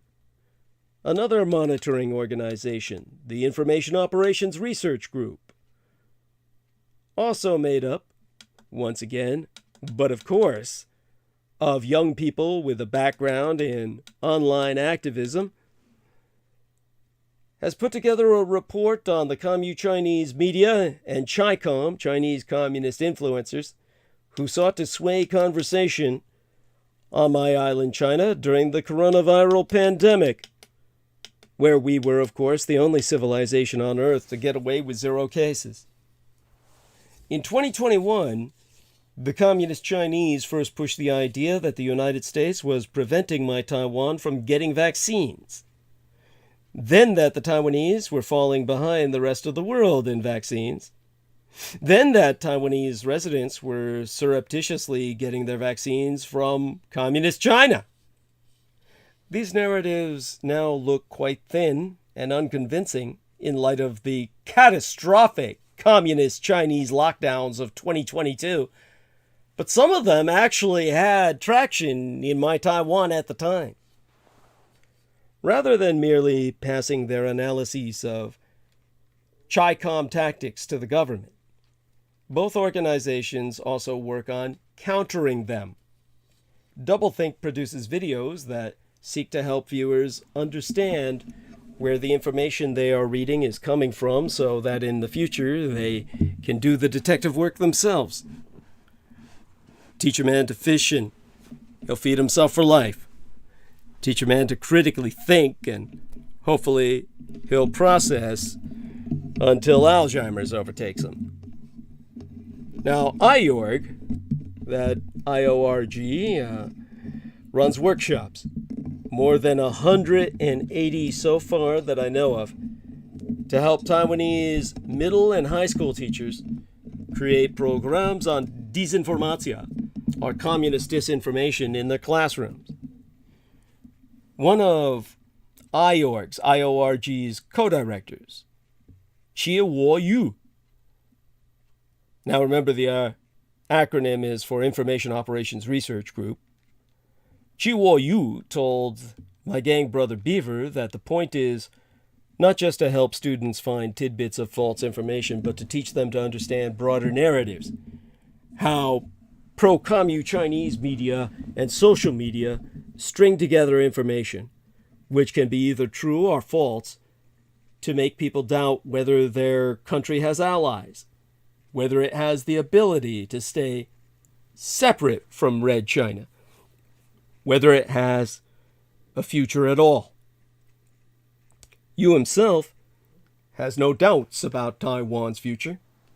His website describes him like this: Taiwanese, hacking things, build a new nation. Unusually, the most famous member of this amorphous world of online activists is now part of the government. Audrey Tang, Taiwan's first digital ministress, doesn't just promote the world of digital activism, she helped create it. She's a child prodigy who was programming in Silicon Valley at the age of 19. She participated in the Sunflower Revolution of 2014, a youth movement organized around opposition to a trade deal with Communist China, and describes herself both as a conservative anarchist as well as post-gender. She has said she is unbothered by which pronouns anyone uses. Again, think of how this is what happens in a complicated world. You begin, or many people do, to realize that gender roles are so passé. Now, on the day that she and my gang brother Beaver met, Tong was wearing a t-shirt bearing the Ukrainian trident, and she told Beaver she had been in touch with Ukraine's own innovative digital ministry. She reminded Beav that her commitment to openness is absolute. Every interview she gives, including the one Beaver did with her completely off the record, eventually appears online. If Beaver wasn't recording it, she herself was. Tong's philosophy is one of asymmetric warfare.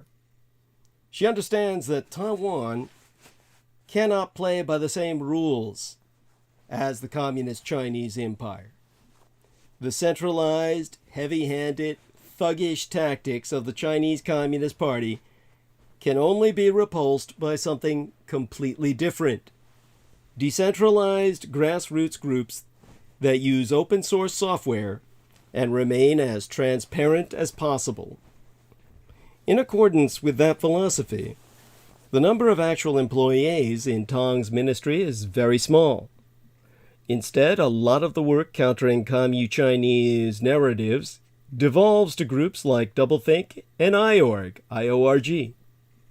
In Taiwan, the social sector, co-ops, non-governmental organizations, social entrepreneurs enjoys greater public trust than the political parties or the private sector.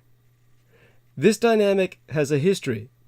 Civic activists pushed to end the KMTs, the Kuomintangs, single party rule of state in the 1980s and curtail island China's economic links to the Communist Chinese Empire in 2014, the same year the Russians invaded and stole the Crimean Peninsula from Ukraine. And they still have a lot of clout.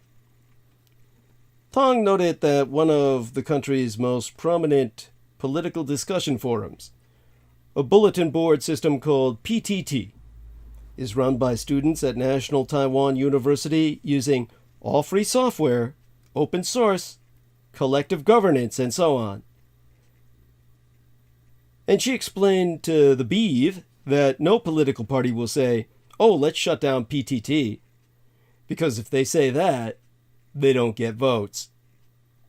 Because people remember that activists helped create Taiwan's modern democracy, she thinks that they now trust them to monitor the tricky, through-the-looking-glass world of communist Chinese disinformation, or at least more than they would trust the government with that task. Instead of turning to government officials, for example, Taiwanese who are in doubt about something they have heard or read can turn to Kofax, an open-source website that allows users to contribute their own fact checks to a general debate. The site also deploys some tricks from video games, such as rewards for leveling up challenges to keep people engaged. Billion Lee, one of the group's founders, has written that official influences are kept out of the service on purpose because, in his words, and what can you say to a guy whose name is Billion? His parents obviously wanted him to be a billionaire. He said when governments get too involved in fighting disinformation, it can look like an infringement on free speech. Now, by some accounts, Tong still doesn't quite have enough influence inside the ruling party to promote all of these ideas. Unsurprisingly, a lot of politicians resist the level of transparency that she favors. But she can still point to real achievements. During the pandemic, the digital ministry encouraged a kind of joke competition between people who got the Moderna vaccine and those who got the Pfizer vaccine as a way of promoting vaccination more generally. Tong calls this and other attempts to make conspiracy theories into jokes humor over rumor, noting that Taiwan never developed any anti-vax movement. Under Tong's leadership, the government has also experimented with the use of Police, an online discussion platform, to conduct better public debates. Entry into national debates is limited to Taiwanese. Users' online identity is linked back to their membership in the national healthcare system. While some of the conversations conducted using Police can seem pretty trivial, a national debate over the use of e-scooters, for example, the goals could not be more existential. The idea is that if everyone is talking in a reasonable way, according to transparent rules of online debate, then conspiracy theories don't spread so quickly. Now, Tong's vision is supremely rational. This is the Vulcan in me. Better conversations, better democracy, and more transparency will counter even the most subtle communist Chinese information campaign. But not all of Red China's methods are meant to go unnoticed. When Beijing dispatched warships, aeroplanes, and missiles to fly around and cross the island after Nancy Pelosi's visit, the point was not just to create insecurity, but to provoke terror and alarm. How to counter this fear? The answer can't just be to berate the fearful or to accuse them of cowardice. Fear is a physical sensation, and it is best countered with physical activity, or at least some form of action. In Taipei, what my gang brother Beaver saw, well, he saw what that might look like. 36 office workers sitting on the floor of a conference room on a rainy weekday afternoon, learning how to stop heavy bleeding. In other words, sucking chest wounds from communist Chinese bullets that might come crashing through the window if jets were to strafe their offices. That wasn't what had happened, but that's what they were preparing for, and it took their minds off of just sitting there being afraid. Outside, the rush hour was just beginning.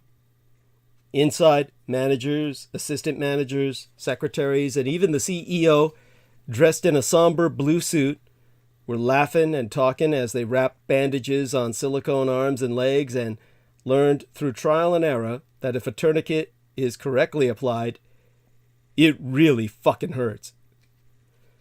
Normally, the employees of INA Energy, the company sponsoring the exercise, don't think about blood or tourniquets. Their expertise is in renewable power and energy storage. But one of the managers told Beeve, "We want to empower our team to have this kind of knowledge because Taiwan has earthquakes and typhoons." And he said, because Taiwan might be the target of a communist Chinese military attack.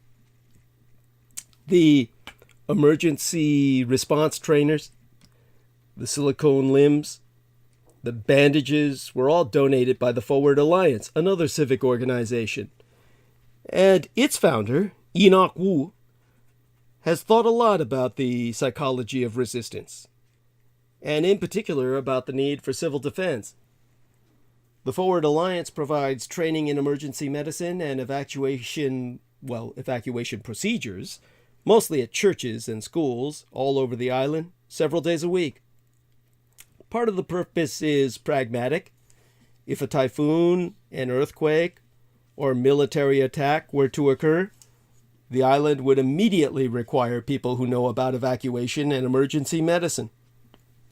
Wu told my brother Beeve that the outbreak of the war in Ukraine convinced many of his compatriots that they must prepare for exactly that probability. He said, "It really impressed upon average citizens that things can happen at no fault of your own, at no instigation." He said that since February, demand for emergency response training has kicked into overdrive, and not only at his organization. A Taiwanese businessman in September donated more than 20 million United States dollars to another civil defense charity, the Kuma Academy, co-founded by Puma Shen of Doublethink, which plans to offer not only emergency response instruction, but eventually training in the use of weapons. The demand is already strong. The first courses on weaponology were snapped up just as soon as they went online, like concert tickets. That's what Shen told my brother Beaver. But the point of these exercises isn't just to teach people how to shoot a gun or bandage a wound. They are also meant to nurture feelings of community and connection, giving people confidence in advance that, in an emergency, they can count on their fellow citizens. These kinds of preparatory experiences have an especially important impact in Taiwan, a nation whose politics are deeply polarized, with members of the blue and green camps suspecting one another of irresponsibility or unreason, not unlike the red-blue competition in these United States. Wu wants his classes not just to provide particular skills, but to help create this intangible feeling of trust. He said, it's tough to find activities that make you feel like we're in this together, especially in an urban environment.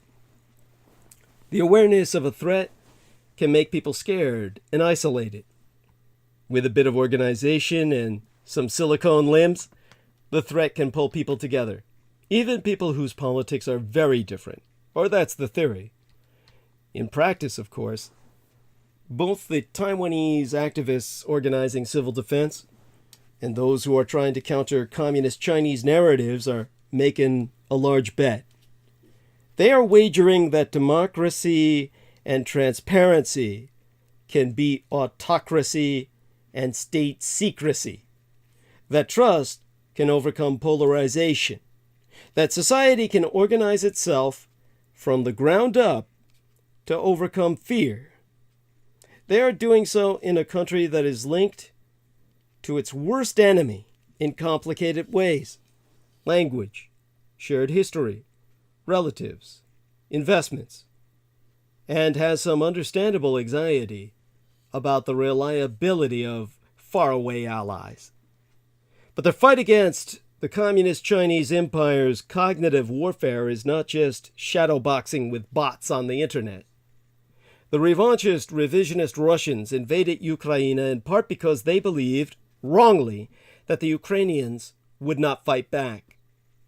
If the communist Chinese assume that the Taiwanese will fight back, then they might think twice. In that sense, there's a deep connection between the work of the broader world of Taiwanese social activists, those who track communist Chinese disinformatia online, as well as those who defend judicial independence, campaign for the rights of Hong Kong citizens and ethnic minorities, promote government transparency, and the work of the military, which has its binoculars trained on the Black Strait between Taiwan and the collectivized mainland. By shoring up democracy, by smoothing polarization, by bringing more people into an active engagement with public life, all of them hope to convince the communist Chinese empire that an invasion is too costly and risky. Now, Taiwan's future depends on whether they are right, but beyond that, your future depends on them. Your future depends on a bunch of neo-anarchists who are anarchists in the most positive sense of the word, promoting the world's first wall-less society, a society without walls or caste or gender differences. A society in which people unite to counter a threat, but are otherwise truly individuals and truly free. Far freer than you can even imagine you will ever be in America.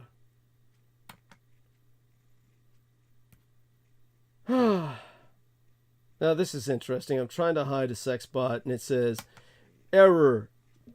Try again. It won't let me hide the sex bot. Cosmonautian Troop says hi. Heart, a wave, and a fox. God bless you, Cosmonautian Troop. I love you. Okay, let me see if remove works.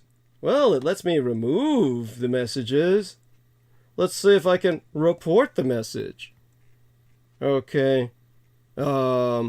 Pornography. Okay. Report. Okay. We've received your report. Okay. All right. So then, remove, report, hide user on this channel. Error, try again. So fucking report the bastards again. This time say, I could say misinformation since it says have a good time, find your love. Fuck, that's misinformation if ever there was any. You won't have a good time and you won't find your love. So at any rate, that and Okay, unwanted commercial content or spam. There we are. So report that. Somebody just said something somewhere, and trying to figure out where the fuck. I got a notification that somebody sent a message. Okay, and oh, night, Doug. I was good night, Doug. Oh, Goddess bless you. Yes. So, okay. There we are. Yes.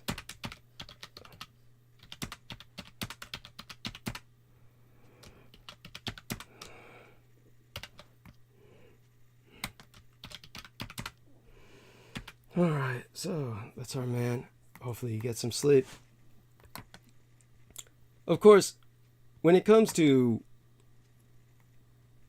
what Taiwan has been dealing with, the kind of first image that people can get, understandably enough, as Taiwan faces its Ukraine moment. As I said before, island China's people on the surface all seem blissfully oblivious of the looming conflict with the Communist Chinese Empire. But Americans cannot afford that luxury. Like Taiwan, Ukraine has distinguished itself from its antagonistic neighbor by being a liberal democracy. And just as Taiwan's business class was conflicted about its ties to the Communist Chinese Empire, so too did Ukraine's post-Soviet oligarchs feel equivocal about their links to the revanchist, revisionist Russian Empire. And indeed, like the Taiwanese, many Ukrainians were in deep denial about the threat from next door until it was almost too late. Despite all the evidence, even President Volodymyr Zelensky was typical of his compatriots who could not bring themselves to believe that the Russian dictator Vladimir Putin would go all in and invade, as he ultimately did earlier this year. So, maybe, as in Ukraine, an all-out war with the Communist Chinese Empire would make the Taiwanese coalesce in ways that would surprise a visitor to the island today. But the problem for my Taiwan is that, unlike Ukraine, it doesn't have the possibility of trading territory for time, retreating and waiting until the enemy is overextended before delivering deadly counterpunches. Taiwan is more densely populated than anywhere else you've ever seen. The seemingly separate cities virtually constitute a single interlocking megalopolis that hugs the entire shoreline facing the Communist Chinese Empire. Behind those cities loom steep mountains. There is no equivalent of Poland for my Taiwan, nowhere for refugees to flee, and nowhere to stage weapons deliveries. So the Achilles' heel of pluralistic democracies like Ukraine and my island China may be their inability to see what is staring them in the face, especially when that thing is too horrible to behold. Many Ukrainians, and several Russian liberals I myself once knew, found the idea of a fratricidal, a brother-killing brother war, fratricidal warfare like the one Putin unleashed, simply inconceivable. Or maybe liberal democracies, which unshackle people to improve their individual lot above all else, just find it hard to price in the part that primal atavistic impulses play in international relations. At any rate, this is a reality that the American empire faces in my Taiwan. And Americans, too, must not flinch and think that things are other than they are. Despite what many diplomats, politicians, and pundits say, The United States would not fight for Taiwan because it is a democracy. Taiwan would probably be worth defending even if Chiang Kai-shek were still ruling it with a bloody fist. Whether my island China sometimes seems ungrateful for American largesse, or is even suspicious that the American empire will drag us into a conflict we do not want, make us no difference. To continue with the parallel, the American empire is helping Ukraine not because it is a democracy, but because it makes sense for us to do so. Ukraine is weakening one of the main revisionist, revanchist powers in Europe at comparatively low cost to us, and is thus helping lay the groundwork for a lasting security order in Europe. My Taiwan is of infinitely greater strategic significance to the American empire than Ukraine will ever be. And unlike aiding Ukraine, defending my Taiwan would be much more painful. What is the American empire's cost-benefit calculus? I'm up for that debate. But spare me the democratic sentimentalism. America must defend my Taiwan because without us, your society will fall. Without us, the world belongs to the Communist Chinese, and you'll all be rounded up and put in concentration camps to be sterilized en masse and worked in slave labor conditions unto death, like the white Caucasoid Turkic Uyghurs of Xinjiang region in northwest China.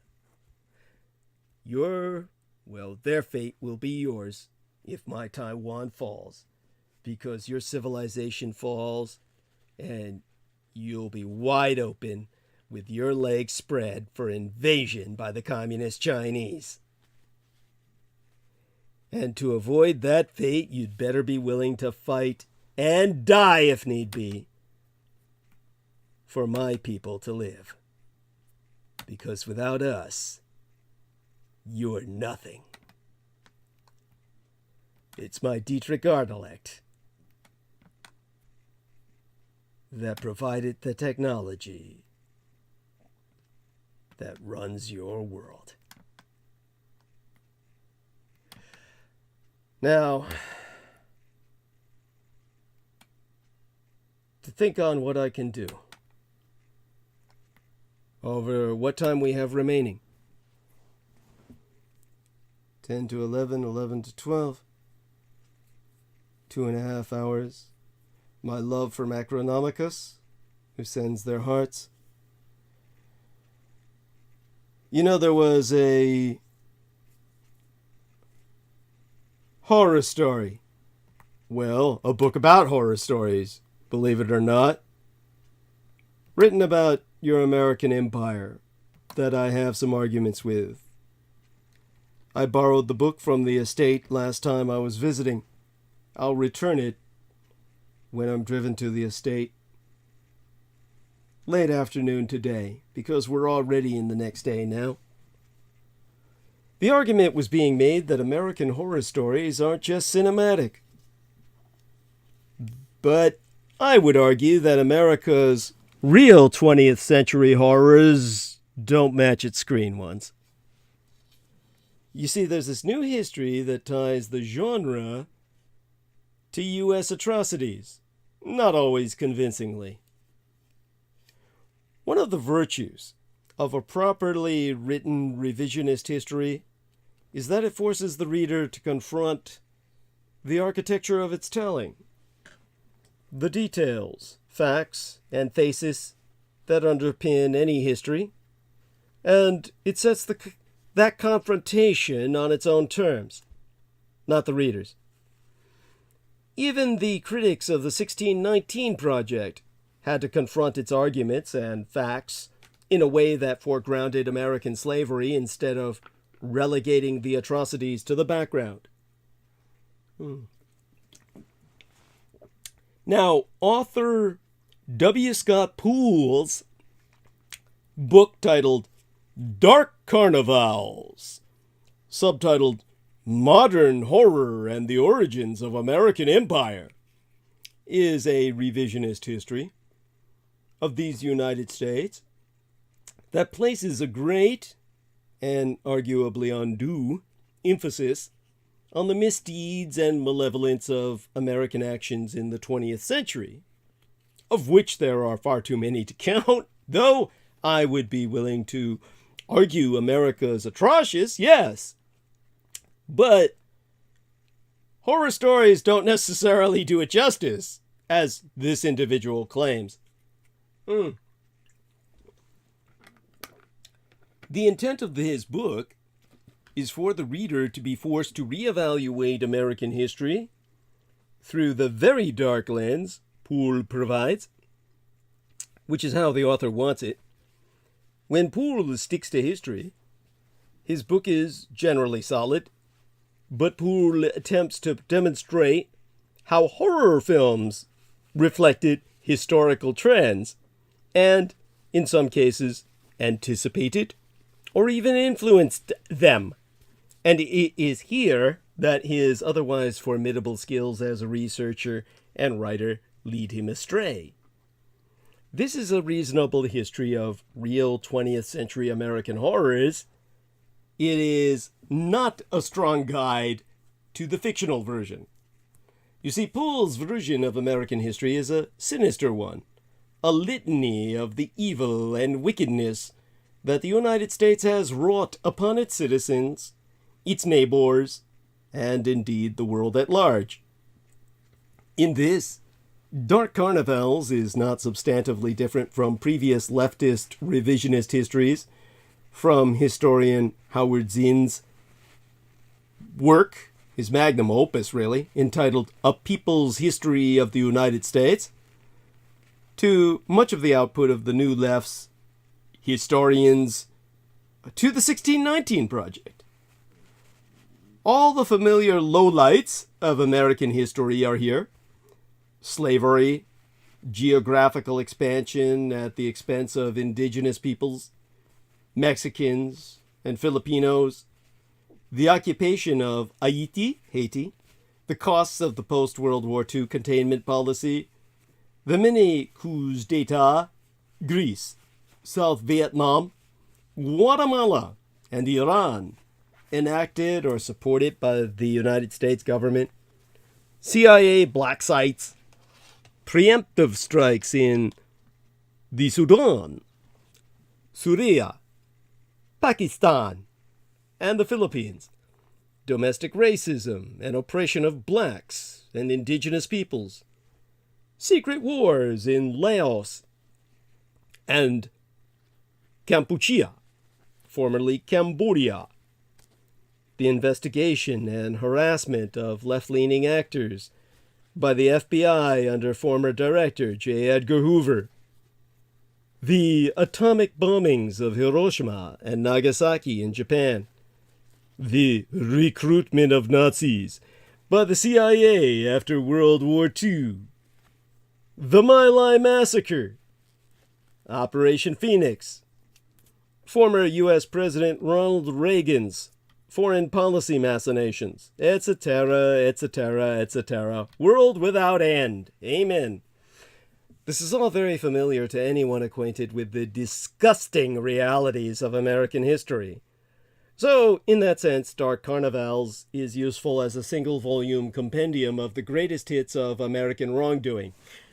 What is likely to gall some, or perhaps many American readers, is that Poole's recounting of American history is strictly negative, without any room for, or possibility of, positive actions.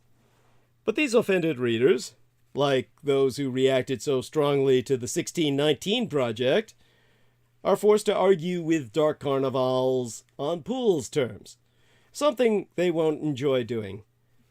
People's history, or at least Poole's history thereof, is correct, as far as it goes. His recounting of the My Lai massacre and America's bloody acquisition of the Philippines, as well as Operation Desert Storm, which I can tell you about from first-hand experience, and all the rest are quite accurate.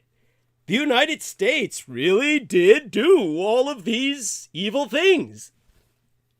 But this narrative falters when it tries to weld horror filmography to the history of the American Empire. Poole's thesis is as follows. This book explains that Americans' love of this iteration of horror comes from the same root as their acquiescence to the violence that made America. In other words, what he's saying is that if he were to produce a cinematic documentary about the American Empire, it would be titled something like Psychotic Mass Serial Killers and the Woman Who Loved Them, which would be apropos enough, but really kind of brings us into a melodramatic area that doesn't necessarily serve anyone well. So, the jump scares and the gore, the evil cabals, and paranormal activities all allow us to imagine that evil cometh from demonic principalities or masked killers, that it happens to innocent Americans in their allegedly safe homes. Violence is not what is done in our name by fresh-faced young people. I'm reading from his intro here. Believe it or not, this isn't me trying to relay this. This is him.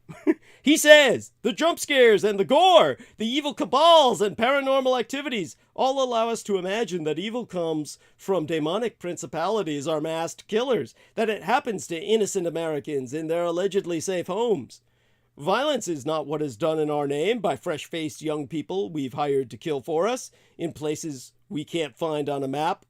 Violence is done to us, and we fight back and we win. We always win. Actually, that's not the case at all. In most horror films, plenty of people lose. That's the horror.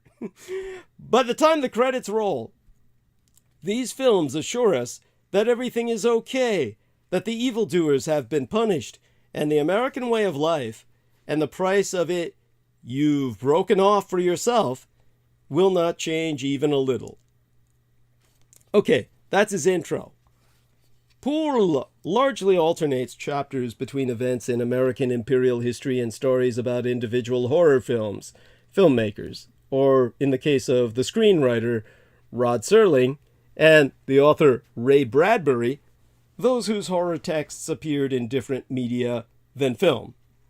As his earlier book, titled Wasteland, subtitled The Great War and the Origins of Modern Horror, showed, Poole has a deep knowledge of horror films, and his narratives about horror films and horror makers is a winning combination of the anecdotal and broad brush.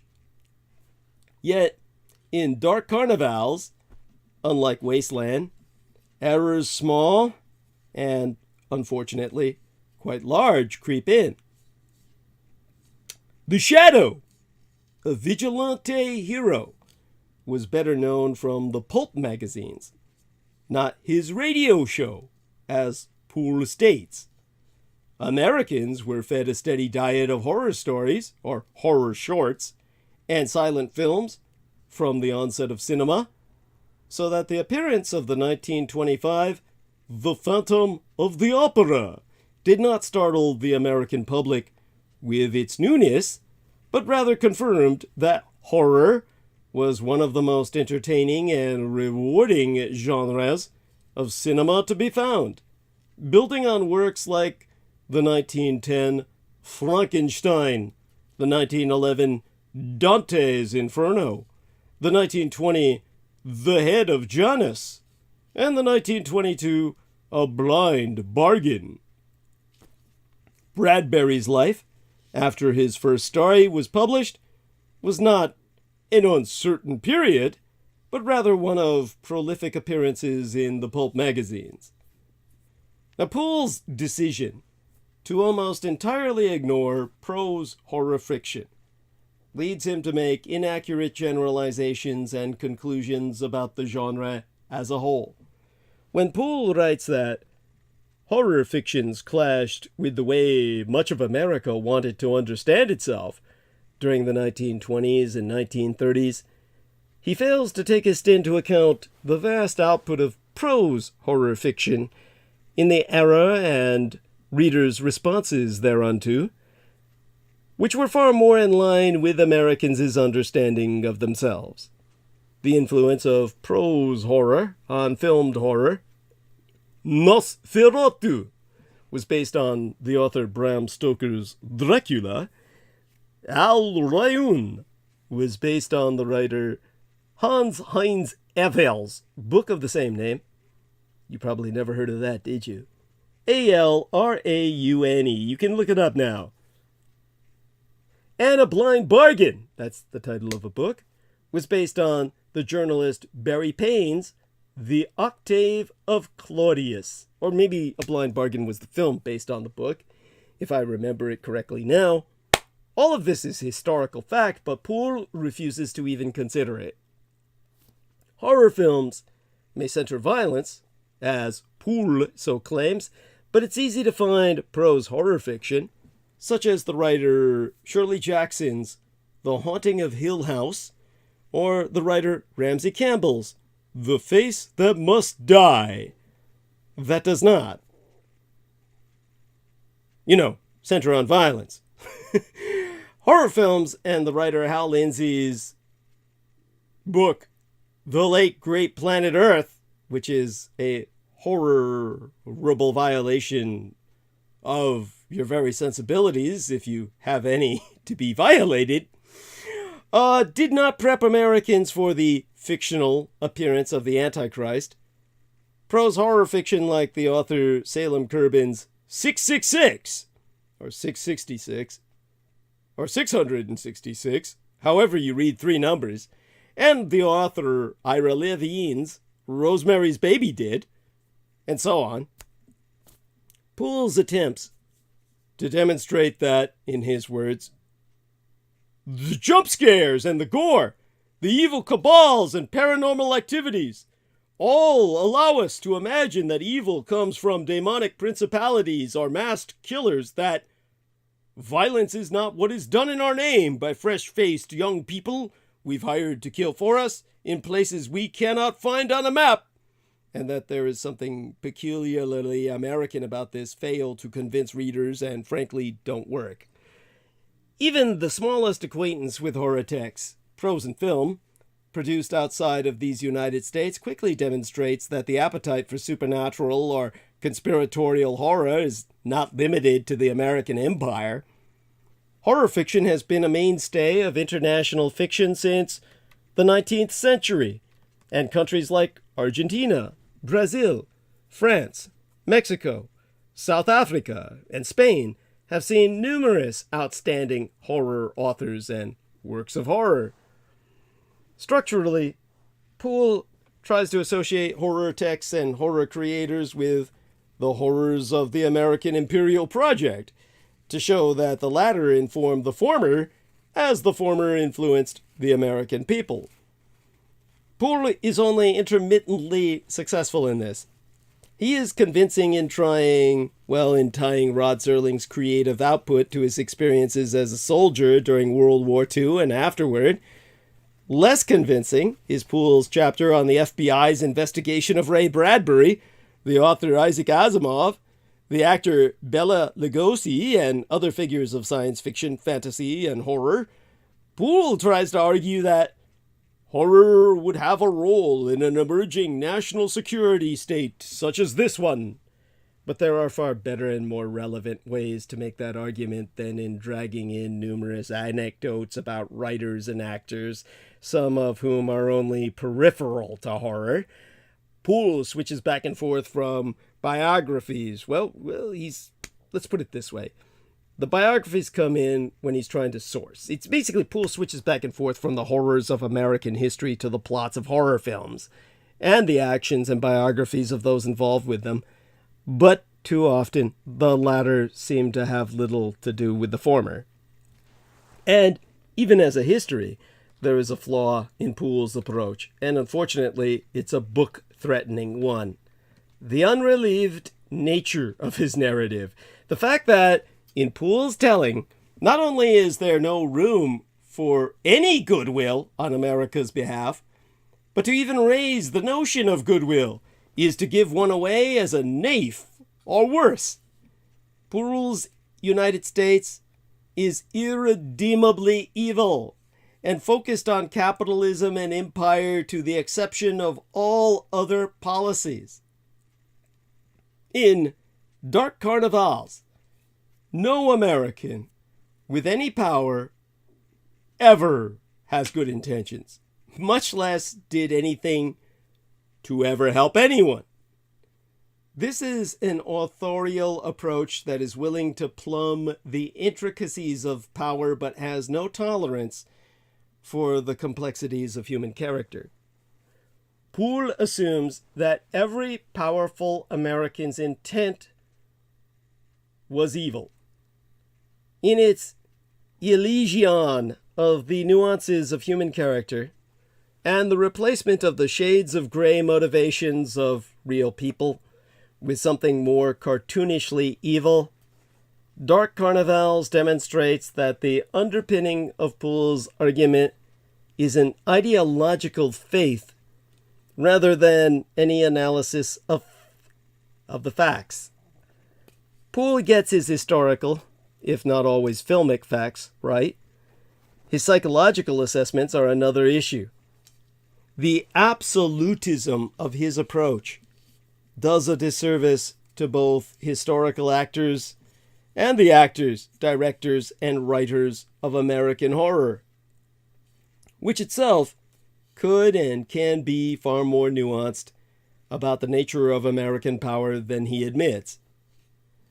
Author Stephen Kazaniewski's The Ghoul Archipelago, the imperial Gothics of Latino writers from the 19th century to today, and the writer Roxane Gay's Of Ghosts and Shadows are all comparatively nuanced and insightful into the nature of American power and imperialism. Poole's history of the American empire's origin in the 20th century is generally solid, and it is undeniably useful to have a recounting of the United States' abuses of individuals, groups, and nations in one place. His anecdotes, even when irrelevant to his thesis, are usually enjoyable, if not always enlightening, and his deep knowledge of horror films serves him in good stead in discussing them. But the absence of prose horror from Dark Carnivals hurts the book's arguments, and Poole's almost religious portrayal of Americans' evil intentions often renders the book an agitation propaganda screed, rather than a soberly written history. You know, I find myself just surprised at myself for everything I'm saying right now, but, you know, it's kind of like Peter Moon has said, how evil can someone or something be? Well, when it comes to the kings of Edom, the American Empire and many of the forces behind it looks absolutely saintly. Of course, what they did commit to was the most diabolical, well, far beyond that, beneath and beyond diabolical, Adomic, entropic, everything evil you can imagine. But I still have faith, perhaps a foolish faith, that if Americans are made aware of the Herodian insurgency, they may yet be redeemed, or at least the democratic parts of our society, in disambiguation from the Republican, but even some of them. Well, there's hope for communication when we take Peter Moon into account. Now, noticing that Brooke Gibson has blocked myself on the Skype, I wonder about the future. But, well, we'll find out more eventually, I would hope. Now, T. Tank Berry says, support and defend DDD. Goddess bless you. T. Tank Berry, again, my main man, contributed at least, I believe, 800 United States dollars this month. I've yet to be able to count it and then balance that out against what I had to spend today on supply run. But he's made it possible to pay my rent. Now I need help from others to make certain I can. Macronomicus says, laugh out loud. Some people can get up to some terrible lowly base behavior. He's talking about, of course, the atrocities I've been discussing. So bless you, Macronomicus, as well. With such being said, about the American Empire and this historian's attempt to recount the American Imperial Project via the horror cinematography. Oh my God, what a project. Let's see if we can, in the time remaining, and there's a bit of time left yet, occupy myself in the next 2 hours. Well, we spoke of Taiwan, when the chips are down, and what we can do is get back into, well, the mental processing of all of this. When we speak of the bicamerality of the mind. Now, when I was speaking about, say, for instance, Nicaraguan Sign Language and the mental states of characters in literature, and as noted by the literary scholar Monica Fluternick, when she was talking about medieval authors' represented characters' mental states, mainly through direct speech and gestures, conveying intense emotions in the most stereotypical manner, and that these emotions were predictable reactions to external actions or events. Nothing really revealing about a character that would be complex or surprising to any of us.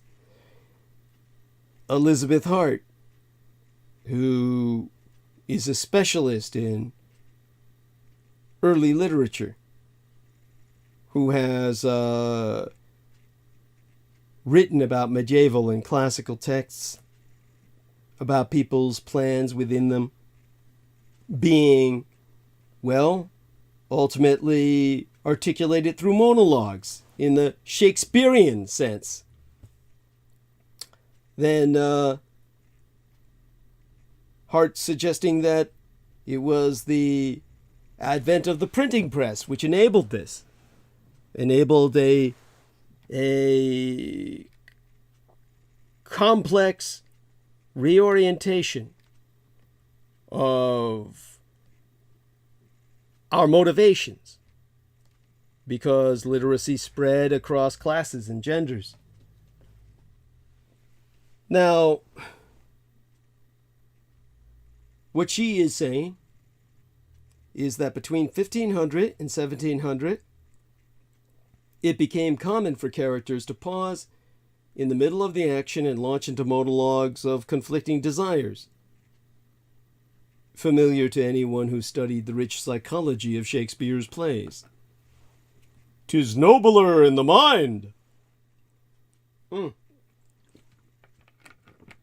Now, the emergence of the novel in the 18th and 19th centuries introduced omniscient narrators who could penetrate their characters' psyches, at times probing motives that were opaque to the characters themselves.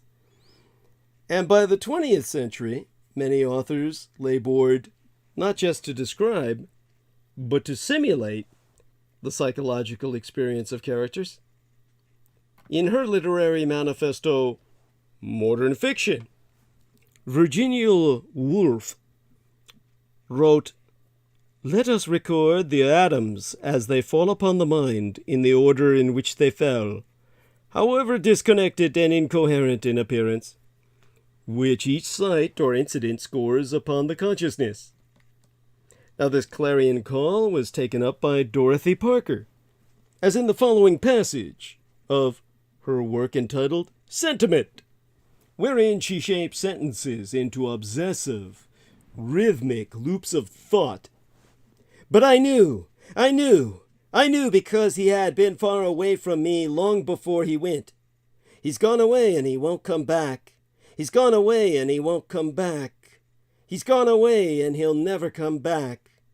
Listen to the wheels saying it, on and on and on."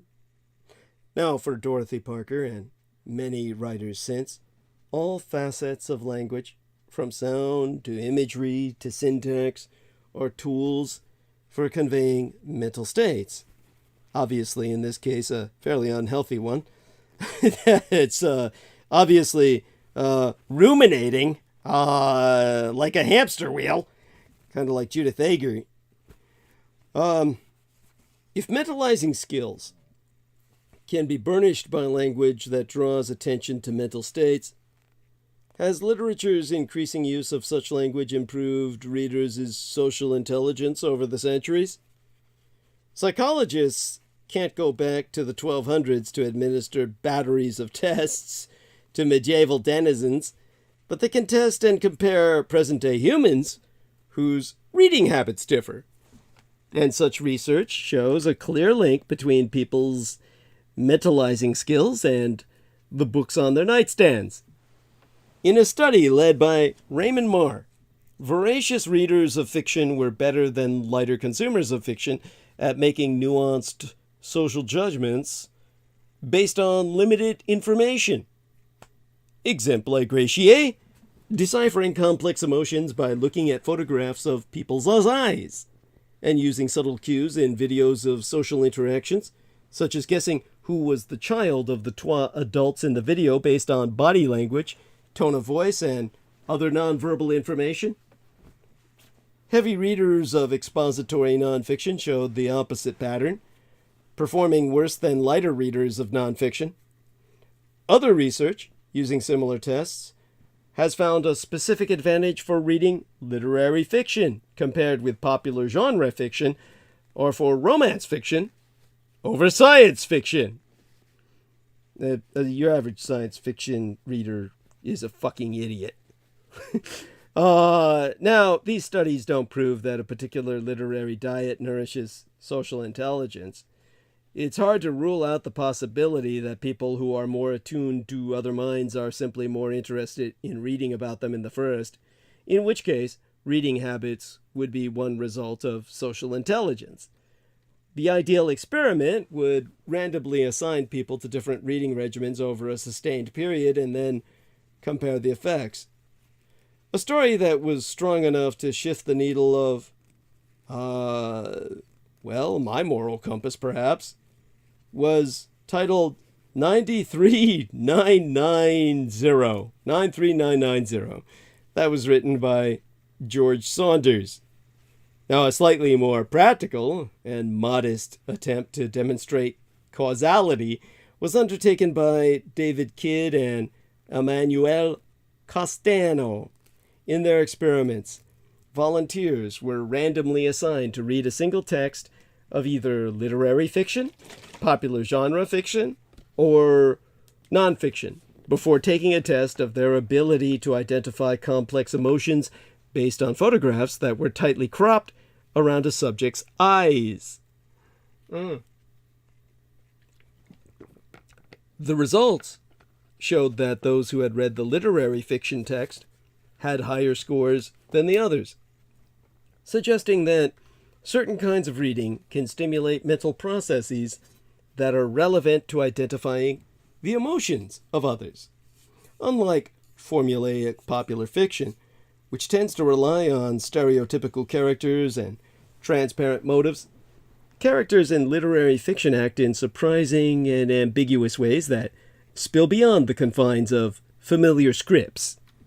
In a typical thriller, or medieval saga for that matter, a character might respond to the murder of a wife with homicidal vengeance, a reaction that requires little analysis.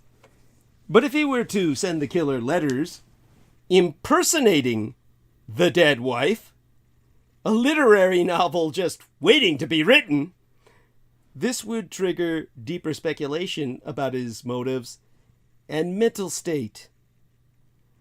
Nonetheless, additional research using brain imaging supports their general claims, showing that at least some of the time, reading can stimulate the same mental processes that are involved in deciphering other minds.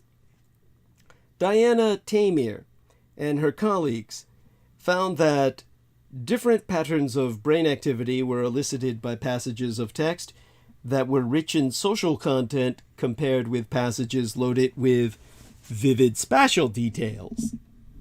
In reading the social passages, people fired up the same brain network that is active in performing various tests of mentalizing skills. Moreover, consistent with the hypothesis that such texts can train social intelligence, heavy readers of fiction showed the highest level of brain activity in the mentalizing network during reading. Another study, conducted in the Netherlands, also found heightened activity in the mentalizing network in response to literary passages that described characters' thoughts, desires, or beliefs. In contrast, action-focused passages provoked activity in a very different network involving the visual and motor cortices. Although this study didn't delve into the literary habits of the volunteers, individual brains differed in striking ways. Subjects seemed to divide up into those whose brains were most responsive to action sequences versus those whose brains resonated to thinking about characters. Overall, there is mounting evidence for literature's potential to reshape the mind. But we still know little about which qualities of a text or which literary techniques best arouse the mentalizing network. And, as the brain imaging evidence suggests, the neural activity provoked by any given text may depend largely on the reader, not just on what is being read, but what has been read in the past, and how the reader is now approaching the text. Aside from psychological experiments with present-day subjects, we can also look closely at literature itself for clues about the mentalizing powers of readers throughout history. All authors make choices about how much to state explicitly and how much to leave implicit. These choices reveal authors' tacit assumptions about how large a gap between language and intention their readers will be able to leap over, how well their readers will be able to elaborate thoughts that are underspecified by language itself. Contemporary literature is full of broad gaps. The authoress, Margaret Atwood, whom I despise, notes that her own writing was influenced by Beatrix Potter, whom she describes as a masteress of oblique discourse. The tale of Mr. Todd, Benjamin Bunny, and Peter Rabbit are in pursuit of Tommy Brock, a badger who has captured Benjamin's children in a bag and is headed home, where he will likely eat them. On the way, the twa rabbits pass the house of Cottontail Bunny and ask if her husband, a black rabbit, is home, presumably to ask for his help in confronting Tommy Brock. In response, Cottontail says nothing about her husband, but simply states, Tommy Brock has had rested twice while she watched him. As the Trois rabbits continue their pursuit, Peter says, "He was at home. I saw his black ears peeping out of the hole." Benjamin replies, "They live too near the rocks to quarrel with their neighbors." Atwood writes, "At the age of 4, I quickly grasped that Cottontail had lied, but the rocks remark took some thought. Finally, I got it. Tommy Brock has a shovel, and those that live in burrows too near the rocks are easy to catch by digging. Long-term craft lesson. No need to spell everything out because the reader is the co-creator of the story and can be depended on to pick up the dropped clues." Well, believe me, she dropped enough clues to show that she's a racist asshole, but, well, we've described that before in depth, profound depth, in an episode. We can do it again in the future. Research shows a clear link between people's mentalizing skills and the books on the nightstands, as I said. Atwood herself was undoubtedly a precocious 4-year-old, but there is evidence that average children can pick up such dropped clues, and that this process not only activates mentalizing networks in the brain, but that it hones these skills even more than the explicit labeling of mental states. In one study, kindergarten children heard stories such as Rosie's Walk, in which a hen walks through a barnyard, appearing to be blithely unaware that she is being followed by a fox. A second group of children heard the same stories, but with mental states clearly identified. Rosie heard the loud bump, but did she figure out that the hungry fox was behind her? No, she didn't turn around. She doesn't know that he's behind her. Now, the first group, forced to read between the lines, later performed better than the second group on a test that required them to infer the beliefs of others. When an author expresses deep confidence in a reader and creates a space in which the reader can, from the depths of her own social imagination, lower her consciousness into the body and experiences of another, the effect can be transformational. Why, I've read many pieces over the years that have addressed the ethical implications of experimentation with animals.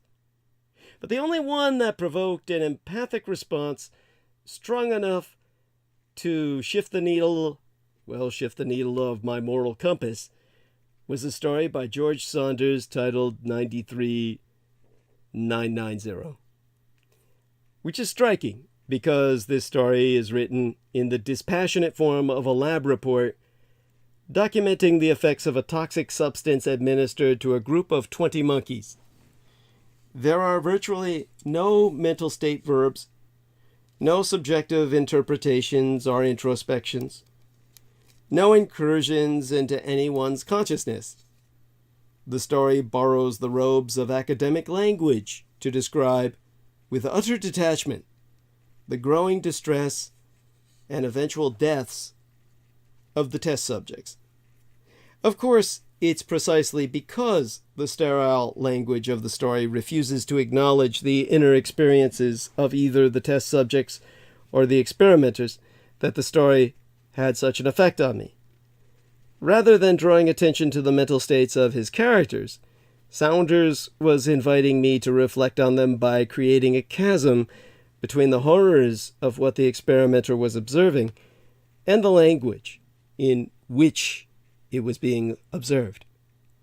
The effect is deeply moving and intimate. It is as if Saunders himself has beckoned me over and silently parted a curtain, inviting me to stand next to him and watch the events unfolding behind it. With no one's thoughts ever overtly expressed or described, I find myself thinking of the physical and mental agony of the animals and the conditioned indifference of the scientists, and thinking about the mind of Saunders, thinking about the minds of the animals, and the minds of the scientists we are watching together.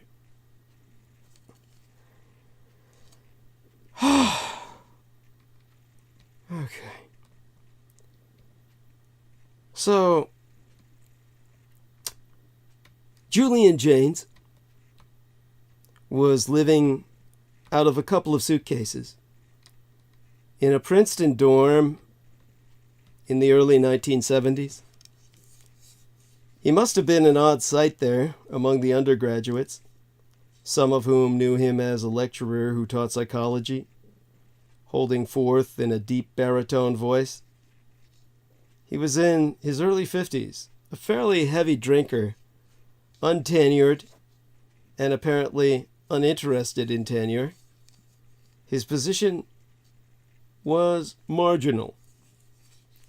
Roy Baumeister, then a student at Princeton, and today, if I remember, well, last time I knew, was a professor of psychology at Florida State University, who dared to say, I don't think the university was paying him on a regular basis. But among the youthful inhabitants of the dorm, Jaynes was working on his masterpiece, and had been for years. From the age of 6, Julian Jaynes had been transfixed by the singularity of conscious experience. Gazing at a yellow forsythia flower, he'd wondered how he could be sure that others saw the same yellow as he did. As a young man, serving 3 years in a Pennsylvania prison for declining to support the war effort, he watched a worm in the grass of the prison yard one spring, wondering what separated the unthinking earth from the worm, and the worm from himself. It was the kind of question that dogged him for the rest of his life, and the book he was working on would grip a generation beginning to ask themselves similar questions. So, his magnum opus, The Origin of Consciousness and the Breakdown of the Bicameral Mind, when it finally came out in 1976, did not look like a bestseller. But sell it did. It was reviewed in science magazines and psychology journals, Time, the New York Times, and the Los Angeles Times. It was nominated for a National Book Award in 1978. New editions continued to come out. As Jaynes went on the lecture circuit, Jaynes died of a stroke in 1997. His book lived on. In the year 2000, another new edition hit the shelves, and it continues to sell today. Now, as I said, Jaynes had been sent to prison where he had plenty of time to reflect on the problem of consciousness. And in the beginning of the book, Jaynes asks, this consciousness that is my self of selves, that is everything, and yet nothing at all. What is it? And where did it come from? And why? So Jaynes answers by unfurling a version of history in which humans were not fully conscious until about 3,000 years ago, instead relying on a trois-part or bicameral mind, with one half speaking to the other in the voice of the gods, with guidance whenever a difficult situation presented itself. The bicameral mind eventually collapsed as human societies became more complex, and our forebears awoke with modern self-awareness, complete with an internal narrative, which Jaynes believes has its roots in language. Now, when it comes to the Atman bivalence credendum, as I would call it, the dyadic soul of Christmas and the magical minority. You know, that's where we get into Midian, which is portrayed in the movie Nightbreed. Now, we were talking about horror stories. you get to see what I was leading up to, albeit subconsciously. So we're maintaining a good number considering. Let's see in the time remaining if I can do it some justice. Now, I talked about the fact that Jaynes built a case for this hypothesis that human brains existed in a bicameral state until as recently as 3,000 years ago, by citing evidence from many diverse sources, including historical literature. He took an interdisciplinary approach, drawing data from many different fields. Jaynes asserted that until roughly the times written about in Homer's Iliad, humans did not generally have the self-awareness characteristic of consciousness as most people experience it today. Rather, the bicameral individual was guided by mental commands believed to be issued by external gods, commands which were recorded in ancient myths, legends, and historical accounts. This is exemplified not only in the commands given to characters in ancient epics, but also the very muses of Greek mythology, which sang the poems. The ancients literally heard muses as the direct source of their music and poetry. According to Jaynes, in the Iliad and sections of the Old Testament, no mention is made of any kind of cognitive processes such as introspection, and there be no apparent indication that the writers were even self-aware. Jaynes suggests the older portions of the Old Testament, such as the Book of Amos, have few or none of the features of some latter books of the Old Testament, such as Ecclesiastes, as well as latter works such as Homer's Odyssey, which show indications of a profoundly different kind of mentality, an early form of consciousness. Jaynes noted that in ancient times, gods were generally much more numerous and much more anthropomorphic than in modern times, and speculates that this was because each bicameral person had their own god, who reflected their own desires and experiences. After all, the entire Greek pantheon, all the gods, are basically humanity's way of expressing what I would do if I were God.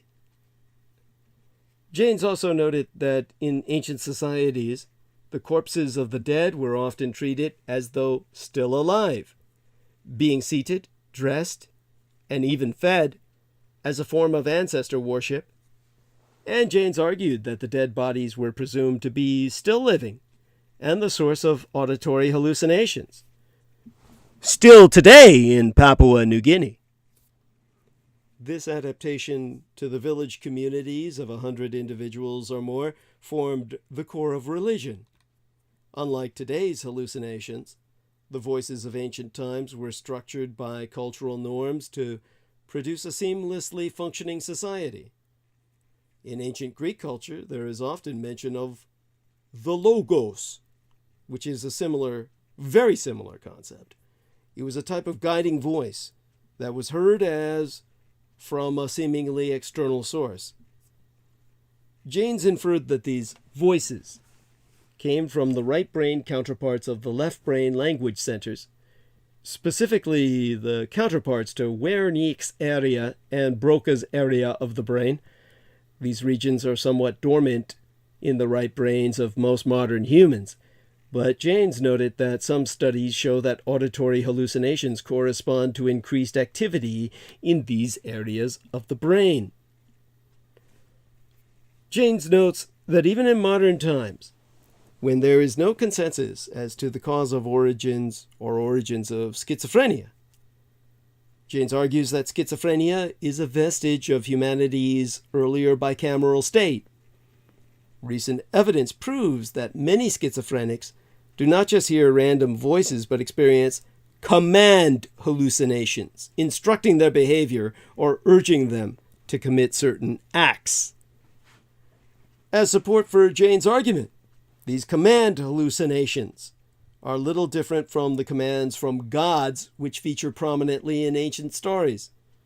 Indirect evidence supporting Jaynes' theory that hallucinations once played an important role in human mentality can be found in the recent book titled Muses, Madmen, and Prophets, subtitled Rethinking the History, Science, and Meaning of Auditory Hallucination. Oh, by the way, the author is Daniel Smith. Now, let me do a quick breakdown of bicameralism. Jaynes theorized that a shift from bicameralism marked the beginning of introspection and consciousness as we know it today. And according to Jaynes, this bicameral mentality began malfunctioning, or breaking down, during the second millennium before Christ. He speculates that primitive ancient societies tended to collapse periodically, ergo, Egypt's intermediate periods, as well as the periodically vanishing cities of the Mayas, as changes in the environment strained the socio-cultural equilibria sustained by this bicameral mindset. The Bronze Age collapse of the second millennium before Christ led to mass migrations and created a rash of unexpected situations and stresses which required ancient minds to become more flexible and creative. Self-awareness, or consciousness, was the culturally evolved solution to this problem.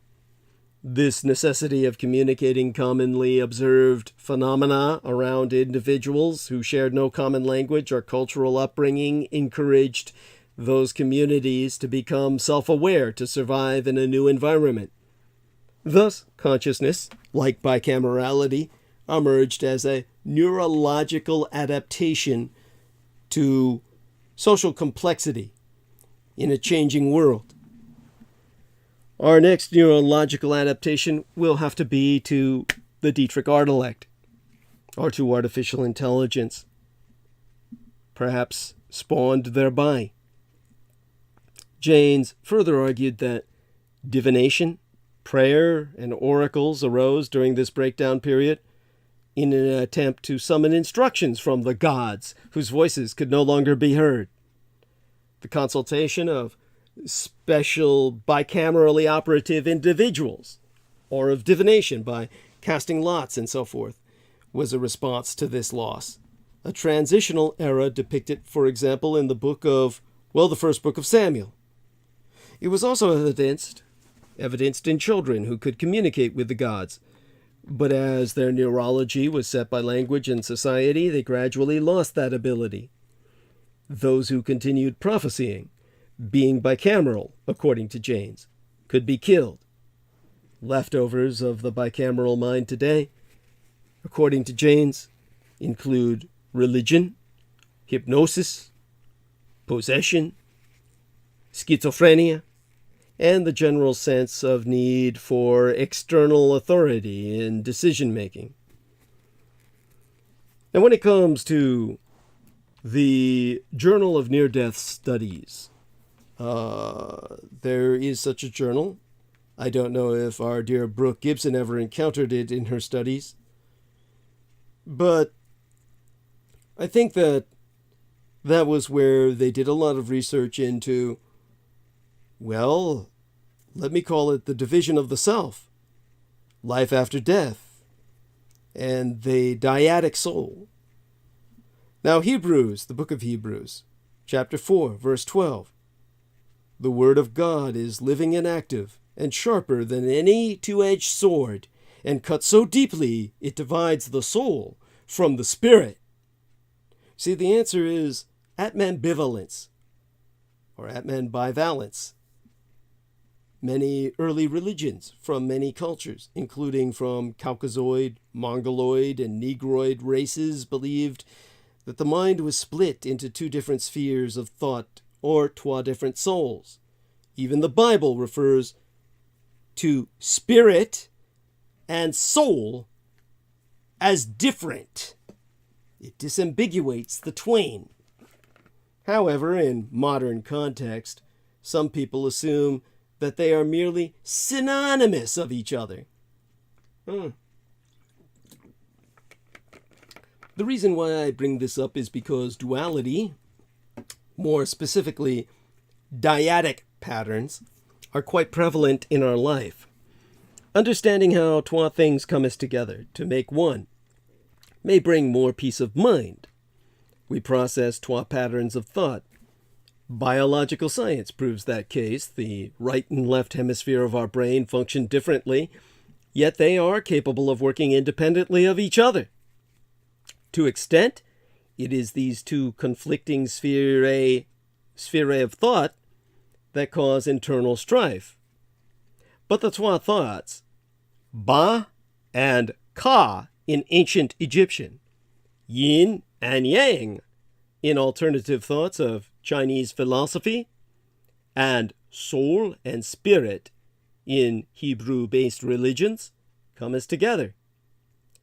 Thanks to modern research into near-death experiences, past life regression, and other afterlife phenomena, one of humankind's most ancient afterlife traditions, the dyadic soul, seems to be making a triumphant comeback.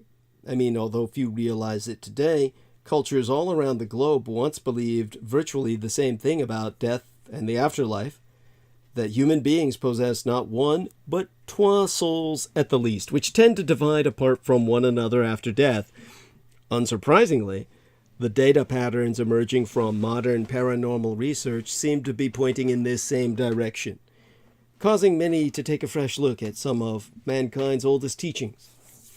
Many cultures thought that one of their souls reincarnated after death, mirroring our Eastern religious traditions, while the other soul would become locked into a heavenly or hellish afterlife experience, matching our Western traditions.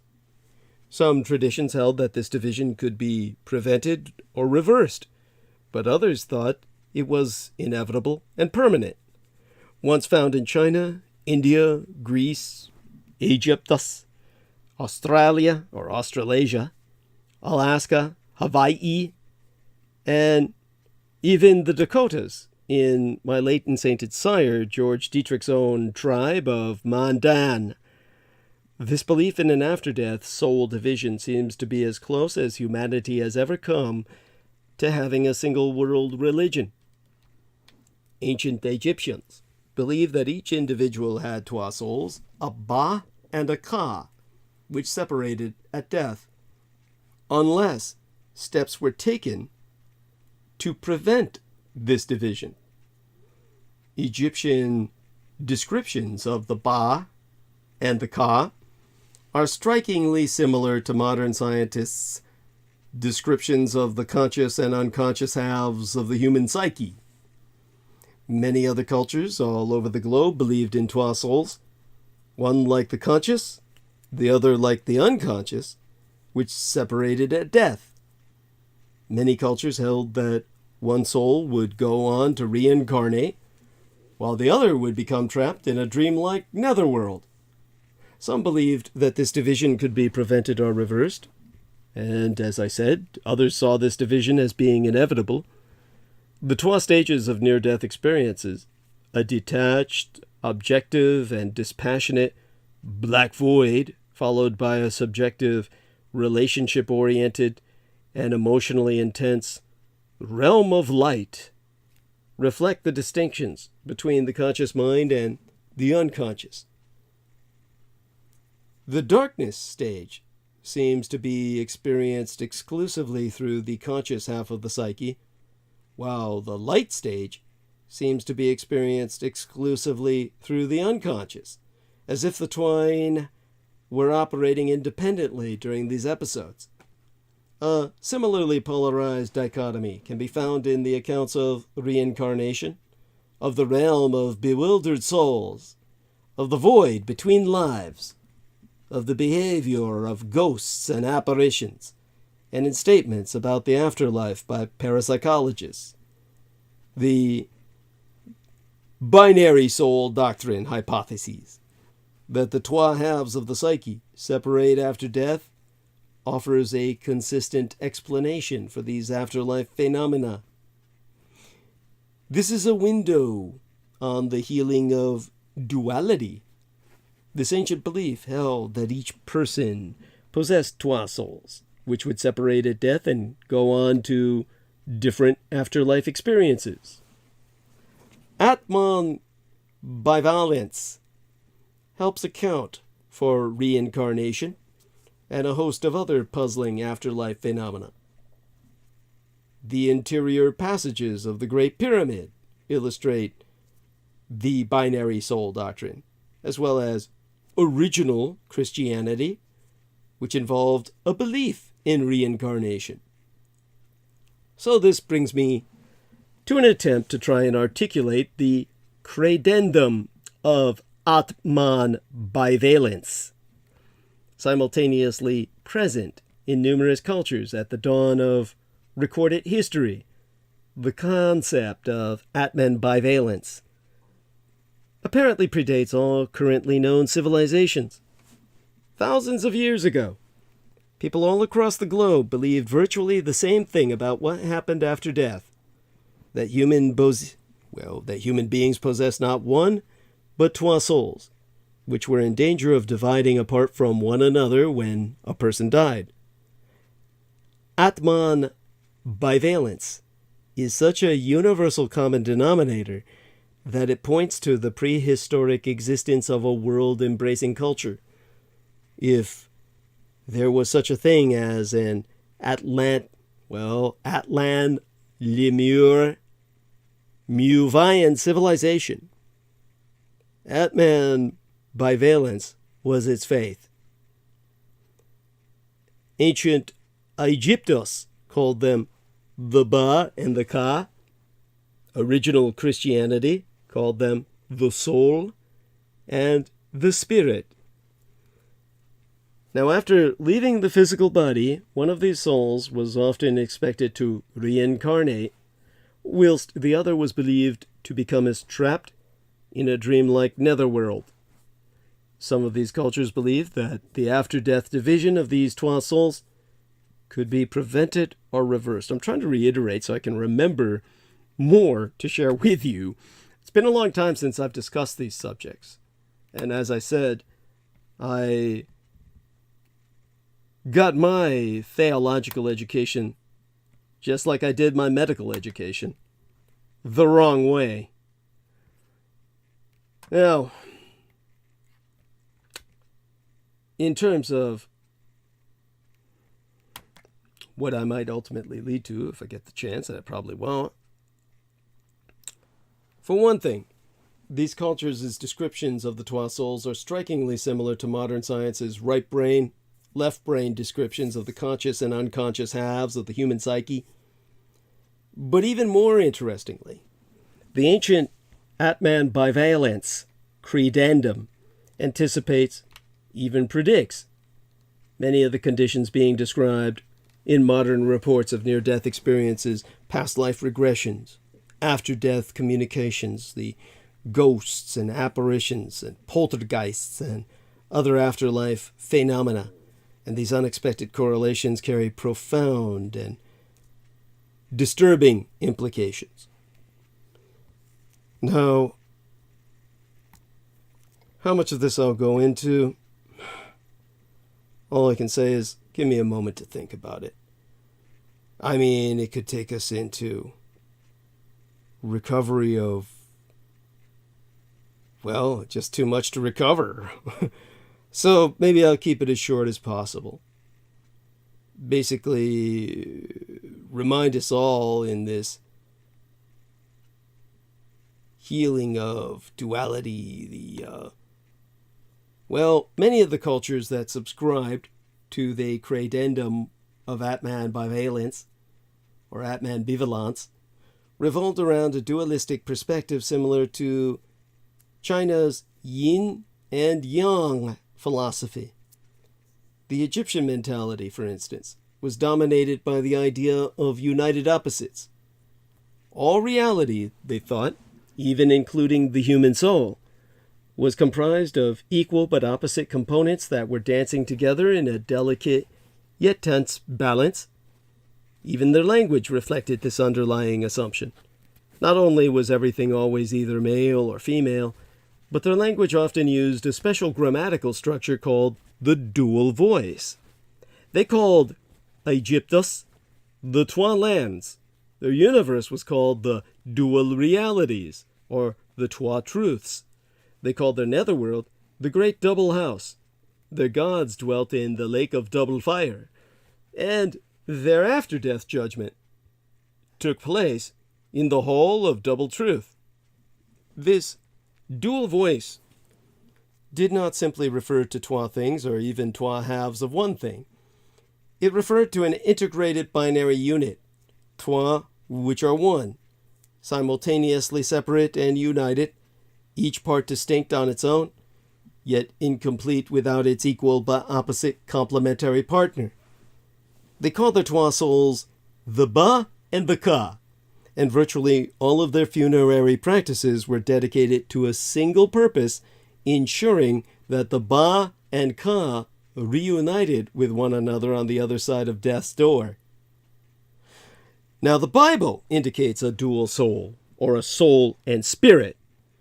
For years, the ancients knew about the Atman-bivalent soul, the Egyptians calling it the Ba and the Ka, the Old Testament calling them the Ruach and the Nephish. Ruach being spelled R-U-A-H and Nephish, N-E-F-I-S-H, and the Greeks called them the Psyche and the Thumos, like Psyche and Thermos. And I can go on and on. Think about the yin and the yang and onto Freud and the conscious and the unconscious, or the left brain and the right brain. This is what the inside of the Great Pyramid explains. You enter the pyramid as a whole, and that represents birth. When you die, the binary soul splits, the unconscious soul goes into the pit, and the conscious spirit goes to the Queen's chamber. This is why they worried so much about preparing for death, so they could preserve the body and avoid the split at death. If the binary soul reunited after death, then the person would exist in another plane or the king's chamber. The Egyptians called this union of the binary soul after death the Ak, AKH. The Apostle Paul said in, the first book of Thessalonians, chapter 5, verse 23, "And the very God of peace sanctify you wholly, and I pray God your whole spirit and soul and body be preserved blameless unto the coming of our Lord Jesus Christ." This is the Atman bivalence of the soul. The Apostle Paul was praying that you be preserved wholly. Many cultures recognized that a split occurred at death. So, in talking about the conscious and the unconscious self, first the conscious. This is where the intellect and reason preside. The conscious self is also where free will, rational thought, and focused awareness presides. This is why near-death experiences talk about being aware of everything. This is the conscious. The unconscious self, this is where the emotions and memory reside. The unconscious self is changeable, and it sets a pattern over time. So if you like eggs with cheese, it records that. And every time you eat eggs with cheese, it relates this information to the conscious self. The conscious self.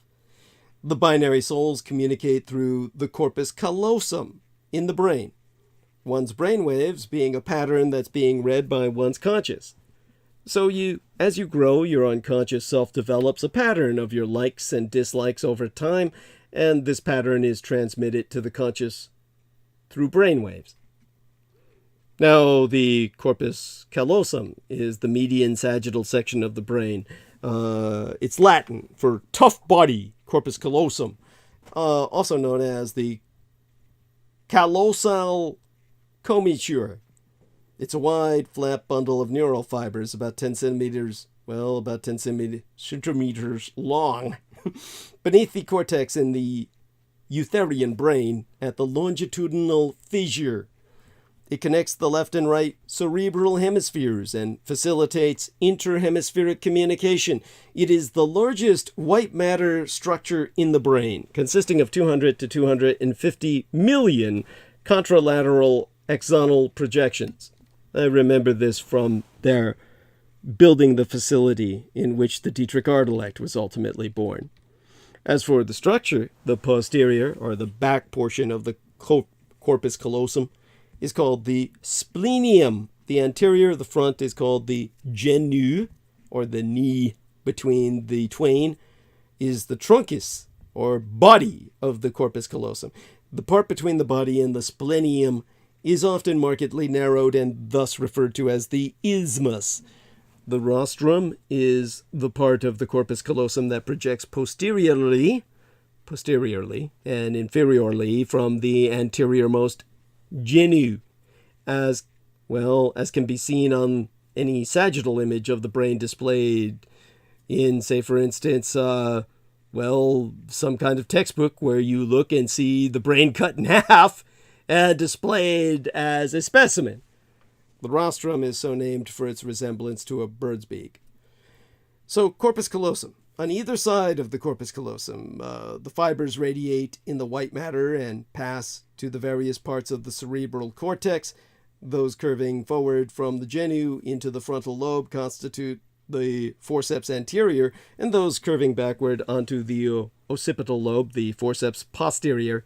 Between these two parts is the main body of the fibers, which constitute the tapetum, and extend laterally on either side into the temporal lobe, and cover in the central part the lateral ventricle.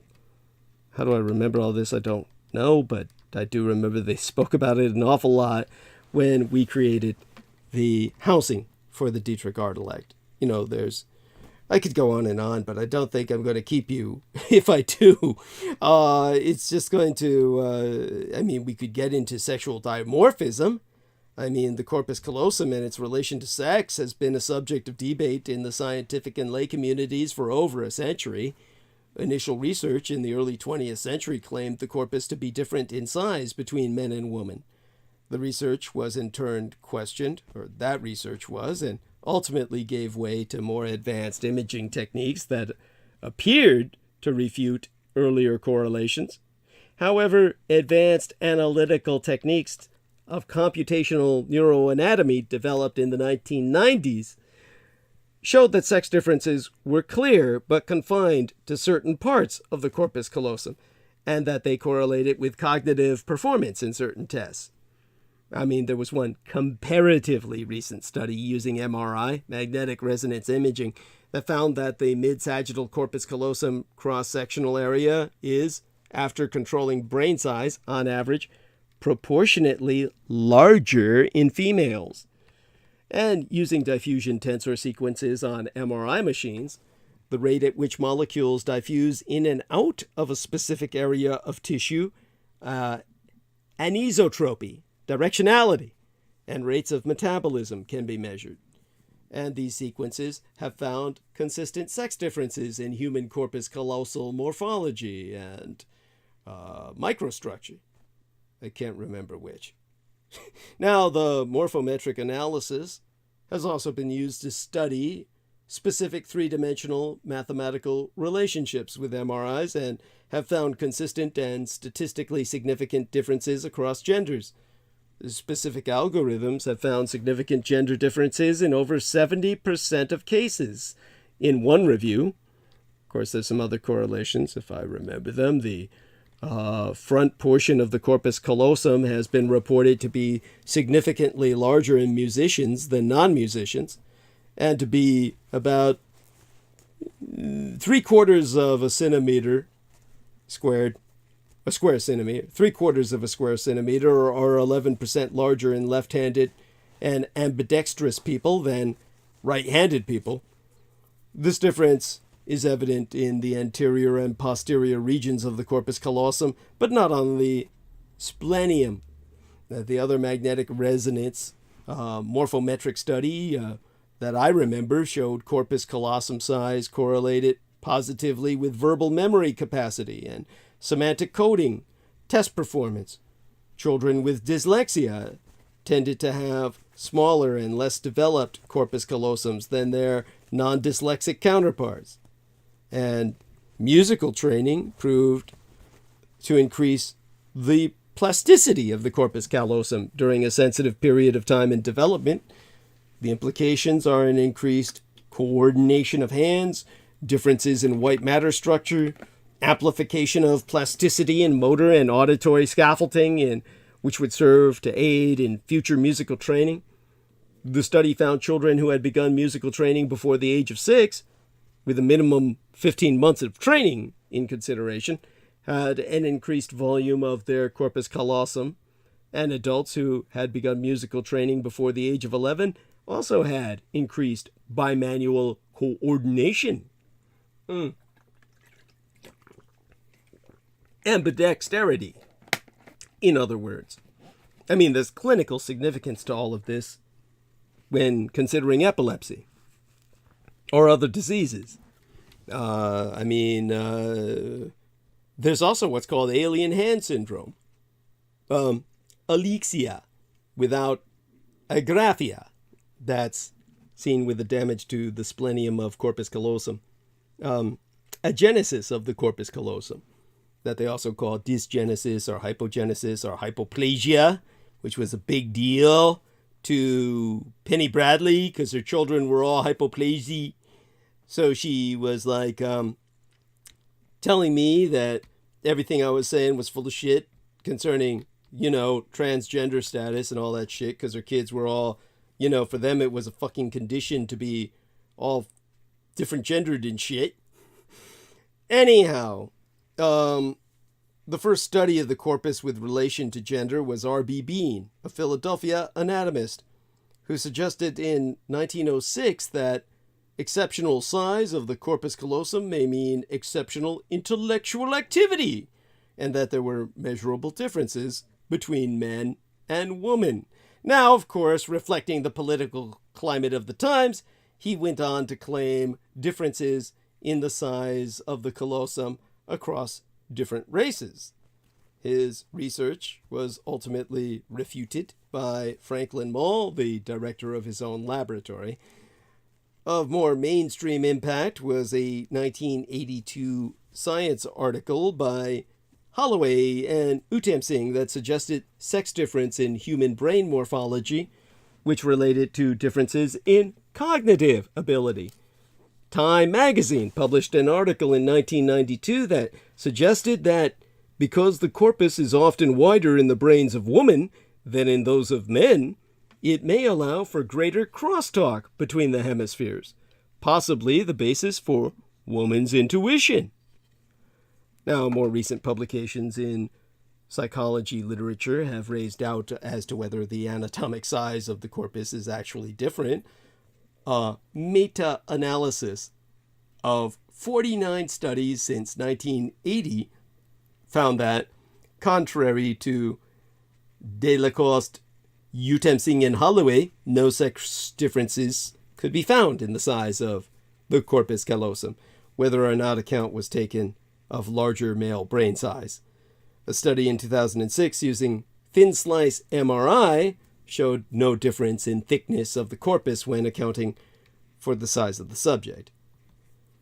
So, the conscious self sees the individuality or the tree, and the unconscious self sees the whole or the forest.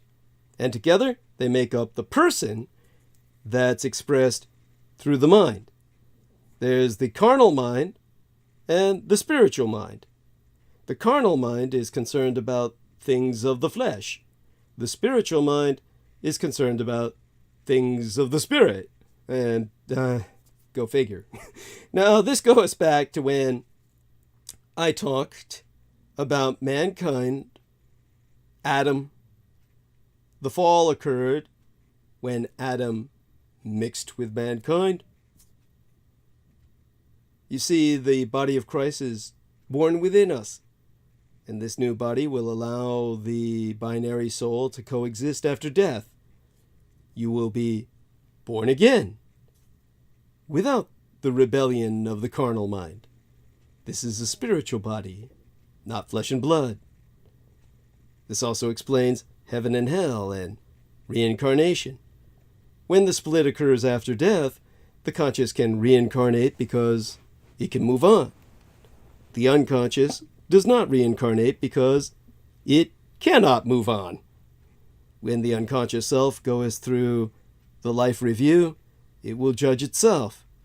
So if there were times in your life when you knew you were doing wrong, when you review those times, that feeling of guilt will overwhelm you, and it will be hell. There isn't the rational thought of the conscious self to say, move on. On the flip side, you can experience a feeling of love and be overwhelmed by that feeling, and this is heaven. This is before the second death and the final judgment. At this time, the binary soul will resurrect in the body, and you will be judged by the Creator. I mean, that's one way of interpreting all of this. That's really not even married to it. I'm just trying to make sense of it for the average listener. Of course, as I said, as anyone must know by now, my cosmology is far more complicated. Nonetheless, the Bible talks about reincarnation when it comes to John the Baptist and Elijah. The apostles also asked in the book of John, chapter 9, verse 2. And his disciples asked him, saying, Master, who did sin, this man or his parents, that he was born blind? The disciples asked, Did this man sin before he was born? Jesus didn't say. That's a silly question. The original Christianity believed that the conscious self could reincarnate. The Roman Catholic Church changed this doctrine when Christianity became the state religion of Rome. So hopefully you will be preserved soul, spirit, and body through fear of God until the resurrection. I mean, this is just a Christian perspective that I'm putting it in the package of for you to perhaps grasp. And, I could probably go to town on this and talk about something like recovering the lost gospel, the reclaiming the gospel as good news. That would probably bring us into the enigmatic gospel of Thomas, which would then basically, alienate probably a bunch of fanatics out there. So we might as well just avoid the discussion entirely for now. But all of this tends to come to mind around Christmas time. Well, for me at least. I mean, most of the time I would talk about the Magi, which is what our man George was trying to talk about with Brooke earlier, but she's just too contrarian to hear anything. So, maybe tonight, just out of sentimentality, because that was usually the favorite subject of most of the people who came back, would be around Christmas time. I'd talk about the Magi. And, perhaps just for old time's sake, I could get a bit into that tonight. And remind everyone that the Magi, well, it was in 2010. It's only 11 years ago. Brent Landau, professor of religious studies at the University of Oklahoma, published Revelation of the Magi, 12 years ago by now, which is based on his translation of the 2nd century Syriac text of the same name. And although the text has been dated to, just within the century of Christ himself, Landau proved it was written less than 100 years after the Gospel of Matthew, which is the only other common source for the story of the 3 wise men. Of course, the Revelation of the Magi provides a much richer version of the story of the Star of the Magi from the perspective of the Magi themselves. Now, from the Revelation of the Magi, we learn that there were at least 12 Magi, not 3, that there were many more people involved, with animal trains and caravans being considered. This was an army on the move. They came as from the land called Shir, which was by the ocean in the extreme east of the world where silk is made. This has led scholars to look away from Babylon and ancient Persia when trying to understand the story towards China and its environs. The text proves that their name means those who pray in silence, which has gotten scholars looking even harder at the East for the place of origin for these guys, as their name proves that they are engaged in spiritual practices similar to Buddhist spiritual practices. This flies in the face of what has always been held as nearly solid evidence that they had been Zoroastrian and from ancient Persia. The Magi claimed to be the descendants of Seth, the righteous third son of Adam and Eve, and said they were the guardians of an age-old prophecy that a star of never-before-seen brightness would someday appear, heralding the birth of God in human form. And their story tells that 12 were selected from their society, the Vampire Society, son replacing father as the generations continued. They waited, maintaining a high mountain sanctuary, the Mountain of Victories, so that they could look out for the star that their ancient texts told them would appear, so they could make it their journey and deliver their gifts. When the star did appear, only the Magi, the selected 12 at least, could see it. It descended in a column of light, hovered over the water of the prepared sanctuary, and blinded the Magi, ultimately resolving itself as a child called, you should guess this, the Star Child, who tell us the Magi this, and before leading them on the journey to his birthplace, far away. And I am everywhere, because I am a ray of light, whose light has shone in this world from the majesty of the Father, who has sent me to fulfill everything that was spracketh about me in the entire world, and in every land by unspeakable mysteries, and to accomplish the commandment of my glorious Father, who by the prophets preached about me to the contentious house, in the same way as for you, as befits your faith, it was revealed to you about me. The Star Child led them by day and night on their journey of 12 years, protecting them and replenishing their supplies. When the child was born, he was born in a cave, which incidentally was a belief held by some of the early church fathers. The Star Child now was never referred to explicitly as Christ by the Magi, but as the incarnate Son of the Father. It is much later in the text, after the Magi are visited by the Apostle Thomas, that the child is referred to as Christ. Now, much later parts of the text of Revelations of the Magi, which is written in first person, have the narrator confiding that the Magi reminded the Apostle Thomas, when he came as to convert them, that they had been Christians before the birth of Christ. And the thing that stands out the most about the message of the Star Child, as revealed in Revelations of the Magi, is the very reason that the text was ignored by the English-speaking world for so long. The Star Child's message is insistently one of universality, as demonstrated by the very quote I repeated. The Magi reinforce this by telling Herod, when they meet him, that the Star Child has worshippers in every land. Chapter 17, verse 5 of the Revelation of the Magi. They also tell Mary and Joseph that forms of him are seen in every land, because he has been sent by his majesty, God the Father, for the salvation and redemption of every human being. That's chapter 23, verse 4. Further statements by Christ, the Magi, even God himself, reinforce this conception of Christ's boundless revelation throughout the world.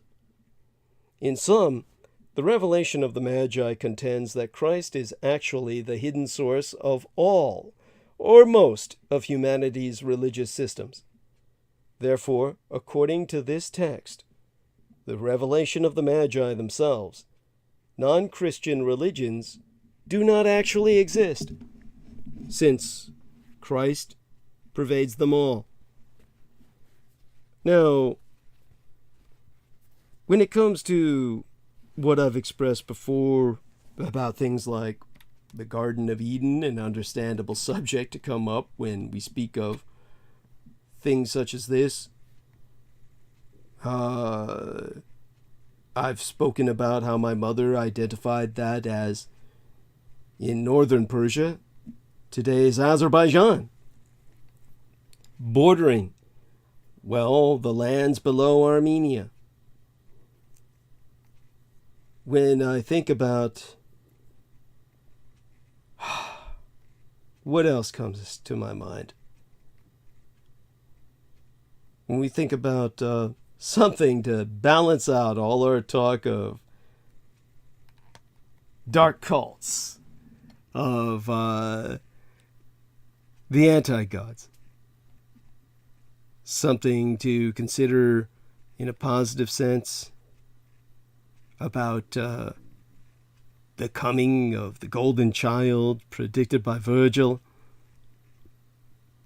I've gone into this before. I've gone into... Well, what else should I speak of in the last hour tonight? And who would dare to come on with me to help bring the conversation into other areas, should they wish, in this final hour? Now, Macronomicus says, Book of Thomas was good. Haven't read that in many moons. Man, when I was on some Christian channels and I threatened to bring up the Gospel of Thomas, they just kicked me off the station. That's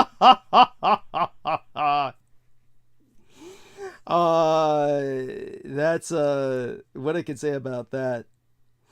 By the way, to some people who are asking me why I'm in drag for my image embedded in thumbnail of tonight's live stream, I mean, it's in preparation for all the celebration that will be ongoing throughout the weekend.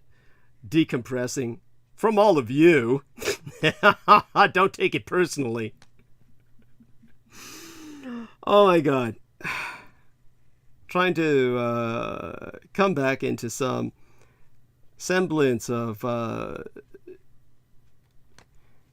shall we say, speaking of something biblical in this last hour, the people of Midian are mentioned extensively in the Arabic Quran. The word Madian appears 10 times therein. Of course, Peter Moon would automatically say that that's very similar to the American Indian tribe of Mandan. And that would basically cause him to draw some conclusions or emphasize some, connections at the very least.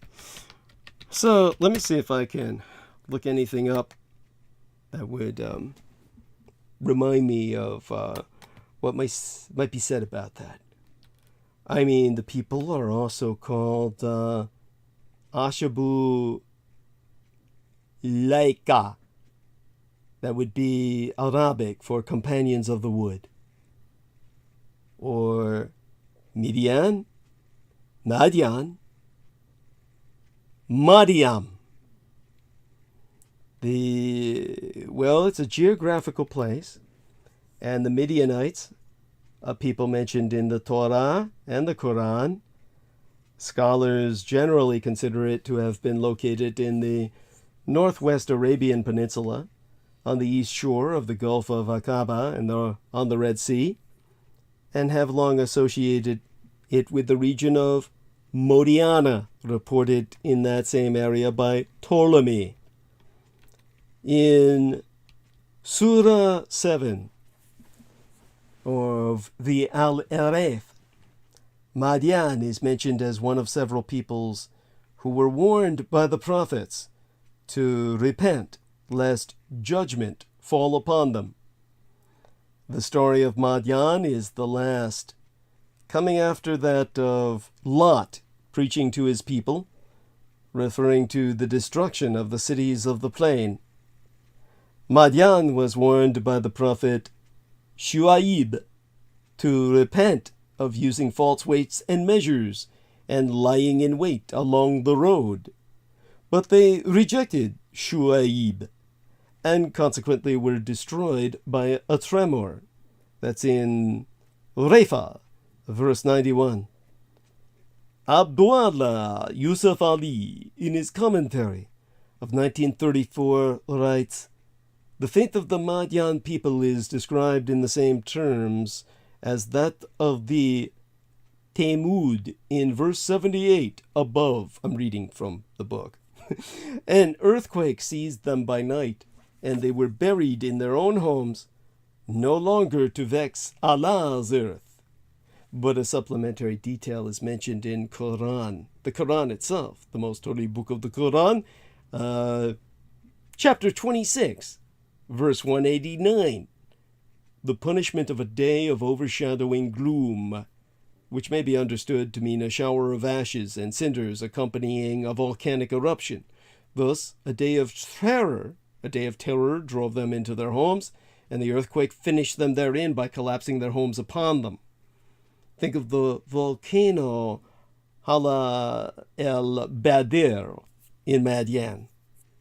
Now, according to Genesis, the Midianites were the descendants of Midian, who was a son of Abraham and his wife Keturah. Again, Abraham took a wife, and her name was Keturah, and she bare him Zimran and Jokshan and Midian and Ishbak and Shua. That's in the book of Genesis, chapter 25, verses 1 and 2. The King James Version I'm just using as the most convenient nearby. The Midianites are also thought to be related to the Kenites, since the terms were used interchangeably in the Hebrew Bible. Moses' brother-in-law or father-in-law, I mean, they're all incestuous, they were all fucking each other, was a Quinite. I mean, they were all marrying each other. Who else was there to marry? Some scholars claim that Midian was not a geographical area, but a league of tribes. That brings us to the Midianite religion, I suppose, or, are they a land or a league? Because, definitely they were considered a magical people. They were a magical people who then escaped as monsters from the vengeance of mankind, or at least the violence of the Israelites.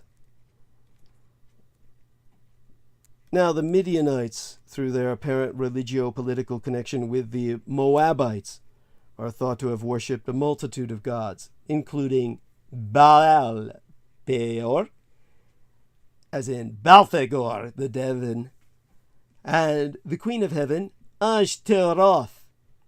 Ashtaroth is now recognized as one of the anti-gods. The Midianites may have worshipped Yahweh, the god whom, according to the Bible, Moses encountered at the burning bush at the far end of Midian's wilderness. It is uncertain, however, which deities the Midianites worshipped at all.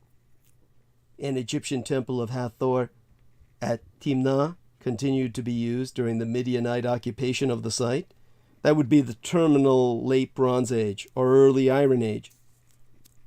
The Midianites transformed the Hathor mining temple into a desert tent shrine.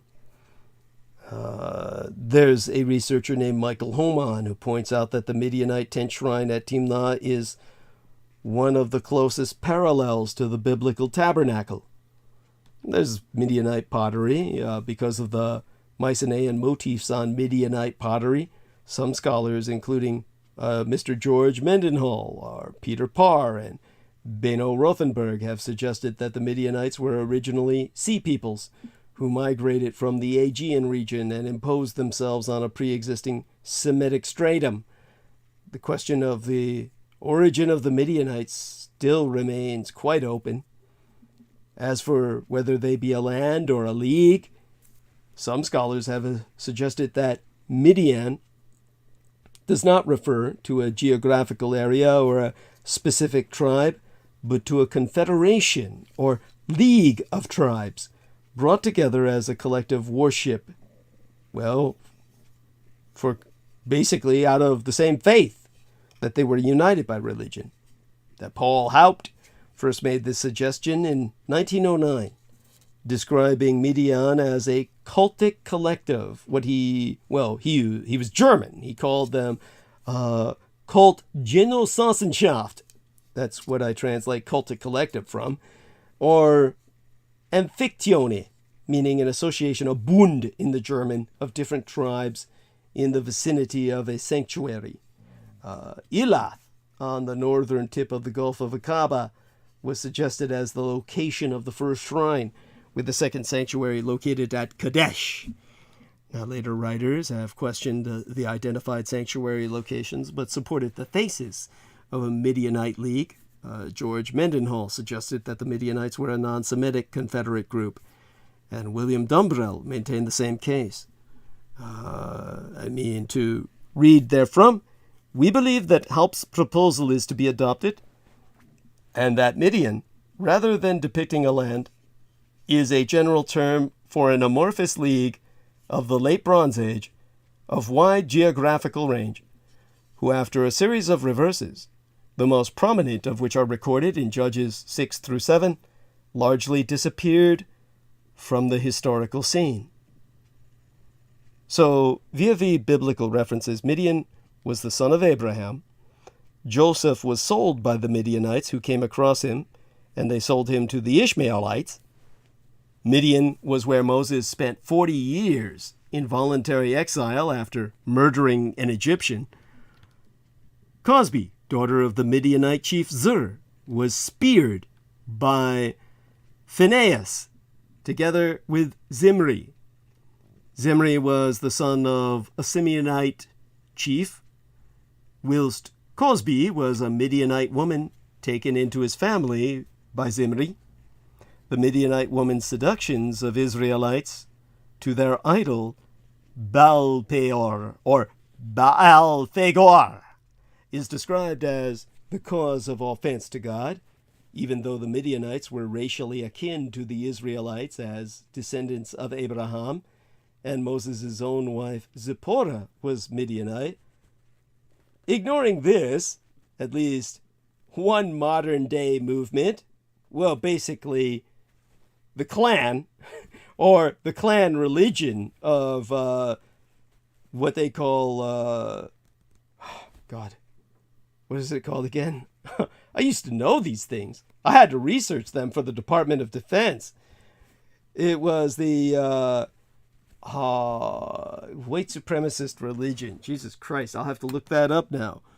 White supremacist true Israelite, Anglo-Israelite movement, probably. True Israelite religion, as they called it. Oh. Christian identity. Thank you. How could I forget that? Jesus Christ. Christian identity was what I had to research at the time I was working with the Department of Defense, because that was quickly becoming one of the major religions in the U.S. Army. So they had what they called the Phinehas or Phinehas priesthood, that you could become a Phinehas priest by killing a couple of miscegenates, meaning interracial couples. That if you murdered interracial couples in the same way that Phinehas speared Cosby and Zimri, then, they were having sex and he speared them to impale them both simultaneously. Kind of like in the movie Life Force, where the lady vampire and the astronaut are getting it on, and the SAS soldier, the Special Air Serviceman, stabs them through with a sword and unites them eternally. Yeah, it's like that. Then this is like how you dive on that landmine for your racist god. And so this is why many people wanted to kill my mother and father. simply because they were miscegenate. Regardless of whatever modern misinterpretations, soon after that murder, Yahweh instructed Moshiach, to collect an army and destroy Midian. And the Israelites killed every Midianite male, including Zer, and 4 other named chiefs, and brought back the women and children as prisoners of war. Moses then condemned the Midianite woman as the cause of the enmity between the Israelites and the Midianites, and ordered every woman who had slept with a man to be killed. That's in the book of Numbers, chapter 31, verse 17. But 32,000 girls who had never slept with a man were kept as slaves. That's in the book of Numbers, chapter 31, verse 35, so that the Jews could fuck them and breed them out of existence. And that was considered cool by Moses and his God. I mean, this is really all fucked up in so many ways you can't even begin to describe it. This is like, the Christmas story from hell. This is like, this is why the occultist, Clive Barker, portrayed them the best that you could ever conceive of them in terms of really understanding them in the movie Nightbreed, which was horribly butchered. There is an Occupy Midian movement out there to try and get the director's cut of that film released. Everything that was supposed to be in that film was taken out, but even what's left conveys a profoundly sympathetic perspective on the Midianites. But it's about the Midianite survivors today, or at least until the 1990s. And so it's a movie that bears watching. And of course, one of the characters of that movie, the Moon Man, became purchased from Clive Barker by McDonald's to use in their nighttime commercials for, nighttime McDonald's dinners for 24-hour McDonald's franchises, where you used to see Moon Man playing the piano and going, "Dinner!" who later on became a racist symbol of the very people who were claiming to be Phineas priests who wanted to run a spear through my mom and dad. How's that for a twisted fucking history, people? And you thought it couldn't get any weirder listening to Douglas Dietrich's life. It just gets weirder and fucking weirder. So Macronomicus is give the big eyes, saying, laugh out loud. Yes, this is, we're heading towards the last minute where, then I have to give Christine Joanna Hart a call. No one's rejoined me, but if anyone's woke the fuck up, they're welcome to join me if they wish. Come on, recording, so to speak. I have no idea what the hell was going on with Brooke Gibson, but I take it she's pouting and all pissed off, and she's blocked me with a do not disturb sign on her. What the fuck does she think I'm going to do? Like, call her? I mean, she says she only sleeps a few hours. Fuck, I hope she knocked herself out with some sleeping pills. Well, I don't mean like suicide, but like, man, she needs sleep. And poor dear. And I feel sorry for Deanna Fraser to a degree, who was trying to get on earlier, but hey, I can only take so much. I mean, Real Tech Geek didn't sleep today, and he told me to go douche. Yes, I mean, well, he was feisty. This is what happens to these people. None of you get enough sleep. Jesus Christ. Learn like me. Take a day off to do nothing but sleep, for Christ's sakes. You need it. The majority of you. All right, so let's see what we got going here. In the last several minutes, now that I managed to tell you the Christmas story from fucking hell, then the Jews killed everybody. And they wonder why people don't like them. And they kept all the girls and fucked them to death as slaves for the rest of their life, after killing all their mothers, saying, "You bitches, you seduced us. We'll kill you! But we'll keep your daughters, because we're going to fuck them. Fucking Jews. Okay. Anyone who says I'm racist for saying that after what I just described, go fuck yourself. That's not Judeophobic. I mean, Jesus, look what they did. That's fucking bullshit. At any rate, where was I? So understand this. Forget your Christmas Carol by John Henry Hopkins. We three kings of Orient are. Okay, and we're getting towards the last minute. I can get silly here. You know, that really needs to be rewritten as an alcoholic song. We three drunks from Omaha are drunk and driving in a car. Who needs a lousy bar? I mean, that's how stupid that song is anyway. You might as well go all the way with it. But the text of the Revelation of the Magi names 12 Magi, not 3, while other parts of the text of the Revelation prove that a group the size of a small army traveled to Bethlehem. This was a Chinese invasion of Israel, in the most positive sense, led by the vampire mage kings. Now, they always speak of Gaspar and Melchior and Balthazar. There's other names for the Magi. Apelles, Amarus, Damasius, used in Peter Comestar's medieval Historia Scholastica.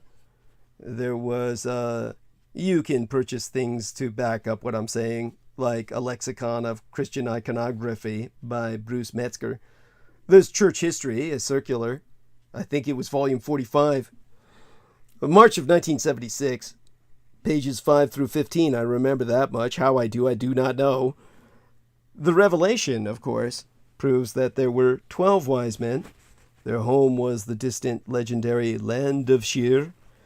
The early part of the story describes their study and training in the mysteries, the prophecy of a star, and the journey to Bethlehem. When they arrive, they encounter the Star Child. He tells them of God's plan to redeem the entire world. The Magi meet Mary and Joseph. Now, the child is never identified by name as Jesus or Christ. This might seem strange, but there is an intentional reason for the omission.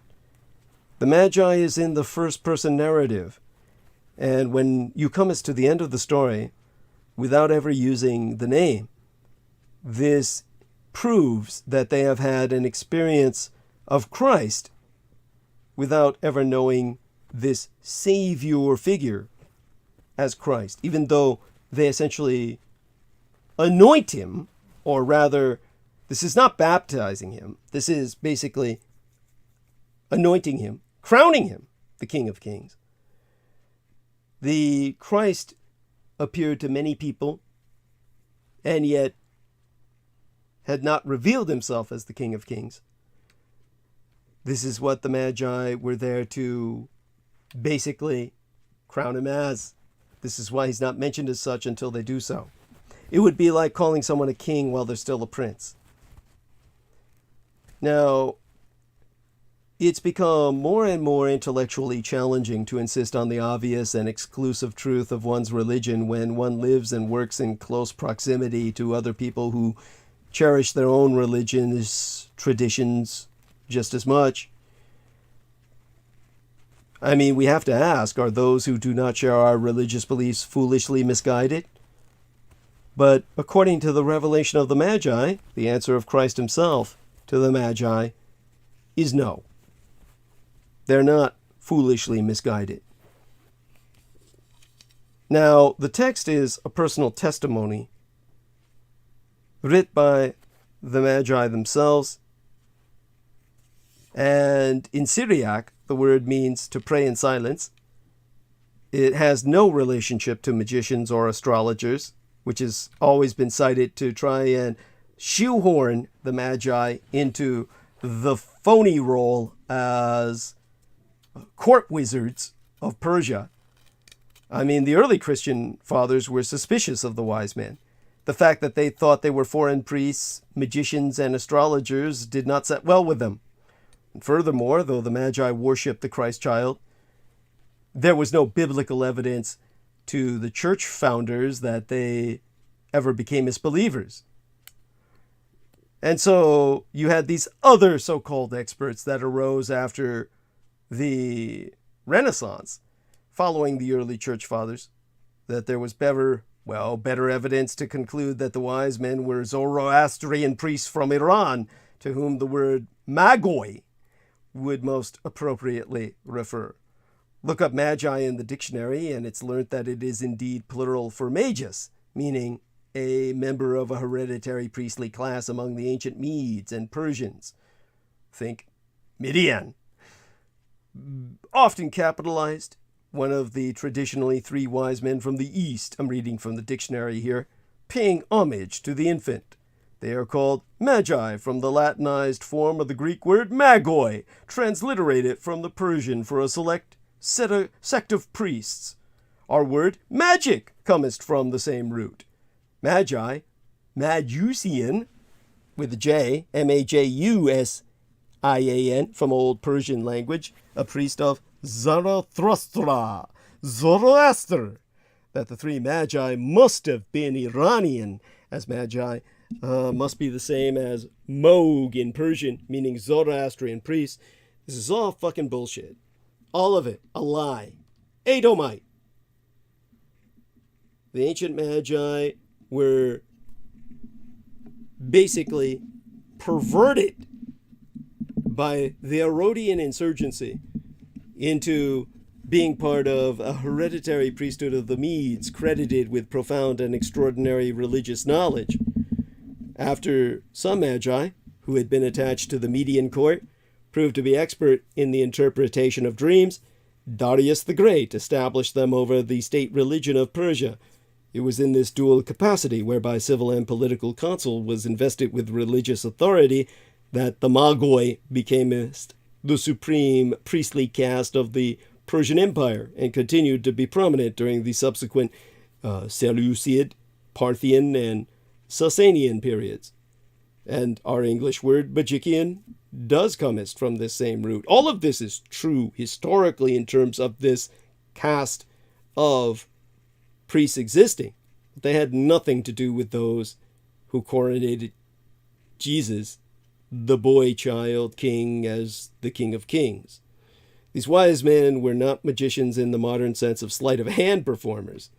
But all of this has to do with modern revisionists. The designation magi refers to a Persian religious caste, but when this gospel was written, the revelation of the magi, the term was loosely used for astrologers, seers, fortune tellers.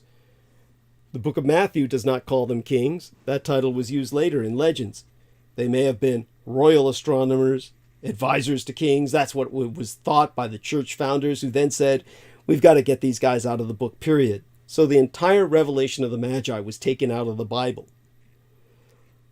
But in terms of the strengths of the sage kings, the wise men were men belonging to various educated classes. They were of noble birth, educated, wealthy, influential, philosophers, counselors of rulers, learned in all the wisdom of the ancient East. This is really the myth you're given at Christmas time. Wise men who came as seeking the Christ child were not idolaters. They were upright men of integrity. The kings were among the wisest men of their time. Discovering that the Messiah was to be born, they organized an expedition to find him, following a star that led them to Bethlehem. And despite their culture and religion in a foreign land, they accepted Jesus as their Savior. This is the more positive view that people came to accept, but you're still completely misguided as to their numbers, their source, their motivations, indeed their species. The Magi are described as coming from a land called Shir, located in the extreme east of the world at the shore of the Great Ocean. The Pacific covers the majority of the world's surface. In other ancient texts, Shir is referred to as a place where silk cometh from. Obvious references to China and nowhere else. A further reference to Shir as the place where silk cometh from. Aside from that hint that it was China, it's where Buddhist and Taoist monks meditated in silence. These monks usually did appeal to personal deities. So the Syrian Christian monks used silence as a means for inducing ecstasy. The fact that the Magi are described as standing for days at a time on top of a sacred mountain, visiting a purifying spring, where later his star, the star child star, was to land. Hovering above the spring and seeing visions as they did after eating certain foods suggested that this was a way for a community to talk about itself and give it some authority. And this was the revelation of the Magi, putting down their testimony, the fact that they were Christians before there was a Christ, awaiting, prophesying the coming of the Christ. This was how they would prove to the world the fact that the King of the world had arrived. Now, in the little time we have remaining, because I'm just burning bandwidth, Macronomico says, Tori Amos remade that song quite nicely. Star of Wonder, it's called. Thank you. I'll bear that in mind. Oh, goodness. Where am I? Now, when it comes to this religious community of Christian mystics, the authors of the Revelation of the Magi, well, they claim, amazingly enough, they were Christians even before the disciples were. They were also orthodox on every major Christian doctrine: the virgin birth, the deity of the Christ, the Trinity, blood redemption, of course, and the second coming. Only the reference to children without the stain of sin is unorthodox. The Magi understood that children are born sinless. They had apparently studied the Hebrew scriptures and found there a clear transcript of truth. In particular, the messianic prophecies of the Old Testament must have claimed their attention, and among these they found the words of Balaam. A star shall come out of Jacob.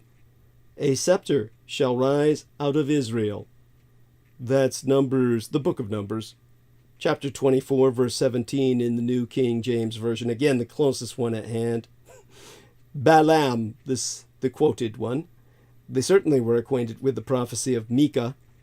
But you, Bethlehem, Ephrathah, though you are little among the thousands of Judah, yet out of you shall comest forth to me the one to be ruler in Israel. The book of Micah, chapter 5, verse 2. Again, New King James Version, which I detest and don't recommend for anyone other than a Briton. Also, Matthew, book 2, verses 5 through 6. They also knew and understood the time prophecy of Daniel regarding the appearance of the Messiah in the book of Daniel, chapter 9, verses 25 and 26, and came as to the conclusion that his coming was near. All right. Now,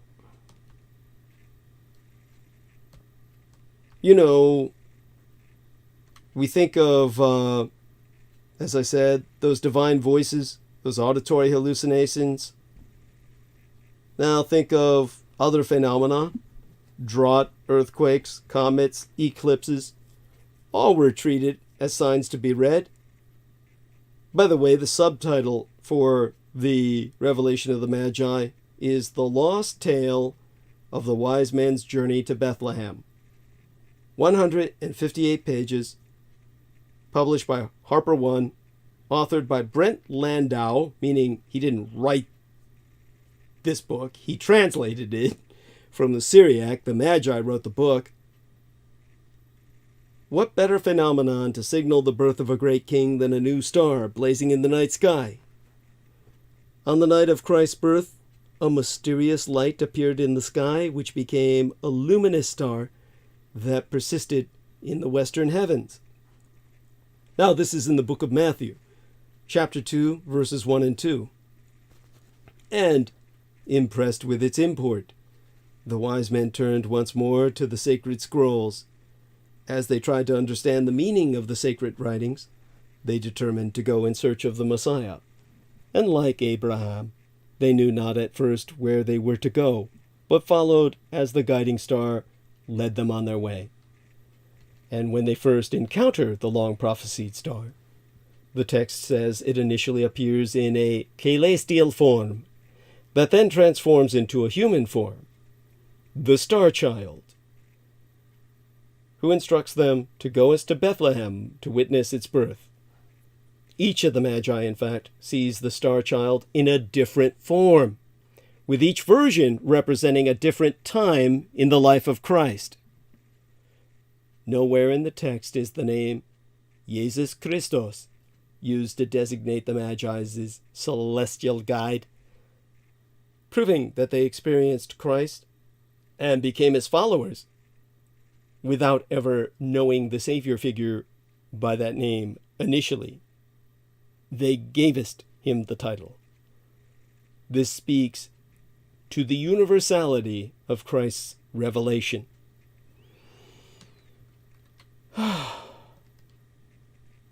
Okay. So, from that, and, well, in the past I would speak very deeply about Virgil. I don't have time to go into him tonight. But think of the very definition of faith. We have people, of course, who spend their lives denying it. This is a case of theological discernment versus so-called scientific skepticism. In his book titled The Rock of Ages, published in 1999, Stephen Jay Gould put forward what he described as a blessedly simple and entirely conventional resolution to the supposed conflict between science and religion, suggesting, of course, that there really was none, and saying instead that, well, he defines the term magisterium as a domain where one form of teaching holds the appropriate tools for meaningful discourse and resolution. The non-overlapping magisteria, the NOMA, N-O-M-A, principle, therefore divides the magisterium of science to cover the empirical realm, what the universe is made of, fact, and why it does work in this way, theory, and the magisterium of religion extends over the questions of ultimate meaning and moral value, and these two magisteria do not overlap, nor do they encompass all inquiry, himself suggesting that Noma enjoys strong and fully explicit support, even from the primary cultural stereotypes of hardline traditionalism, and that Noma is a sound position of general consensus, established by long struggle among people of goodwill in both magisteria. I mean, good fucking luck. This is optimism taken to an irrational degree. At any rate, so we can go a bit into faith, or we can bring on Peter Moon, which I'm happy to do now. let's gate in Peter Moon. Let's gate him in, okay, and help provide my voice some relief. All right, pressing the add button, and hopefully that brings him on. There we are, Peter. Welcome aboard. Well, happy to have you. It's the last few minutes of the show, and God knows I need a break. And well, there's something we have to discuss, but it was interesting. You were talking gospel stuff, and that's kind of where I left off at. You know, I don't know what you filled the last umpteen hours with. It's been rough. Yeah, I mean, Brooke went to bed early, and then she blocked me, so to speak. Put a do not disturb on her Skype, like I was going to call her again or something. Jesus Christ. Well, she has to protect her sleep. Yeah, she doesn't get enough of it, obviously. So that being said, hopefully she comes back after pouting, which is what I think she's doing. And, as for... I don't think she's pouting. I think she just needed to get some rest. Okay. Okay, I hope so. I hope that's the case. Yeah, you know. Unless you had an incident with her, which I don't. It's hard to tell. I don't know. Every time she's on, we seem to have an incident in the sense that she tends to converse in a way that I tend to think she's fairly contrarian by nature. But Well, I don't necessarily.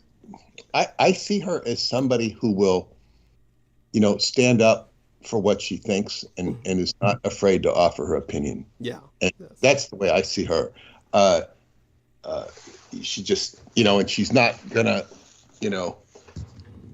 agree with something just because somebody said it, and somebody who she's pandering to, like yourself. She's not just gonna agree with you or me. She's gonna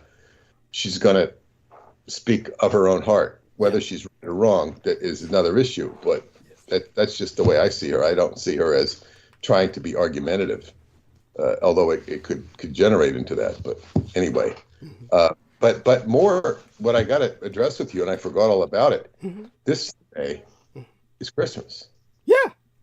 And I don't know, if I can do a Christmas show. It depends on what I'm doing. Yeah. There's a possibility. I don't know. Yeah. And I suppose you'll be raring to go for Christmas. Is that the case? Oh, fuck yeah. I warned everybody. If they want to talk to me, whether it's you or anyone, you're going to need to talk to me today, like before early evening Pacific Standard Time. Once my son picks me up, I'm checking out until Sunday night. Yeah, so I'm just not going to be available until Sunday night when I basically come on. But you're going to be having party times. Oh yeah, until then. Good for you. Good for you. It's try not to be too decadent. That's cute. By the way, I forgot to tell you the other day, a series of incredible coincidences. Basically, I had had this real moment of pathos, just incredible poignancy, where it just went through me, my whole body, this sudden remembrance of how my late and sainted mother, my womb matron, dearly loved ice cream. And I never really was fond of ice cream myself overall, but I can certainly appreciate it and enjoy it. But she truly loved it. And I suddenly had this longing, this craving for ice cream. And my neighbor, who I've had some pretty hostile interactions with. Acrimonious. Yes, acrimonious relationships with the past, till he kind of approached me fairly recently and in rapprochement. He rang my doorbell, knocked on the door, and I was reluctant to answer because it was late at night and I couldn't understand who the hell that would be. But I did so, and it was he, and he was bringing ice cream. He brought 2 buckets of ice cream for me. Oh my God, like my mother had spoken to him. He said, "Oh, I tried to ring your doorbell earlier," and I had the thought, running through my mind much earlier. So it was almost as if as if my mother had spoken to him. And so I thanked him, of course, told him I was just thinking about this. I'll have to tell him the full story later. So, that was just miraculous, just wonderful. And aside from that, because I was never going to go out and buy it myself, it's just something I know I would never do. And I also bought 3 pints of ice cream, keto ice cream, yesterday. So wow. Something I don't ordinarily do. Yeah. So it's going around. Yes, she's making her rounds just like Aquino does, in a much more positive sense, I would like to think, or negative if you're a health conscious person who thinks ice cream's bad for you. But you got keto. Keto ice cream is pretty healthy. Yes, thank you. And so then what happened was just the other day. A matter of fact, it was the episode before last.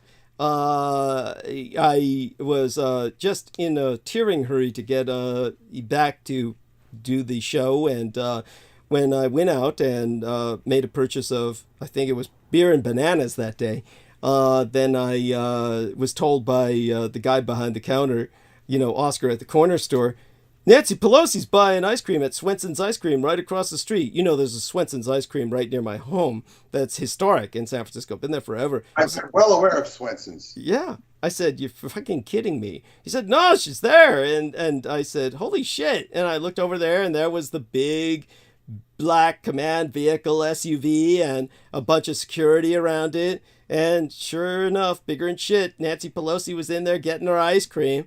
He said, "Why don't you talk to her?" I said, "What the fuck am I going to say? Hey, your husband tried to hire me to show up naked at his house, but I said no." I mean, what the fuck? So Tell us about that. I didn't know about that. What's that? I don't know that story. Is that true? No. Okay. Oh, I'm sorry. I can tell you another story that's just as unbelievable that's true. I just can't remember it right now. I think it's the one that I was just relating about, the Phineas priesthood, how these white supremacists feel that Phineas in the Bible, who killed the Midian woman with her Israelite husband, ran them together with a spear and joined them and coupled them in eternity and death, because they were interbreeding. He considered it an attack on miscegenation, or that's how it was interpreted by Christian Identity, the religion of the Ku Klux Klan, and how there were people who voiced the desire to do that with my parents, kill them both because they were interbreeding or mixed racing, miscegenating. And, here we have these people wanting to pull that on my parents, these so-called Phineas priests of these various racist movements that were beginning to dominate in the military in the 80s and the 90s.